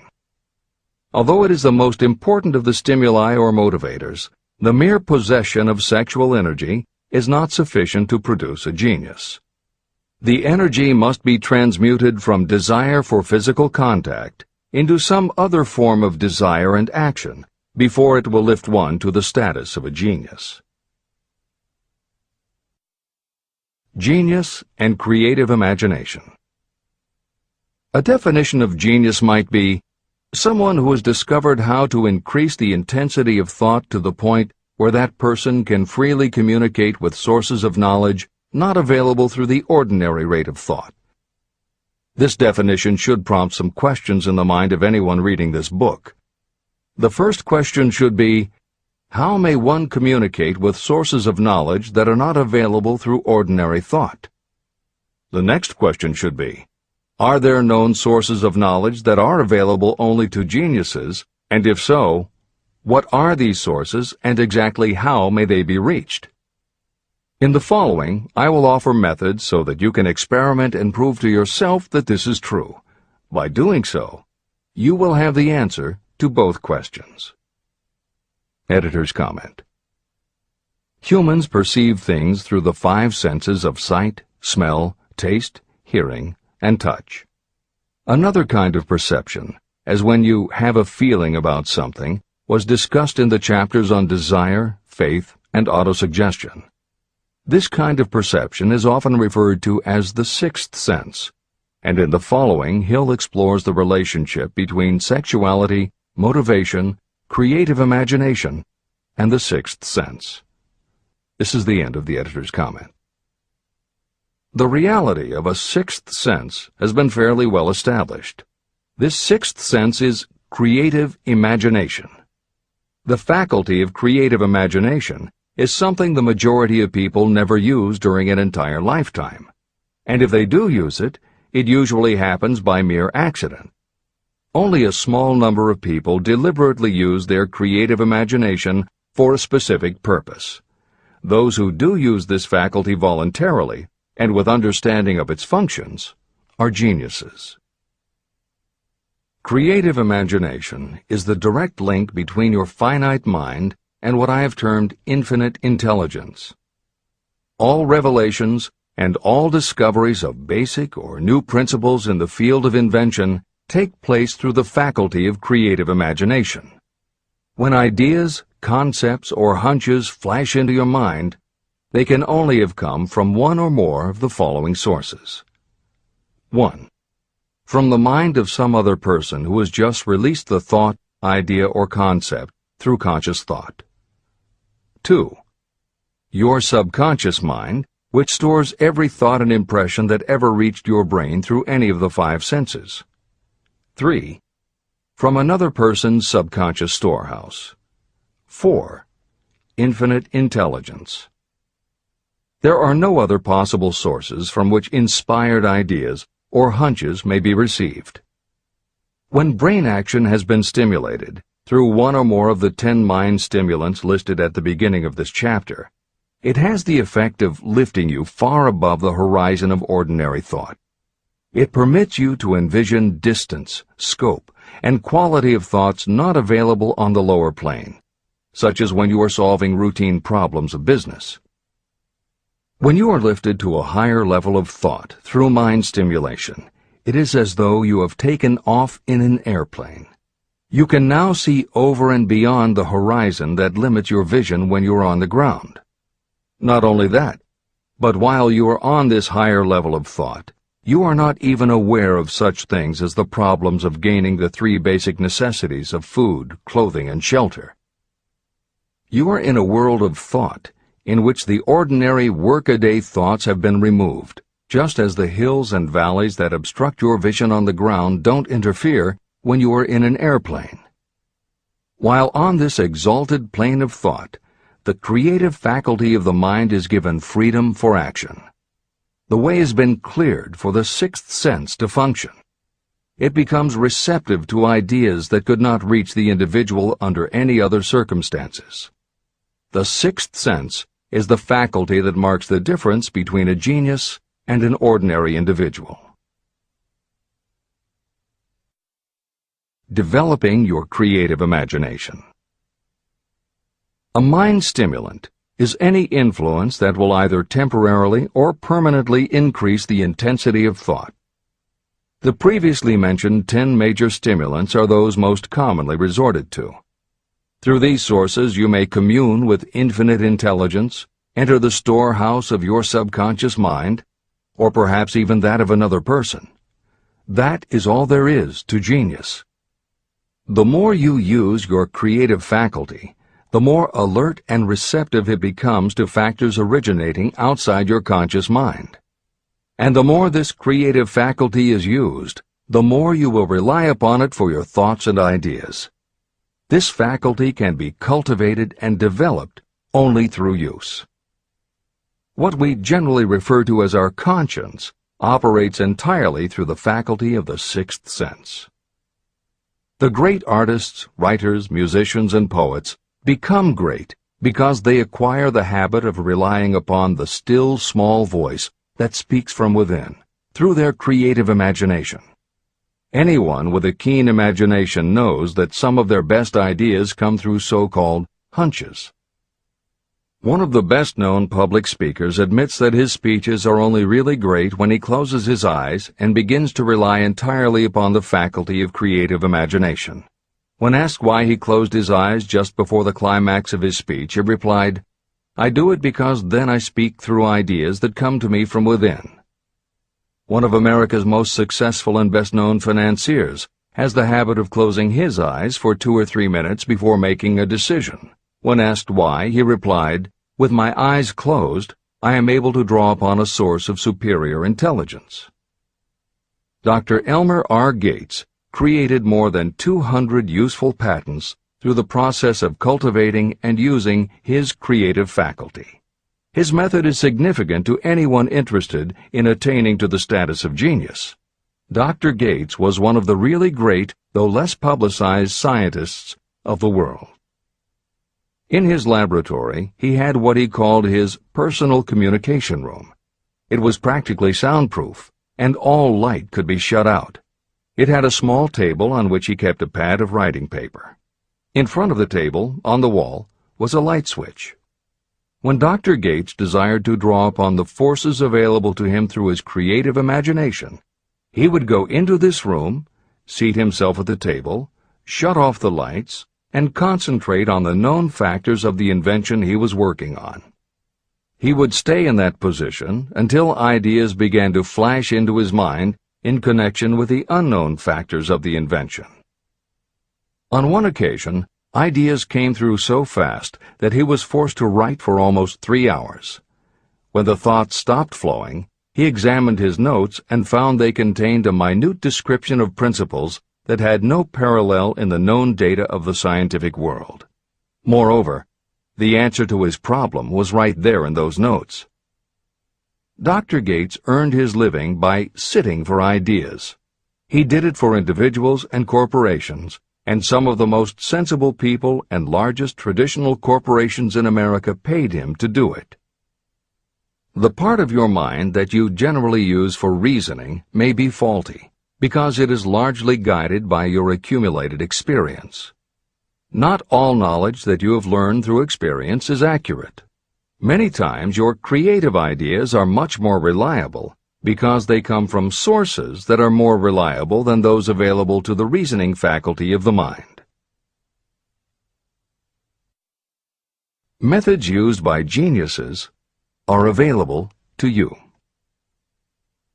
The major difference between the genius and the ordinary inventor is that the genius makes use of both the synthesized and the creative faculties of imagination.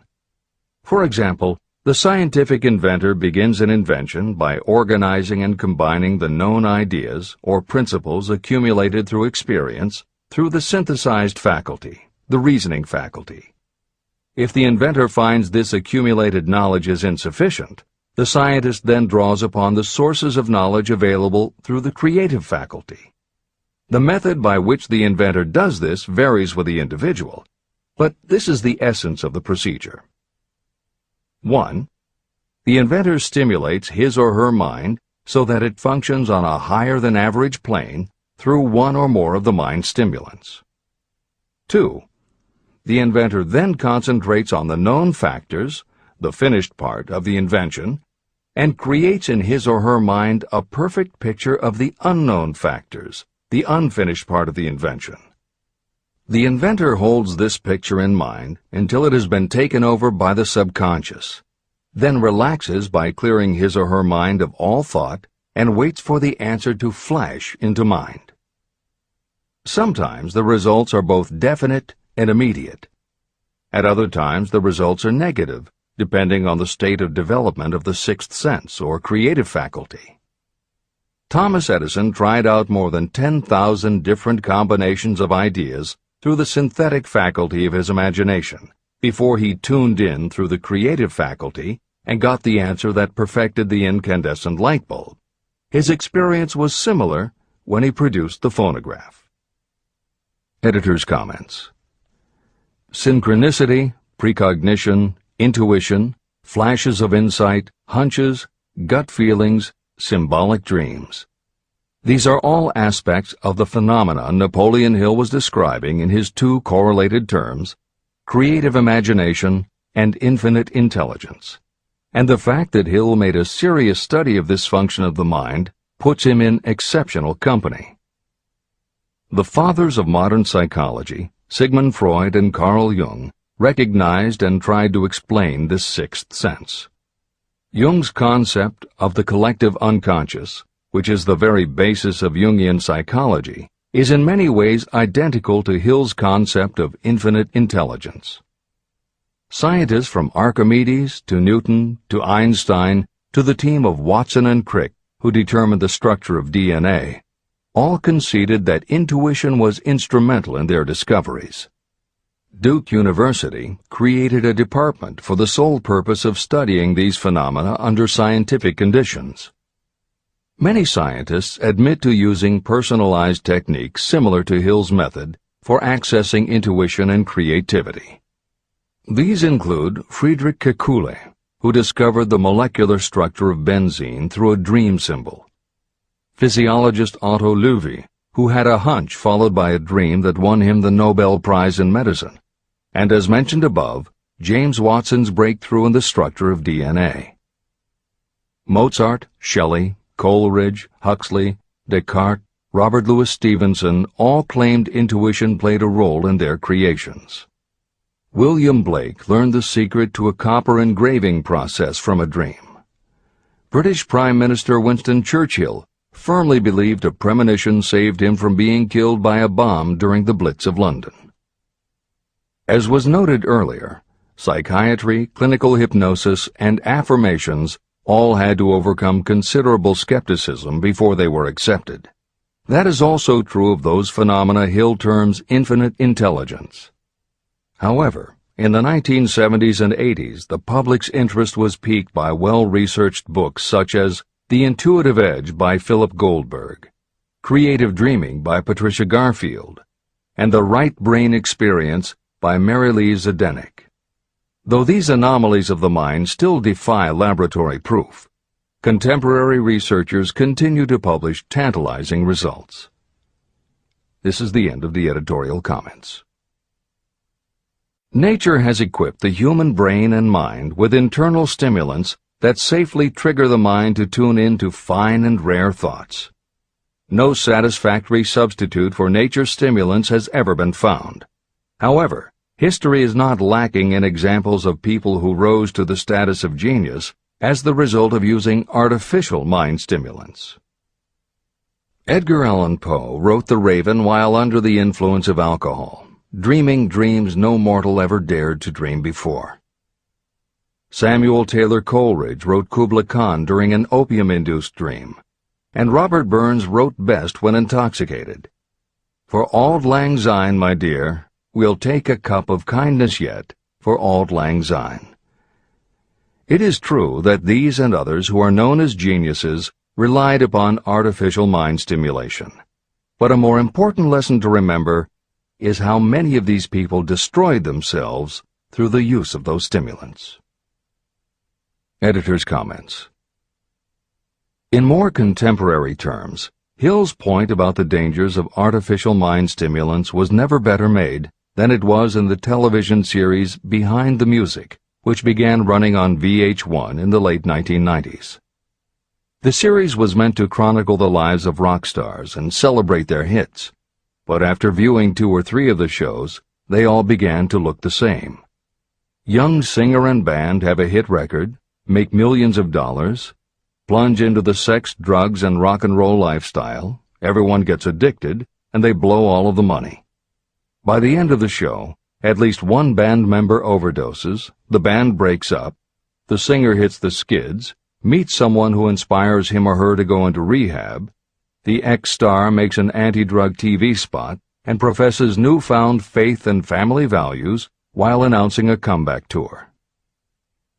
Although the shows played like a bad parody of themselves, the fact that the stories were so similar, that so many talented singers and songwriters who depended on drugs ended up burning out, should be telling you something, especially if you don't just want to succeed, but want to keep and enjoy your success. This is the end of the editor's comments. Every intelligent person knows that stimulation in excess through alcohol or drugs is a destructive form of intemperance.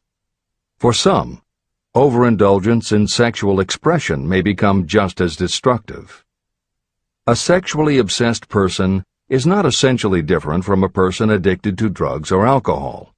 Both have lost control over their faculties of reason and willpower. Human sexuality is a mighty urge to action, but its forces are like a cyclone, almost impossible to completely control. When an individual is driven solely by emotions related to sexuality, that person may be capable of great achievement, but their actions are often disorganized and destructive. It is true that a person may pursue financial or business success by harnessing the driving force of sexual energy without self-control. But history is filled with evidence that such people likely have certain traits of character that rob them of the ability to either hold or enjoy their fortunes. Ignorance of this potential pitfall has cost thousands of people their happiness, even though they possessed riches. From my analysis of over 25,000 people, I found that those who succeed in an outstanding way often do not hit their stride until they are beyond the age of 40 or 50. This fact was so astounding that it prompted me to go into the study of its cause most carefully. My investigation disclosed that the major reason why many people do not succeed early in life is their tendency to dissipate their energies through overindulgence. The majority of people never learn that sexual energy has possibilities other than physical expression. And many of those who make this discovery only do so after having wasted many years during the time when their sexual energy was at its height. Most people come to the realization by accident, and many don't even know they have tapped into this power. They may recognize that their power of achievement has increased, but they have no idea what caused the change. They are just vaguely aware that nature begins to harmonize the emotions of love and sex, so that they may draw upon these great forces and apply them as stimuli to action. The importance of love. Love, romance, and sex are all emotions capable of driving people to heights of superachievement. When combined, these 3 emotions may lift you to an altitude of a genius. Every person who has been moved by genuine love knows that it leaves enduring traces upon the human heart.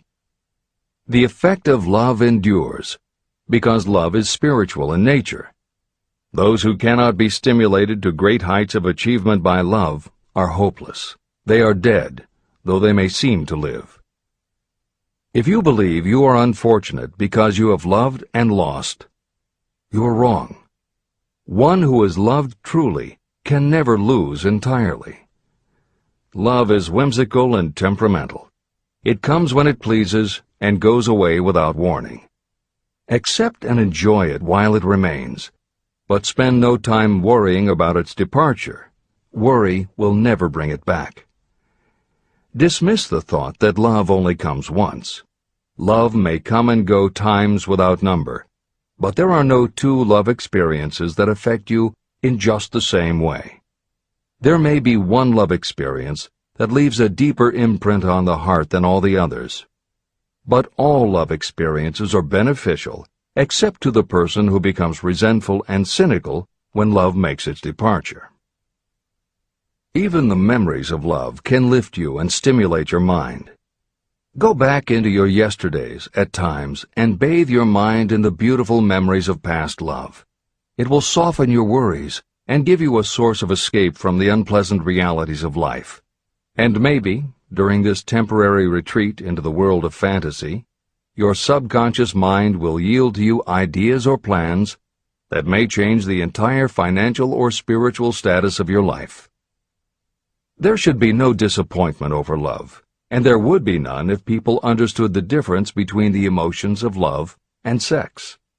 Love is an emotion of many shades and colors, but the most intense and burning of all is that experienced in the blending of the emotions of love and sex. Marriages or committed relationships that are not blessed with love properly balanced with sex cannot be happy ones, and seldom endure. Love alone will not bring happiness, nor will sex alone. Love is spiritual. Sex is biological. No experience that touches the human heart with a spiritual force can possibly be harmful, except through ignorance or jealousy. The presence of destructive emotions in the human mind may poison it in a way that destroys your sense of justice and fairness. Just as a chemist can take certain chemical elements, none of which are harmful in themselves, and by mixing them together create a deadly poison, in a similar manner the emotions of sex and jealousy, when mixed, may turn just as lethal. Love is the emotion that serves as a safety valve and brings balance, reason, and constructive effort. Love is, without question, life's greatest experience. It can bring you into communion with infinite intelligence. When love guides the emotions, it may lead you well on your way toward creative effort. The road to genius consists of the development, control, and use of sex, love, and romance. Briefly, the process may be stated as follows. Encourage the presence of the positive emotions as the dominating thoughts in your mind, and discourage all the destructive emotions. The mind is a creature of habit. It thrives on the dominating thoughts fed to it. Through your willpower, you may discourage the presence of any emotion and encourage the presence of any other. Control of your mind, through the power of your will, is not difficult. Control comes from persistence and habit. The secret of control lies in understanding the process of transmutation. When any negative emotion presents itself in your mind, it can be transmuted into a positive or constructive emotion by the simple procedure of changing your thoughts. There is no other road to genius than through voluntary self-effort. When the emotion of romance is added to those of love and sex, the obstructions between the finite mind and infinite intelligence are removed. Then, a genius has been born.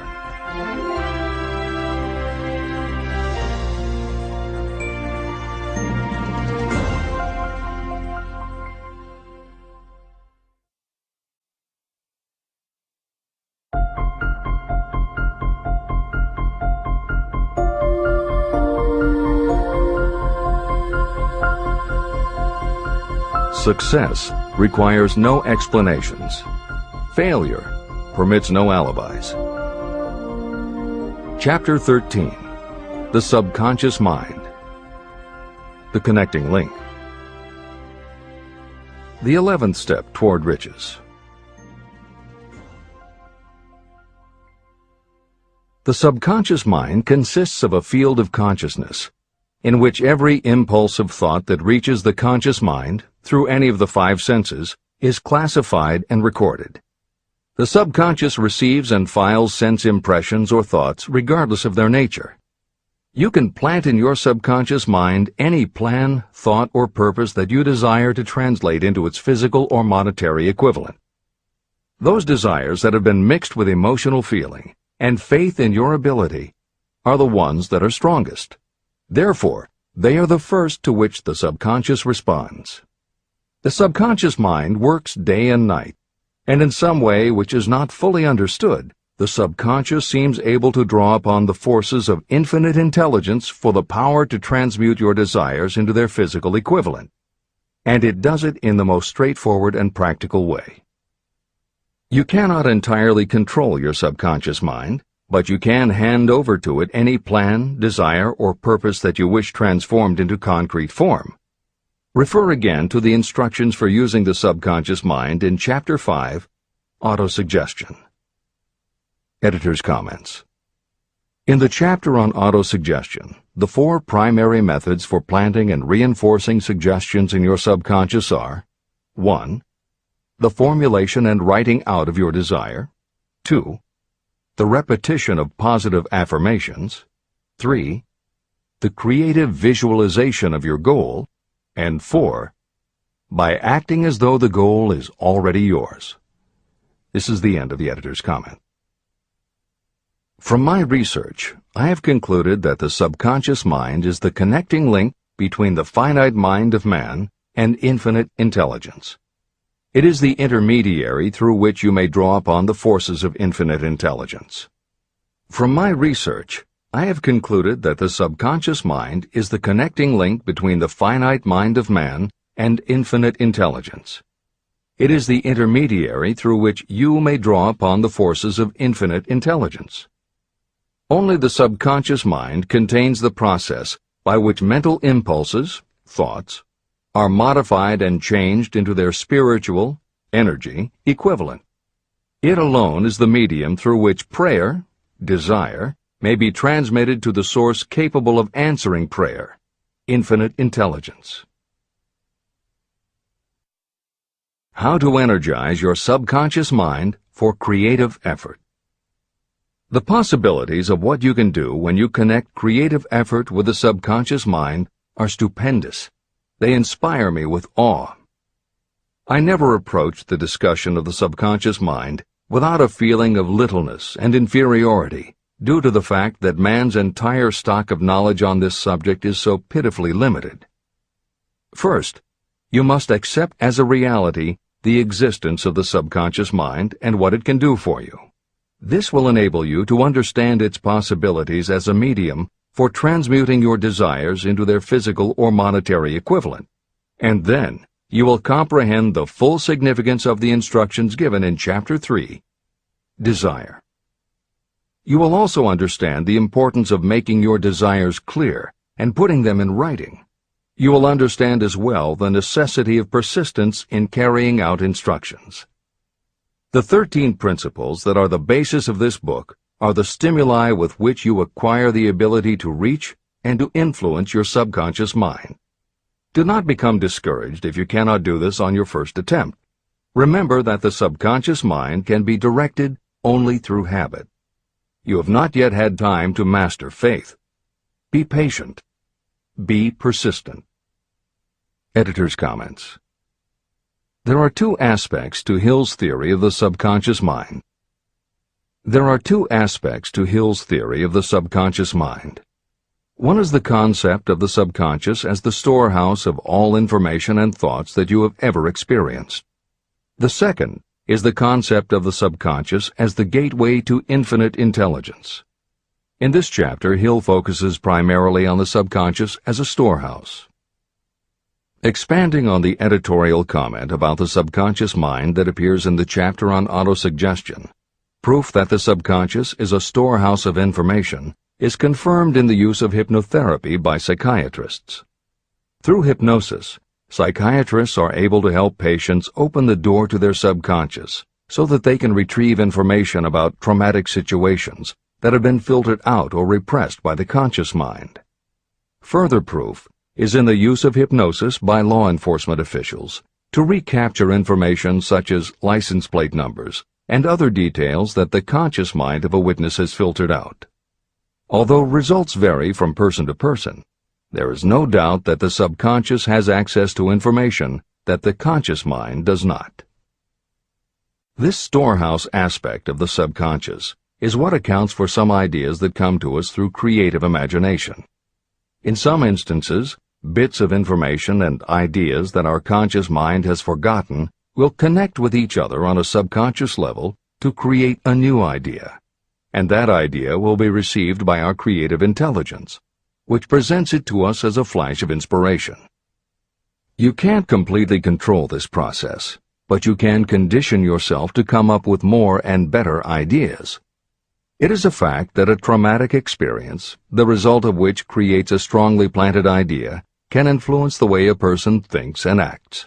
If that is true, then by intentionally using all of your efforts to powerfully plant an idea in your subconscious, you should be able to create what would amount to a good traumatic experience that will influence the way you think and act in a positive way. This is exactly how you develop what Hill calls a money consciousness. If you do everything within your power to strongly, firmly, and with complete faith and conviction plant the idea that you will be successful and achieve your desire, your subconscious will accept and store that idea. If you have planted the idea so strongly that it is the dominant idea in your subconscious, it will influence all of the other ideas and information stored there. When you have given your subconscious this specific direction that it did not have before, it will begin to put together pieces of information, and through your creative intelligence, you will find that you are coming up with more and better plans and ideas to accomplish your goal. But as Hill says, you can do this only through faith and habit. You must write out the affirmation of your goal, and you must repeat it aloud every day with absolute faith and conviction that you can achieve it. You must vividly and creatively visualize yourself achieving your goal, and you must do it every day. You must conduct yourself with the attitude that says you can accomplish your goal, and that you deserve the help of those who can help you to accomplish your goal. And you must conduct yourself in that way every day. If you seriously commit yourself to doing these things, it will change the way you think and act. Your subconscious will do everything it can to transmute your desire into reality, and other people will want to do what they can to help you succeed. This is the end of the editor's comments. Many statements in the chapters on faith and on autosuggestion are repeated here for the benefit of your subconscious mind. Remember, your subconscious mind functions whether you make any effort to influence it or not. This means that thoughts of fear, poverty, and all negative ideas will affect your subconscious mind unless you master these impulses and give it more desirable food on which it may feed. The subconscious mind will not remain idle. If you don't plant desires in your subconscious mind, it will feed on the thoughts that reach it as the result of your neglect. Both negative and positive thoughts are reaching your subconscious mind continuously. These thoughts come from the four sources. 1. Consciously from other people. 2. Your subconscious. 3. Subconsciously from other people. And 4. Infinite intelligence. Every day, all kinds of thought impulses are reaching your subconscious mind without your knowledge. Some of these impulses are negative. Some are positive. Right now, you should be specifically trying to shut off the flow of negative impulses and actively working to influence your subconscious mind through positive impulses of desire. When you achieve this, you will possess the key that unlocks the door to your subconscious mind. Moreover, you will control that door so completely that no undesirable thought may influence your subconscious mind. Everything that you create begins in the form of a thought impulse. You can create nothing that you do not first conceive as a thought. Through the aid of the imagination, thoughts may be assembled into plans. The imagination, when under your control, may be used to create plans or purposes that lead to success in your chosen occupation. All thoughts that you want to turn into success and have planted in the subconscious mind must pass through the imagination and be mixed with faith, your faith in your own abilities. The mixing of faith with a plan or purpose intended for submission to the subconscious mind can only be done through the imagination. From these statements, it should be clear that if you want to make use of your subconscious mind, it will call for the coordination and application of all 13 principles of success that are the basis of this book. Make your positive emotions work for you. The subconscious mind is more susceptible to influence by thought mixed with feeling or emotion than it is by thoughts originating solely in the reasoning portion of the mind. In fact, there is much evidence to support the theory that only emotionalized thoughts have any real influence on the subconscious mind. It is a fact that emotions or feelings rule the majority of people. If it is true that the subconscious mind responds better and faster to thoughts that are well mixed with emotion, it is essential to become familiar with the more important of the emotions. There are 7 major positive emotions and 7 major negative emotions. The negatives get into your thoughts naturally and go directly to your subconscious without any help from you. The positive emotions must be injected by you through the principle of autosuggestion into the thought impulse that you wish to pass on to your subconscious mind. These emotions or feeling impulses may be likened to yeast in a loaf of bread. They are the action element which transforms thought impulses from the passive to the active state. That is why thought impulses that have been well mixed with emotion are acted upon more readily than thought impulses originating in cold reason. Editor's comments. W. Clement Stone, Napoleon Hill's friend, mentor, and business partner, arranged for the publication of many of Napoleon Hill's later writings. The following is adapted from material that appears in 2 of these books, Napoleon Hill's Keys to Success and Believe and Achieve. Enthusiasm is a positive mental attitude, an internal impelling force of intense emotion, a power compelling creation or expression. Being enthusiastic is an impelling external expression of action. When you act enthusiastically, you accentuate the power of suggestion and autosuggestion. The sales manager, public speaker, minister, lawyer, teacher, or executive who acts enthusiastic by speaking in an enthusiastic, sincere manner develops genuine enthusiasm. If you act enthusiastic, your emotions will follow. By filling your conscious mind with enthusiasm, you also impress upon your subconscious mind that your burning obsession and your plan for obtaining it are certain things. Then, if your conscious enthusiasm dims, your subconscious will be there, full of images of your success to help you stoke your conscious fires of enthusiasm once again. This is the end of the editor's comments. You are preparing yourself to influence and control the inner audience of your subconscious mind in order to hand over to it the desire for money, which you wish transmuted into its physical, monetary equivalent. It is essential, therefore, that you understand the method of approach to this inner audience. You must speak its language. It understands best the language of emotion or feeling. Following are the 7 major positive emotions and the 7 major negative emotions. I am listing them here so that you may draw upon the positives and avoid the negatives when giving instructions to your subconscious mind. The 7 major positive emotions. The emotion of desire, the emotion of faith, the emotion of love, the emotion of sex, the emotion of enthusiasm, the emotion of romance, the emotion of hope. There are other positive emotions, but these are the 7 most powerful and the ones most commonly used in creative effort. Master these 7 emotions. They can be mastered only by use, and the other positive emotions will be at your command when you need them. Remember, that you are studying a book that is intended to help you develop a money consciousness by filling your mind with positive emotions. The 7 major negative emotions to be avoided.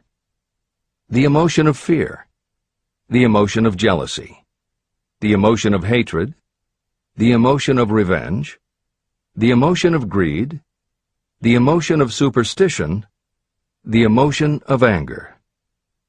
Positive and negative emotions cannot occupy the mind at the same time. One or the other must dominate. It is your responsibility to make sure that positive emotions constitute the dominating influence of your mind. That is where the law of habit will help you. Form the habit of applying and using the positive emotions. Eventually, they will dominate your mind so completely that the negatives cannot enter it. Only by following these instructions literally and continuously can you gain control over your subconscious mind. The presence of a single negative in your conscious mind is sufficient to destroy all chances of constructive aid from your subconscious mind. Editor's comments. Napoleon Hill's concern about the susceptibility of the subconscious mind to negative thoughts, emotions, and comments is well known to professionals who work with these techniques. In clinical hypnotherapy, there is an axiom referred to as the law of reversed effect, which states that whenever there is a conflict between imagination and willpower, the imagination wins. When you attempt to plant an idea, if the subconscious already harbors a negative, trying to force the new idea has the reverse effect, because the subconscious becomes obsessed with defending its established negative idea. And the harder you try to do something, the more the subconscious resists, and the more difficult it becomes. Even the use of the word try is warned against, because it gives the suggestion to the subconscious of a preconceived failure. The concept of trying implies an ongoing effort. You don't want to try. You want to succeed. If you ask your subconscious to help you try, it may do just that. It may help you try, but it will prevent you from succeeding. Because if you did succeed, then it could no longer help you try, which is what you asked it to do.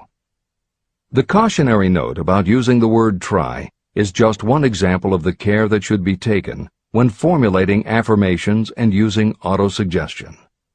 The following are some other rules of thumb that most modern experts agree on.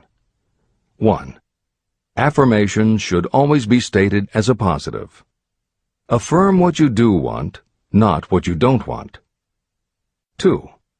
Affirmations work best when they are short and very clear about a single desired goal. Take the time to write, rewrite, and polish your affirmation until you can express your desire in a short statement of precise and well-chosen words. 3. Affirmations should be specific about the desired goal, but not about how to accomplish it. Your subconscious knows better than you what it can do and how it can do it. 4. Do not make unreasonable time demands. Your subconscious can't make anything happen suddenly or now. 5.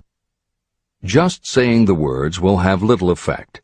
When you affirm your desire, you must do it with such faith and conviction that your subconscious becomes convinced of how important it is to you. As you affirm your desire to yourself, visualize it in your mind's eye as big as a billboard. Make it big, powerful, and memorable. 6. Repetition of your emotionalized affirmation is crucial. At this time, it is your habit to think one way. By repeating your affirmation often every day, your new way of thinking will begin to be your automatic response.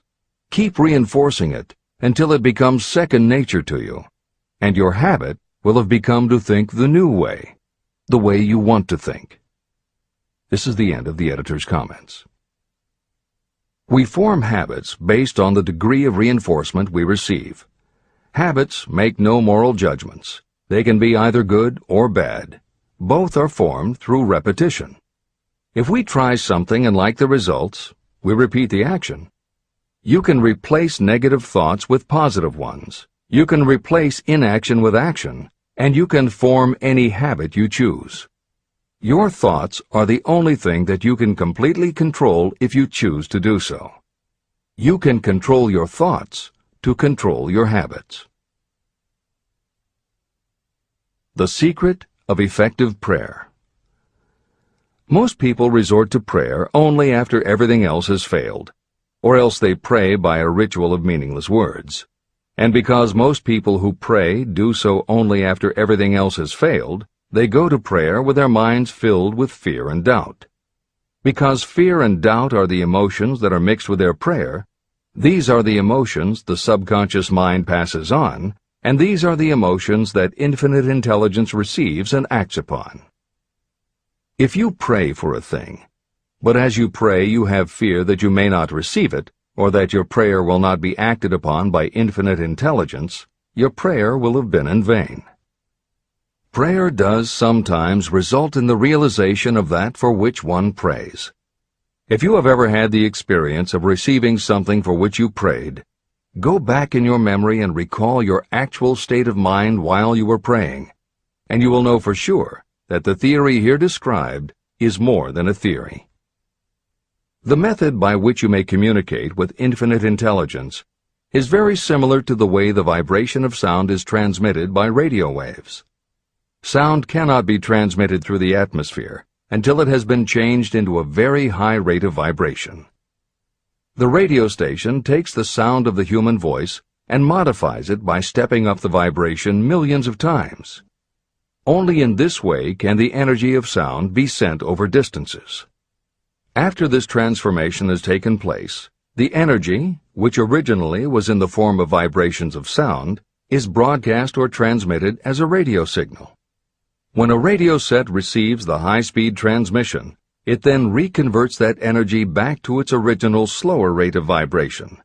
And when it is stepped down to its original rate, it vibrates the diaphragm of the speaker, which reproduces the original sound of the voice.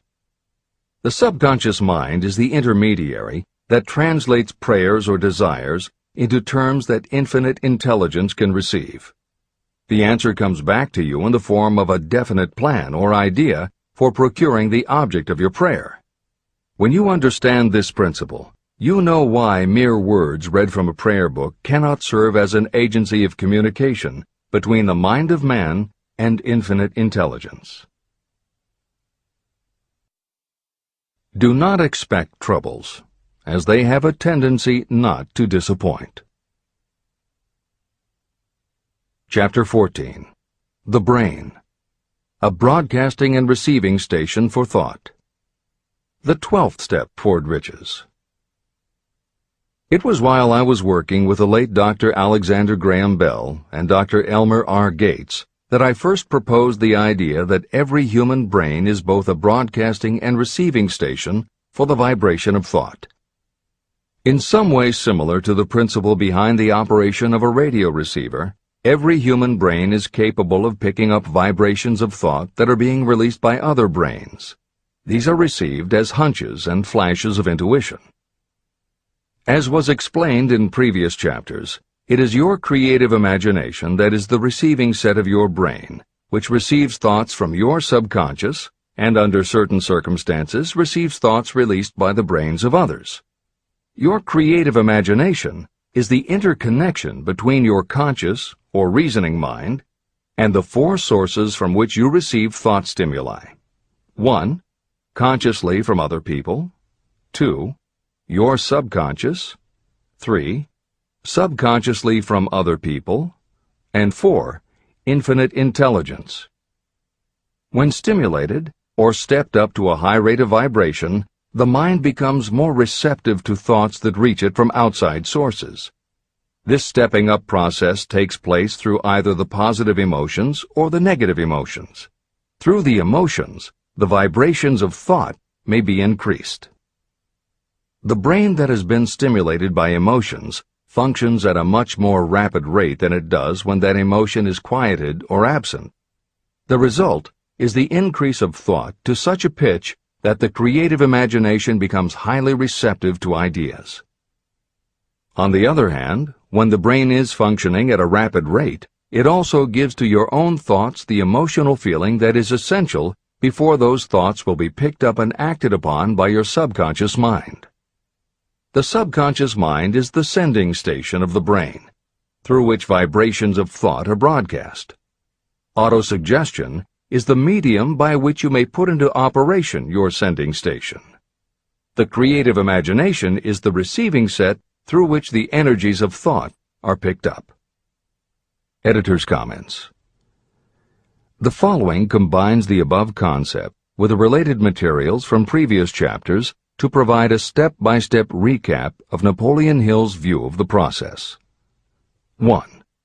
The brain is simultaneously both a broadcaster and a receiver. 2. Emotion affects both your ability to send and your ability to receive. When under the effect of strong emotion, the more powerfully you can send thoughts. When under the effect of strong emotion, the more receptive you are to receiving thoughts. 3. When you send thoughts, to where do you send them? You send them to your subconscious by using autosuggestion. 4. When you receive thoughts, where do they come from? They come from your subconscious and you receive them through your creative imagination. 5. Your subconscious mind has two aspects. Your subconscious is a storehouse of information, as explained in the previous chapter. Your subconscious is your connection to infinite intelligence. 6.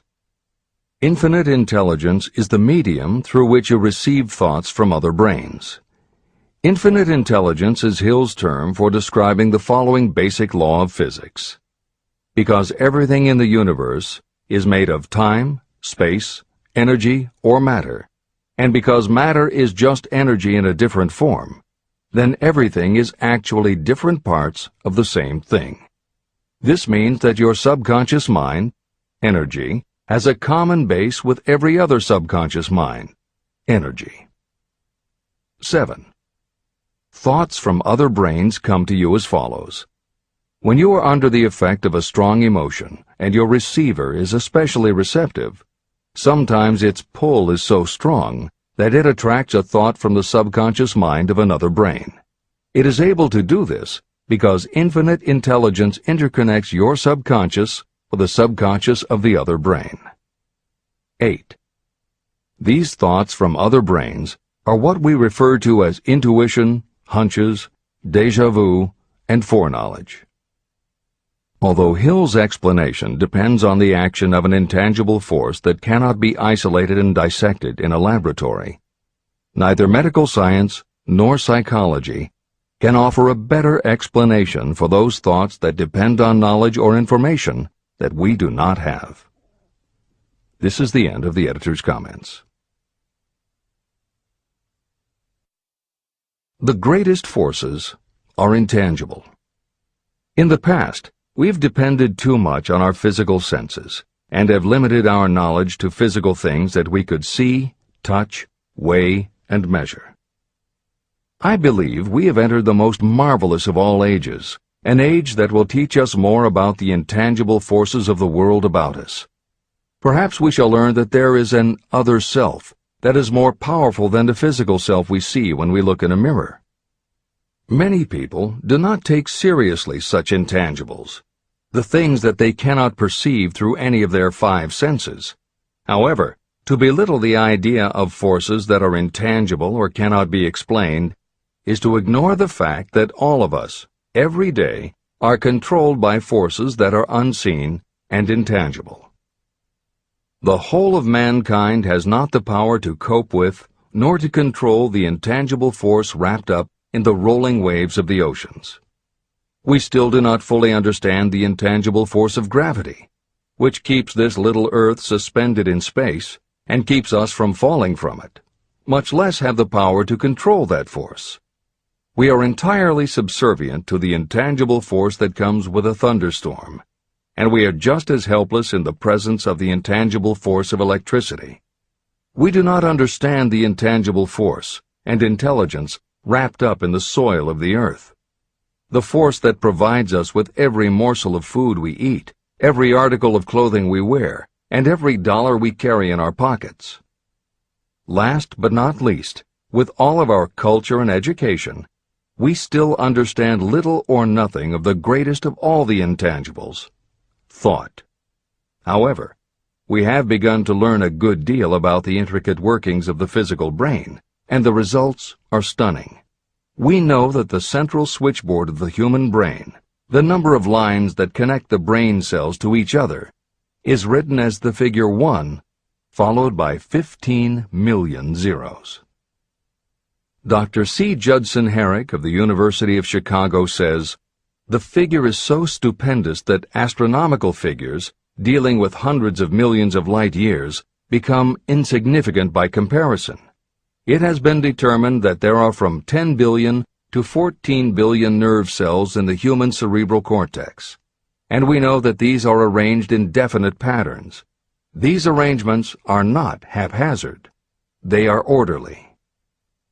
It is inconceivable to me that such a network of intricate machinery should be in existence for the sole purpose of carrying on the physical functions connected with the growth and maintenance of the physical body. Is it not likely that the same system, which gives billions of brain cells the media for communication, one with another, also provides the means of communication with other intangible forces?" Editor's comments. In the time since Hill wrote the above comments, we have learned a great deal more about the physical brain and how it operates. We understand much about the chemistry of the brain.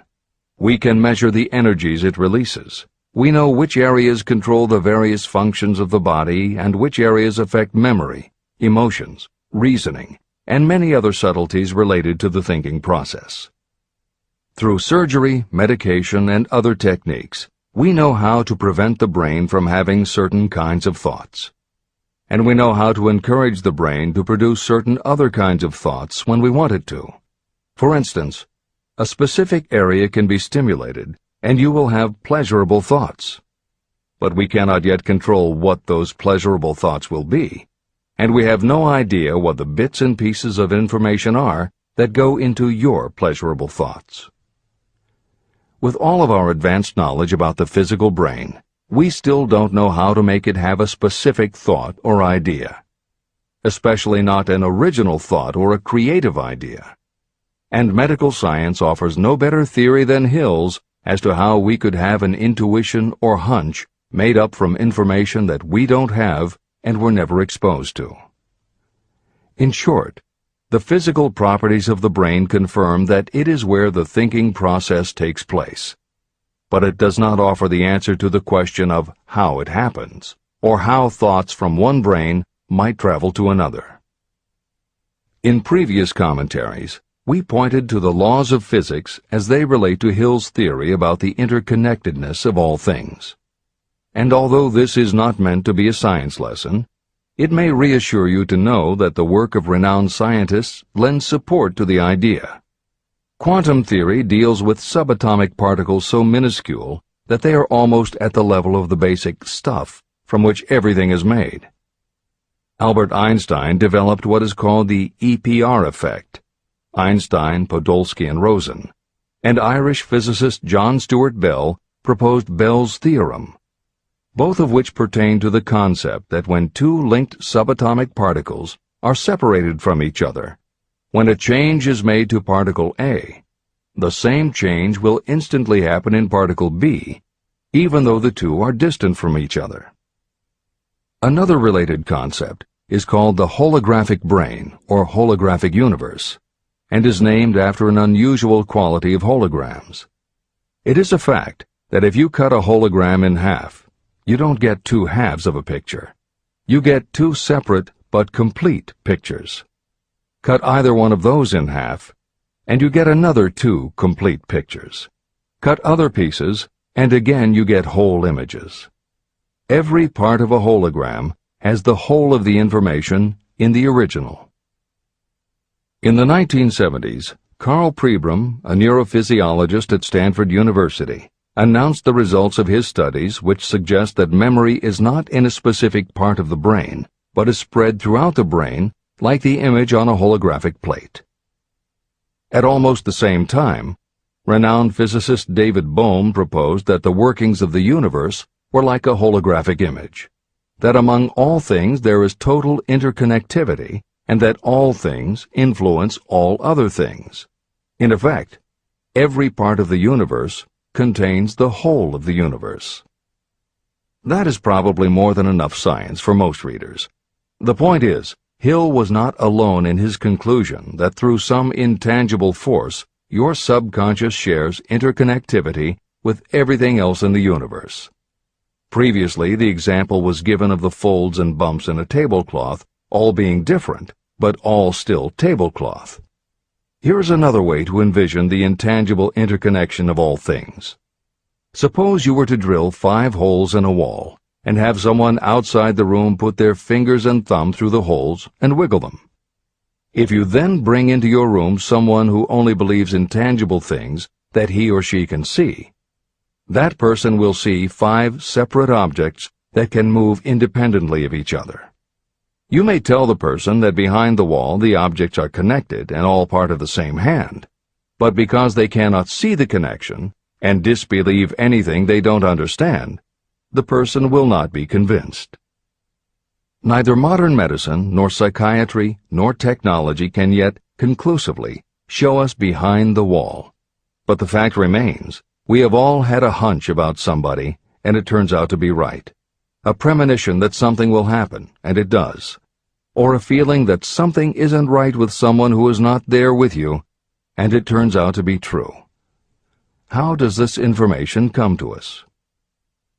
As mentioned previously, psychologist Carl Jung called the intangible connection the collective unconscious, also called universal subconscious.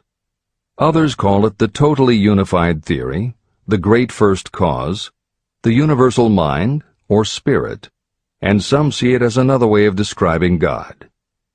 Napoleon Hill calls it infinite intelligence and offers a common-sense explanation that allows you to work with a phenomenon, even if it is not completely understood.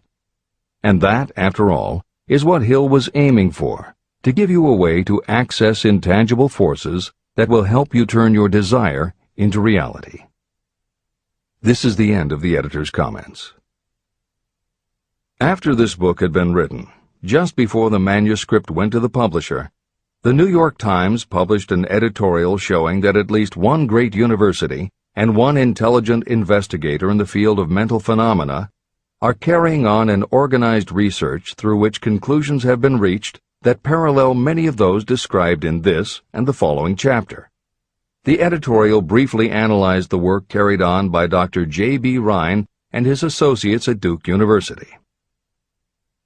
From the New York Times. What is telepathy?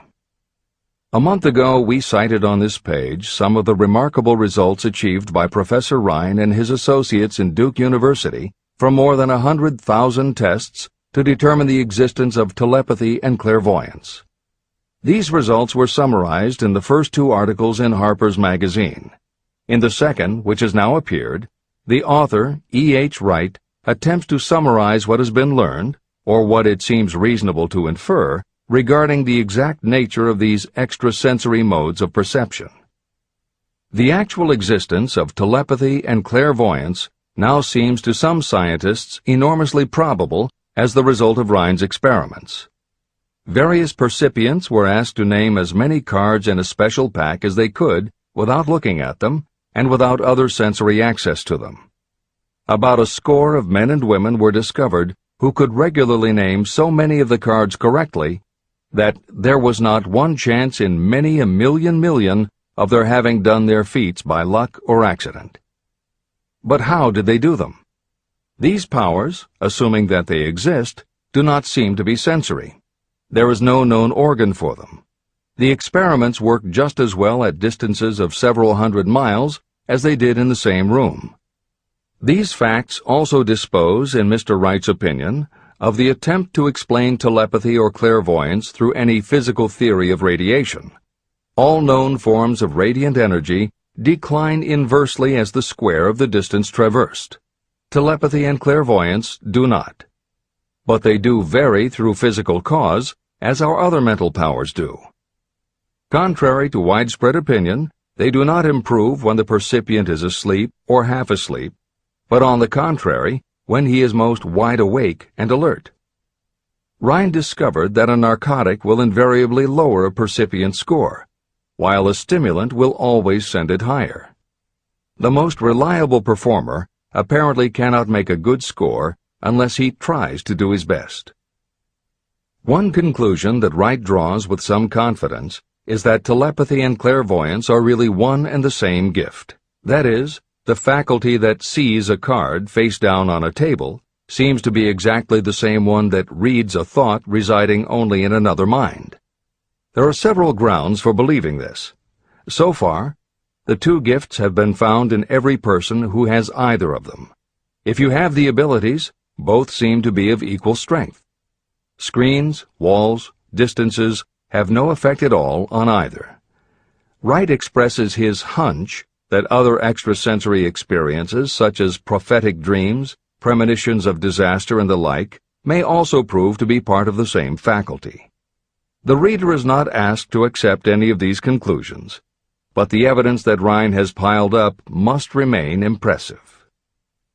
In 1927, Dr. J.B. Rhine and his wife, Dr. Louisa E. Rhine, joined Professor William McDougall, chairman of the psychology department at Duke University, to create a lab that would apply strict scientific procedures to the study of psychic phenomena.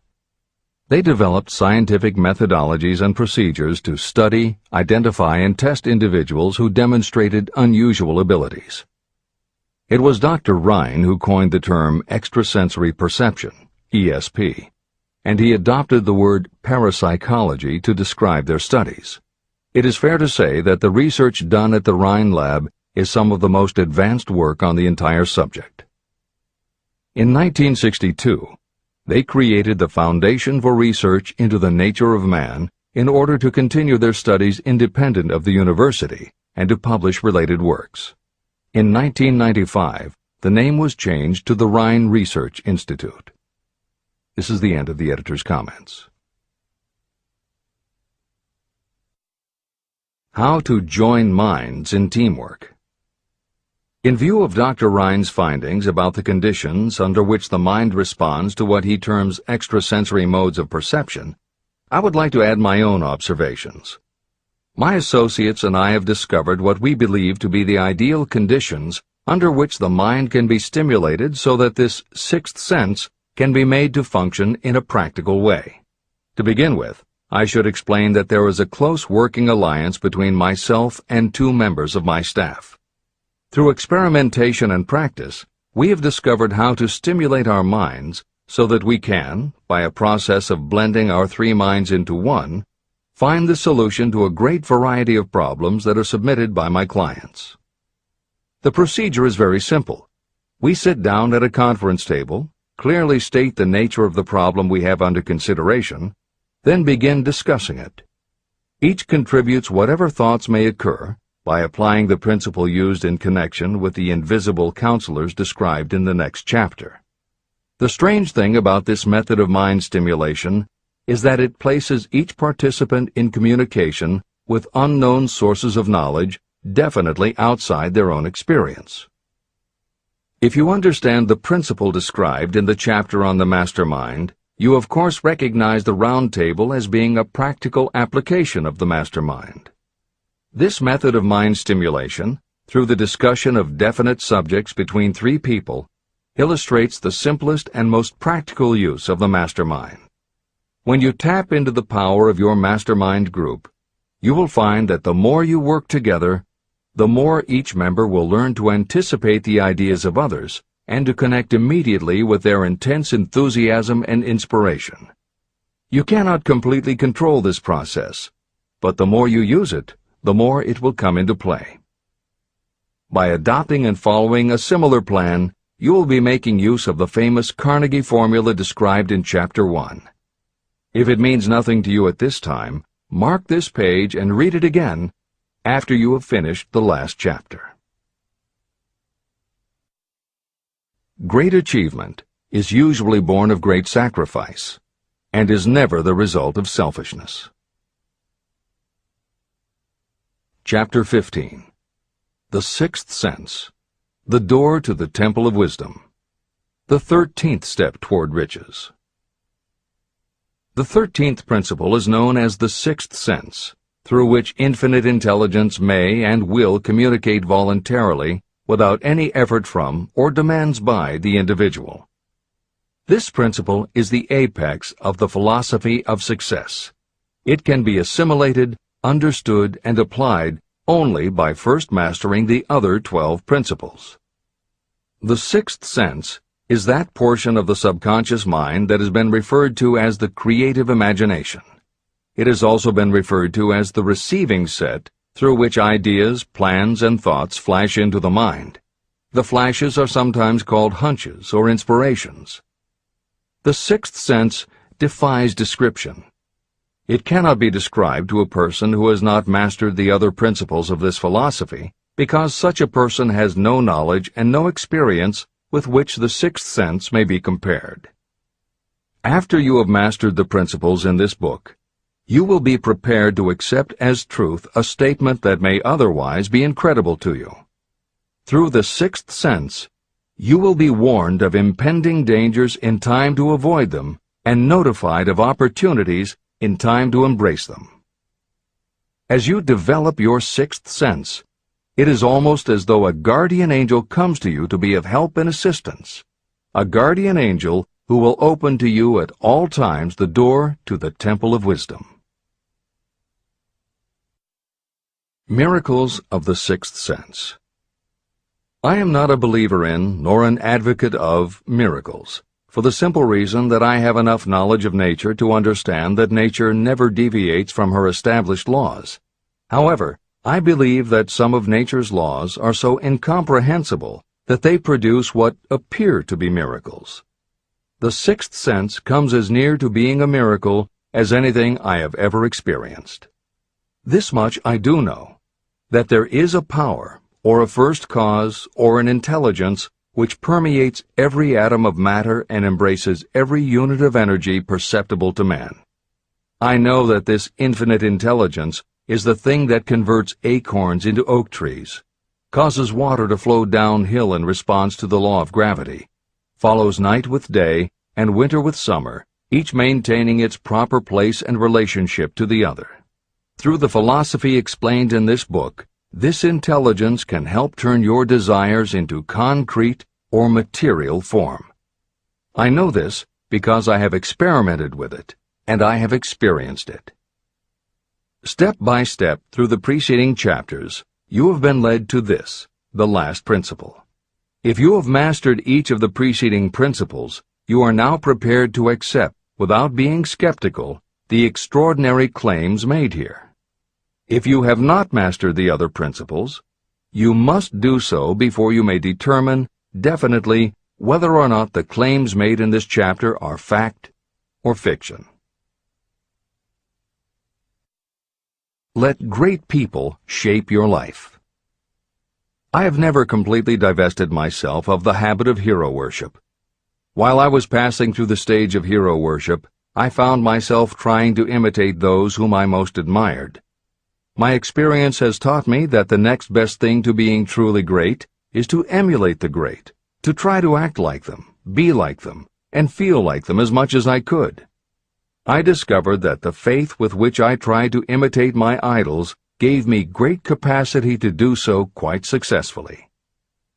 Long before I had ever written a line for publication or delivered a speech in public, I followed the habit of reshaping my own character by trying to imitate the 9 men whose lives and life works had been most impressive to me. These 9 men were Emerson, Paine, Edison, Darwin, Lincoln, Burbank, Napoleon, Ford, and Carnegie. Every night, over a long period of years, I held an imaginary council meeting with this group, whom I called my invisible counselors. This is how I did it. Just before going to sleep at night, I would shut my eyes and see, in my imagination, this group of men seated with me around my council table. Here I had not only an opportunity to sit among those whom I considered to be great, but I actually dominated the group by serving as the chairman. I had a very definite purpose in using my imagination in this way. My purpose was to rebuild my own character, so it would become a composite of the characters of my imaginary counselors. Realizing that I had to overcome the handicap of being born and raised in an environment of ignorance and superstition, I deliberately assigned myself the task of voluntary rebirth through the method I have described above. Building character through autosuggestion. I knew, of course, that we all become what we are because of our dominating thoughts and desires. I knew that every deeply seated desire causes a person to find a way to turn that desire into reality. I knew that self-suggestion is a powerful factor in building character. In fact, it is the sole principle through which character is built. With this knowledge of how the mind works, I was fairly well armed with the equipment needed to rebuild my character. In these imaginary council meetings, I called on my cabinet members for the knowledge I wished each to contribute. I would even speak out loud to each of them as follows. Mr. Emerson, I desire to acquire from you the marvelous understanding of nature which distinguished your life. I ask that you impress upon my subconscious mind those qualities you possessed that enabled you to understand and adapt yourself to the laws of nature. Mr. Burbank, I request that you pass on to me the knowledge that enabled you to so harmonize the laws of nature that you caused the cactus to shed its thorns and become an edible food. Give me access to the knowledge that enabled you to make 2 blades of grass grow where but 1 grew before. Napoleon, I desire to acquire from you the marvelous ability you possess to inspire men and to arouse them to greater and more determined spirit of action. I desire also to acquire the spirit of enduring faith, which enabled you to turn defeat into victory and to surmount staggering obstacles. Mr. Payne, I desire to acquire from you the freedom of thought and the courage and clarity with which to express convictions which so distinguished you. Mr. Darwin, I wish to acquire from you the marvelous patience and ability to study cause and effect without bias or prejudice so exemplified by you in the field of natural science. Mr. Lincoln, I desire to build into my own character the keen sense of justice, the untiring spirit of patience, the sense of humor, the human understanding, and the tolerance that were your distinguishing characteristics. Mr. Carnegie, I wish to acquire a thorough understanding of the principles of organized effort, which you use so effectively in the building of a great industrial enterprise. Mr. Ford, I wish to acquire your spirit of persistence, the determination, poise, and self-confidence that have enabled you to master poverty and to organize, unify, and simplify human effort so I may help others to follow in your footsteps. Mr. Edison, I wish to acquire from you the marvelous spirit of faith with which you have uncovered so many of nature's secrets, the spirit of unremitting toil with which you have so often wrested victory from defeat. The startling power of imagination. My method of addressing the members of my imaginary cabinet would vary according to the traits of character I was most interested in acquiring. I studied the records of their lives with painstaking care. After some months of this nightly procedure, I was astounded as each time my imaginary counselors started to become more and more real to me. Each of these 9 men developed individual characteristics that surprised me. For example, Lincoln developed the habit of always being late, then walking around in solemn parade. He always wore an expression of seriousness on his face. Rarely did I see him smile. This was not true of the others. Burbank and Payne often indulged in witty repartee, which seemed at times to shock the other members of the cabinet. On one occasion, Burbank was late. When he came, he was excited with enthusiasm and explained that he had been late because of an experiment he was making, through which he hoped to be able to grow apples on any sort of tree. Paine chided him by reminding him that it was an apple that started all the trouble between man and woman. Darwin chuckled as he suggested that Paine should watch out for little serpents when he went into the forest to gather apples, as they had the habit of growing into big snakes. Emerson observed, "No serpents, no apples," and Napoleon remarked, "No apples, no state." These meetings became so realistic that I became fearful of their consequences and discontinued them for several months. The experiences were so uncanny, I was afraid that if I continued them, I would lose sight of the fact that the meetings were purely experiences of my imagination. In writing this book, this is the first time that I've had the courage to mention this. I knew from my own attitude in connection with such matters that I would be misunderstood if I described my unusual experience. I now have the courage to put this on the printed page, because I am now less concerned about what they say than I was in the years that have passed. While the members of my cabinet may be purely fictional, and the meetings existed only in my own imagination, they have led me into glorious paths of adventure, rekindled my appreciation of true greatness, encouraged my creativity, and inspired me to be honest and bold in expressing my thoughts. Editor's comments. Napoleon Hill's experience with his imaginary counselors is not as uncommon as it may seem on first reading. In fact, it happens to novelists all the time. As an author proceeds with the writing of a book, there will come a point when the characters in the novel become so well defined in the author's mind that the personalities of the characters themselves begin to suggest plot points and dialogue that the author never planned. Often the thoughts that come to the author when he or she is in the character are completely original, and in real life would never have occurred to the author. Psychiatrists, therapists, and motivational experts also use this phenomenon when they work with role-playing.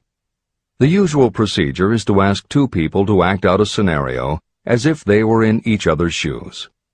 If this is done in a situation where the participants do not feel embarrassed or self-conscious, and if the people will allow themselves to become submerged and seriously try to become the other person, the results can be stunning. Depending on the faith with which you approach it, you can get not just a general sense of what the other person is going through, but also have flashes of insight, actually feel what the other person feels, and gain a real understanding about the reactions or motivations of others. Why it works is just as much a mystery as why you get hunches. It may be simply that when your imagination creates a character, it doesn't give the character inhibitions, so when you think through the character, your mind is less restricted. Regardless, the fact is that by using your imagination to project yourself into other characters, you can open yourself to ideas that you don't normally have access to, and you can use this mental phenomenon as one of the tools that will help you turn your desire into success. This is the end of the editor's comments. Tapping the source of inspiration. Somewhere in the cell structure of the brain is something that receives the vibrations of thought ordinarily called hunches. So far, science has not discovered where this sixth sense is located, but this is not important. The fact remains that human beings do receive accurate knowledge through sources other than the physical senses. Generally, such knowledge is received when the mind is under the influence of extraordinary stimulation. Any emergency that arouses the emotions and causes the heart to beat more rapidly may bring the sixth sense into action. Anyone who has experienced a near accident while driving knows that the sixth sense often comes to your rescue and by split seconds helps to avoid the accident. I mention this as background to the following statement of fact. On many occasions when I have faced emergencies, some of them so grave that my life was in jeopardy, I have been miraculously guided past these difficulties through the influence of my invisible counselors. My original purpose in conducting council meetings with imaginary beings was solely to use autosuggestion to impress upon my subconscious mind certain characteristics that I wanted to acquire. In more recent years, my experimentation has taken on an entirely different trend. I now go to my imaginary counselors with every difficult problem that confronts me and my clients. During my meetings with these invisible counselors, I find my mind most receptive to ideas, thoughts, and knowledge that reach me through the sixth sense. The results are often astonishing, although I do not depend entirely on this form of counsel. The sixth sense is not something that one can take off and put on at will. Ability to use this great power comes slowly, through application of the other principles outlined in this book. No matter who you are, or what may have been your purpose in reading this book, you can profit by it even if you don't fully understand how or why the principle described in this chapter works. This is especially true if your major purpose is that of accumulation of money or other material things. This chapter on the sixth sense was written because the book is designed to present a complete philosophy by which individuals may unerringly guide themselves in attaining whatever they ask of life. The starting point of all achievement is desire. The finishing point is the kind of knowledge that leads to understanding. Understanding of yourself, understanding of others, understanding of the laws of nature, and the recognition and understanding of happiness. Full understanding of this comes only through familiarity with and use of the principle of the sixth sense. In reading this chapter, you may have found yourself lifted to a high level of mental stimulation. Splendid! Come back to this again a month from now, read it once more, and observe that your mind will soar to a still higher level of stimulation. Repeat this experience from time to time, giving no concern as to how much or how little you learn at the time. Eventually, you will find yourself in possession of a power that will enable you to throw off discouragement, master fear, overcome procrastination, and draw freely upon your imagination. Then you will have felt the touch of that unknown something that has been the moving spirit of every truly great thinker, leader, artist, musician, writer, or statesman. Then you will be in a position to transmute your desires into their physical or financial counterpart as easily as you may lie down and quit at the first sign of opposition.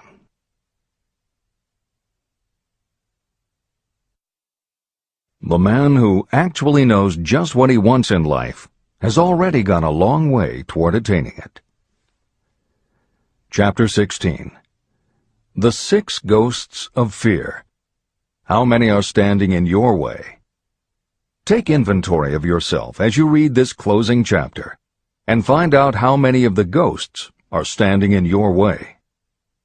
Before you can put any portion of this philosophy into successful use, your mind must be prepared to receive it. The preparation is not difficult. It begins with study, analysis, and understanding of three enemies that you will have to clear out: indecision, doubt, and fear. The sixth sense will never function while these three negatives, or any one of them, remain in your mind. The members of this unholy trio are closely related.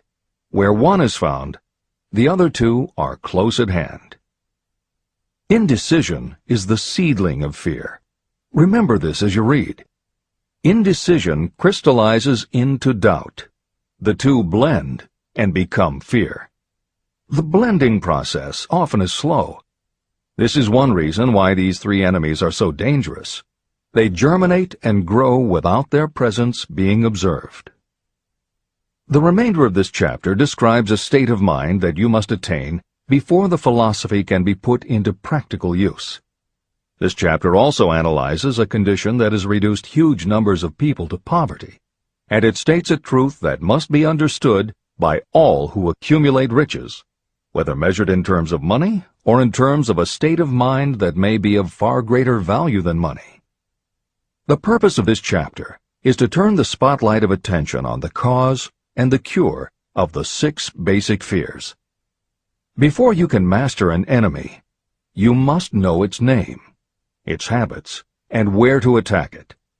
As you read, analyze yourself carefully and determine which, if any, of the six common fears have attached themselves to you. And keep in mind that sometimes they are hidden in the subconscious mind, where they are difficult to locate and still more difficult to eliminate. The 6 basic fears. There are 6 basic fears. At one time or another, every person suffers from some combination of these fears. Most people are fortunate if they do not suffer from the entire 6. Named in the order of their most common appearance, they are the fear of poverty, the fear of criticism, the fear of ill health, the fear of loss of love of someone, the fear of old age, and the fear of death. All other fears are of minor importance, and are in fact just variations on these 6. Fears are nothing more than states of mind. Your state of mind is subject to your control and direction.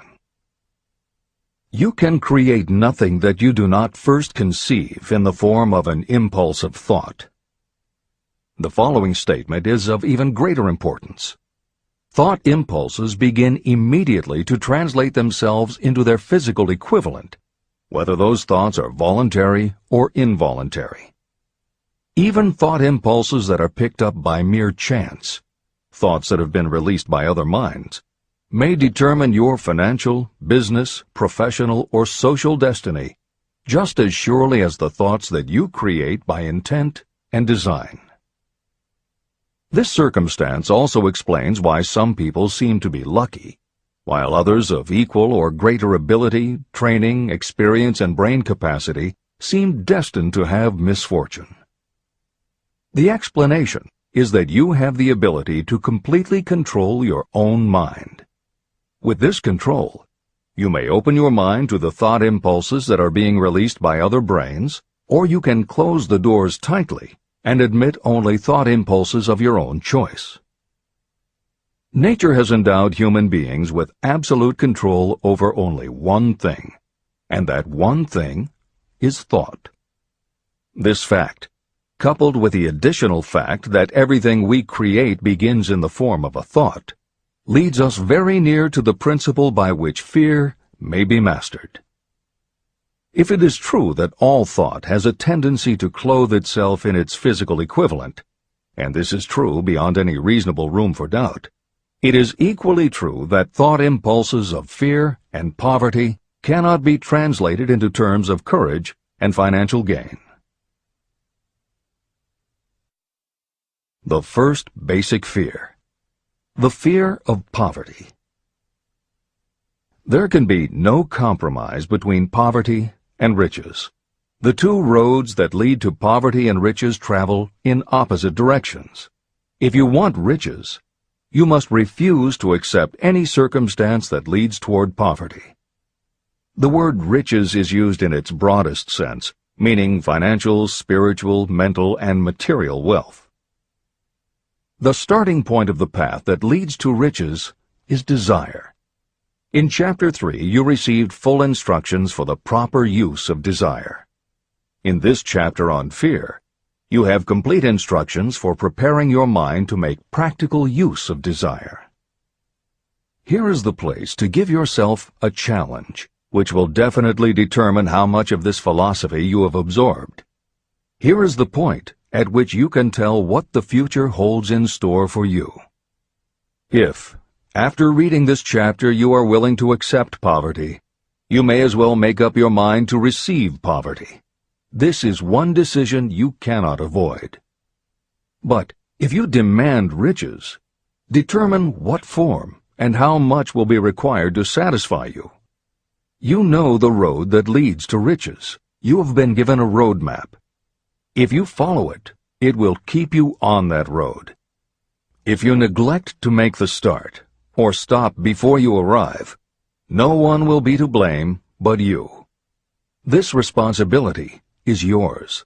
No excuse will save you from accepting the responsibility if you now fail or refuse to demand riches of life. All you need is one thing.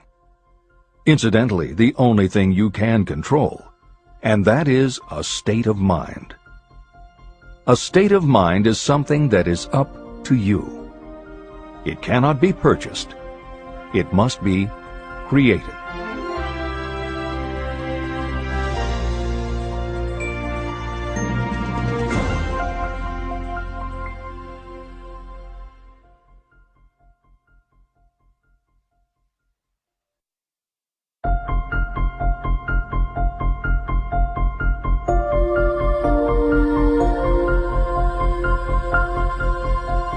The most destructive fear.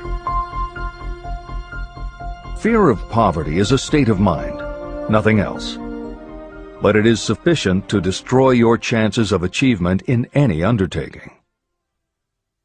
This fear paralyzes your ability to use reason, destroys the imagination, kills off self-reliance, undermines enthusiasm, discourages initiative, leads to uncertainty of purpose, encourages procrastination, wipes out enthusiasm, and makes self-control an impossibility. It takes the charm from your personality, destroys the possibility of accurate thinking, diverts concentration of effort. It defeats persistence, turns willpower into nothingness, destroys ambition, clouds the memory, and invites failure in every conceivable form. It kills love and assassinates the finer emotions of the heart, discourages friendship and invites disaster in 100 forms, leads to sleeplessness, misery, and unhappiness. And all this despite the obvious truth that you live in a world of overabundance of everything your heart could desire, with nothing standing between you and your desires except lack of a definite purpose. The fear of poverty is, without doubt, the most destructive of the 6 basic fears. It has been placed at the head of the list because it is the most difficult to master. The fear of poverty grew out of our inherited tendency to prey upon our fellow human beings economically. Nearly all animals lower than us are motivated by instinct, but their capacity to think is limited, and therefore they prey upon one another physically. We, with our superior sense of intuition, with the capacity to think and to reason, do not eat others bodily. Human beings get more satisfaction out of eating others financially. Humans are so avaricious that every conceivable law has been passed to safeguard us from one another. Nothing brings so much suffering and humility as poverty. Only those who have experienced poverty understand the full meaning of this. It is no wonder that we fear poverty. Through a long line of inherited experiences, we have learned for sure that some people cannot be trusted where matters of money and earthly possessions are concerned. So eager are we to possess wealth that we will acquire it in whatever manner we can, through legal methods if possible, through other methods if necessary or expedient. Self-analysis may disclose weaknesses that you do not like to acknowledge, but this form of examination is essential if you are going to demand of life more than mediocrity and poverty.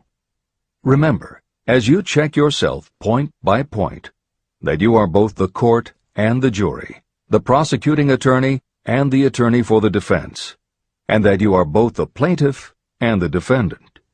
You are on trial. Face the facts squarely. Ask yourself definite questions and demand direct replies. When the examination is over, you will know more about yourself. If you do not feel that you can be an impartial judge, call upon someone who knows you well to serve as judge while you cross-examine yourself. You are after the truth. Get it, no matter at what the cost, even though it may temporarily embarrass you. The majority of people, if asked what they fear most, would reply, "I fear nothing." The reply would be inaccurate, because few people realize that they are bound, handicapped, whipped spiritually and physically through some form of fear. So subtle and deeply seated is the emotion of fear that you may go through life and never recognize its presence. Only a courageous analysis will disclose the presence of this universal enemy. When you begin such an analysis, search deeply into your character. The following is a list of the symptoms to look for. Symptoms of the fear of poverty. 1. Indifference. Commonly expressed through lack of ambition, willingness to tolerate poverty, and the acceptance of whatever compensation life may offer without protest. Also mental and physical laziness, and lack of initiative, imagination, enthusiasm, and self-control. 2. Indecision. The habit of permitting others to do your thinking. Sitting on the fence. 3. Doubt. Generally expressed through alibis and excuses designed to cover up, explain away, or apologize for your failures. Sometimes expressed in the form of envy of those who are successful, or by criticizing them. 4. Worry. Usually expressed by finding fault with others, a tendency to spend beyond your income, neglect of personal appearance, scowling and frowning, nervousness, lack of poise, self-consciousness, and often the use of alcohol or drugs. 5. Overcaution. The habit of looking for the negative side of every circumstance. Thinking and talking about possible failure instead of concentrating on succeeding. Knowing all the roads to disaster, but never searching for the plans to avoid failure. Waiting for the right time to begin, until the waiting becomes a permanent habit. Remembering those who have failed and forgetting those who have succeeded. Seeing the hole in the donut, but overlooking the donut around the hole. 6. Procrastination. The habit of putting off until tomorrow that which should have been done last year, spending more time in creating excuses than it would take to do the job. This symptom is closely related to overcaution, doubt, and worry. Refusal to accept responsibility. Willingness to compromise rather than put up a fight. Compromising with difficulties instead of harnessing and using them as stepping stones to advancement. Bargaining with life for a penny instead of demanding prosperity, opulence, riches, contentment, and happiness. Planning what to do if you fail instead of burning all bridges and making retreat impossible. Weakness of, and often total lack of, self-confidence, definiteness of purpose, self-control, initiative, enthusiasm, ambition, thrift, and sound reasoning ability. Expecting poverty instead of demanding riches. Associating with those who accept poverty instead of seeking the company of those who demand and receive riches. Money talks. Some will ask, why did you write a book about money? Why measure riches in dollars alone? Some will believe, and rightly so, that there are other forms of riches more desirable than money. Yes, there are riches that cannot be measured in terms of dollars. But there are also millions of people who say, "Give me all the money I need, and I will find everything else I want." The major reason why I wrote this book on how to get money is that millions of men and women are paralyzed with the fear of poverty.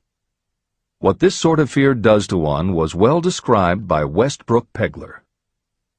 Editor's comments. James Westbrook Pegler was a controversial newspaper columnist for the Chicago Daily News and the Washington Post. Although his career lasted into the 1960s, he was most widely read and quoted during the 1930s and 1940s. During that period, he went from being a public supporter of Franklin Roosevelt and the New Deal policies to the opposite end of the political spectrum, championing conservative points of view. Pegler was also the author of 3 books based on his columns, and in 1940 won the Pulitzer Prize for his expose of union racketeering. This is the end of the editor's comments. We continue with the article by Westbrook Pegler. Money is only clamshells or metal discs or scraps of paper, and there are treasures of the heart and soul which money cannot buy. But most people, being broke, are unable to keep this in mind and sustain their spirits. When a man is down and out and on the street, unable to get any job at all, something happens to his spirit, which can be observed in the droop of his shoulders, the set of his hat, his walk, and his gaze. He cannot escape a feeling of inferiority among people with regular employment, even though he knows they are definitely not his equals in character, intelligence, or ability. These people, even his friends, feel, on the other hand, a sense of superiority and regard him, perhaps unconsciously, as a casualty. He may borrow for a time, but not enough to carry on in his accustomed way, and he cannot continue to borrow very long. But borrowing in itself, when a man is borrowing merely to live, is a depressing experience, and the money lacks the power of earned money to revive his spirits. Of course, none of this applies to bums or habitual ne'er-do-wells, but only to men of normal ambitions and self-respect. Women in the same predicament must be different. We somehow do not think of women at all in considering the down-and-outers. They are scarce in the bread lines, they rarely are seen begging on the streets, and they are not recognizable in crowds by the same plain signs which identify busted men. Of course, I do not mean the shuffling hags of the city streets, who are the opposite number of the confirmed male bums. I mean reasonably young, decent, and intelligent women. There must be many of them, but their despair is not apparent. When a man is down and out, he has time on his hands for brooding. He may travel miles to see a man about a job and discover that the job is filled, or that it is one of those jobs with no base pay, but only a commission on the sale of some useless knick-knack which nobody would buy except out of pity. Turning that down, he finds himself back on the street with nowhere to go, but just anywhere. So he walks and walks. He gazes into store windows at luxuries which are not for him, and feels inferior and gives way to people who stop to look with an active interest. He wanders into the railroad station, or puts himself down in the library to ease his legs and soak up a little heat, but that isn't looking for a job, so he gets going again. He may not know it, but his aimlessness would give him away even if the very lines of his figure did not. He may be well dressed in the clothes left over from the days when he had a steady job, but the clothes cannot disguise the droop. He sees thousands of other people, bookkeepers or clerks or chemists or wagon hands, busy at their work, and envies them from the bottom of his soul. They have their independence, their self-respect and manhood, and he simply cannot convince himself that he is a good man too, though he argue it out and arrive at a favorable verdict hour after hour. It is just money which makes this difference in him. With a little money, he would be himself again. This is the end of the article by Westbrook Pegler. The second basic fear, the fear of criticism. Just how we originally came by this fear, no one can say definitely, but one thing is certain, we have it in a highly developed form. I am inclined to attribute the basic fear of criticism to that part of our inherited nature that prompts us not only to take away other people's goods and wares, but also to justify our actions by criticism of the character of others. It is well known that a thief will criticize the man from whom he steals, that politicians seek office not by displaying their own virtues and qualifications, but by running negative campaigns against their opponents. Designers and clothing manufacturers have not been slow to take advantage of this basic fear of criticism. Every season, styles change. Who establishes the styles? Certainly not the purchaser. It is the designers and manufacturers. Why do they change the styles so often? The answer is obvious. They change the styles so they can sell more clothes.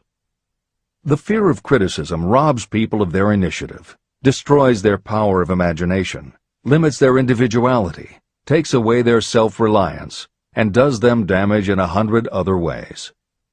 Parents often do their children irreparable injury by criticizing them. The mother of one of my friends used to punish him with a switch almost daily, always completing the job with a statement, "You'll land in the penitentiary before you are 20. He was sent to a reformatory at the age of 17. Editor's comments. Modern psychotherapy is well aware of the circumstance that Hill describes in the preceding paragraph. In the chapters on autosuggestion and hypnosis, reference was made to childhood traumas that result in phobias, compulsive behaviors, fixations, or complexes. However, there are instances in which the implanting of a suggestion is much more subtle. Hypnotherapists have found that common phrases such as, "Don't you ever say no to me again," "I'm afraid she'll never get over it," or "You're just like your father," can hamper a person's abilities later in life if such phrases were said often enough, or at a time when a child was particularly vulnerable. This is the end of the editor's comments. Criticism is the one form of service of which everyone has too much. Everyone has a stock of it, which is handed out gratis whether called for or not. Your nearest relatives are often the worst offenders. It should be recognized as a crime. In reality, it is a crime of the worst nature for any parent to build inferiority complexes in the mind of a child through unnecessary criticism. Employers who understand human nature get the best there is in people not by criticism, but by constructive suggestion. Parents may accomplish the same results with their children. Criticism will plant fear in the human heart, or resentment, but it will not build love or affection. Symptoms of the fear of criticism.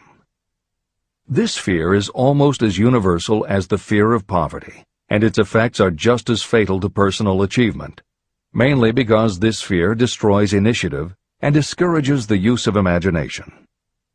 The major symptoms of the fear are: 1. Self-consciousness, generally expressed through nervousness, timidity in conversation and in meeting strangers, awkward movements, and shifting of the eyes. 2. Lack of poise, expressed through lack of voice control, nervousness in the presence of others, poor posture, poor memory. 3.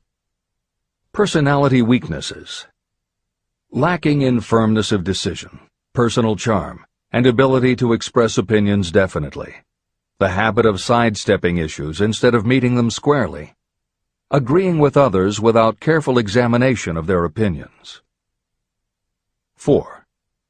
Inferiority complex, the habit of expressing your own self-approval as a means of covering up your feeling of inferiority, using big words to impress others, often without knowing the real meaning of the words, imitating others in dress, speech, and manners, boasting of imaginary achievements, and acting superior to cover up the fact that you feel inferior.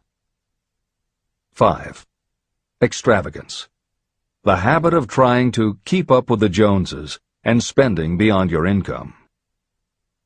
6.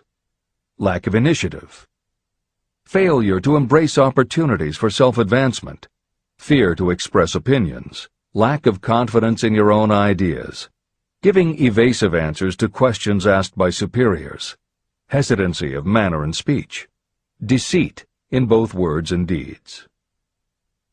7. Lack of ambition, mental and physical laziness, lack of self-assertion, slowness in reaching decisions, being too easily influenced, the habit of accepting defeat without protest, or quitting an undertaking when opposed by others. Also the habit of criticizing others behind their backs and flattering them to their faces, suspicion of other people without cause, lack of tactfulness of manner and speech, and unwillingness to accept the blame for mistakes. The third basic fear, the fear of ill health. This fear may be traced to both physical and social heredity. It is closely associated with the causes of fear of old age and the fear of death. We fear ill health because of the terrible pictures that have been planted in our minds of what may happen if death should overtake us. We also fear it because of the economic toll that it may claim. One reputable physician estimated that 75% of all people who visit doctors are suffering with hypochondria, imaginary illness. It has been shown that the fear of disease, even when there is not the slightest cause for fear, often produces the physical symptoms of the disease feared. Powerful and mighty is the human mind. It builds or it destroys. Through a series of experiments, my staff proved how susceptible people are to the power of suggestion. We asked 3 acquaintances to visit separately with the victim. They were instructed to pose the question, "What ails you? You look terribly ill." The first questioner provoked a grin from him and a nonchalant, "Oh, nothing, I'm all right." The second questioner was answered with a statement, "I don't know exactly, but I do feel badly." The third questioner was met with the admission that the victim was actually feeling ill. Editor's comment. Hill's experiment is one that you do not want to carry too far. It is not that different from the principle behind certain religious sects whose members take vengeance on their enemies by hexing or placing a spell on a victim. The spell only works because the victim believes that spells can be cast and that it is possible he or she could be hexed. When the hex victim is informed that someone has cast a spell on them, they accept that it is possible, and their mind does the rest. The same theory operated when Hill's associate was told 3 times that he looked ill. He believed it was possible. Being told 3 times was convincing, and his mind went to work and made it so. This is the end of the editor's comment. There is overwhelming evidence that disease sometimes begins in the form of negative thought impulse. Such thoughts may be planted in your mind by suggestion or created by you in your own mind. Doctors send patients to new climates for their health because a change of mental attitude is necessary. The seed of fear of ill health lives in every human mind. Worry, fear, discouragement, or disappointment can cause this seed to germinate and grow. Symptoms of the fear of ill health. The symptoms of this almost universal fear are 1. Autosuggestion. The habit of negative use of self-suggestion by looking for and expecting to find symptoms of all kinds of disease. Enjoying your imaginary illness and speaking of it as being real. The habit of trying fads and isms recommended by others as having therapeutic value. Talking to others of operations, accidents, and other forms of illness. Experimenting with diets, physical exercises, weight loss systems without professional guidance. Trying home remedies, patent medicines, and quack remedies. 2. Hypochondria, a medical term for imaginary disease. The habit of excessively talking about illness, and by concentrating the mind on disease you begin to expect it to happen to you. Nothing that comes in bottles can cure this condition. It is brought on by negative thinking, and nothing but positive thought can cure it. Hypochondria is said to do as much damage on occasion as the real disease might do. 3. Exercise. Fear of ill health often interferes with proper physical exercise and results in overweight. 4. Susceptibility. Fear of ill health breaks down your natural resistance, which makes you susceptible to real disease. The fear of ill health is often related to the fear of poverty, especially in the case of the hypochondriac, who constantly worries about the possibility of having to pay doctor's bills, hospital bills, etc. This type of person spends much time preparing for sickness, talking about death, saving money for cemetery plots, burial expenses, and such. 5. Self-coddling. The habit of seeking sympathy. The habit of feigning illness to cover your laziness, or to serve as an alibi for lack of ambition. People often resort to this trick to avoid work.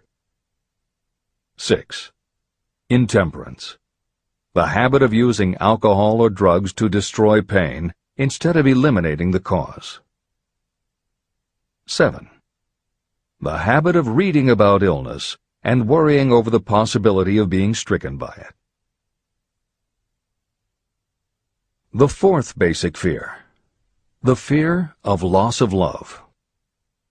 Jealousy and other similar forms of neurosis grow out of our fear of the loss of love of someone. This fear is the most painful of all the 6 basic fears. It probably plays more havoc with the body and mind than any of the other basic fears. Editor's comment. By way of introduction to each of the 6 basic fears, Napoleon Hill usually postulates how the fear originated in humans. In the original edition of this book, he suggested that the fear of loss of love may have started with prehistoric man's habit of stealing his neighbor's mate and taking liberties with her whenever he could. Though amusing, this theory does not take into account that women fear the loss of a love just as profoundly as men do, and both men and women fear losing the love of not just their mates, but also of family members and others with whom they are close. How the emotion of love originated may remain a mystery, but there is no mystery about how we feel when we lose it. This is the end of the editor's comment. The fourth basic fear. The fear of loss of love. Jealousy and other similar forms of neurosis grow out of our fear of the loss of love of someone. This fear is the most painful of all the 6 basic fears. It probably plays more havoc with the body and mind than any of the other basic fears. Editor's comment. By way of introduction to each of the 6 basic fears, Napoleon Hill usually postulates how the fear originated in humans. In the original edition of this book, he suggested that the fear of loss of love may have started with prehistoric man's habit of stealing his neighbor's mate and taking liberties with her whenever he could. Though amusing, this theory does not take into account that women fear the loss of a love just as profoundly as men do, and both men and women fear losing the love of not just their mates, but also of family members and others with whom they are close. How the emotion of love originated may remain a mystery, but there is no mystery about how we feel when we lose it. This is the end of the editor's comment. Symptoms of the fear of loss of love. The distinguishing symptoms of this fear are 1. Jealousy. The habit of being suspicious of friends and loved ones. The habit of accusing wife or husband of infidelity without grounds. General suspicion of everyone and absolute faith in no one. 2. Fault-finding. The habit of finding fault with friends, relatives, business associates, and loved ones upon the slightest provocation, or without any cause whatsoever. 3. Gambling. The habit of gambling, stealing, cheating, and otherwise taking hazardous chances to provide money for loved ones, in the belief that love can be bought. The habit of spending beyond your means, or incurring debts to provide gifts for loved ones, in order to make a good impression. Also insomnia, nervousness, lack of persistence, weakness of will, lack of self-control, lack of self-reliance, bad temper. The fifth basic fear. The fear of old age. In the main, this fear grows out of 2 sources. First, the thought that old age may bring with it poverty. Second is the concern that many have for what may await them in the world beyond. The most common cause of fear of old age is associated with the possibility of poverty. Poorhouse is not a pretty word. It throws a chill into the mind of every person who faces the possibility of having to spend declining years having to live on some form of charity. The possibility of ill health, which is more common as people grow older, is also a contributing cause of this common fear of old age, as is concern about diminishing sexuality. Another contributing cause of the fear of old age is the possibility of loss of freedom and independence, as old age may bring with it the loss of both physical and economic freedom. Symptoms of the fear of old age. The most common symptoms of this fear are 1. Lack of enthusiasm. The tendency to slow down and develop an inferiority complex, falsely believing you are slipping because of age. The habit of killing off initiative, imagination, and self-reliance by falsely believing you are too old to exercise these qualities. 2. Self-consciousness of speech. The habit of speaking apologetically of yourself as being old merely because you have reached the age of 40 or 50, instead of reversing the rule and expressing gratitude for having reached the age of wisdom and understanding. 3. Inappropriate dress and action. Trying to appear much younger than your age by going overboard in your attempt to keep up with the style and mannerisms of youth. The sixth basic fear. The fear of death. To some, this is the cruelest of all the basic fears. The reason is obvious. The terrible pangs of fear associated with the thought of death, in the majority of cases, may be charged to religious fanaticism. So-called heathens are less afraid of death than the more civilized. For hundreds of millions of years we have been asking the still unanswered questions, where did I come from, and where am I going? During the darker ages of the past, the more cunning and crafty were not slow to offer the answer to these questions for a price. Come into my tent, embrace my faith, accept my dogmas, and I will give you a ticket that will admit you straight into heaven when you die, says the religious leader.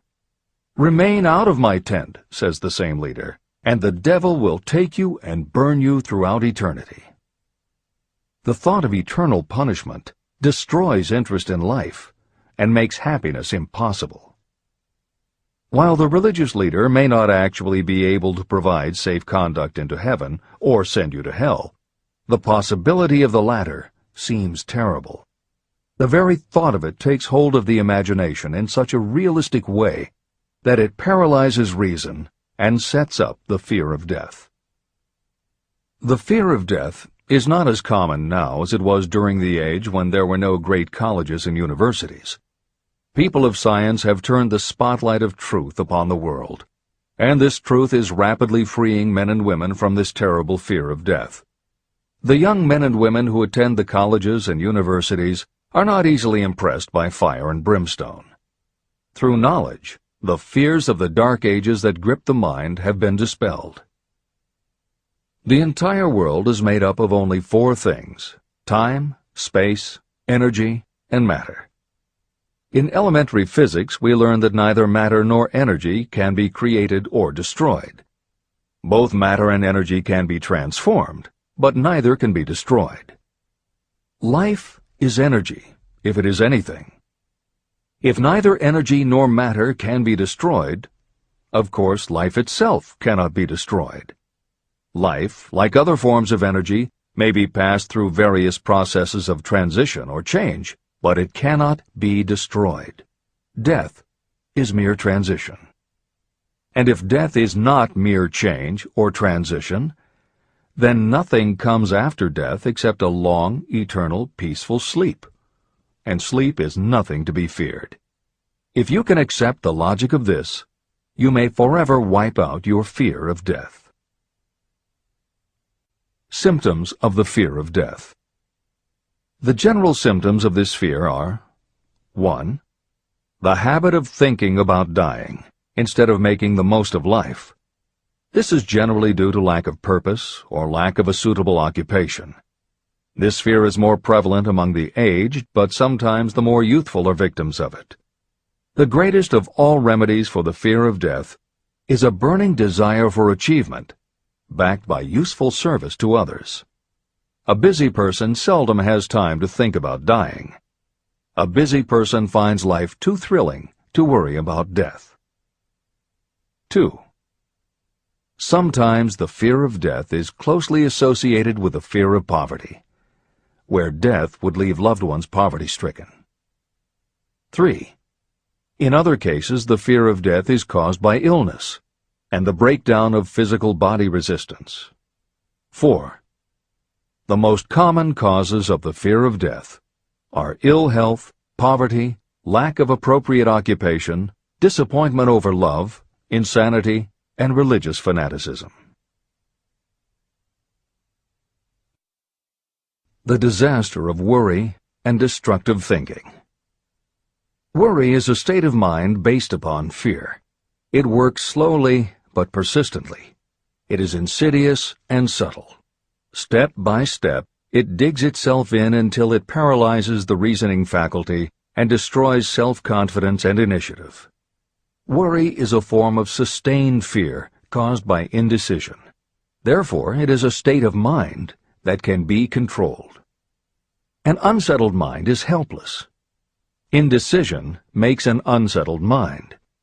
Most individuals lack the willpower to reach decisions promptly and to stand by them after they have been made. We do not worry over conditions once we have reached a decision to follow a definite line of action. I once interviewed a man who was sentenced to be electrocuted 2 hours later. The condemned man was the calmest of the 8 men who were in the death cell with him. His calmness prompted me to ask him how it felt to know that he was going into eternity in a short while. With a smile of confidence on his face, he said, "It feels fine. Just think, brother, my troubles will soon be over. I've had nothing but trouble all my life. It has been a hardship to get food and clothing. Soon, I will not need these things. I have felt fine ever since I learned for certain that I must die. I made up my mind then to accept my fate in good spirit." As he spoke, he devoured a dinner sufficient for 3 men, eating every mouthful of the food brought to him, and apparently enjoying it as much as if no disaster awaited him. Decision gave this man resignation to his fate. Decision can also prevent one's acceptance of undesired circumstances. Through indecision, the 6 basic fears become translated into a state of worry. Relieve yourself forever of the fear of death by reaching a decision to accept death as an inescapable event. Eliminate the fear of old age by reaching a decision to accept it not as a handicap, but as a great blessing that carries with it wisdom, self-control, and understanding. Master the fear of loss of love by reaching a decision to get along without love, if that is necessary. Defeat the fear of criticism by reaching a decision not to worry about what other people think, do, or say. Overcome the fear of ill health by the decision to forget symptoms. And whip the fear of poverty by reaching a decision to get along with whatever wealth you can accumulate without worry. Kill the habit of worry in all its forms by reaching a general blanket decision that nothing life has to offer is worth the price of worry. With this decision will come poise, peace of mind, and calmness of thought, which will bring happiness. If your mind is filled with fear, you not only destroy your own chances of intelligent action, but you transmit these destructive vibrations to the minds of all who come into contact with you, and you destroy their chances too.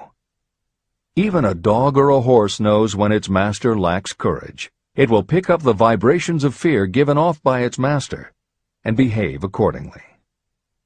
The vibrations of fear pass from one mind to another just as quickly and as surely as the sound of the human voice passes from the broadcasting station to a radio receiver. The person who constantly speaks of negative or destructive thoughts is practically certain to experience the results of those words in the form of destructive feedback. But even negative thoughts without words will come back to you. The release of destructive thought impulses alone also produces feedback in more ways than one. First, and perhaps most important to be remembered, the person who releases thoughts of a destructive nature must suffer damage through the breaking down of creative imagination. Secondly, the presence in the mind of any destructive emotion develops a negative personality, which repels people and often converts them into antagonists. The third source of damage is that negative thoughts not only affect others, but they also embed themselves in the subconscious mind of the person releasing them and there become a part of that person's character. Your business in life is to achieve success. To be successful, you must find peace of mind, acquire the material needs of life, and above all, attain happiness. All of these indications of success begin in the form of thought impulses. You control your own mind. You have the power to feed it whatever thought impulses you choose. With this goes the responsibility of using your mind constructively. You are the master of your own earthly destiny, just as surely as you have the power to control your own thoughts. You may influence, direct, and eventually control your own environment, making your life what you want it to be. Or you may neglect to make your life what you want, and you will be adrift on the seas of circumstance, where you will be tossed like a wood chip on the waves of the ocean. The Devil's Workshop. In addition to the 6 basic fears, there is another evil by which people suffer. It constitutes a rich soil in which the seeds of failure grow abundantly. It is so subtle that its presence often is not detected. It is more deeply rooted and more often fatal than all of the 6 fears. For want of a better name, let us call this evil susceptibility to negative influences. Those who accumulate great riches always protect themselves against negative influences. The poverty-stricken never do. Those who succeed in any calling must prepare their minds to resist such influences. If you are reading this book to learn how to grow rich, you should examine yourself very carefully to determine whether you are susceptible to negative influences. If you neglect this self-analysis, you will give up your right to attain the object of your desires. Make your analysis searching. As you read the following questions, be tough on yourself. Go at the task as carefully as you would if you were searching for any other enemy you knew was waiting to ambush you. You must deal with your own faults as you would with a real and serious enemy. You can easily protect yourself against real enemies because there are laws, police, and courts to deal with them. But this 7th basic evil is more difficult to master because it strikes when you are not aware of its presence, when you are asleep and while you are awake. Moreover, its weapon is intangible because it consists of merely a state of mind. Negative influences are also dangerous because they come in so many different forms. Sometimes they enter the mind through the well-meant words of your friends and relatives. At other times they come from within, through your own mental attitude. Always it is as deadly as poison, even though it may not kill as quickly. How to protect yourself against negative influences. To protect yourself against negative influences, whether of your own making or the result of negative people around you, recognize that your willpower is your defense. You must put it into constant use until it builds a wall of immunity against negative influences in your own mind. Recognize that you and every other human being are, by nature, lazy, indifferent, and susceptible to all suggestions that reinforce your weaknesses. Recognize that you are, by nature, susceptible to all of the 6 basic fears, and you must set up habits to counteract all these fears. Recognize that negative influences often work on you through your subconscious mind, and are therefore difficult to detect. Keep your mind closed against all people who depress or discourage you in any way. Clean out your medicine chest, and stop pandering to colds, aches, pains, and imaginary illness. Deliberately seek the company of people who influence you to think and act for yourself. Do not expect troubles, as they have a tendency not to disappoint. Without doubt, the most common weakness of all human beings is the habit of leaving their minds open to the negative influences of other people. This weakness is all the more damaging because most people do not even know they do it. The following list of questions is designed to help you see yourself as you really are. You should read through the list now. Then set aside a day when you can give adequate time to go through the list again and thoroughly answer each question. When you do this, I advise that you read the questions and state your answers aloud so you can hear your own voice. This will make it easier for you to be truthful with yourself. Self-analysis questions. Do you complain often of feeling bad, and if so, what is the cause? Do you find fault with other people at the slightest provocation? Do you frequently make mistakes in your work, and if so, why? Are you sarcastic and offensive in your conversation? Do you deliberately avoid the association of anyone, and if so, why? Do you suffer frequently with indigestion? If so, what is the cause? Does life seem futile and the future hopeless to you? Do you like your occupation? If not, why? Do you often feel self-pity? And if so, why? Are you envious of those who excel you? To which do you devote most time, thinking of success or of failure? Are you gaining or losing self-confidence as you grow older? Do you learn something of value from all mistakes? Are you permitting some relative or acquaintance to worry you? If so, why? Are you sometimes excited about life, and at other times in the depths of despondency? Who has the most inspiring influence upon you, and for what reason? Do you tolerate negative or discouraging influences that you could avoid? Are you careless of your personal appearance? If so, when and why?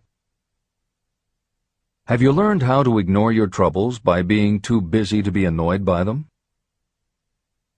Would you call yourself a spineless weakling if you permitted others to do your thinking for you?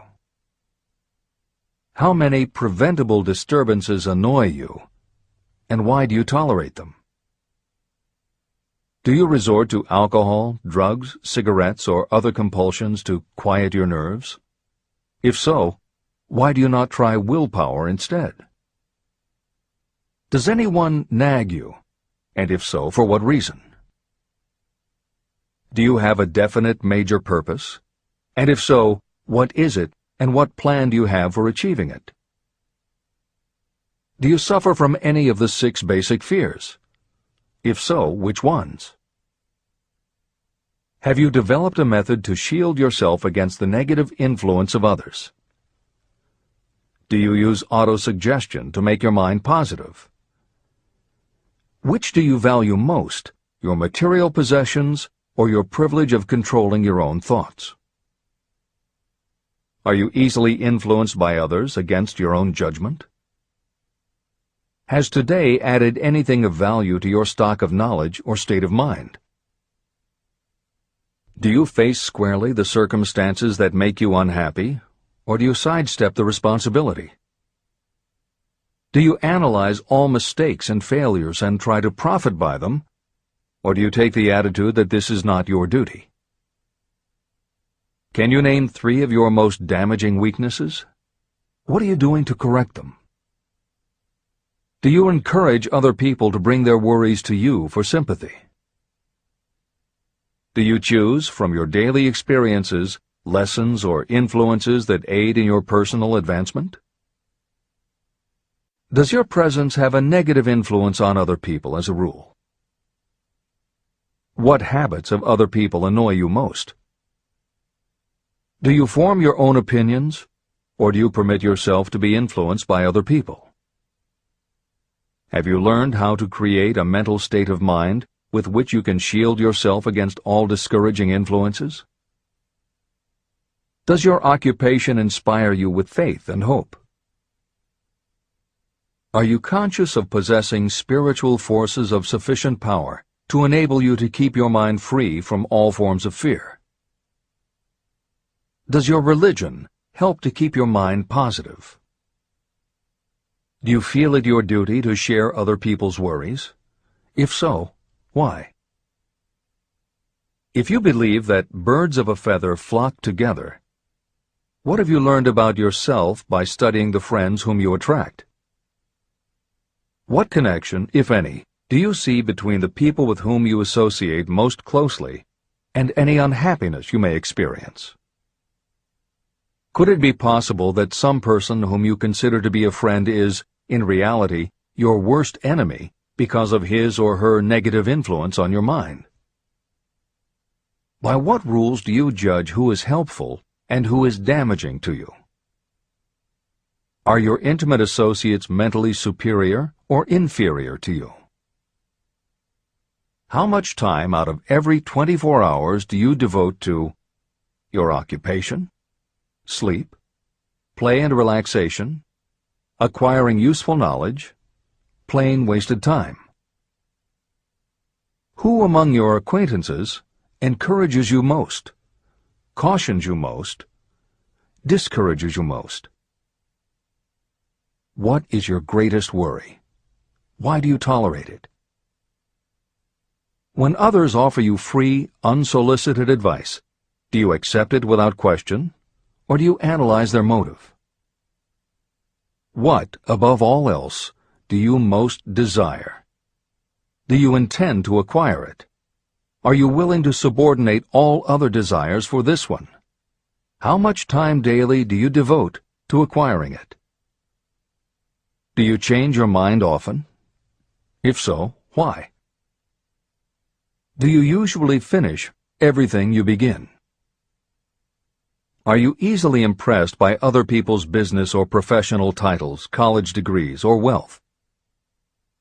Are you easily influenced by what other people think or say about you? Do you cater to people because of their social or financial status? Whom do you believe to be the greatest person living? In what respect is this person superior to yourself? How much time have you devoted to studying and answering these questions? At least one day is necessary for the analysis and the answering of the entire list. If you have answered all these questions truthfully, you know more about yourself than the majority of people. Study the questions carefully. Come back to them once each week for several months, and be astounded at the amount of additional knowledge of great value to yourself you will have gained by the simple method of answering the questions truthfully. If you are not certain about the answers to some of the questions, seek the counsel of those who know you well, especially those who have no motive in flattering you, and see yourself through their eyes. The experience will be astonishing. The one thing over which you have absolute control. You have absolute control over only one thing, and that is your thoughts. This is the most significant and inspiring of all facts known to humans. It reflects our divine nature. This ability to control your thoughts is the sole means by which you may control your own destiny. If you fail to control your own mind, you may be sure you will control nothing else. Your mind is your spiritual estate. Protect and use it with the care to which divine royalty is entitled. You were given your willpower for this purpose. Unfortunately, there is no legal protection against those who, by design or through ignorance, poison the minds of others with negative suggestion. Those with negative minds tried to convince Thomas A. Edison that he could not build a machine that would record and reproduce the human voice, because, they said, no one else has ever produced such a machine. Edison did not believe them. He knew that the mind could produce anything the mind could conceive and believe. That knowledge was the thing that lifted the great Edison above the common herd. Men with negative minds told F.W. Woolworth he would go broke trying to run a store on 5 and 10 cent sales. He did not believe them. He knew that he could do anything within reason if he backed his plans with faith. Exercising his right to keep the negative suggestions of others out of his mind, he piled up a fortune of more than $100 million. Doubting Thomases scoffed scornfully when Henry Ford tried out his first crudely built automobile on the streets of Detroit. Some said the thing would never become practical. Others said no one would pay money for such a contraption. Ford said, "I'll belt the earth with dependable motor cars." And he did. For the benefit of those seeking vast riches, Let it be remembered that practically the sole difference between Henry Ford and a majority of workers is this. Ford had a mind, and he controlled it. The others have minds that they do not try to control. Mind control is the result of self-discipline and habit. You either control your mind, or it controls you. There is no halfway compromise. The most practical method for controlling your mind is the habit of keeping it busy with a definite purpose, backed by a definite plan. Study the records of those who achieve noteworthy success, and you will see that they have control over their own minds, and that they exercise that control and direct it toward the attainment of definite objectives. Without this control, success is not possible. 55 Famous Alibis by Old Man If.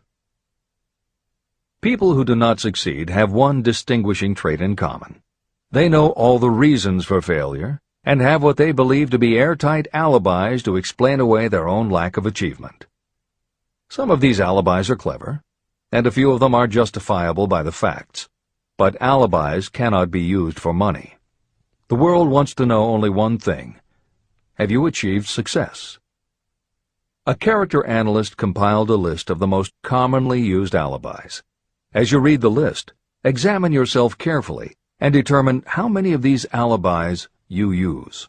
Remember, the philosophy presented in this book makes every one of these alibis obsolete.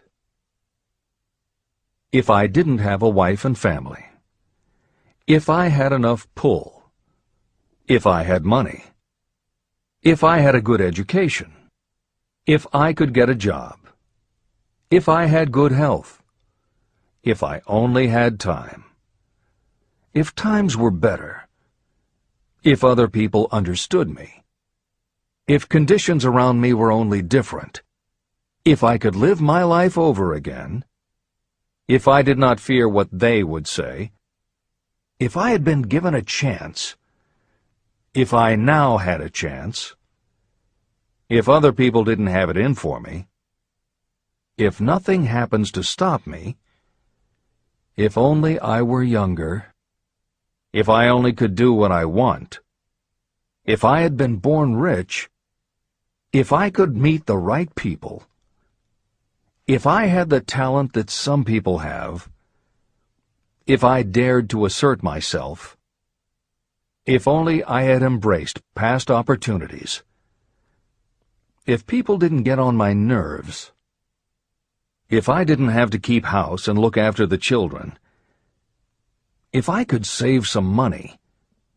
If the boss only appreciated me. If I only had somebody to help me. If my family understood me.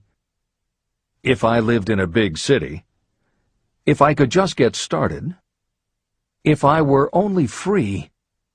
If I had the personality of some people. If I were not so fat. If my real talents were known. If I could just get a break. If I could only get out of debt. If I hadn't failed. If I only knew how. If everybody wasn't against me. If I didn't have so many worries. If I could marry the right person. If people weren't so dumb. If my family were not so extravagant. If I were sure of myself. If luck were not against me. If I had not been born under the wrong star. If it were not true that what is to be will be. If I did not have to work so hard. If I hadn't lost my money. If I lived in a different neighborhood. If I didn't have a past. If I only had a business of my own. If other people would only listen to me.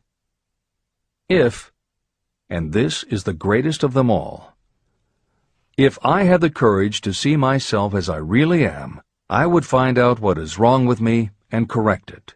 And I know that something must be wrong with the way I have done things, or I would already have the success that I desire. I recognize that something must be wrong with me, otherwise I would have spent more time analyzing my weaknesses and less time building alibis to cover them. Building alibis to explain away failure is a national pastime. The habit is as old as the human race and is fatal to success.